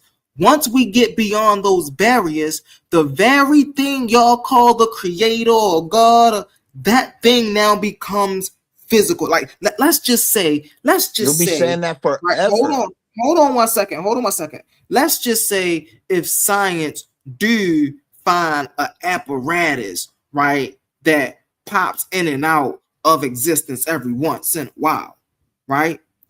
That thing, once it pops into existence, would have to then take on physical attributes. And so we would be able to measure those physical attributes. But we can't do that with God because God is omnipotent. God is omniscient. Here's the thing. Go ahead, Max Leash. Everything I you got you. measure Go is ahead, an Max Leash. attribute of God, though. Everything you measure is an attribute of God. How? The wind, the air you breathe, the trees, it's all expressions of God. All right, so It's then all expressions of a creator. Because when you say God, that's when you come with all these stories and you choose which story. Well, are you talking about this God or that God or this God or that God? That's why I'm like, I don't like using God. It's just the source of creation, which all things come from. It's the same source of your dreams. When you have in the Bible, if you go to the Bible, if you subscribe to the Bible and you read the creation, it says in the beginning there was the void, and then God's face moved upon the waters, and he said, let there be light, and then he created everything. But he didn't say that he took his hands and he grabbed things. It's just he said God created man in his image. He imagined man, and man came to be. When you dream, that's how you construct the world that you move around in with when you dream. You don't put it together with your hands, you imagine it, and what you imagine comes into reality. And so that's the nature of the creator. And so everything that exists because this creating force imagined itself as a tree, and imagined itself as a fish, and imagined itself as this deity and that deity, and imagined itself as humble, and imagined itself as Max, and all of these things. And we are just offspurts of this source, of this consciousness. We all have our consciousness. That's why I've said it on here before. When we look at existence, if we look at physical nature as we know it, that it's two things that we can know for sure. It's that it's dynamic and that it's holistic. That's what our bodies are. That's how we exist as people. We're dynamic and we're holistic. And so what else can you add to ourselves that goes beyond dynamic and holistic? It's that we're conscious and we're aware of our existence, and we have the free will to navigate through our existence the way we see fit. So if you can apply these two postulates to yourself and then add the extra 2 to yourself, then you apply the 2 postulates to the universe as we already know it, and then you apply the other 2 that you apply to yourself, because everything, it's like the little China toys that is one lady inside another lady inside a bigger lady inside a bigger lady. That's the nature of our existence. Everything is happening on the same way, just through different mediums on different scales, and so it's being expressed different from different perspectives, because the creator has infinite expressions, and we're experiencing those infinite expressions, but you can't physically measure the wholeness of the creator. You could only experience that. You can only experience it. It can't be measured, because you can't take a part and measure the whole. It's the whole that you could pick apart. You could pick apart the parts. You could explain the parts when you start from the whole, but you can't take a part of existence and explain all of existence. You have to start from the beginning of existence and explain everything that came from that. And the beginning of existence starts with consciousness. Everything comes from that. Everything is an expression of consciousness. You interact with it and measure it every day, but you call it different things.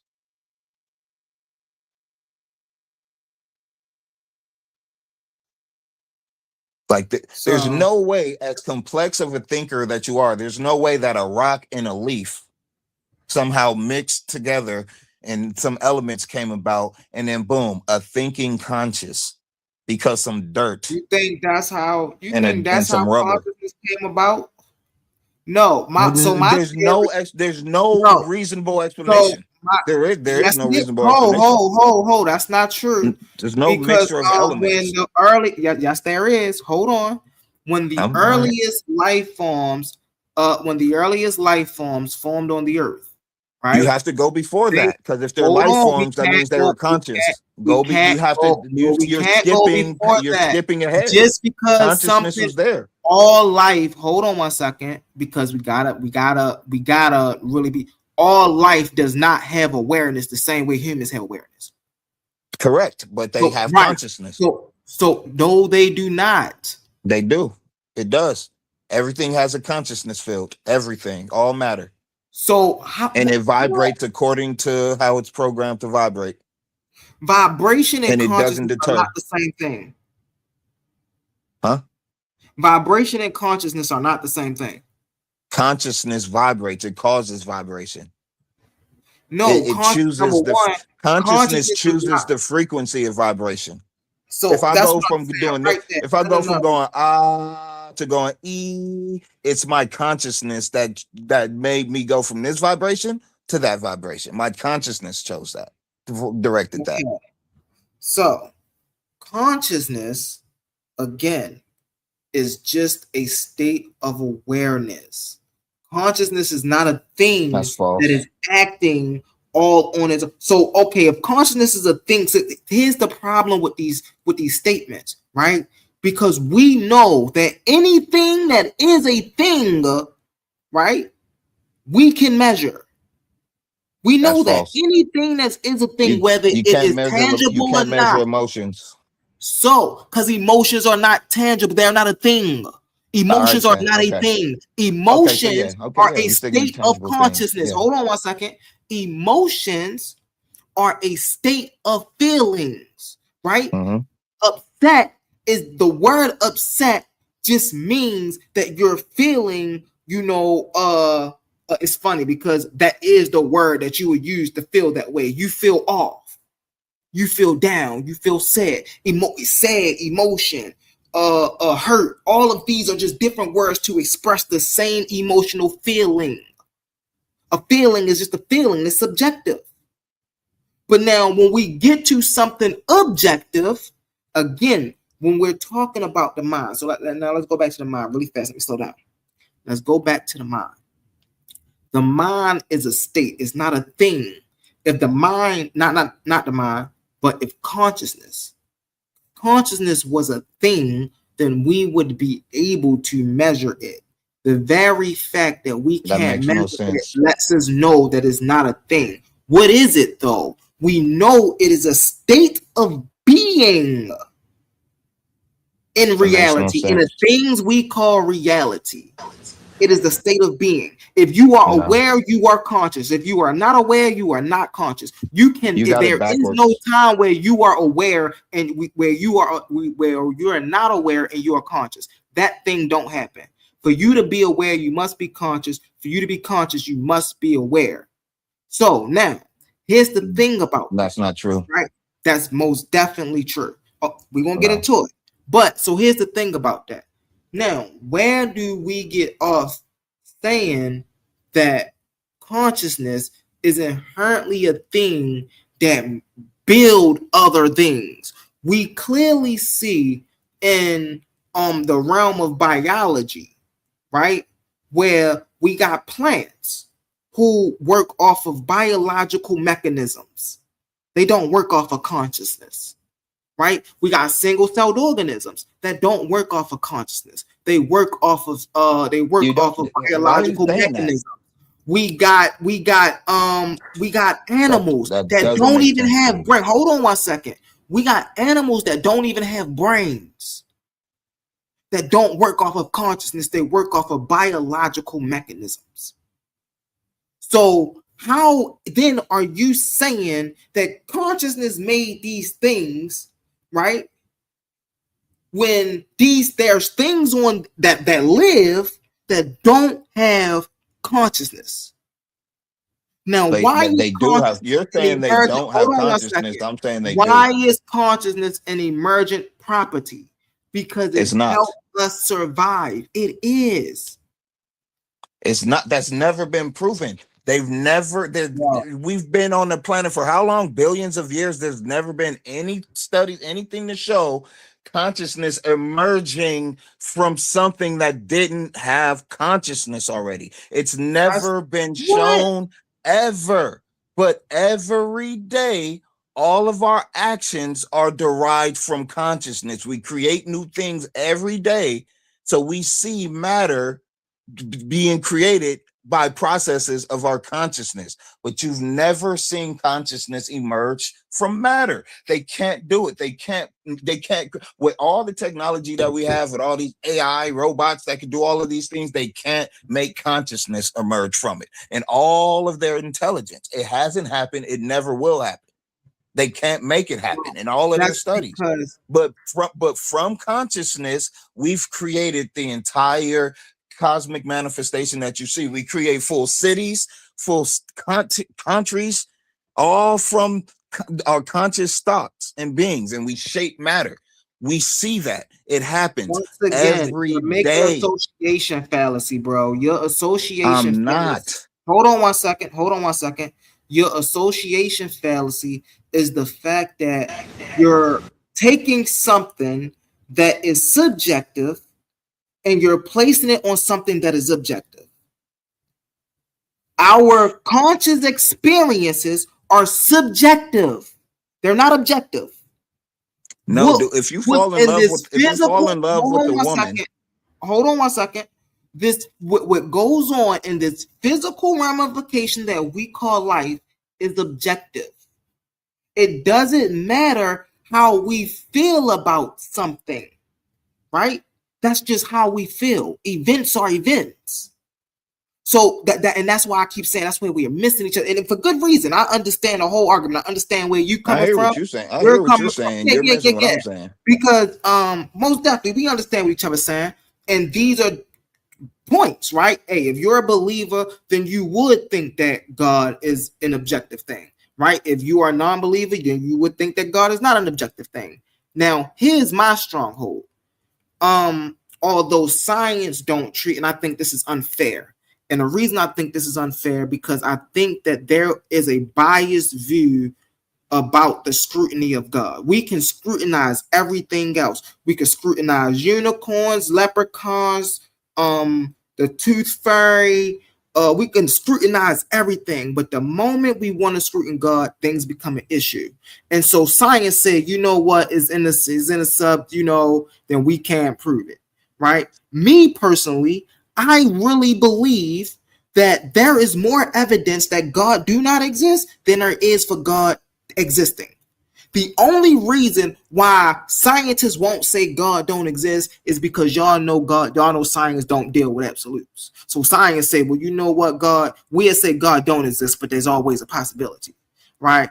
Well, humble, I'ma say, listen, man, I'm gonna go out on a limb. I'm 33 years old, man. They've been talking about this for 4,000 years plus, right? And we still haven't seen any proof of God. So until I see some proof of God, I'm going to say God don't exist. I'm going to say the creator, whoever these people worship, whether they worship Abraham, Isaac, Jacob, Buddha, Brahma, whoever they worship, I'm going to continue to say they do not exist until there's some proof. So when people come to me and say, oh, well, you can't prove it, that ain't good enough for me.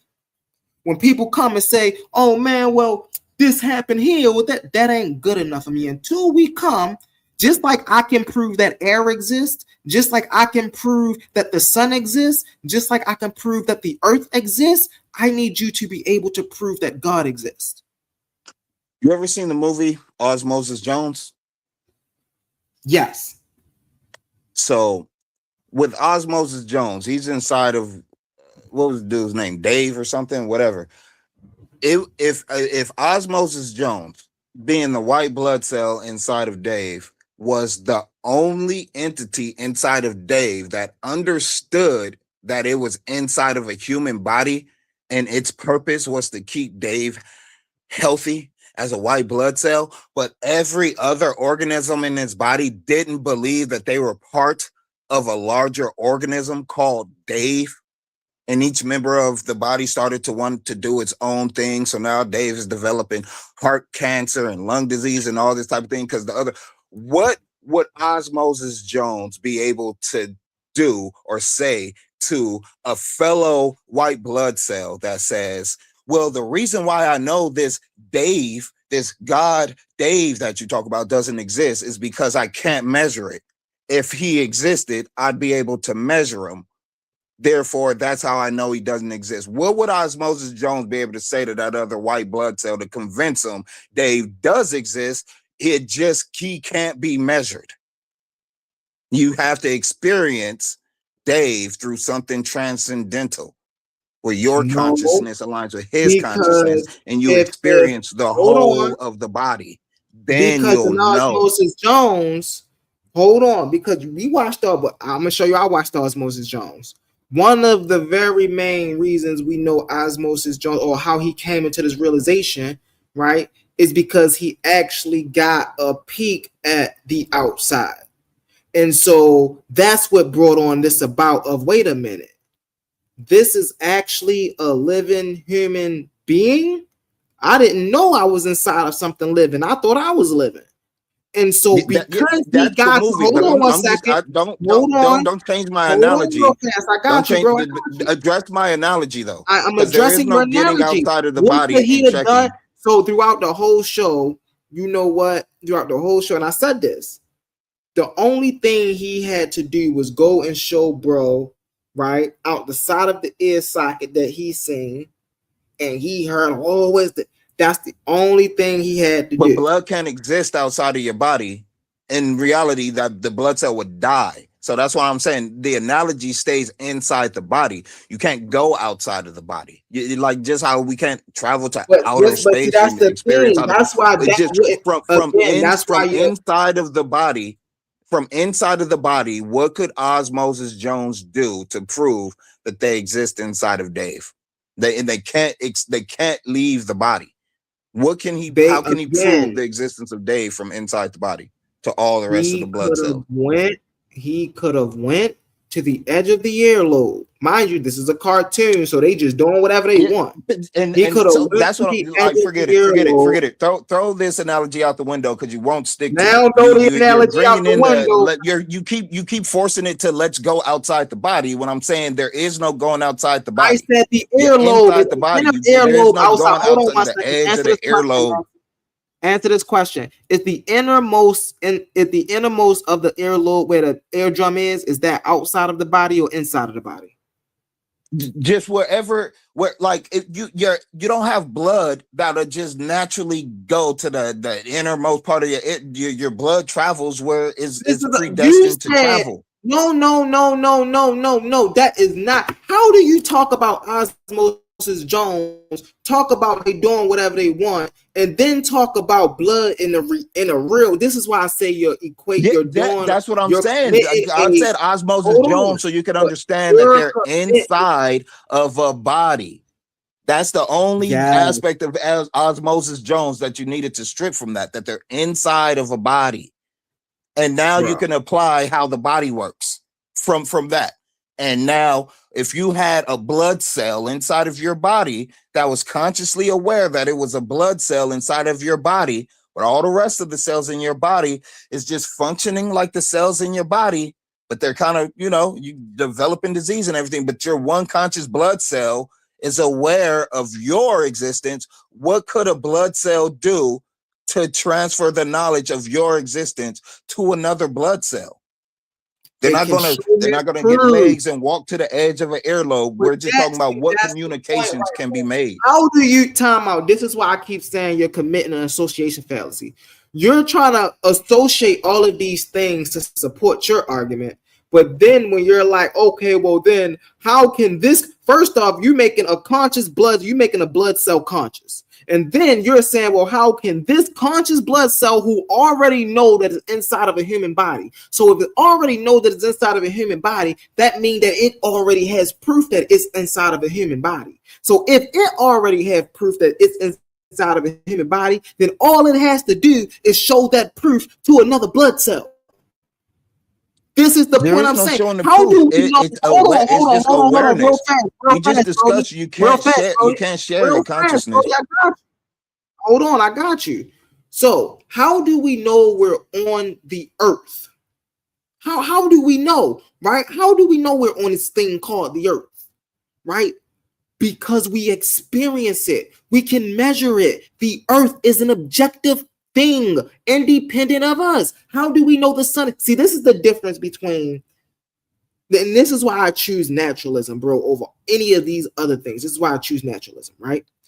In naturalism, we don't have to believe anything because let me cam up when I say this. We don't have to believe anything because we know. How do we know? Through processing. Once I know something, I don't have to believe it. Once I know the sun exists, I don't have to believe in the sun. Once I know the earth exists, I don't have to believe in the earth. Once I know air exists, I don't have to believe in air. Once I know God exists, I don't have to believe in God. I can know God. And this is why when people ask me, bro, hey, well, what's your belief, man? What's your belief?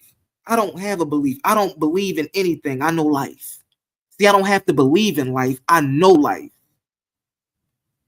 And so I would match life up with any God because I can prove life.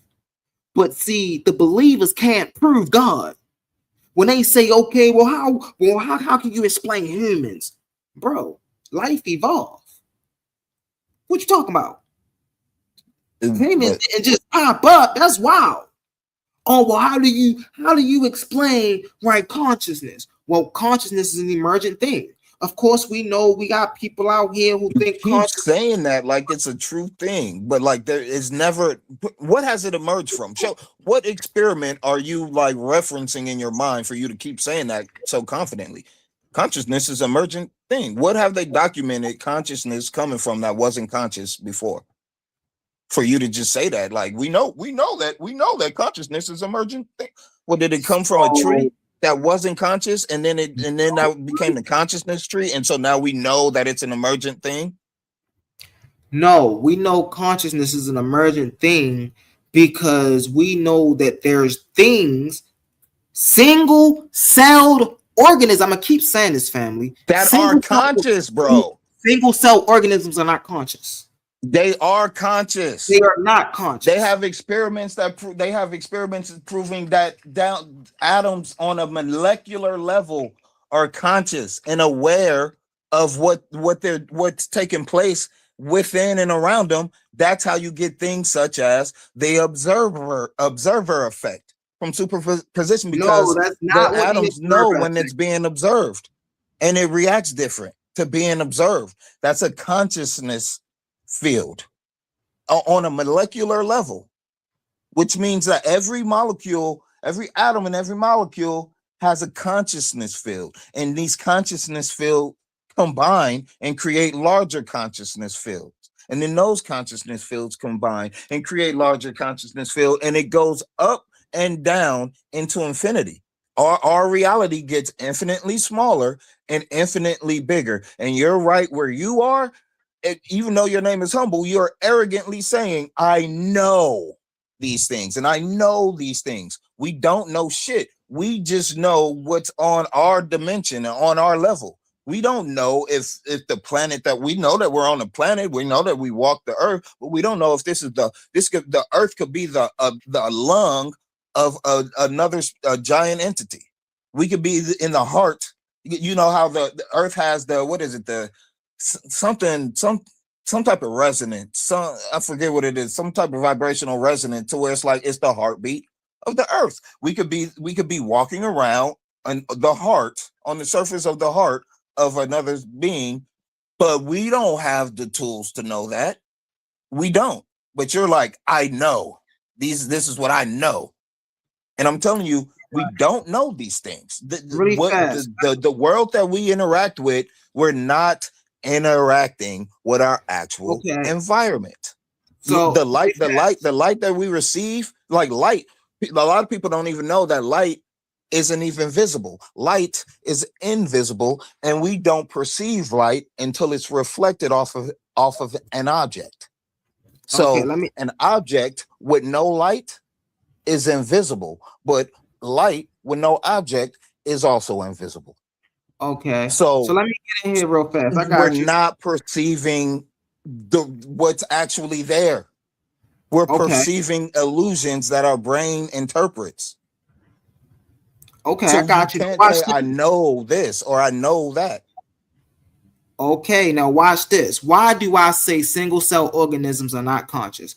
Whether single cell organisms are conscious is one of the most fascinating and deeply debated questions in biology, philosophy, and mind, the science of consciousness. The short answer is almost certainly not in the way that humans or animals are conscious, but they exhibit forms of behavior and information processing that blur the lines. What did I say earlier?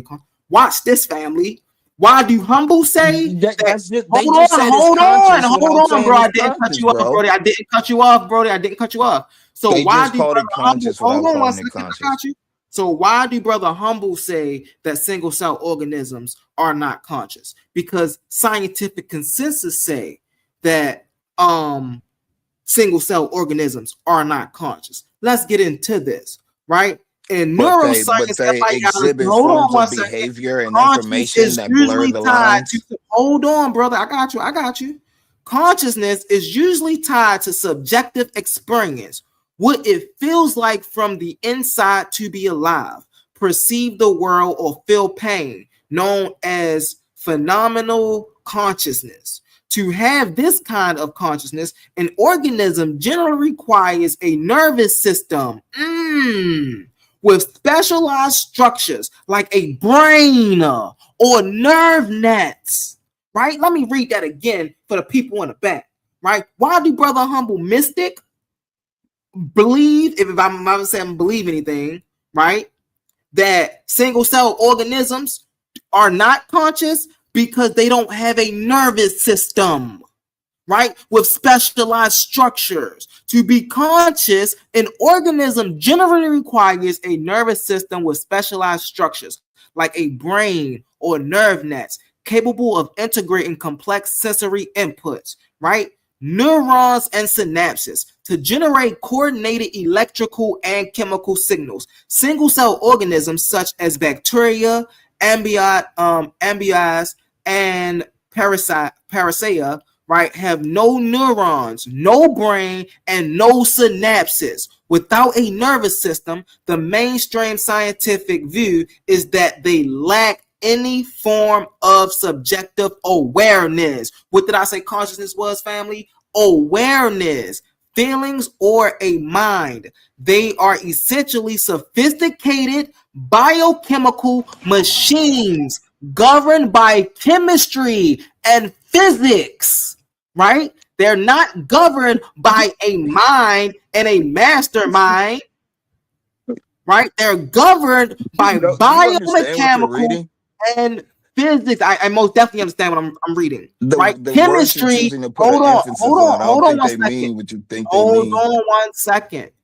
Chemistry, right, and physics is not a mind. There is no mind, right, that controlled a single cell organism. Now watch this. The counter perspective. Minimum contention in cellular intelligence. But despite having no brain, single cell organisms do things that look startling like intelligent behavior. This has led to some biologists and philosophers, such as those studying biomitosis, right, and minimal cognition, to argue that life and consciousness are deeply intertwined. Consider that single cells can do navigating the environment. A bacterium like E. coli uses chemotaxis, right, swimming towards nutrients like sugars and away from toxins using their propeller-like fertile, right, making decisions. If Paracilium encounters a bacterial, it backs up, it turns an angle and tries again. It's known as the avoidant reaction. Some single cell organisms can even learn simple habits or show forms of habitation. Communication. Bacteria use quorum sensing to monitor their population density, turning certain genes on or off collectively once threshold reacted. Right? Watch this. The argument for pro-consciousness, right? Thinkers. So this is once again, this is the people who believe, right, that these things are happening because of consciousness rather than biochemical mechanisms, right? So the argument for pro-consciousness, thinkers who lean towards cellular consciousness, sometimes called biopsychism, right? Psychism, argue that consciousness didn't suddenly appear out of nowhere. When multicellular animals evolved brains instead, they suggest that sentence is fundamental property of life itself, right? From the view that the basic requirement of life, maintaining its boundary against the outside world and seeking out energy to survive, known as autopsis, right? Autopoiesis, right, is already a rudimentary form of self-interest and awareness. Summary. Do they have a mind or feeling? No. Without a nervous system, standard scientists view single-cell organisms as unconscious. Standard science, humble mystic just agree with standard science, family. Humble mystic just agree with standard science, right? View single cell organisms as unconscious biological agents running automatic chemical programs. Are they completely passive? No. They possess information, make choices, adapt to the environment, and exhibit forms of biological problem solving that predates brains by billions of years, right? So let's get this. Bang. So how do they process information without a brain? Single cell organisms navigate their world, make survival decisions using sophisticated networks of biochemical signaling. Not consciousness, but biochemical signaling, gene regulation, and physical receptors rather than electrical impulses through a brain. Without neurons, chemistry is the computation. Here's how they pull it off, right? Molecular sensors, cellular eyes. It's a microorganisms are covered in specialized protein receptors embodied in their cell membranes. These receptors act like tiny antennas that consistently sample the surrounding environment for specific molecules such as nutrition, amino acids, sugars, toxins, pH levels, temperature, lights. When a specific molecule binds to a receptor, it changes the protein shape, triggering a chemical domino effect inside the cell. So, bro, where in any of this do you see consciousness taking place? They just throughout all of it, but I'm starting to figure y'all out one by one. All of it. One of the things I figured out about you is when you can't do the intellectual back and forth, the Q&A, you revert to just let me just read something, because while I'm reading, I can't be questioned, and I Hold can up. just I read was some shit telling that you doesn't this. really have anything to do with what we were talking about, but it saves me. I could use up a lot of time to not get questioned anymore, because I didn't No, have that ain't what answers it for the is, bro. questions. That Let me ain't just what it is. read for like 10 minutes. Something No, that that ain't what doesn't it have is. anything to do. I Because you're just just reading some wanted to shit. They let you at the know. very beginning, it says single cell organisms don't have brains, but they do the shit that things need to have a brain for to do. And what they and how did they say? So, And how did they which means that all you have to do is conclude that consciousness doesn't exist in the brain. That's plain and simple, and that's what I've been explaining this whole time. Everything is emergent from consciousness. So if you have a single cell organism and it's showing the characteristics of being conscious, but it doesn't have a brain, so it must not be conscious, it must be something else. No, it just means that consciousness doesn't reside in the brain. It permeates hold on through one second. all existence. Every How does it? consciousness. Real fast? How does it behave like a conscious being when everything it's doing is based off of chemical triggering? If something don't fire, it don't do anything. That's not being conscious. That's working off. I just read it, and see, that's the problem. See, the reason I read it, and I'm gonna bring this up, right? The reason I read this is because I didn't want you to think I was being disingenuous. I didn't want you to think that I was just bringing some stuff up that, he just making this up out of. No, there's one thing we can say right here. One thing I can say about you, brother Max Leisure, right, is the things that you are saying, right, are all of these things on both our ends have arguments, right? But the arguments that you are making, right, when it comes to this creator, when it comes to single cell organisms, these things are incoherent. You're framing them, you're putting your own spiritual framing on them. When you take this, see, this is why I'm a naturalist. I don't have to put any spiritual framing on single cell organisms to understand what a single cell organism is. I know a single cell organ. Well, let me stop saying that for the respect of the conversation. I understand what a single cell organism is.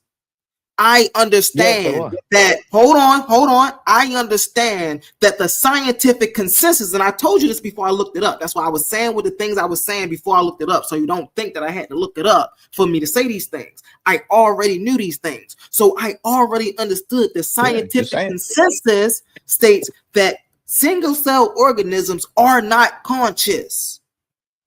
Whether you believe that, listen, hold on. Whether we believe they are conscious or not, that's neither here nor there. We can believe it all day long. But whether it is scientific consensus on whether they're conscious or not, that's what's important here. Just like the creator thing, right? And I might have to go, man. Damn, I'm looking here, I'm thinking it's 3:16. It's really 6:16 in the morning. That's some crazy shit. Hold up, bro. See, y'all got me on here, man. I know I'm about to be in trouble. Hey, man, I'm gonna let you close out, brother Max Leisure, and then I'm gonna close out and I'm gonna go take my tail a bit, bro. I did not know it was 6 o'clock in the morning. Yeah, I'm gonna just let you sign off, man. I enjoyed the conversation. Yes, Appreciate Max. you having me up. Shout out to all the Titans, A1, Oli. Appreciate y'all. Most definitely. And bro, listen, man, you most definitely got some good, some good arguments, the way you break it down and whatnot. I would just say if you're gonna talk about, God, try to find a way to bring God into the natural. or attribute God. He doesn't exist there. But that's the point. Then, if it don't exist in the natural, then it don't exist. Period. Like our consciousness is the consciousness of God. The consciousness of plants and animals and everything is the consciousness of God. So if you don't accept that as God manifestations of God, then you won't experience God in this reality. But there's a deeper reality underneath this reality, which is what created this reality, and that's the true origin of where God lies and exists. But if you want proof, physical proof, you have to accept and understand all of nature as being a manifestation of God. Okay, real fast. Hey, brother Max Leisure. Brother A1 said you going to talk until he get in the house. I'm about to actually drop down in the back and whatnot. I gotta go upstairs. I did not know it was 6:18. My wife is gonna be mad at me. Oh, what do you want me to keep the stream rocking? Yeah. How long you gonna? I'll go for a little bit. I can go for a few. You know. All right. He said he can go for a few. But I'm a hop down. I mean, I guess I ain't gonna be here, but I put myself on mute. I ain't gotta hop down. Yeah, But, I'll go until I don't know how long it's gonna take, but I'll rock. All right, bro. I appreciate I can't let y'all. anybody up. If anybody wants to come up, though, if somebody wants to come up, you should ask them right now while you can let them up. Yeah, I can. Yeah, that's true. That's so true. Y'all want to come up? Let me drop that link while I can let y'all up. And man, listen, this man Max Leisure. One reason I enjoy talking to Max Leisure is because he know how to have a conversation. He understand we ain't gotta get disrespectful to have a good conversation. You know, we can have our views and who can support their views the best. You feel me? And that's what the sport of debate is all about. It's about having fun. My man Max Leisure, today out of everybody, from the GD and Capones to the Omars, my man Max Leisure held his own today. And I appreciate you, Brody Max Leisure. Hey, listen. Appreciate that. Hey, be honest. Omar be calling you, man. He be needing some help. I know he be trying to call in the big homies. He terrible, man. I like Omar, man. He my favorite Titan.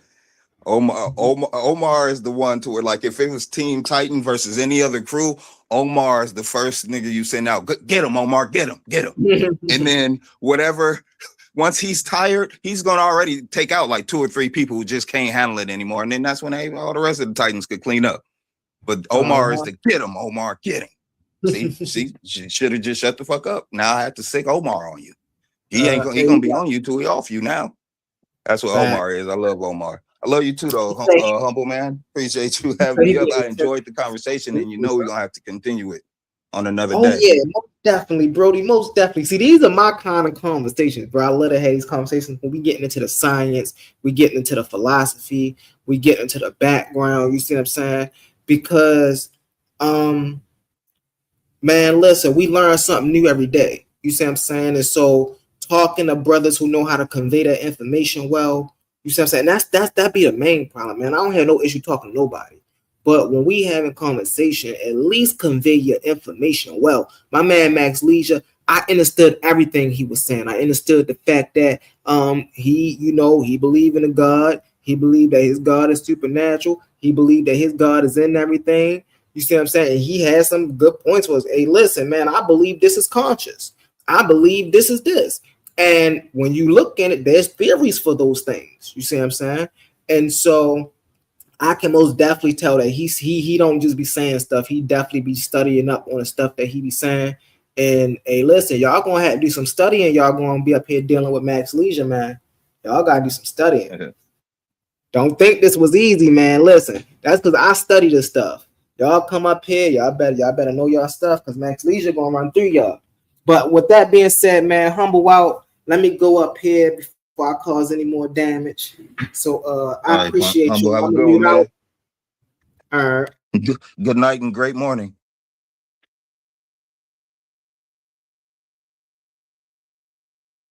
So I guess I'll just take it from here. Let me see. Where can I start from? Matter of fact, let me start from the Bible. Let me read a scripture I wanted to read earlier today. Go to 1 Corinthians chapter 12. Find it. So this is one of my favorite verses in the Bible because it references what I believe as far as consciousness, you know, being representative of the Spirit of God. And I feel like all these different religions they all have it's like if you have one father, a physical a human father, but he got 12 different baby mamas. And he got multiple kids with all the 12 different baby mamas. All the kids are going to have different perspective of who their father is. Some of them going to see him as a deadbeat. Some of them going to see him as a wonderful man, etc., etc. So I feel like everybody has what their experience is with this one spirit that, you know, has been all over the globe all throughout time. So 1 Corinthians chapter 12, it says, now about spiritual gifts, brothers, I do not want you to be ignorant.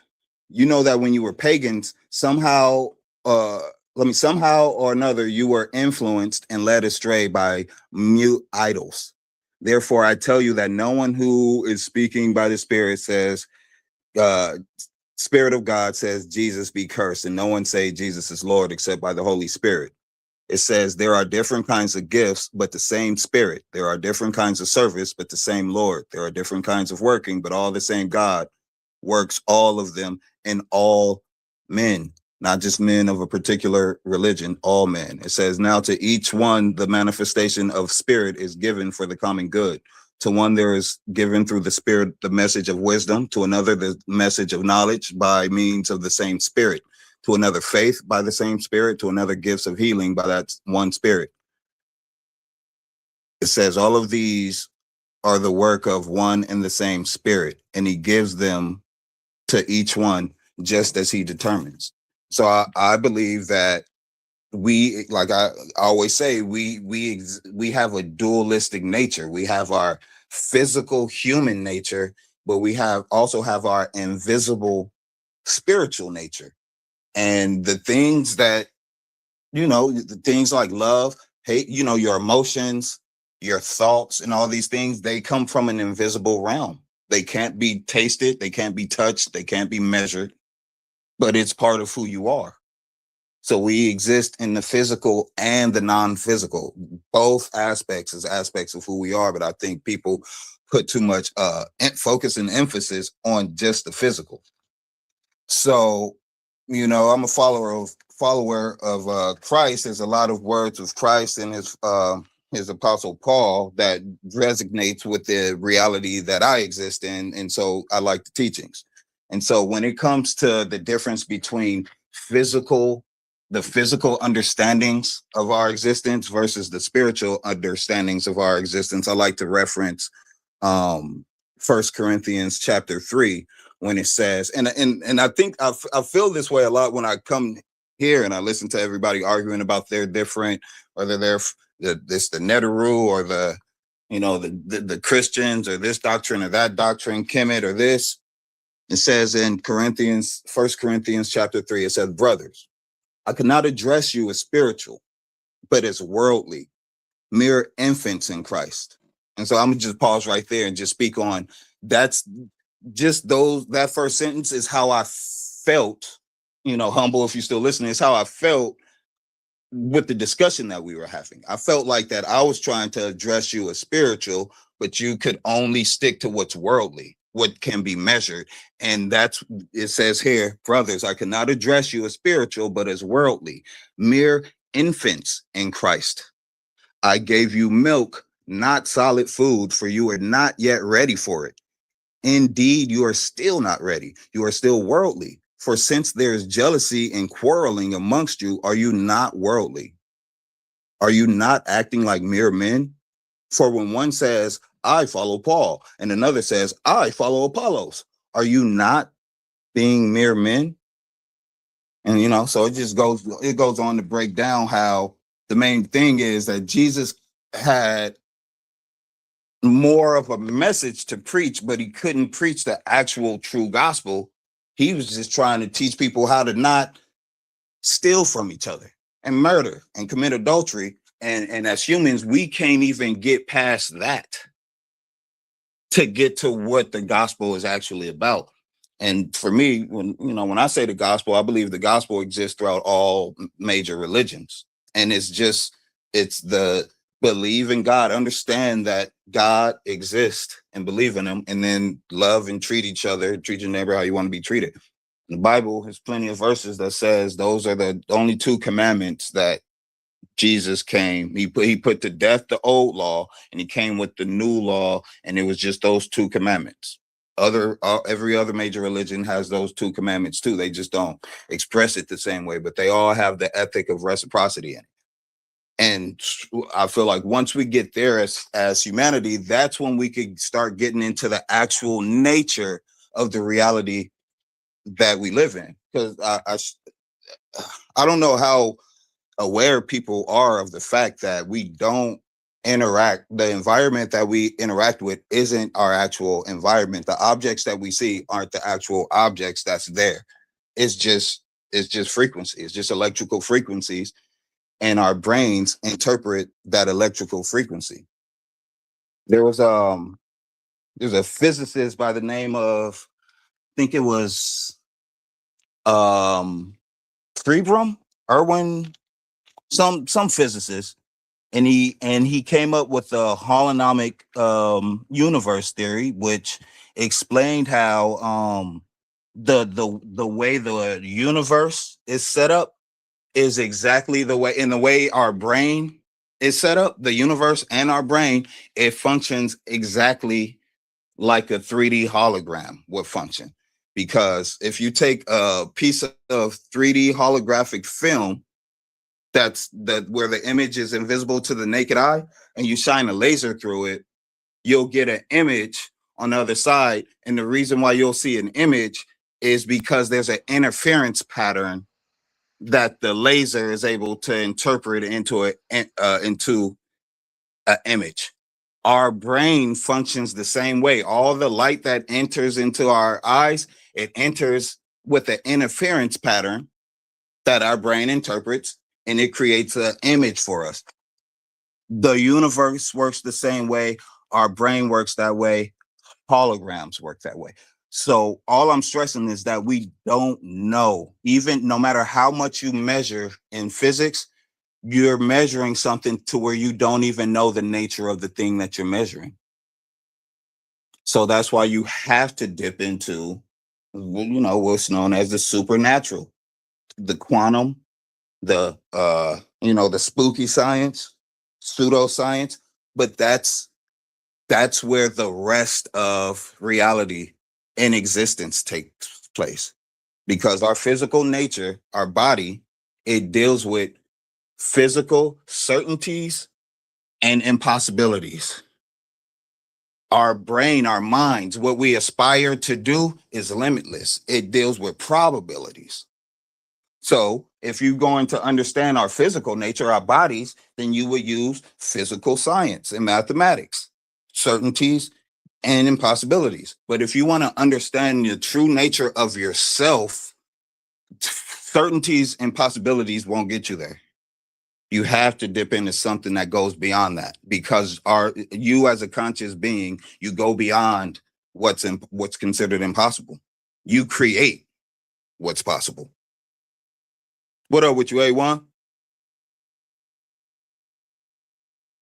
I was trying to show you this baby deer. Beautiful morning sunrise. Not yet. It's cloudy as heck too. I was about to show this deer just literally ran in front of me, a baby deer, but I couldn't get it on camera. It was too fast. Oh damn! You just out in the wilderness for real. No, I ain't out in the wilderness. Man, you got baby deers walking by, sun trying to come through the clouds. I ain't see nothing but grass, half a road. I just got off work. I got to walk across to the employee parking lot. Oh, okay. All right. Well, all right. Perspective from over here, it looked like a whole scene. Yeah, I heard a lot of incoherence and pseudoisms last night, man. You were definitely a participant. I mean, it is what it is. Like I said, like our consciousness would contains pseudoism because our consciousness can defy the laws of physics, but it would be your subjective experience unless you train your consciousness like monks do to make you do like physical feats, and then you even if you explained I consciously put myself in a state to where my body could do that, people still won't attribute that to consciousness. They'll still look at it as a physical feat, but it's your consciousness that decides what your reality is going to be. Everybody that's a bum is a bum because they had a bum mentality. Everybody that's in the NBA is in the NBA because they knew they were going to end up in the NBA. Nobody ends up in places like that by mistake. It's your conscious effort that creates your reality, but you don't focus on your consciousness as being a thing. We only I don't focus believe that on physical because reality. you don't got a person who don't focus on nothing is gonna be somewhere too. So it sounds good. Yeah, well, I mean, probabilities, like And everything but is. you're acting like a person who doesn't focus on reality won't have one. They still got a reality they live. But you Who are doesn't right fuck with though what? that I was saying you're acting like a person who doesn't have a conscious motivation to do something. Like reality doesn't exist for them. It still exists. It just might not be shit. But you are right in the sense that we are a product of our thoughts. The thoughts you thought are what put you where you are in life. So Yeah, I agree and with that. I just go deeper than that to say that it created everything. There before we were born and had our individual consciousness, there was a consciousness that did what we're doing in our own individual life, but for all of existence first, and then everything came to be the way it was, and everything was emergent from that. Just the first It's a theory. consciousness. It's a theory. Yeah, I like it. Yeah, that's all it is. I can't run no test. Yeah, and the whole thing is it's like you a melting pot of a bunch of theories simultaneously overlapping at one time. Some of them are in contradiction to each other. You don't be realizing it, but it's like you've taken an amalgamation of everything you've learned from different houses of knowledge and put them together, and it's dope. It's dope. I was But yeah, there that's plenty of absolutely what times, I and do. I used to do the same thing, and then like I leveled up out of that and just got out of all of that. And just was like, okay, well, all of this shit is still subjective, and I still can't prove none of this shit. It's all in theory. Every religion is all in theory. All of that shit. Yeah. Well, yeah. That's. I mean, like I said, that's all I have is our theories. That's why I like to discuss them with people and everything like that. That's why I like coming here and hearing everybody else's theories or whatnot. But I like I that you just got your decorum together too. You ask a person a question that you like, you let them finish now. yeah, I guess. Yeah.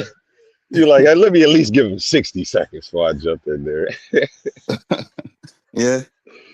But Yeah, you do it a lot better, man. yeah, I'm happy to have you around, man. Yeah. yeah. Hold on. Go ahead. Appreciate that. Appreciate that. I just I just be running through these theories trying to get them to be as coherent as possible because they're coherent to me when I put them together, and then I got to test them against people like such as yourself, Oli, A1, everybody. And then, what's is still is left standing is what makes it to the next day. If I came on here and somebody completely just eradicated and eviscerated my stance on things, like how Candace did Andrew Wilson, I'd change up. I would immediately be like, let me scrap all of that shit. That embarrassed me trying to stand on that. And then I'll just, I'll refine what I believe. But up until this point, everything that I have so far, I haven't had anyone explain to me how it's just completely incoherent, I guess. What So like exactly are your views? Can you explain your views to me from the beginning? well like you said for yourself, I have a amalgamation of views. It's a whole bunch of things that I've put together.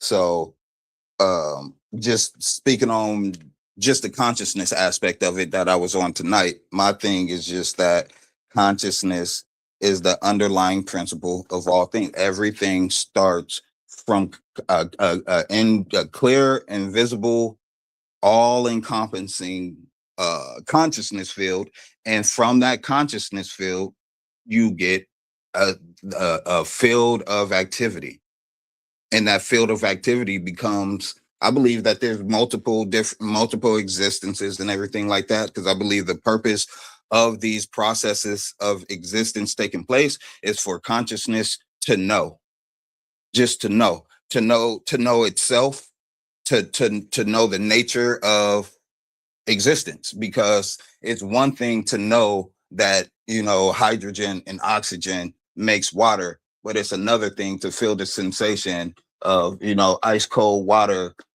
on a hot summer day. You know, like you want to know what that feels like, so you create an experience for yourself to do that. And I just believe consciousness, without there being any matter or anything, just by sheer force of its will, just imagine things into existence. And so when we look into quantum physics and we look at the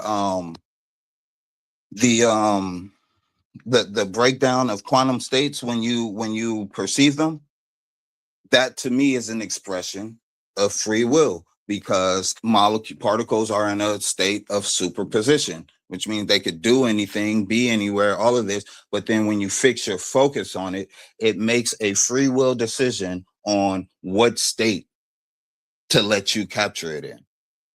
So that's why you got things like the double slit experiment. When they put the camera on, the particles act the way they're supposed to act. But when the camera is off, it creates a wave.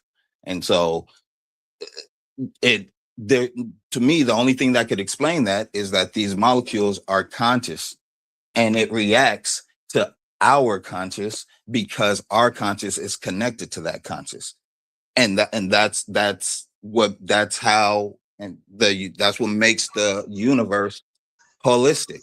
There's everything within the universe is connected to the universe. And so that's how you get not superposition, that's how you get quantum entanglement. Because even though the objects look like there's distance in between them, it's really just one object inside of one holistic thing.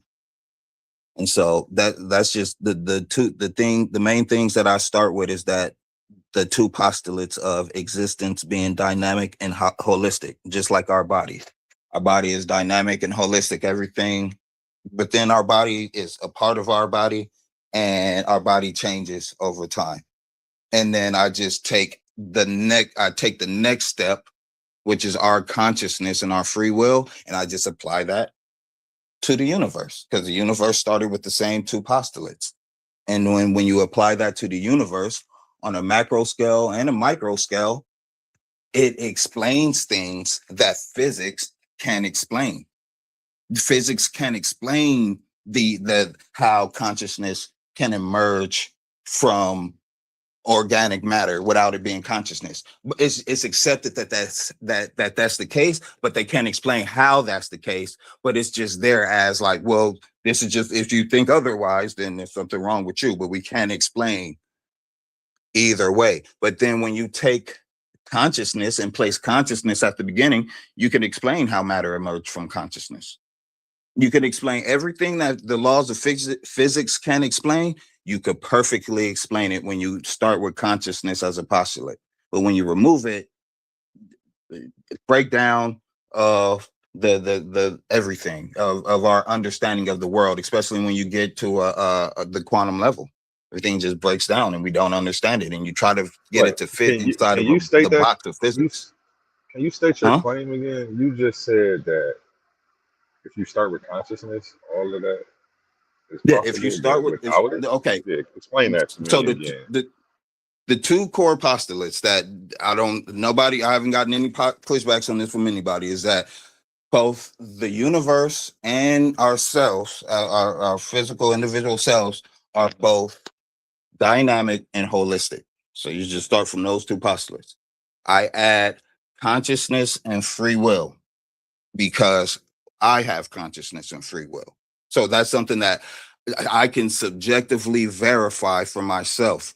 So then when you step into the realm of just theorizing and experimentations, I take the extra two postulates that I could add to myself, which is consciousness and free will, and I apply that to the universe. And now, before doing that, you could try to take math or you could try to take physics, and you try to explain all of existence, and you can't. You keep coming to roadblocks and things that don't make sense, and it's because you're trying to take a part of the whole and explain the whole. But you can't take a part of the whole and explain the whole, but the whole can explain the parts.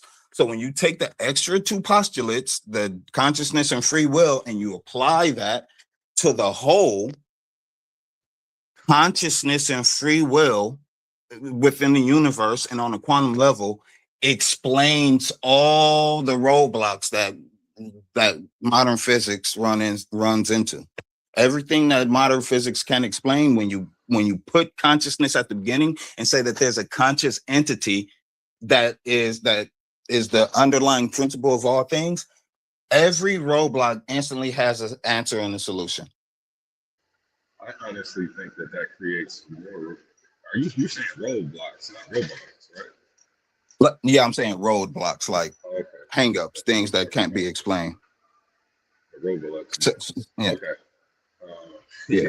I think that what you're saying actually creates more roadblocks logically. Such as what? I'm gonna let you finish. I'll actually be able to explain in 5 minutes. Go ahead, bro. All right. Well, I'm still in charge. So like, so ultimately, like, I believe that what we really exist in is a sea of consciousness, pure consciousness, pure light. But we don't perceive this pure consciousness. We don't perceive this pure light. We're disconnected from it being inside of our bodies.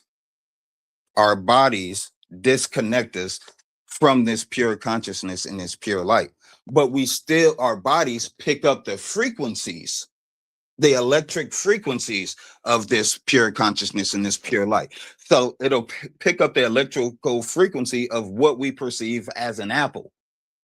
And you pick up the apple, you taste the apple and everything like that, but you're not, it's a frequency that you're dealing with. Just like if you were able to project your consciousness, you put on PS5 VR and with Neuralink attached to it, and now you're actually inside GTA, the video game, and you go and you bite an apple, but that's not actually an apple. It's just data on a computer chip that's being interpreted as this is an apple. And if you're inside of a programmed Grand Theft Auto body, that programmed Grand Theft Auto body will be programmed to when you bite the apple, it's going to taste like an apple to you, because that is going off of programming, zeros and ones. So who's going to taste like an apple to who? The user, the character in the game, the avatar in the game, not the person outside the game on the VR. Because the person outside the game on the VR, what we're dealing with right now is, if you were playing on this VR for so long, you forgot that you were playing a VR game. So when you first started and your character tasted an apple, but you were able to distinguish the difference between your character tasting an apple and you in reality not having the taste of an apple in your mouth. You were able to distinguish it, but you get so lost in it after so long, you only identify with the character. And so now everything that the character does, you take that as being real. In your real life, you forget that you're interacting with just electrical currents, zeros and ones, and you don't exist in that world. The body that you're inhabiting, the digital body, exists in that world, but your consciousness is being projected from another world. Your consciousness ain't from this world. Your consciousness programmed this world. And that's where and then you stuck yourself into the program. But that's where it gets incoherent because you're talking about the digital as if it has any type of consciousness to face or do any of that other stuff. So that I don't know, that whole thing is incoherent. I want you to put at, I like what you're saying. It's cool. I think it's poetic, it's dope. At the end, you just need to put according to my theory. Because you're I'll talking put about that this at the stuff like beginning. this I'll put is that at the beginning and all the way through it. you didn't put it all the But way no, through. what I'm saying is true. You What didn't I'm put it saying is true. anywhere in there at all, actually. And Yeah, but I'm waiting for it at the end of each little mic drop. well, Because no, what you say nothing sounds that cool. I just know that it. what I'm Go saying ahead. is true. Like I'm using an analogy about using a headset and everything like that. That's just an analogy. That's not a Uh, theory. I'm just trying to well, explain something. But you're me actually saying that taking we only facts that we interact. know. You're actually taking facts that we know and forming a whole new hypothesis as to the theory of how you think the world functions. Yes, yes, Okay, yes. so So that's what I'm saying. I'm Things not that we know. mischaracterizing the situation. Yeah, I'm cool. So tracking that's what very I'm saying. I'm well. taking things that we know. We know that we don't actually, we're not interacting with real things. We're interacting with electric signals And that that's our not a real thing. brain, Is that a real thing? that the electric signals is the real thing. But what the Okay. electric signal is telling you that you're looking at isn't the nature of what you're looking at. But well, we just need to fix our terminology. That's all. I'm just trying to make sure you're as accurate as can be, and nobody, it's got to make Mm-hmm. sense. You're calling electrical currents not real things, but I Yeah, well, understand what you're saying. uh-huh. But now that I made that distinction, I think that you'll realize how far your argument has to go to actually cross the threshold It doesn't. yeah, It's not. legitimate. But what I'm saying is not an argument. It's something that it's a scientific consensus that we interact with electrical signals from our brain. And the objects that we're looking at is not really the nature of the objects that we're looking at. That's not me. That's the scientific consensus. I'm just saying that because of that scientific consensus, we can conclude that we're not interacting with our real environment, but our real environment is the source of our real environment is consciousness, because our consciousness isn't the thing that our brain is interpreting and changing the nature of it for us to be able to understand it. Our consciousness is the apparatus that understands the machine and understands everything and has the desire to know. So the consciousness, and then this is my theory, is that the consciousness supersedes the nature of the things around us, because it's the thing that verifies what things are. It's the single thing that we use to, if somebody says, that 2 + 2 is 5, it's our consciousness is what's going to be like, nah, that's not the case.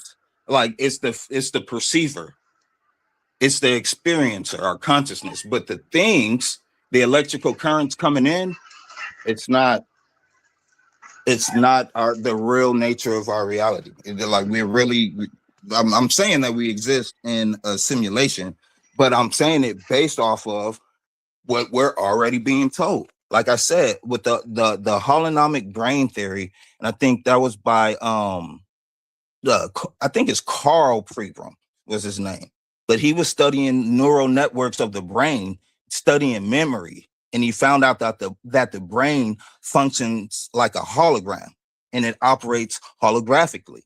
And there was a mathematician and a physicist by the name of Joseph Fourier, and and Carl Pribram used Joseph Fourier's Fourier transform, which was a type of mathematics that Joseph Fourier invented in order to create 3D holograms. So the Fourier transform, we wouldn't have hologram technology if it wasn't for the Fourier transform, the mathematical process of converting certain numbers and patterns and waves into images based off of interference patterns. Well, Carl Pribram, he found out that our brain functions the same way because when you take, like I said, when you with the holographic film that you could put an invisible image with the damn, what do I call it? The interference patterns on the film, and then it's just one piece of film. If you cut the piece of film in half, you won't get one half of the image on this film and one half on the other. You'll get the whole image on both halves of the film. And if you cut those two halves in half, you'll have 4 of the whole image. So the way that holographic technology works is that every inch of every piece of the holographic film contains the whole of the image. Well, our body works that same way because every cell in our body has the genome of the egg that created the entire organism. It's the same thing. You take a fingernail from off your body and you can recreate your whole body. It's the same way a hologram works, and our brain uses the Fourier transform in order to convert images, just like a 3D thing uses a Fourier transform to convert images. And the Fourier transform, it reads interference patterns. Our brain reads interference patterns, and as we saw in quantum physics, molecules and particles, they form interference patterns when they shouldn't. So I'm just like, we function, our brain functions like a hologram. Our reality is zeros and ones electric that our brains interprets. And like everything is pointing towards, we don't live in base reality. And our brain is the seat of our consciousness, but our consciousness is experiencing something that it created, and it's only a part of it, just so much as a character playing on VR is a part of the game. We're it's like if we were the stars in the sky, but our consciousness is being projected from the stars down to our avatars here on Earth. And so as a star, we don't interact with the things down here on Earth. Our avatar and our consciousness does, but we're safe from anything that transpires here because it's just, we exist in the body, and the body exists. Or we don't exist in the body. Our consciousness inhabits our body like it would a roller coaster ride. But the seat of our consciousness, the true seat of our consciousness is it's an ocean of just abundant light, because all around us, I'm theorizing that all around us is abundant light because light is invisible.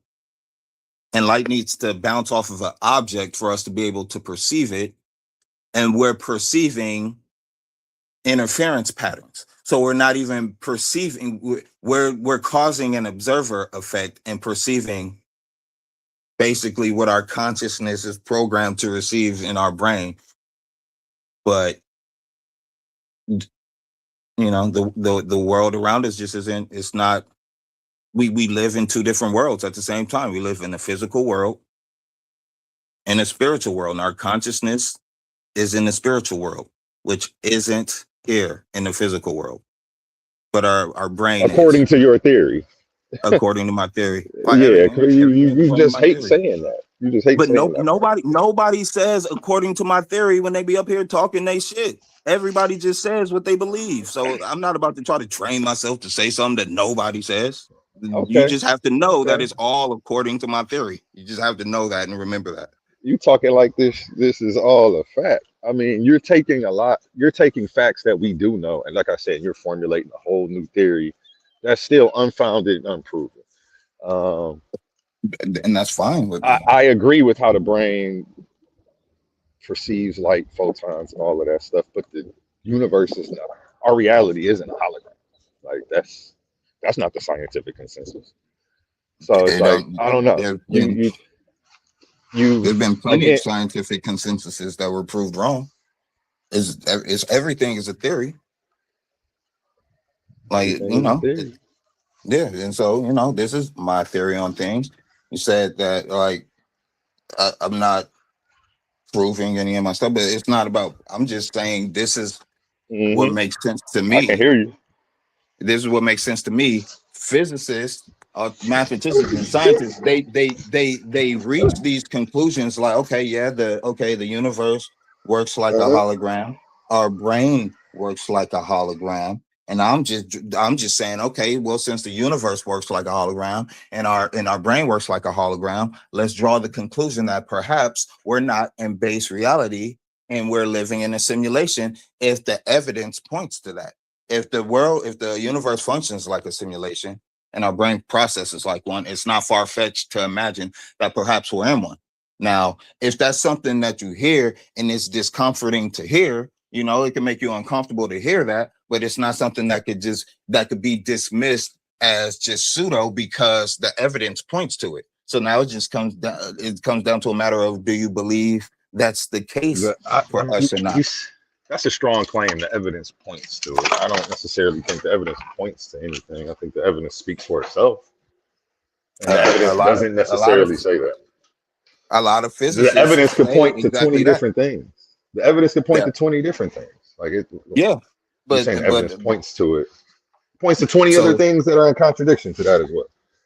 Let's so we focus on can what we name the know. 20 other things and say the evidence points to those 20 other things, but I'm choosing one, and this is the one I'd that I'm rather choosing to not. say it points to. I'd rather And not, so because I think it's a irresponsible assessment to lead people down the path that you've taken versus a path of I don't know. I'm just in my pursuit of truth, so I don't so am accept I. theories as fact. I don't dabble in belief. Neither do I I. deal with what I know and what I. You do. You're doing it right now. I'm telling you that these are my theories. I've never said any of this was a fact. I'm repeatedly telling you this is what I believe. I'm listing what the physicists say, and then I'm telling you this is the conclusion that I'm drawing by that. I rock with that. I like when you put it like that. What else are you supposed to? What else am I supposed to say? Like, this is No, what you're I right. You're believe. right. I don't know what else I'm supposed to say. This is what I No, believe. when you do it like that, you None of good because there's nothing to challenge as long as because you're being scientific about it. As long as you're being scientific about it, not this is a matter of fact. This is what it is. Prove me wrong. I ain't got nothing to say. Because that's why I was like, well, just say that so that way I don't feel inclined to try to debunk you. That's why I was saying just throw that in there. You don't have to though. But when you speak on those things, it makes me want to respond to you like you're saying it, like it's a fact. Because that's how it sounds. Okay, look, when I say Carl Pribram was studying the neural networks of the brain, and he found out that the brain functions like a hologram and it operates holographically, that is a fact. That's not my opinion.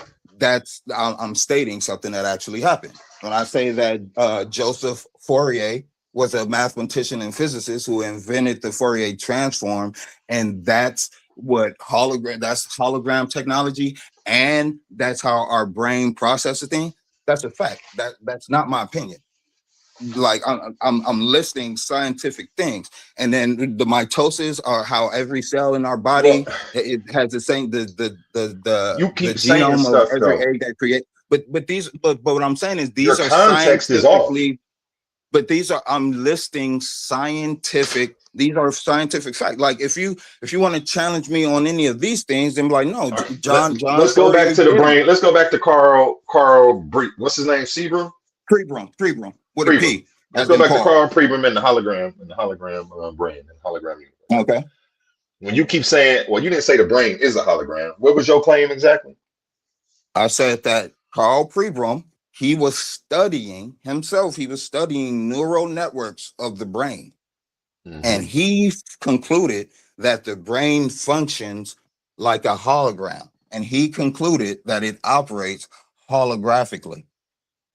I didn't take anybody's brain and put it under any type of anything to see how brain operates.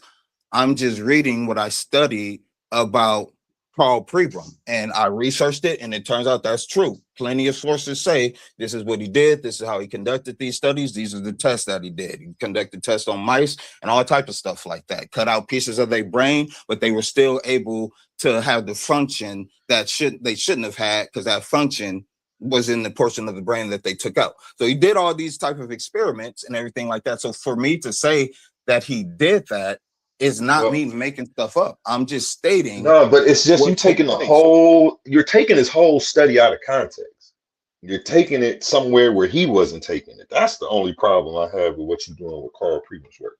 Carl Pribram was just trying to prove that memory wasn't stored in an isolated location. He was trying to prove that it uses wave. Go ahead, I'm listening. No, he actively said that it appears as if we are in a hologram, because he said the brain functions like a hologram, operates holographically, and then him and another physicist, David Bohm, came up with the holographic, the holonomic universe theory, saying that the brain or the universe is a giant organism that we exist in, but it's like a hologram, and our brain operates the same way. And then when you go down to smaller quantum levels, it's the same thing. It's David Bohm and Carl Pribram, two different fields of studies. They weren't working together. David Bohm, he was studying subatomic physics, quantum physics. Now, he's the one who made the claim that the universe was like a hologram. David Bohm, not Carl. They both did. Not Carl Pribram. They both look it up. Look it up. They came to the same conclusion separately. They both came. David came to the conclusion that quantum physics on a subatomic level functions like a hologram. Pribram said that the brain and the universe functions holographically. One was studying the macro, the universe, and the brain. The other one was studying subatomic particles. They came to the same conclusion, and they started to work together to figure out the nature of the universe in relation to holograms in the brain and just reality as a whole. But they didn't start off working. They didn't start off trying to prove that the world was anything with a hologram. They had different. They were both studying something completely different, and they both came to the same, to them, surprising, stunning conclusion separately. So I'm just stating their work. This is what they did. David Bohm said subatomic particles seems to look like a hologram. Carl Pribram, hey, the universe in our brain, the neural networks of the brain seems to operate like a hologram. Joseph Fourier, look, this is the mathematics of how to create holograms. Oh, you know what? The human brain uses these same mathematics. That's how the human brain breaks down and shows us images in our eyes. They did that. I didn't make any of that up. Yeah. So I'm just trying to let you know that the Pribram's claim is that the brain processes information holographically. He's not claiming that the universe is a hologram. The universe is a hologram. I said the brain functions like a hologram. Yeah. It's all holographic until you crash into a brick wall. Then we see how real it is. You see what I'm saying? So, I mean, but that's why I will push back against these things. Yeah, but that's I didn't come up with the world is a hologram thing. I studied the people who did say that that's what it appears to be. I actually have the book that goes over both of them over here, the holographic universe. So my dad gave it to me like 10 years ago.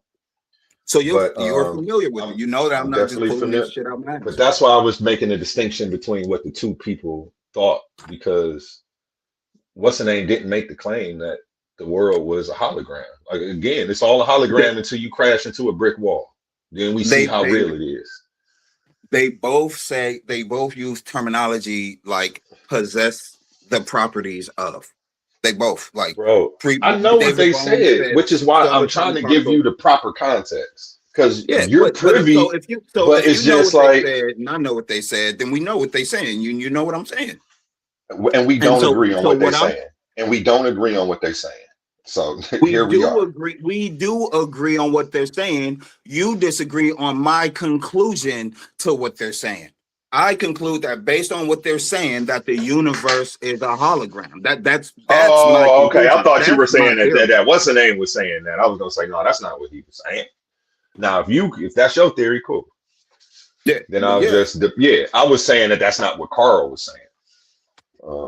He was saying the brain processes information like it's like a hologram, but he wasn't saying that the universe is one. What's the name? Brome was more on that though. What's the name? What's his first name again? David. David Brome. He was the one who they worked together, but they didn't. Their work was separate though. Like you were saying. What's the name? Yeah, what's the name was studying physics and particle theory and a bunch of other stuff, and David Brome was studying the cosmos and cosmology and stuff like that. So they two different fields of study. Their work does overlap, but they still had their own independent theories and ideas about how things work. They overlap in some places, and in certain places they just don't. Yeah, David Bohm was he studied subatomic physics, and Pribram was studying neural networks of the brain. And like Pribram is the one who discovered things like how the correlation between the brain and the universe, how our brain is 70% water, the cosmos is 73% dark energy. Our brain has 69 billion neurons. The cosmos has over 100 billion galaxies. Each of our neurons connects to 4 or 5 other neurons. Each galaxy connects to 3 or 4 other galaxies. So he's making relations to the brain and the cosmos and everything like that. Like that's where his field of study. David Bohm was studying subatomic particles, quantum physics, but they both came to the same conclusion. And so that's why I say my conclusion is that if one is studying things on a universal level, and the other is studying things on a subatomic particle level, and they both come to the same conclusion that each of these levels have properties and function and operate holographically, then us being right in the middle, when you study the fact that our brain also uses 3D hologram technology functioning off of interference patterns being interpreted by the Fourier transform, I'm jumping to the conclusion to say that our physical reality is holographic, and our spiritual reality is our true self and truly who we actually are. Our feelings, like you could lose an arm, you could lose a leg, you could lose body parts and limbs and still be who you are. But if you lose your consciousness, you're not who you are. You are your consciousness, and your consciousness can transcend matter and physical nature. And so I'm just connecting. That's why I said my 2 postulates, holistic and dynamic, that is, I feel like is undebatable. But then when you jump into my theory, you have to add consciousness to get the gears of everything else going. Why is the universe, why does it operate holographically? Why does subatomic particles operate holographically? Because it's meant to be an experience for our consciousness. Or else, what else would be the meaning of existence if it wasn't for a conscious experience? There would be no point of existence if not for a conscious experience. That's just what, like, are you talking about human existence or the existence are you thinking of all things that exist? A single cell amoeba needs to experience and exist. There's a consciousness there that reports back to the main consciousness that this is what single cell organisms are capable of and can do and all of that. But everything is a product of the original consciousness. And this is my theory. Everything is a product of the original consciousness wanting to experience. And the purpose of the experience is to give meaning to things, because without consciousness there's no meaning. But if you have consciousness, then you want meaning and you yearn for meaning, and so you give things meaning. You create a world that give meaning to, and that's just what I believe the supreme consciousness did. And we're experiencing that world, and we're supposed to identify with both of our natures, but we only identify as one. So we only understand half of existence. So we be running around with our chickens, or running around like chickens with our heads cut off, trying to figure out what's what, because we're only acknowledging one half of existence. So for the last however many thousand years, humanity is still arguing back and forth over what's real and what's not real. but we're only paying attention to one half. Either you're spiritual, you're religious and you don't care about the scientific method, or you're scientific and you don't care about spiritualism. But both is how we exist in both. We have a spirit, which I call conscious, and we have a physical body. We both. It's to me, it's ridiculous to dismiss either one of the other. Like, if we clearly have both a conscious and a physical body, so you have to try to understand both fully. Well, you went from spirit to conscious to physical body. I don't know about a spirit. Well, that's why I stick to good. consciousness. In theory. Yeah, in theory. I stick to consciousness. You don't gotta say spirit, but just the consciousness. It's different. With some people, I gotta use the word self, and different people make me use different words based on how they understand things. But just the consciousness that you have when you speak and you feel things and you know things and you experience things. That consciousness existed before your personality, and you're just a derivative from that consciousness. Your consciousness just that shit sound good. You just can't prove none of the shit you talk about. It sounds good. It's all subjective. It can. Real poetic. Yeah. Okay. I just wanted to get you to say that one more time so I can drop it. Yeah, it can't be proven. It can only be experienced, just like with quantum fields. You can't measure the state of a quantum field.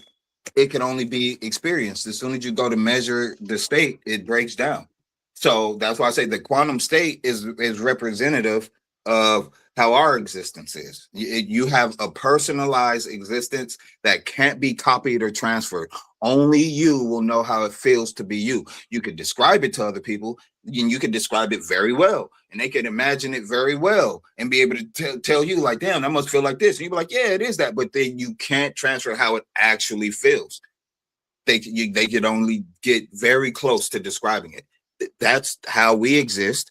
You can't take your feelings and emotions and give it to somebody and say, see, I love you. If you was trying to tell a woman that you love her and she doesn't believe that you love her, and you're like, man, I bought you a house and I got you this and she's like, that doesn't mean you love me or whatever. You can't take that. You can't take the feeling of love, place it in her hands for her to measure it, and her be like, oh, well, damn, okay, you do love me. I had me one like that. I got rid of her fast. Like, yeah, but that's me running around, jumping through hoops every 10 days, having to reprove my love to you because you don't believe it because somebody hurt you so bad. You don't think nobody can love you now. That's a personal problem. That ain't got shit to do with me, and I need to move the fuck on. But that's hey, I got out of there quick. That's what anything. Even if you was with a girl who you tell her I love you and she says I believe you and she does believe you, her believing, she still doesn't. They're still not the feeling that you feel. You be like, you buy her some stuff and be like, and that still doesn't amount to how much I love you, because you can't give her the feeling. You can just keep on showing expressions. You can give somebody that feeling. That's what's you can give somebody that feeling. But go ahead. You say you can or you can't? No, you can't. You can't pass along the vibes through physical touch. There's a bunch of different ways. But go ahead though. Yeah, you could pass along touch, but like it's you people won't. You can't pass the feeling that you're feeling. You can make people feel things. You could have sex. I see what you're saying. I see what you're saying. But you can't transfer. Yeah, you can't transfer the feeling. You can express it, and if they pick up on the feeling, they'll have their variation of the feeling that you're feeling, but it's not your exact feeling, and so it can't be. Yeah, it can't be transferred, so it can't be proven. It can only be expressed, and it's up to the subject to accept it as true or false. Your expression of love, and that's what it is with the Creator. And consciousness, the supreme consciousness that I'm speaking of, it can't be transferred. The existence of it can't be transferred. It can only be expressed, and everything that we experience in life is an expression of it. Like you got all type of golden ratios and Fibonacci sequences and all type of things. That's an expression that shows you there is a divine creator that created this divine manifestation. You look around and you can see the Man, here you go again with that bullshit. It's just what it is. You've been saying that all night. It all goes back to show. Hey, I wanted to hop on so bad when you told Humble that the universe is proof of a God. I wanted to jump on this panel so bad. Like, nigga. Well, you look around and you see the perfection of creation.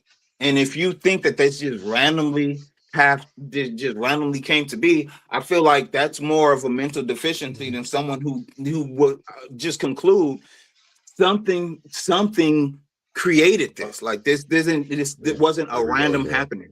This was a measurement. These things, this is perfect.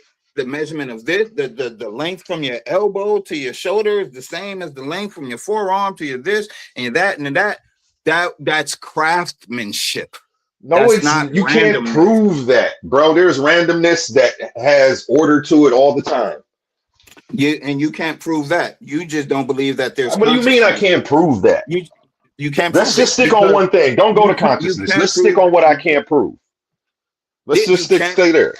Don't go to consciousness. You can't prove. I'm saying that what I can't prove is that the divinity in the universe. But what I'm saying is you can't prove that it's not there. You're just saying that a bunch of random things came and formed things, but you're calling it random because you're not aware of the consciousness that exists in these things. Neither are you. Neither are you. You're not aware of the consciousness that exists in none of this shit either. Nobody is. That's why the whole shit is subjective. That's why I'm even saying what I'm saying. You can't prove that, so you're not aware of nothing. You want it to be true. I'm aware of my consciousness. You're aware of your belief. You're aware of your belief that something is there. You're aware of your belief. You're aware of your belief that consciousness started all of this. That's all you're aware of. You can't be aware that consciousness. I know not your consciousness, sir. I know you. Yeah, I'm aware of my consciousness. Okay, I like that. That's what I'm aware of. That's true too. I agree with that. But I'm saying that you can't be aware that consciousness created all of this. Like, why would you make a statement? And I'm saying that you can't be aware that it didn't. And so, but with here's me, the thing, though. I don't have to be aware. Bro, hold on. We're not about to go down the rabbit hole about if you have a claim and you think something, you have to prove it. I can't go around disproving every random claim that somebody makes. There's a pink unicorn in your backyard. Consciousness started. I'm not here to fight everybody's craziness. If you have proof of something, bring it forth. Otherwise, it's bullshit. And we're just going to leave it at that. And you're saying that consciousness doesn't exist in every single thing. And I'm saying it's bullshit because you can't bring proof to the table to prove that consciousness you doesn't can't. exist Look, in hold everything. on. And I'm telling you, you're pulling a Roy Chess. And let me explain to you the bullshit that Roy Chess does that you're currently doing right now. A person makes a claim, like let's say Allah is the God of the universe. And as soon as I'd be like, you can't prove that, they'd be like, well, you can't either, as if that does something to help justify their belief. And it doesn't. All it does is it just makes them sound twice as fucking retarded. It makes it sound like that. Hold on, let me finish. It makes it sound like they didn't show up to defend anything in the first goddamn place. They just want to beat their chest. Because what are we doing here? If I'm going to make a claim about something, I'm going to defend my claim. I'm not going to go around making random claims and saying, well, you can't disprove it. Like, get the fuck out of here. That's what I would tell that person, not you specifically. I'm not telling you to go anywhere. But I'm like, what type of shit is you? Like, this guy ain't serious. He wouldn't go into a classroom like that and talk to no professors, but he'll come on Titans Debate League and act like and do that shit. No, we're not playing that, bro. You wouldn't go into no college classroom and say something to a professor and be like, well, you can't disprove it. I'm Mr. Get the fuck out of my class. I'm kicking niggas out. Oh, mommy. I'm kicking niggas out the class if they pull that BS. If you make a claim, prove it. Don't tell me, well, you can't disprove it. As if so that way you can keep running around feeling good about your subjective bullshit. Are we here to talk about what we can figure out what we know and what we don't know? Or are we here to pump our chest and with feel good shit? That's the thing.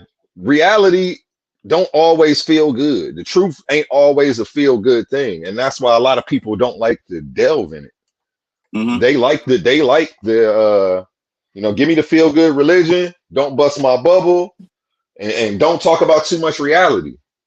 But that's when you say things like, well, you can't disprove it. You just one of them feel good people to me. You just want to do what feels good, hold on to whatever beliefs make you feel good, even though you know you can't prove them.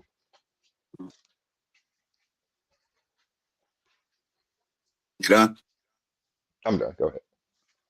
All right. So when I say, I believe that consciousness exists in every organism and everything like that, and you say you can't say that because you can't prove that, but then you say that there's things without consciousness that shows intelligence, whatever.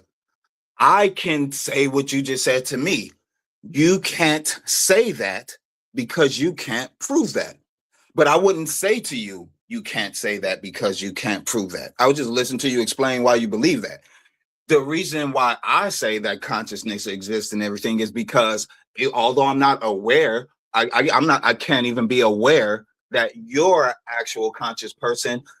I'm just assuming that's the case because it would be ridiculous that it's not the case. But in all actuality, you can be some type of government prototype robot that's being passed off as human.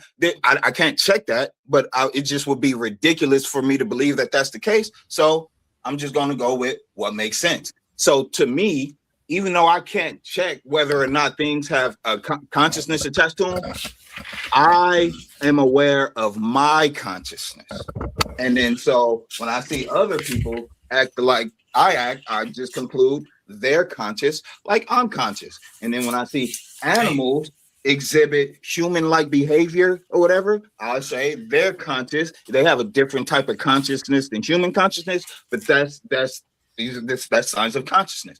And then when you look at plants and other organisms, as Humble was reading earlier, they show signs of being conscious, but they say because they don't have brains, then it can't be conscious. But they don't know that. They don't know that the brain is the seat of consciousness. They don't know that. They theorize that, and they're saying that since plants don't have brains, then they can't be conscious. But there's plenty of physicists showing that plants are conscious. They're doing experiments right now as we speak, and they're showing it. So I just apply that I start with me having consciousness and going from there, rather than me having a consciousness and then saying, but I'm the only conscious thing, just me and all the rest of the humans. I just take the fact that I'm conscious. What if everything else is conscious? Okay. So I'm starting from somewhere. That's not the conversation we were having, though. I did wait till you finished to tell you that you were non sequitur red herring, and you went on to a whole tangent about something that we weren't even discussing. We were discussing consciousness creating everything else. You went into a whole different example. I don't know. Maybe I missed something there, and you did, because you told me that I can't say that consciousness exists in everything because I don't know that. That's and not what I I was mistaken. That's not what I was trying to say. I was trying to say that you can't say consciousness created all of this because you don't know that.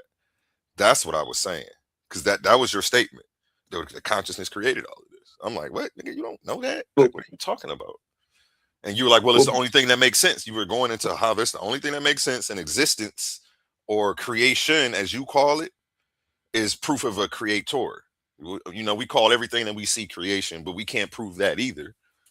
These are just but terms that you apply because they feel good, based on you discarding them and actually starting with the foundational knowledge of what you know and just moving from there. Like, we're still in spiritual shit and dealing with things we can't see and can't prove. And it's like, I don't know. It's cool. I mean, I don't want to talk about what we can't see and what we can't prove for too long. You know, I like to actually deal with the world that's in front of us and what we can know. because all of this is in theory. I don't debate in theory shit for real. But that's why I wanted you to. I don't know. But that's But my yeah, thing. That's I'm the opposite. I feel like all of the tangible things scientists have gone as far as they could go. All the rest is in the theories of what we haven't explored because we don't understand because it's outside of the laws of physics. And so, like, I feel like that you got classical physics and you got quantum physics, and our body is the bridge in between classical physics and quantum physics because our physical body interacts with physical nature so that our physical body needs certainties and impossibilities to exist within the physical world, but our body hosts our consciousness, and our consciousness it communicates with the quantum world and probabilities. So we got our consciousness to interpret the quantum world, and we got our physical sensations to interpret the physical world. And we need our body is the bridge. Our body is what creates the possibility of that happening. Now we can understand probabilities and things that aren't physical, and we can experience a physical have a physical experience. But we're both, and our consciousness can't be measured. Like you can't, like if I had a random excitement of joy, if I felt a random excitement of joy, you could see if I was hooked up to like computers and stuff, you'll see like a spike of activity in a certain section of my brain. But that spike of activity isn't the feeling that I felt. It's just the expression. Go ahead. I'm sorry. I'll wait till you finish. No, go ahead. I'm gonna say all an emotion is a chemical reaction inside the Right. body, bro. It's biochemistry. So you're saying can't be measured, can be measured. No. Well, I'm saying what is measured is the chemical reaction, but the chemical reaction isn't what caused the chemical reaction. That's two different things. Now trying to measure, you're talking about measuring an emotion, and I'm saying that there are ways to measure these. Now you moved the goalpost. Who said this earlier? The goalpost is on wheels. I didn't move it. The goalpost is on wheels. Mm-hmm. I didn't move it though. Okay, well let's stick to. I meant exactly what I said. I restate it again. Restate it for me. I understood it. I feel like I did, but maybe I'll give you another shot and assume I did. So there's three levels, right? The first level is external. Somebody says, "I hate you." You feel disheartened, and that's stage one. A person says, "I hate you." Stage two, you feel disheartened. Stage three, chemical reaction in the brain based off of how you felt. So when you measure that chemical reaction, you're measuring the chemical reaction. You're not measuring the feeling that was actually felt. You're not measuring the sensation. You're measuring the exhaust fumes left behind by the sensation, but not the sensation itself. The sensation itself is felt by consciousness and interpreted by the brain. That's cool, but you said we can't measure emotions, and I'm telling you, you're wrong. Let's focus on that. Then I want to go back to the creation conversation. But we can measure. We know what's going on in the body when we can measure these emotions.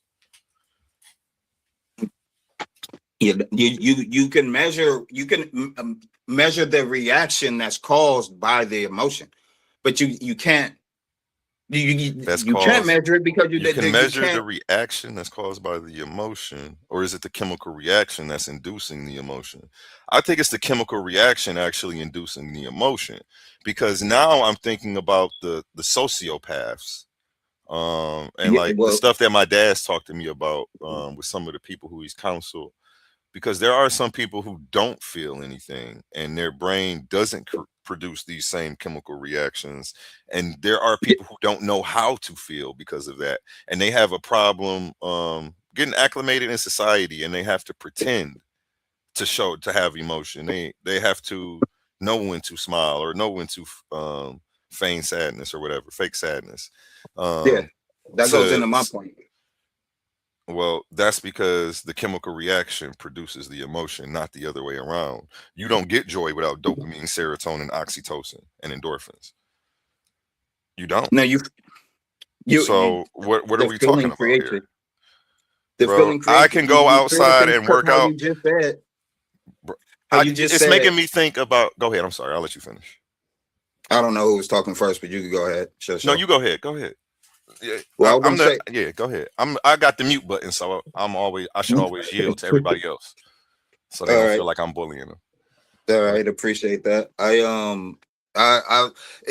How you said someone could be emotionless. So like you have two people, right? And then you have three people.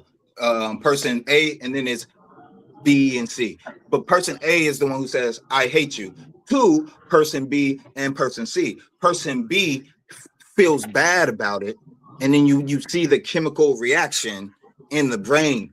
The person C feels indifferent to it, doesn't feel any type of way about it, so there is no chemical reaction in the brain. He heard "I hate you," but there was no chemical release to make him feel bad because consciously he didn't. He would have to consciously feel bad first, and then it releases the chemical, and that's when the feeling gets exacerbated. But you have to feel it first because there's people who don't feel, and then they don't get chemical reactions. I just looked it up. That's not how it happens, though. It says they're a bi-directional loop, almost. You know, two sides of the same coin. One doesn't happen before the other.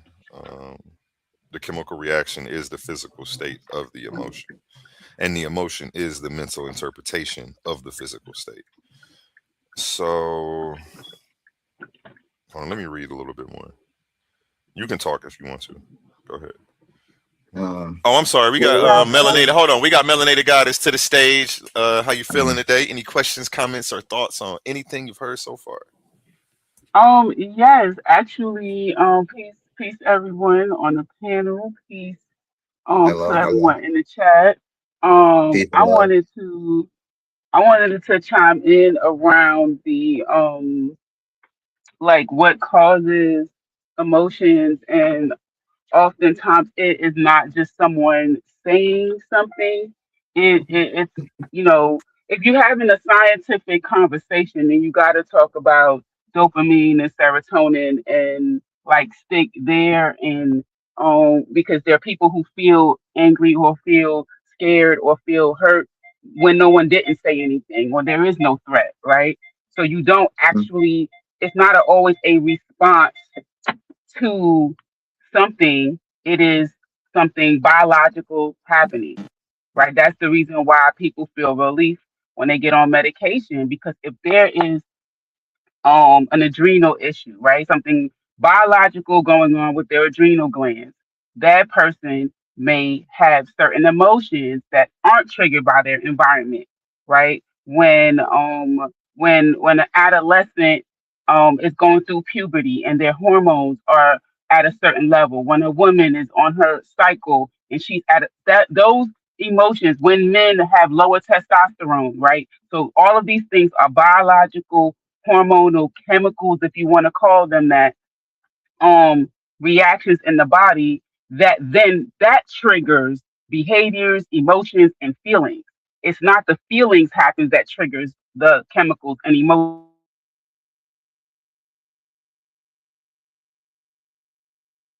Did melanin cut out?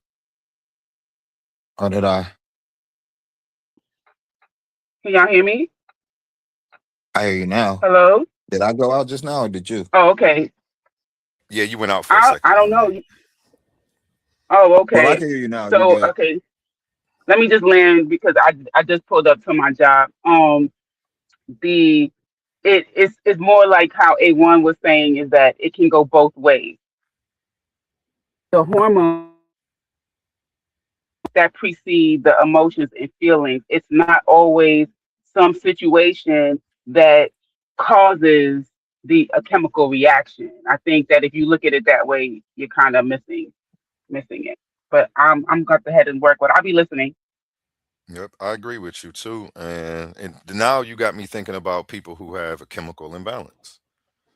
Um, they give them pills to counteract what's going on because their body may be producing the chemicals to that just keeps them anxious, and then they get in this vicious loop where they get addicted to these chemicals, and they'll create a situation to feel anxiety after so long.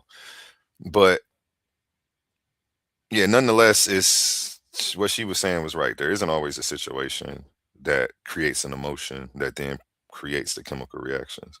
These chemical like this is a biological function. Um, I it's funny because I had a podcast I did 4 years ago called The Chemistry of Love. And then I was going over serotonin, dopamine, oxytocin, and endorphins and stuff. And pretty much I was going over relationship stuff, love. I mixed in the chemistry in there and showed the functions of the body. And I was pretty much showing people how they can embody the feeling of love anytime they want.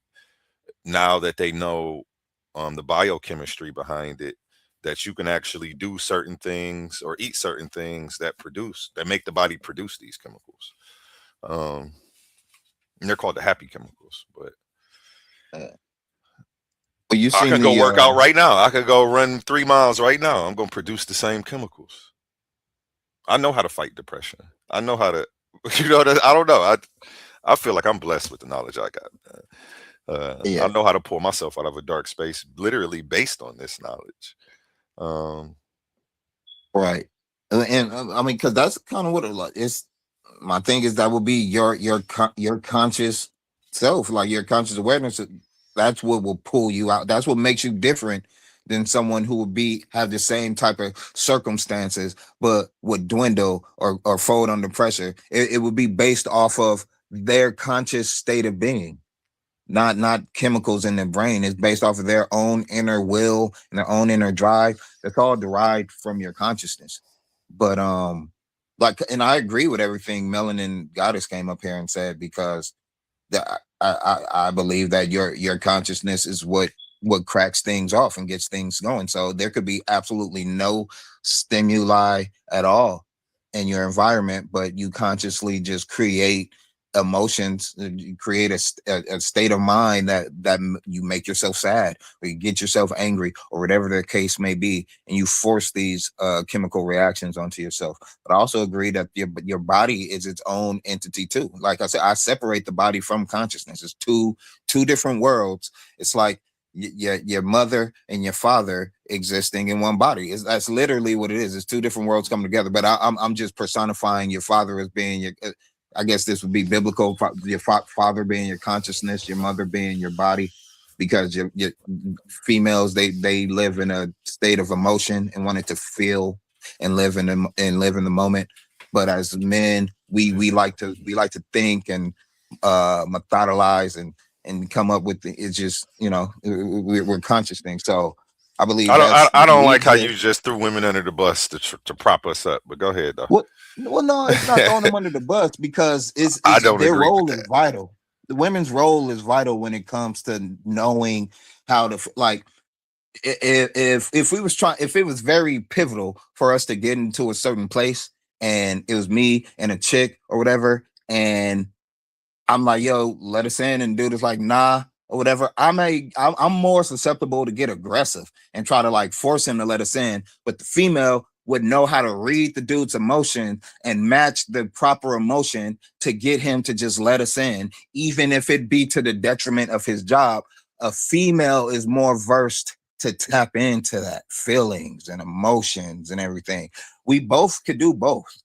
We both to do the emotional game or the intellectual game, but females are the ones that they enjoy being emotional. But have you ever been with a chick who cried for no reason, and you ask her, why are you crying, and she just said it just feels good to cry sometimes? Because I've encountered multiple females like that, and like, so I just come to the conclusion that it's just females just, they enjoy being emotional. It feels good. And So as you've never cried and felt better afterwards. Only females do that. No, I have, but Okay. but my preference would be to not do that. If I could get through whatever I'm getting through without crying, if I could find that route, I prefer that. But if I nigga need to cry, I ain't ashamed Yeah. to cry. That's how But your consciousness is programmed to think that you're not supposed to. It's a natural yeah, process of the body. that's fair, and it is a natural process. When you're overwhelmed. That's fair, and it is a natural process. I'm just saying women are more inclined to lean into it more, and but as dudes, we're more inclined to like I'm more inclined to join the chess club and me and my group of fellas than a group of girls joining the chess club. Even though there are girls in the chess club,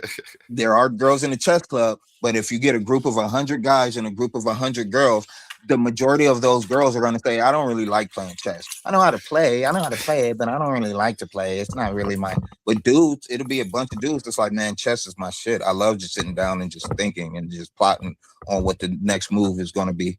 We like I said, we both dabble in both, but just, as a creature, we're more inclined to, your consciousness is more inclined to react to certain things certain ways, but then your physical instinct is more inclined to react to certain things certain ways, and they oppose each other most of the time. So now you have to play the game of going off of how you feel or going off of what you think.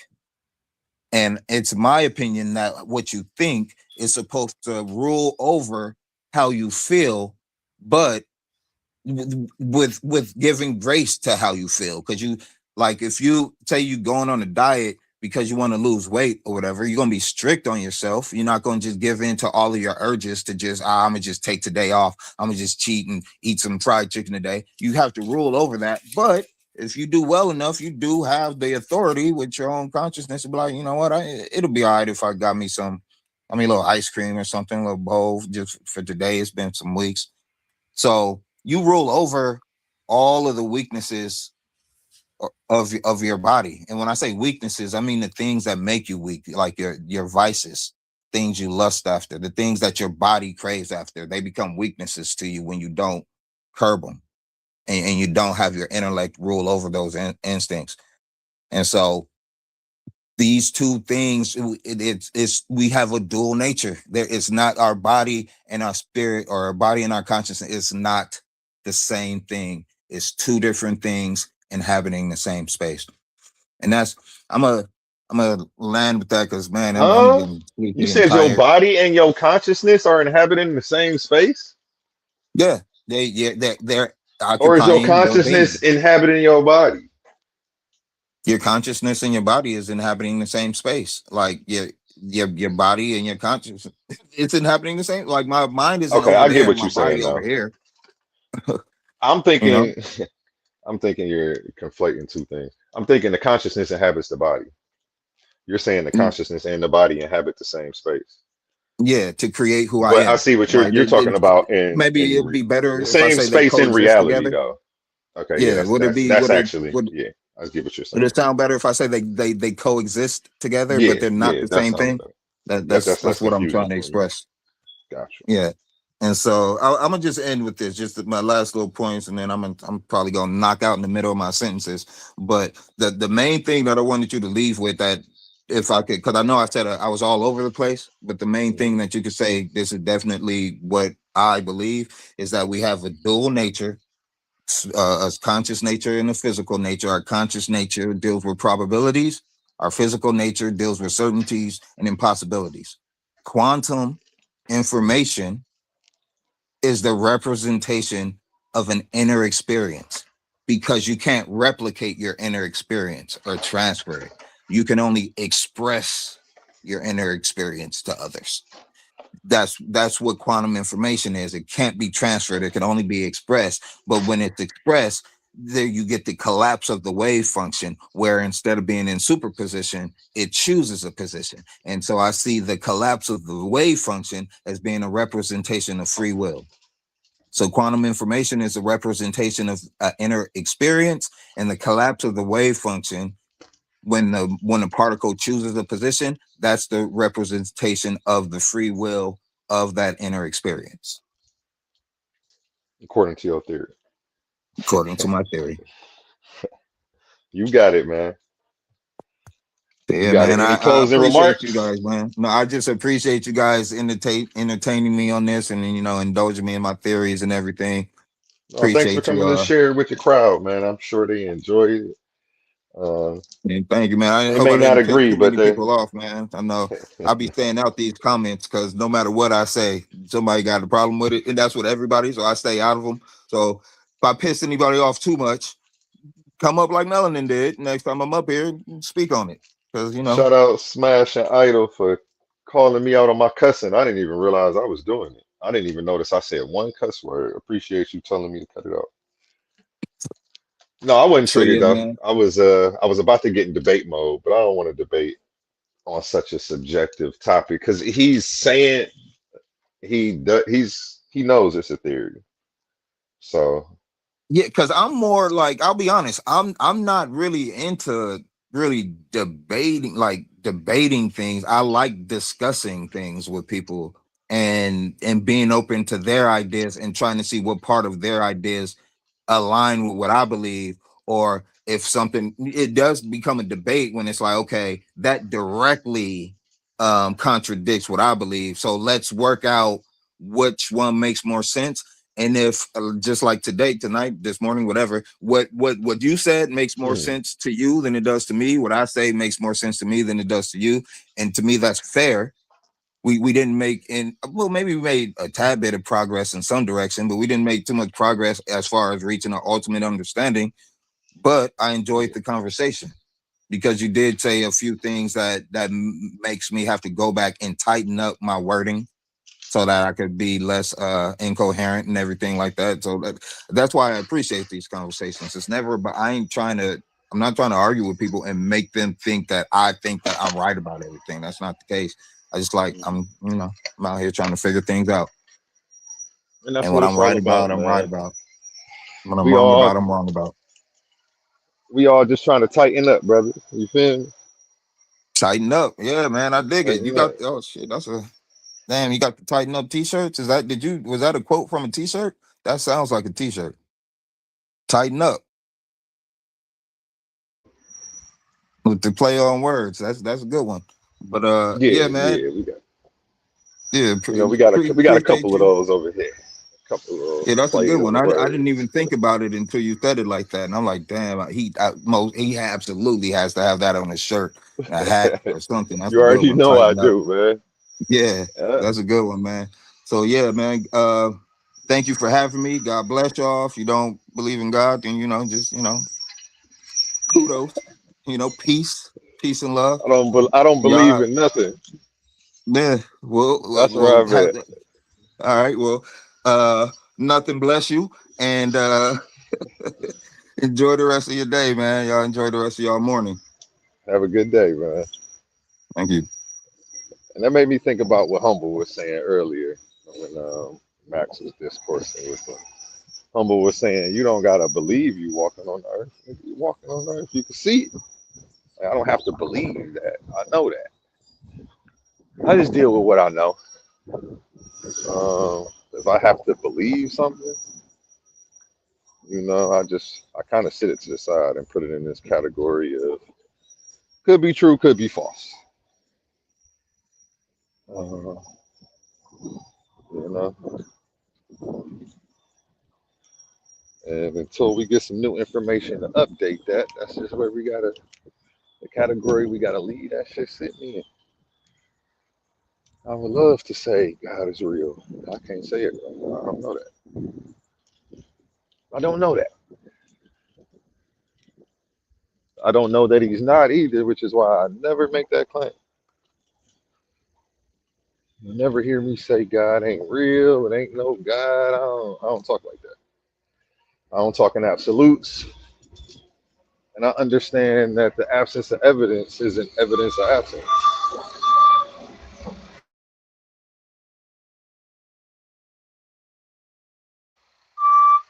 You know?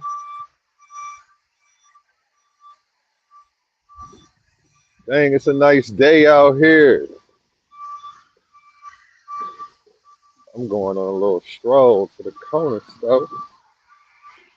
That link is in the chat. If anybody wants to pull up, I'm gonna stay live for like another 5-10 minutes.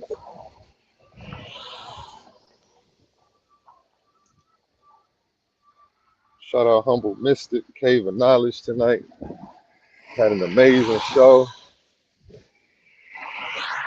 Some heavy hitting conversations. Oh shit. I almost got hit by this Cadillac truck trying to cross the street and talk to y'all. I'm about to get off this phone, man. Let me go ahead and play some of this Titans radio for y'all. Y'all have a beautiful day. Remember my motto, treat your smile like your money and never let them steal it. Peace.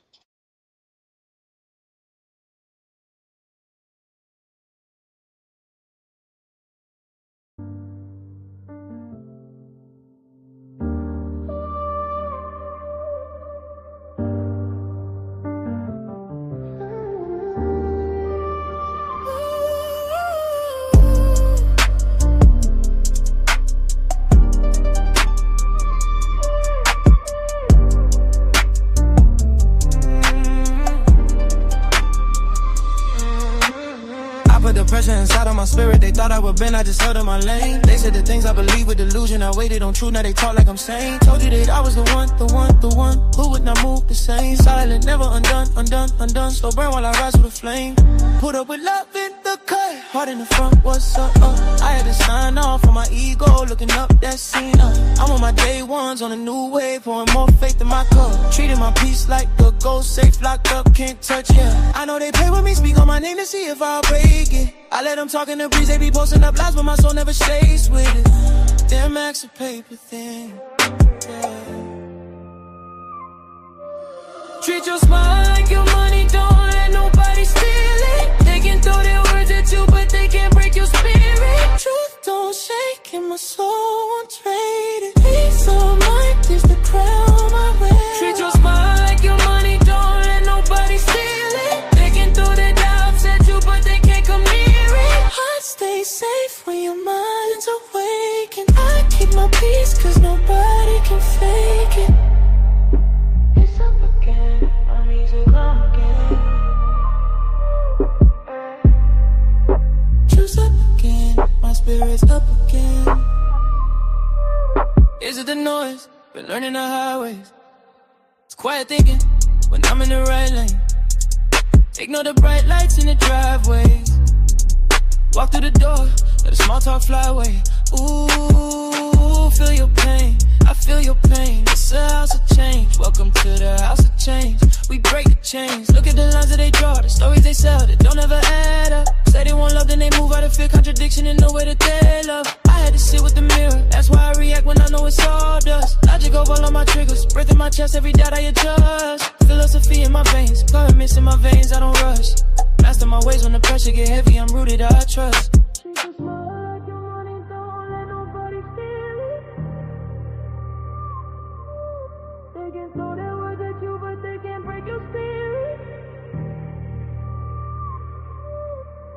Truth don't shake and my soul won't trade it. Peace of mind is the crown I wear. It's up again, my peace is up again.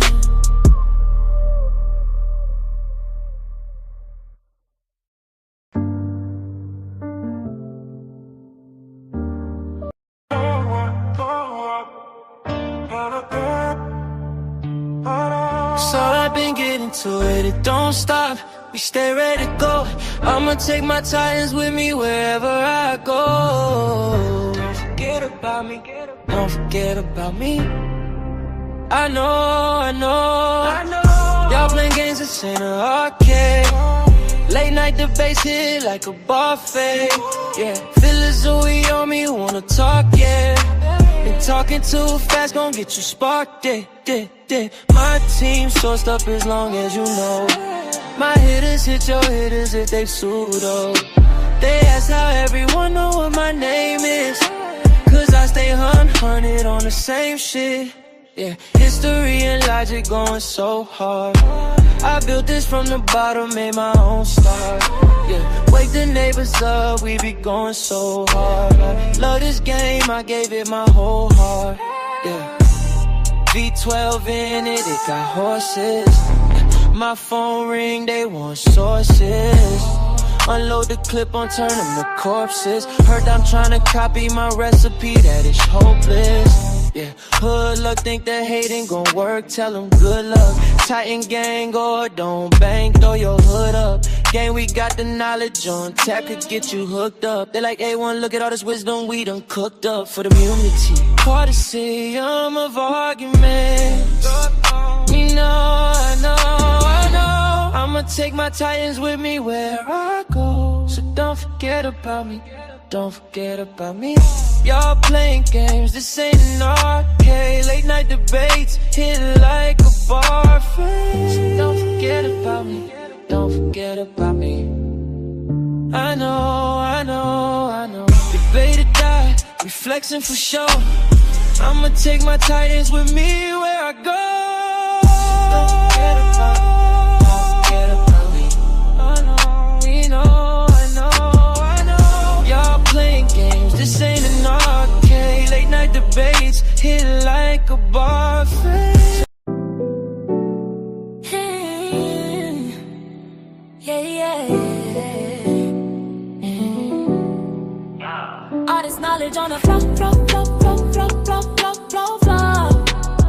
I've been goaded from the go. Let these pseudo scholars know. Baby, welcome to the show. Yeah, show you how to flex with a strong point. Wait. Show you where the facts and the stats and the proofs point. I've been grinding these in the late night. Wait, standing on the stage with the main light. Enlightening. Philosophers, scientists, historians united. Warriors of logic who want the smoke, get excited. Bring your primary sources, don't get ignited. Slide on my prompts, look it up, read a book. Never going back to the dumb, take a look. Woke, not broke, we run the show, sport the glow. Titans in the league, watch the intellect grow. Coliseum arguments locked at the door. Welcome to the show, floor full of lore. I'm the GOAT, with the flow, there's knowledge on the flow.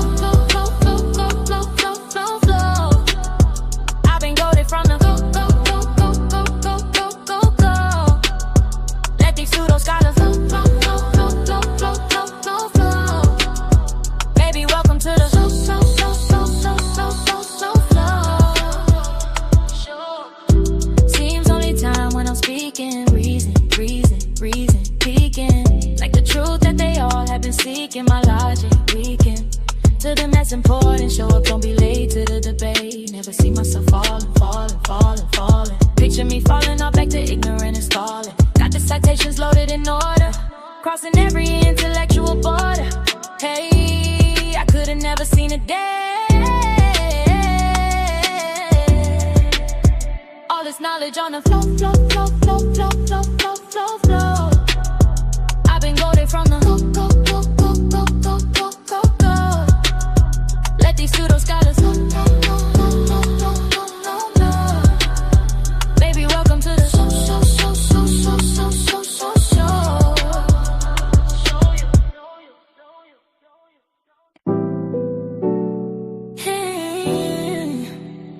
Yeah.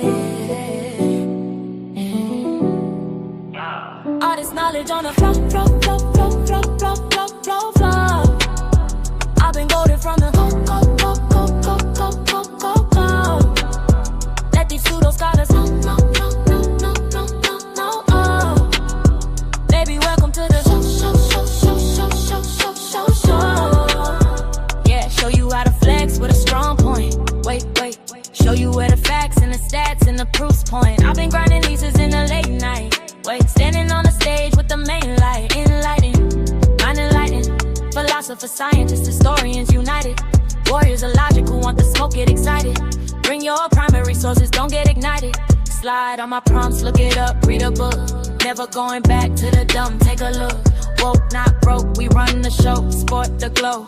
Titans in the league, watch the intellect grow. Coliseum arguments locked at the door. Welcome to the show, floor full of lore. I'm the GOAT, with the flow, there's knowledge on the flow. I've been goaded from the go. Let these pseudo scholars